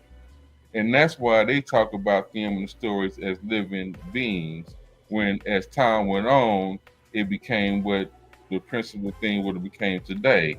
So I had already prescribed to that myself because that's what I felt was true. Okay. So then I decided to go back to school and going back into the matrix because I was bored. And I was working a maintenance job, cleaning, that I always did. That's how I always made my money. I always called it the dirty money, under the ground. I always did cleaning work, you know. And I was working in this job doing maintenance. And I went to the library one day, and the school was talking about everything about the human body and all this stuff. And I said, well, I know this stuff. I've been doing yoga and Tai Chi for 20 years. Let me go back to school, get my degree, and maybe I can teach yoga from a perspective of, you know, from a clinical perspective, as they call it, versus what they doing out here today, because I didn't want to blend in with what they was doing with yoga today, because that ain't where I had came from. It had got watered down. Because when McBride was teaching me yoga, he didn't teach me the yoga that they got going on today. So as I was in school, I ran into this lady that came down to Missouri that's throwing this Soul Yoga Fest, and it was with this Kemet yoga teacher named Yasir Rahotep. And I go, a black yoga teacher? I've done all my studying with yoga in ancient India, and even my study in ancient India, I had came to realization and reality to know that all those people were black or was people of color, Buddha and all those people. They had said those people were, so I had already knew that ancient India was a place of color. You know what I'm saying? The coming. So. But he was coming with saying that the ancient people of Kemet of Egypt, so forth, was the people that was the first ones that talked about meditation and the movement of the body and slow stuff like that. So I got interested. So I was like, okay, well, this is my next journey. Okay, so this is my next journey. So I started taking, I enrolled to be a Kemet yoga teacher, to be a certified Kemet yoga teacher with my Kemet yoga teacher Yasir Rahotep. So he's teaching us Kemet yoga, and you know, the basis behind Kemet yoga was just like you had taught in your meditation class, and just like the brother Patah had taught in his meditation class on the House of 10. I watched them both thoroughly, and it was very similar to what he teaches about Kemet yoga too. So that's why you had struck a nerve last week when you had put up Kemet yoga there, and you said that, oh, they teach Kemet yoga and this is all peaceful guy, you know what I'm saying, stuff like that. I was like, well, this would be a perfect time for me to go on and to correct what he was saying about him, because he's far from that. You know, he teaches Kemet yoga, but he also teaches tactical guns. You know what I'm saying? He also teaches, the first person to teach me how to take apart and put apart a gun. After our yoga classes, we go back and we have gun lessons and stuff like that. So the brother is not that by far, you know. But what was happening in the Kemet yoga class, right, was every time he would have a teaching about ancient Kemet. You know, for me it was basic, but it was still brand new. Learning that it was also Tom Murray and things like that. But when he spoke about the Tiru, he spoke about them as principles and things like that. And he was also on the you know, they was black, you know, teaching that they was black, you know, it was black. But that was another thing. But see, I had already came from that era, so that wasn't nothing new to me that they was black. So you, Tehuti, that's what would gravitate to me, because I was so tired of that. I was so tired of hearing that they was black, they was black, they was black, they was black. I was so tired of that, because then it started to feel embarrassing. I was like, well, we ain't doing nothing with it. We black, we don't got nothing. The ancestors, the Arabians over there is finding all the artifacts. So why are y'all still saying that we black and we ain't got nothing to show for it? You know, so I'm like, we need to stop saying that. So I was tired of that narrative. So I was able to look over that when he was teaching that. I was also kind of able to look over the fact that he was saying that there was principles and stuff, because I was already prescribed to what Dr. Blair was saying, that the Nitu rule. And this guy's an elder, so by this time he's 70 years old. You know what I'm saying? So that picture that you showed of him was 50 years ago. You know what I'm saying? He's 70 years old now. So I'm looking at this guy and respecting this guy as an elder. So certain things I'm not even trying to bring to, because as I know, Tehuti, our elders is at these some things they not even want to hear, they want to get to. So I was reluctant to bring to him Dr. Blair's philosophy on the Tehuti real in that, because like you always say, they shut us down. Y'all listen to Tehuti, he's been so on point with the journey. They shut us down. So, I would leave it alone. But I swear one time he said himself personally that he believed Asar was a real person, real being, but that was his own personal belief. But, the narrative is that they was principles. So every time he would talk about Ancient Kemet, a girl would come in and she would go, the Shrine of Mayat and Jabari, come over there and you can learn a lot more about Ancient Kemet. And I would go, who is this person? And he would go on and he would be teaching and he would be teaching and he'll say something about Kemet, the teaching again. And this girl will pop on. Come over to the Shrine of Mayat and learn from Jabari. He teaches a lot deeper stuff about Ancient Kemet. And I'm wondering, I'm like, is this brother, my teacher, he gonna say something about it? So finally, he was like, the Shrine of Mayat, I'm friends with this brother named Jabari. You can go over there and you can learn more about Ancient Kemet because he teaches about Ancient Kemet also. And I was like, okay. I'm a side note. I'm gonna check him out after I get through doing my teachers, because my main teachers with him was the yoga practices and the meditation practices, because he was a 50-year master. I have been practicing for 20, 30 years of yoga Tai Chi, and I had been looking for a teacher. I had got to the point where I had been doing the yoga and Tai Chi so long on my own that I knew I had needed a teacher in order to elevate and answer the questions that I had, what was going on with my body and stuff. I'm sure you understand that. And everybody else on the panel, because I understood that everybody else got a background in martial arts. Amun and everybody in Fatah. So that's good that we got the understanding. So then I'm gonna get back to my train of thought.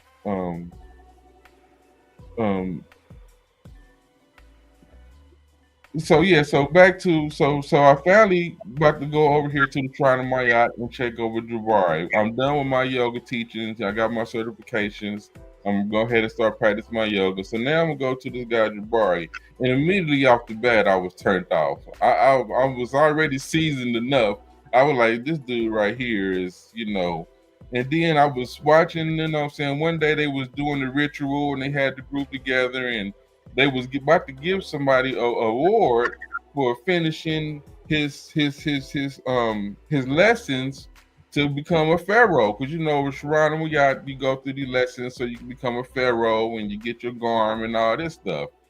Yeah, I don't know if you knew that too. You're like, yeah. So that was another reason why, because no disrespect to the houseofatton and stuff, Tootie, I was already to the point I was not joining any more organizations. I was like, man, like I said, I didn't do there. I'm not joining any more organizations. Kemetic yoga had got me because it was Kemetic yoga based more than connected to the Black Power consciousness movement thing, So I have a question, then I gotta step away for 30 seconds. Mm-hmm. I'm actually during this closing section. It's just for the people to close, but I actually am very interested. This story has me intrigued. I am actually enjoying sitting back, listening to the story, because it's very rich in history. What I wanted to know before I step off is this interaction with going to Jabari. Is this before you came across me on Killer Priest? Yes, it was. Oh, okay. Yes, it was. Matter of fact, all the way up into the debate, I was leaning towards Jabari's side because I had already listened to him and I wanted him to win. Hold that. I'm gonna stop just for 30 seconds. I'm actually it's usually the closeout, but I'm personally enjoying this this story of your transformation, of all that you're going through, and wonderful. And to that brother that I showed the picture to, the concept of the peacefulness was those who were teaching what they say was Kemetic yoga, not particularly the person, but the Ron Ephraim, no, Ron Ephraim, Muta Ashby, and several others, when they teach about Kemet, they the Netzer symbol is not an actual axe.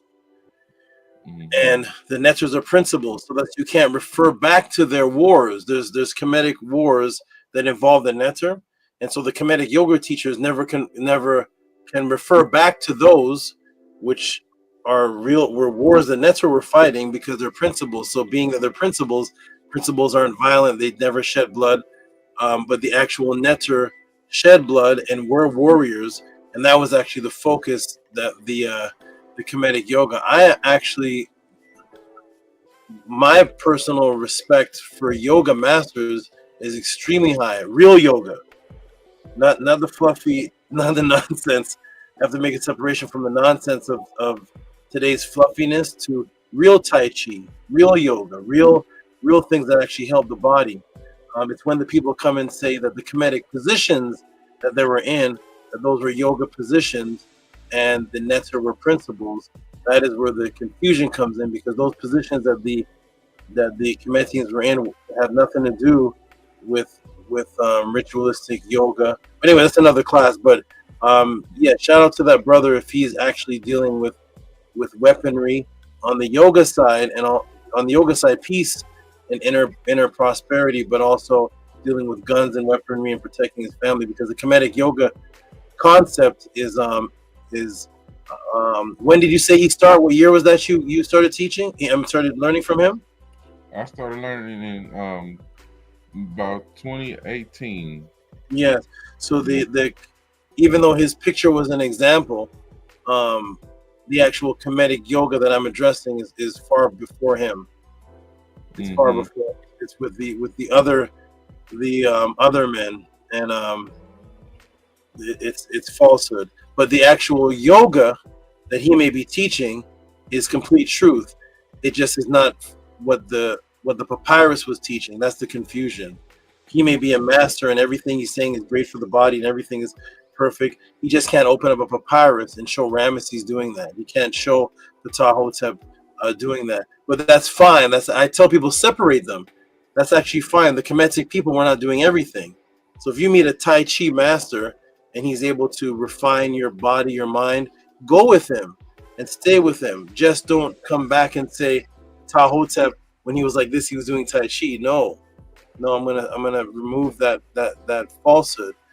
But I had my own senseis, master teachers that were teaching kung fu and teaching those things, but I never would say that what they were teaching specifically was from Medunetta writings. It's not fair to do that, because it just wasn't. Fighting techniques were, but even though martial arts founded and came from Kemet, I can't say that the armies of Khufu were doing what Jackie Chan does. No. But yes, thanks for bringing that clarity. I'm going to step off for a couple seconds and come back, hear the rest of the story, and then we'll close out. But your story is very intriguing. I'll be right back, Daryl. Right back, everybody. Peace for now. You can continue talking to the brothers, though. I'll be right back. Yeah, that is correct. To add on to what the brother is saying, he does explain that. He does explain that. Like we have the pose of Asar, for example. We have the pose of Asar, but he's not saying that Asar, this yoga. He explains. Okay, in India, you have the warrior pose that's represented by what's his name? I can't think his name. I can't come to him right now, but the warrior pose is represented by one of the deities in ancient India. And they use that deity as explanation of why they're doing that pose. Same example as ancient Kemet, as he is the pose of Asar. We do the pose of Asar as this will be a representative of one of the deities of ancient Kemet versus one of the deities of ancient India, and so forth like that.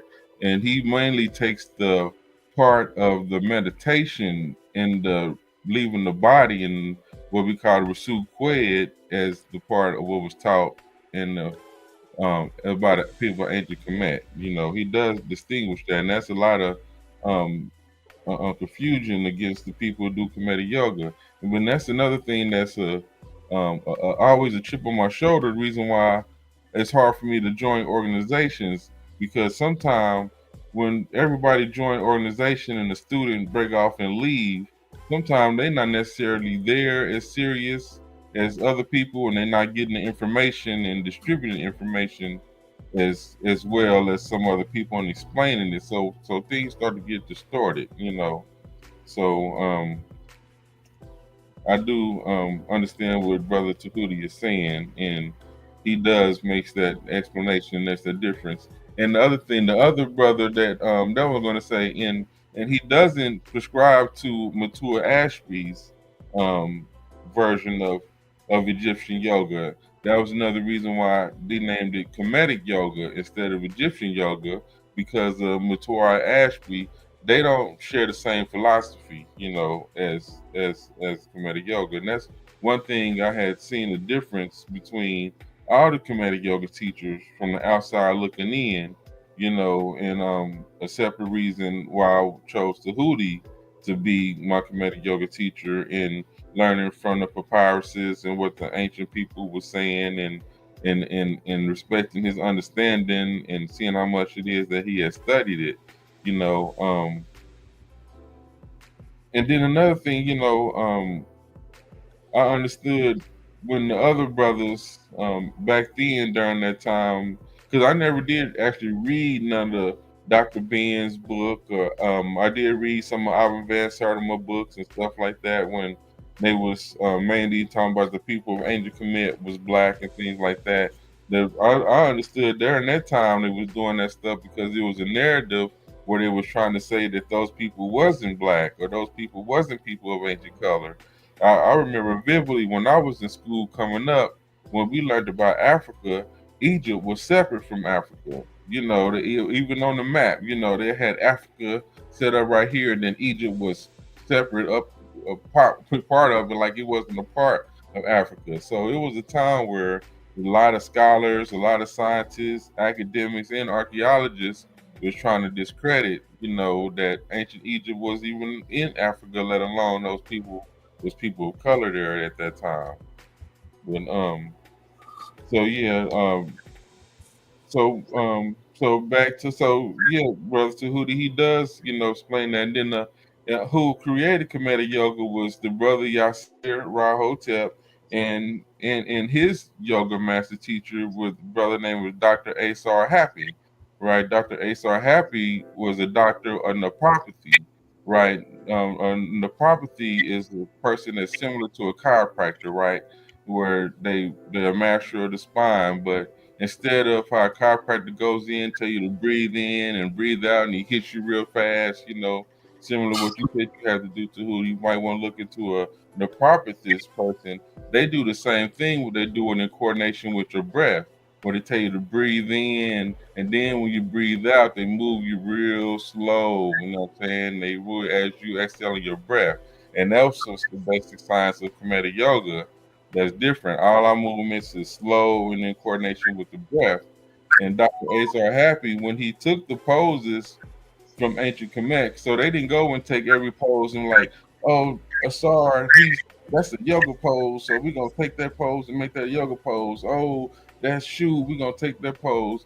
No, he scientifically, you know what I'm saying, knowing the human body, like you say, Tehuti, as the ancient people had to be in physical shape in order to get bent down and do these certain poses and stuff like that. So he took the poses and was like, okay, this pose right here will give you flexibility in the ankle, will give you flexibility in the knees.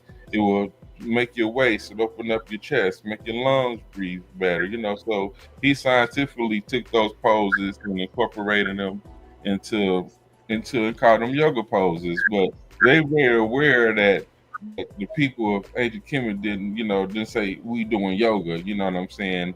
They took that to be able to teach the knowledge and the information of mainly of, you know, what he called going to traveling to a mentor And the whole thing is to teach people how to meditate and to go into outer body and to go into the inner self, you know.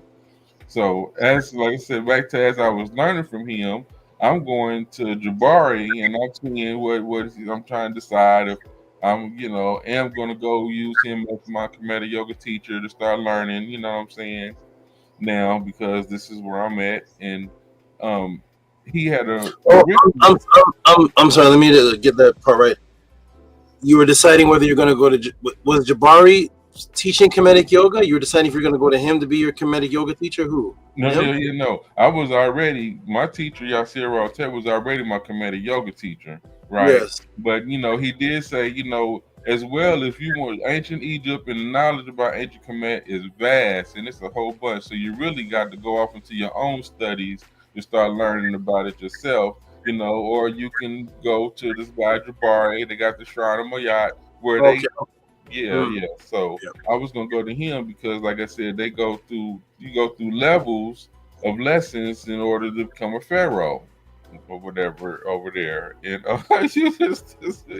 where you get to dress up in your garb and everything and all that stuff. And I was like, man, see, here we go again. I'm not about to join no organizations like that. I ain't doing that. But I'm gonna try to see. You know, I'm still, you know, open.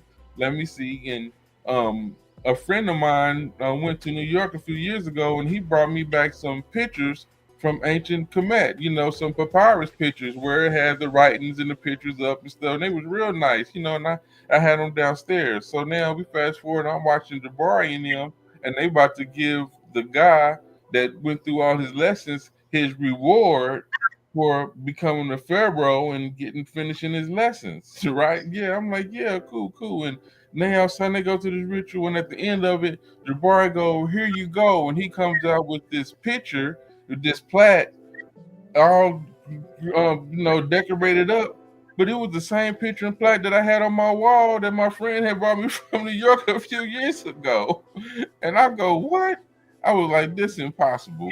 I was like, well, I'm glad to know that picture is so important. So now I'm gonna go get mine and put it in the frame.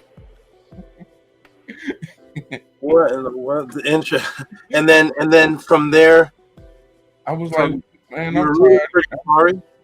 From there, I was like, man, I'm tired of. I can't find no Kemet yoga teacher now. Let me go on YouTube and see what's going on. Oh, Killer Priest, man, I love Killer Priest. He was my favorite Wu-Tang artist. Let me see what he's talking about. Tehuti, who's this guy named Tehuti? Okay, well, let me listen to him. Oh yeah. Oh, really? He haven't hit Rasul yet? He's still calm? Because I knew it was going to be a day he was going to put Rasul in the chokehold because Rasul was going hard on you. And just like Atef and everybody recognized, you kept your calm, you kept the knowledge strong, and I seen the wisdom. And rewind back to my very first initiation into Kemet yoga was in '97 when I first got to Nashville, Tennessee. My first yoga teacher, the guy Big Ron, it was a lecture coming by Dr. Jacob Carruthers. He said, Daryl, it's a lecture coming by Dr. Jacob Carruthers. No matter what, you don't miss that lecture. There's nothing more important in school than you going to that lecture. I went to that lecture with Dr. Jacob Carruthers, and he showed the movie Sankofa. I've never seen that movie ever again, and nobody seems to have heard of it. He showed the movie Sankofa, and then he brought up ancient Egypt, and he talked about the 8 created ones and the 8 uncreated ones. And I took notes. That I still got to this day up to my room about the people of ancient and what Dr. Jacob Carruthers said. So now fast forward to my Kemet yoga teacher. When he would speak about Kemet yoga, his teachings were similar to Dr. Jacob Carruthers. What was different than all these other people, these Mephidices and all these other people that I was seeing on YouTube and all that stuff was kind of watered down stuff. It was nothing that was concrete like Dr. Jacob Carruthers. So my yoga teacher, him being in Chicago, he went to school to learn from Dr. Jacob Carruthers that had a Kemet yoga school where they were teaching how to write Kemet yoga hieroglyphs and stuff like that. So when I got to you, some of your teachings were similar to what I was learning from Dr. Jacob Carruthers. You know, so I was like, okay, cool. So let me go. But it was still different and a little bit deeper. So I was like, well, damn, he's explaining a little bit deeper and he's showing me too.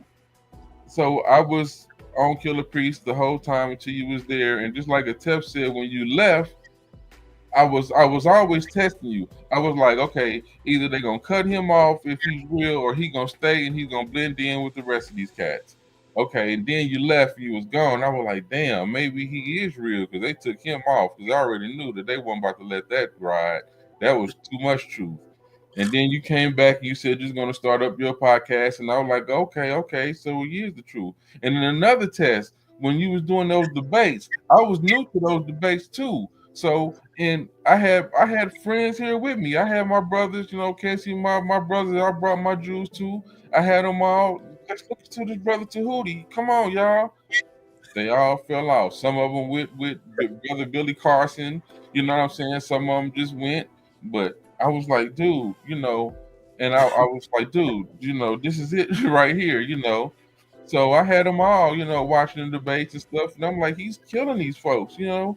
And that's another that will lead up to another story. So I was like, the debate with him and Jabari is coming up. I was like, okay, finally, I'm gonna see what's the truth. I was like, come on, Jabari, I'm pulling for you because you friends with my Kemet yoga teacher, and he didn't kind of vouch for you, which I'm not really understanding why my Kemet yoga teacher is vouching for you, because his teachings about ancient Kemet wasn't like Jabari's teachings. You know what I'm saying? So I was like, you know, so I immediately saw that Jabari was kind of trying to latch on to my teacher as some type of to make himself feel like he was a part of something that was true, because my teacher's teachings wasn't the same as Jabari.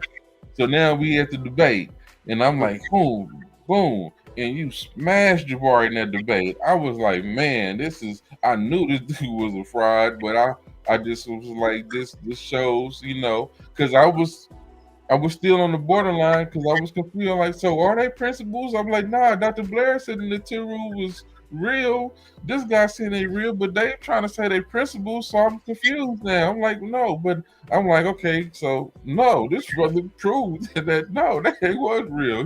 So now I'm learning from, I've been here ever since, you know, learning, trying to baby steps. You know, I had to go get the ancient Egyptian dictionary. You know, my first book was my Legend of the Gods, you know, Wallace D. Budge, and I had, you know, stepped over that line when I started getting these lessons and watching you. So it's a very important thing, you know, you guys. Sometimes when you find a teacher and sometimes it's really just for you.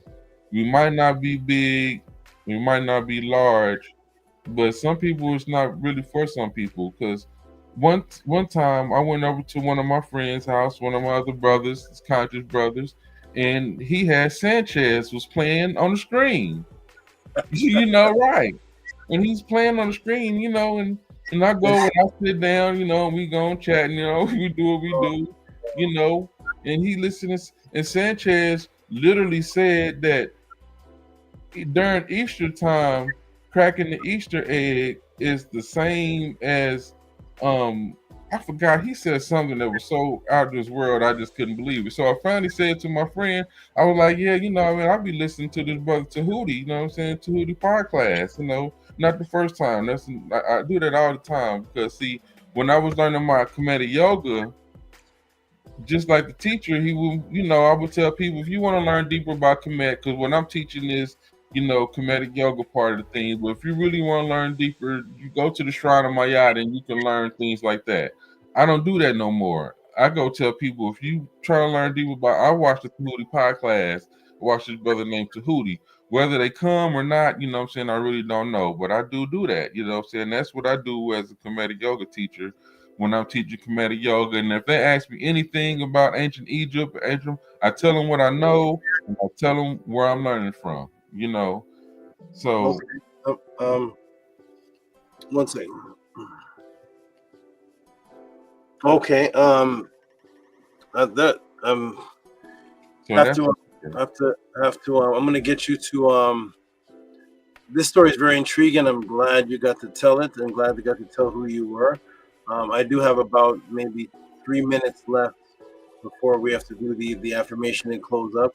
But I'm glad you got all this out and clarified that you're not from the UK and clarified that your story is actually in a similar circle to what to those days when you had to make that choice, and all the way up to Kemetic yoga and all the way up to Jabari and all the way up to debate and kill the priest. And that is a beautiful. That's an excellent story because it totally changes. None of that would have happened if you're in the UK. So you definitely have nothing to do with the UK. This is straight American culture experience, and excellent. And I'm glad that you're here, stuck around. I have about 2 minutes, but I do want to ask you, and thank you for clearing up that brother is a 70-year-old elder right now. Peace and love to him. Absolutely nothing is wrong with yoga, and nothing is wrong with Tai Chi, and all of that is a beautiful thing. And I wanted to just ask you, does the 508, if you could kind of summarize, does the 508 have any symbolism to you? You've always been doing that for years. $5.08. Yeah, the $5.08 it changed through all the sciences I've been through. It started with the 5%ers because I go by Divine, and no guys know Daryl McDonald, but most of the people know me by Divine, D-I-V-N-E, and it's 4, D, the fourth letter. So, but then when I elevated, I went to the numbers, and the numbers goes by your birth date, which I was born on the 17th, which makes me the 8. Right. So the 508 makes the 13. The 4 was divine, and the 8 was for my birthday. So those things coincide. But the ultimate of it is the 8, because the 8, when I learned the yoga and the Tai Chi, gave me my 2 sides of me from when I left the physical world and went into the spiritual world, the infinity. So the 8 is the ultimate. And the whole ultimate of the 508 is when you start teaching, I knew I would not be able to afford what it was that you was doing. So to at least be able to pay something, it had to be at least $5.08, which was my magnetic number. That was a spiritual number that would resonate, but not only money-wise, but for energy-wise. Beautiful, beautiful. That's beautiful. So every time you send the donation, echoes a resonance within you with a history that directly ties into you. So it's more than just money that you're sending. It's a message to your own self while giving reciprocity. So that's a beautiful thing. Tua, for clearing that up. I'm glad you appreciate the journey that you're on and stuck around, and anyone who gets exposure to Dr. Blair is a beautiful introduction to me. If you're with Dr. Blair, there's nobody else to go to but me. None of the other teachers coincide. If Dr. Blair was teaching today, he'd be called pseudo. So Dr. Blair, beautiful brother. If Dr. Blair was still around, I would have him here in the podcast. We would be building. I would talk to him. He is definitely on the frequency of, but he was at a time where there wasn't the same access to the detailed knowledge, the screen shares, the dates, the artifacts. He was more just talking, but what he was talking was on point, even though he was just talking. So shout out to Dr. Blair. Rest in peace to him. And I'm glad you went through that journey that got you right here to me, the Tutti PODCLASS, and I'm glad you're comfortable. Definitely stay within your yoga. Definitely stay within any martial art, Tai Chi, yoga. Stay within it. My battle with Kemetic yoga is far beyond any individual. It ties into an agenda that's being pushed that is a falsehood. That goes beyond anybody that's here on this panel or anybody I show a picture of. So peace and love to all the brothers out there. If you do yoga, if you do Tai Chi, if you do any of those things, if it brings you anything that brings you discipline, anything that helps your body, your breathing, stretching, any of those things, I suggest anybody get into all of those things. and continue that. And just like I tell people, you can do whatever you do on your path, and you're still right here. Right?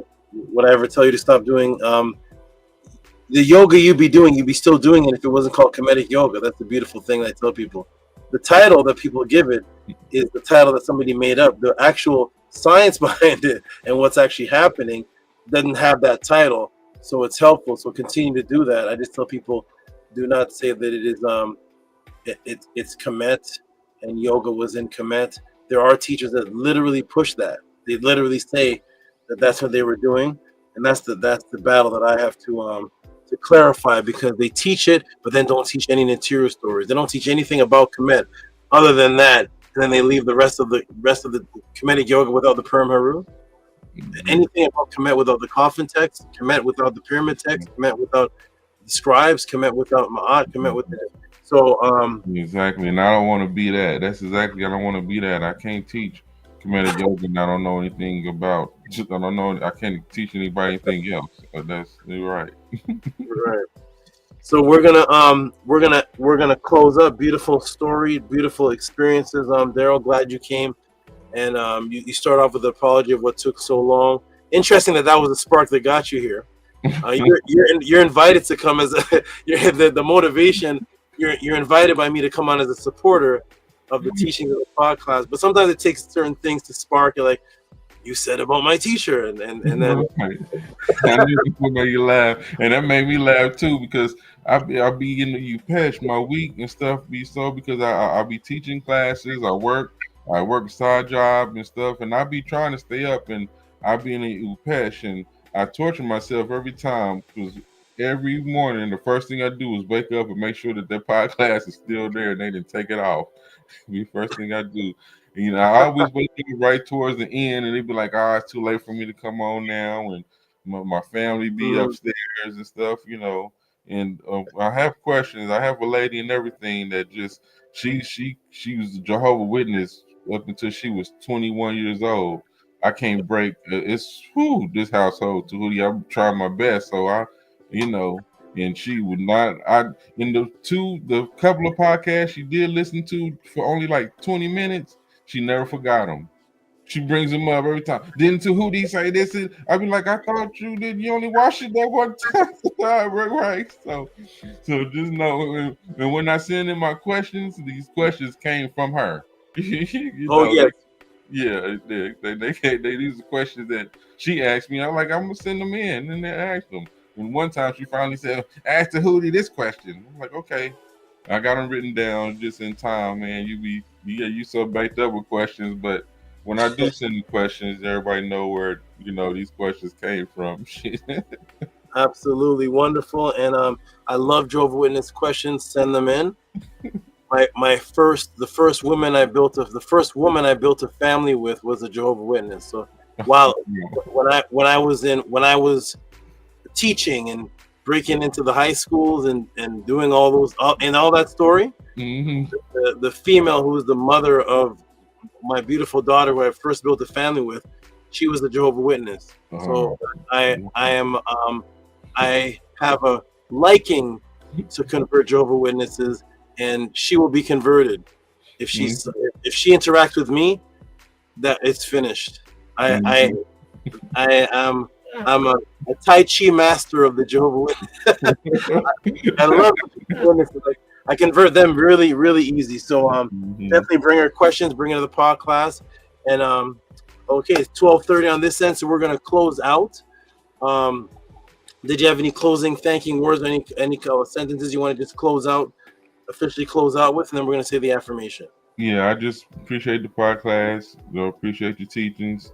I'm doing a lot of work. I went back to school and got my degree in human biology. So I really respect all the scientific stuff. You guys, I can't say enough how much we can't pay him enough for the information that he put, because I spent hours at school and paid hours of money for this information that he putting up, and it's definitely correct. I appreciate everybody energy. Like I said, I got a separate relationship that I like about everybody. Amun and Amunet, Jehuti, Atef, Batai, brother Dejed, so I like everybody in the podcast, and I'm always watching, even if I don't show up. I might be in the UPEsh, but I'm trying to get here, and I try to be back again. I appreciate the podcast and appreciate you, Saba Tehuti. Wonderful, wonderful, beautiful words. And just to end off before we get out of here, I wanted to show everybody that the brother did, now that he has elaborated on the mathematical symbolism of this, yes, he sent in his his 508. So go ahead and, for the first time, go ahead and read that whole thing for us, Daryl. What does that say there? $5.08 for PODCLASS. All right, we finally get to hear the voice of Daryl say it. Thank you for that, Daryl. Appreciate that as always, and I'm glad you got to make it in. And do you want to start coming on the panel regularly, or at least more than? Yeah, I don't want to say that's why I haven't showed up. The reason why I haven't joined the House of a 10 yet, and actually joining and paying the monthly payment, because I'm the type, I don't want to commit to something that until I'm gonna be there indefinitely and be a part in doing something. I'm that. So I'm gonna be here, and as much as I can. I don't want to say that I am and don't. You know what I mean? But I will be watching, and whenever I'm here, I will show up. Perfect. That is a suitable answer. Absolutely. I don't want to be a Miku or Rock. Obviously, that brother. At least give us a reason to say I'm sorry. At least, my goodness. But that's the perfect example why I haven't showed up. Why I haven't, because I don't want to be. I don't want to. If I'm gonna choose somebody that's going to teach me something, I don't want them to teach me until I got a good enough understanding, or I can go back and ask them, am I right? And they can say that, yeah, you're right. Just like you done, Brother Fatai is off, studying and, on his own, same thing. Go for everybody. The whole goal, I look at Brother Tef a lot, because Brother Tef, he records the videos, and I'm around the age group, Brother Tef. I come from his area. I'm my best friends are the Street Brothers. I got a Street Brother that told me one time, I wouldn't try to watch the Hootie, but man, you got to really be paying attention to watch him, and everything. So, excellent. Yeah, I'm just trying to learn, and I've been learning so much and still learn new stuff. So I don't want to show up and not be here unless I'm be doing something for real. Absolutely wonderful sentiment. Everybody should stand on that standard. Absolutely. Do not say you're going to do something unless you can fully commit to it, because it's better to show up and get your acknowledgement for showing up whenever you can. It could be once every 2 months, than saying I'm going to show up, and then your credibility and your word and credibility is down the drain. So definitely continue to do what you do until you can do more. That's all I ask for people. And everybody, I want to say with that, there is one more donation that came in. This wasn't here a few minutes ago. Daryl's donation was in, and then there's one more large donation that came in. I'm definitely going to put on the screen. We're going to give him his respect, his noise, and then we're going to do the affirmation and close out and get our rest. What part of US are you in again, Daryl? Kansas City. What's the time frame there? Time is it is 2:35. Yeah, it's bedtime. So we're gonna get our rest. Let me go ahead and put this up. Shout out to the brother B Get Leisure. Again with the massive. He's consistent, always doing these consistent large supports from another country. I'll go ahead and read this one. B Get Leisure, who is known as Ma Heru, who is going to get his Ren coming October. B Get Leisure has sent $100 for Dua Hanu Saba Tehuti for teaching us biological imperative for our kids Name after goat slaughter. Here we go.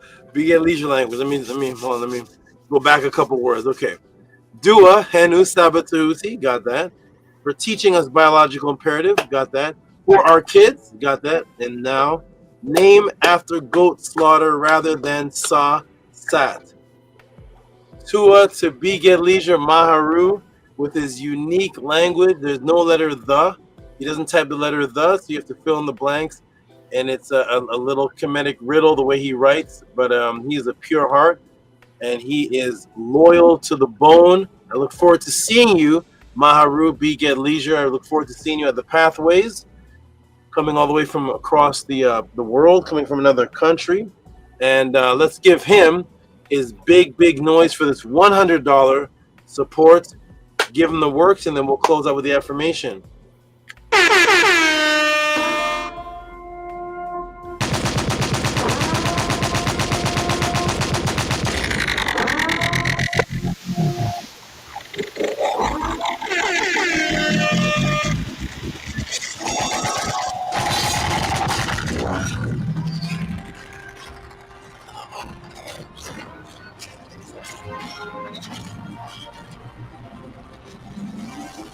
You are watching a master at work.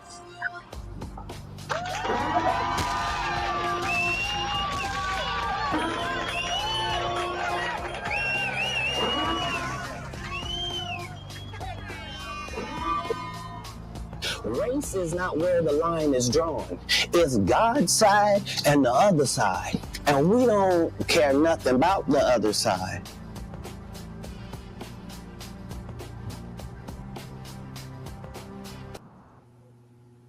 Yes, I know. All right, and that is the last support of the night. We're going to now put up the affirmation. Atef Rem Kemat. I said the name backwards. Atef Rem Kemat. We'll say the affirmation and Atef, did you give your, yes you did, you gave your closing. Yes. Let me turn this down and put the affirmation up, and let's get us some rest for tomorrow. Who's up tomorrow, Atef? Who's teaching tomorrow? Hotep, Great Saba is me. I'm gonna be reading from the instructions of Mary K. Ra. Beautiful story. Excellent, wonderful. Okay, we'll go ahead and put this up.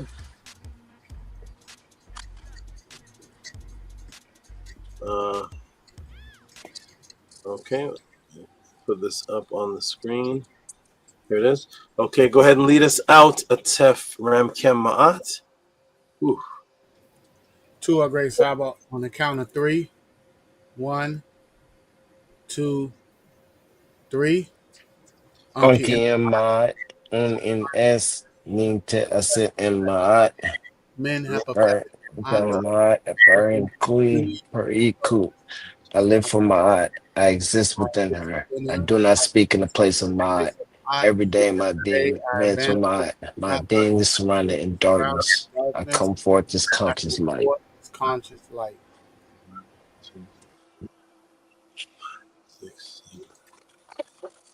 Wonderful, everybody. Excellent. Peace and love to Amun Amunet. Go get your rest. I don't know how Amun are awake right now, but peace and love to you all. I saw Amun an hour ago like this. That was an hour ago. I don't know if he drank some Sprite. I don't know what he did, but he I don't know. He downed a keg of coffee. I'm not sure, but he is back and he's awake. You all go get your rest. Peace and love to you, Amanet, Tehuti, and Ra. Peace and love to you. You're peace always on. Yes. Daryl, peace and love to you. Wonderful story, wonderful breakdown, elaboration. Tua for telling us about the teacher who's he says 70-year-old man now. Yeah. The elder. Yeah. Tua to the master elder and what he does and what he's practiced. And that's a wonderful story. Tua to you, and you have a great night. Tua Tef Rem Kem Maat and your beautiful family. You all keep what you're doing solid. Stay solid with what you're doing. Stay firm and solid. You're doing great, Atef. I'm gonna go big screen. and close us out. Peace, everyone. Hetapu. See you all. I'll be listening tomorrow to a Tef in the background while I'm taking care of about 32 snakes. Peace, everyone. Let me go. Peace and love, Saba. Peace and love. Peace and love, Saba. Peace. Okay, excellent. Let me go big screen. And where's Big Soul layout? I'm gonna help you there with if you can hear me, I'm gonna put you and Tehuti. Sometimes it's hard to leave. I'm gonna go like that. Boom. Okay, good. Excellent, everyone. Beautiful, beautiful class. We were supposed to end at least an hour ago, but we got wonderful testimonies and stories, and I like hearing those stories. I like hearing the effects that this is having on everyone. Support the Tutti podcast. All of you are doing excellent.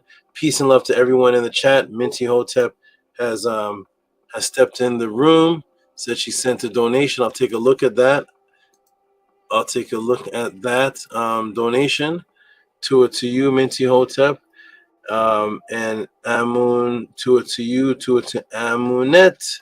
Peace and love to you, Minty. Peace and love to Amunet. Peace and love to the Visionary. Peace and love to everyone that watched. Gabriela, the Jed, somewhere in the background. Everybody that was a part of this Tehuti podcast. It is an excellent, excellent, excellent experience. Become one with this.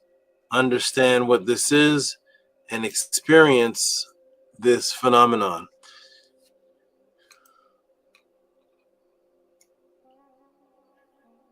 Again, due to Gabriela and her beautiful question, we dealt with how and why to transition your baby from breast milk to solid foods.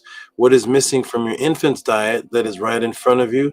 How does the Kemet Giraffe represent the ancient child's future, which is your future? Babyfood Psyops revealed, and the Netter Best connection. Welcome everybody to the Tutti podcast, and good night everybody from the Tutti podcast. We are gone. I put the snakes to rest, both of them, the giraffe design snake and the cobra. Peace and love, everybody. It is a beautiful night, and get your rest. See you all next week. See you on Wednesday. Come to Sonnetta TV on Wednesday, where the brother Patal will be doing a presentation. And of course, I will be there to back him up, and the House of Atten will be there to back each other up. Peace and love, everybody. Hetzapu.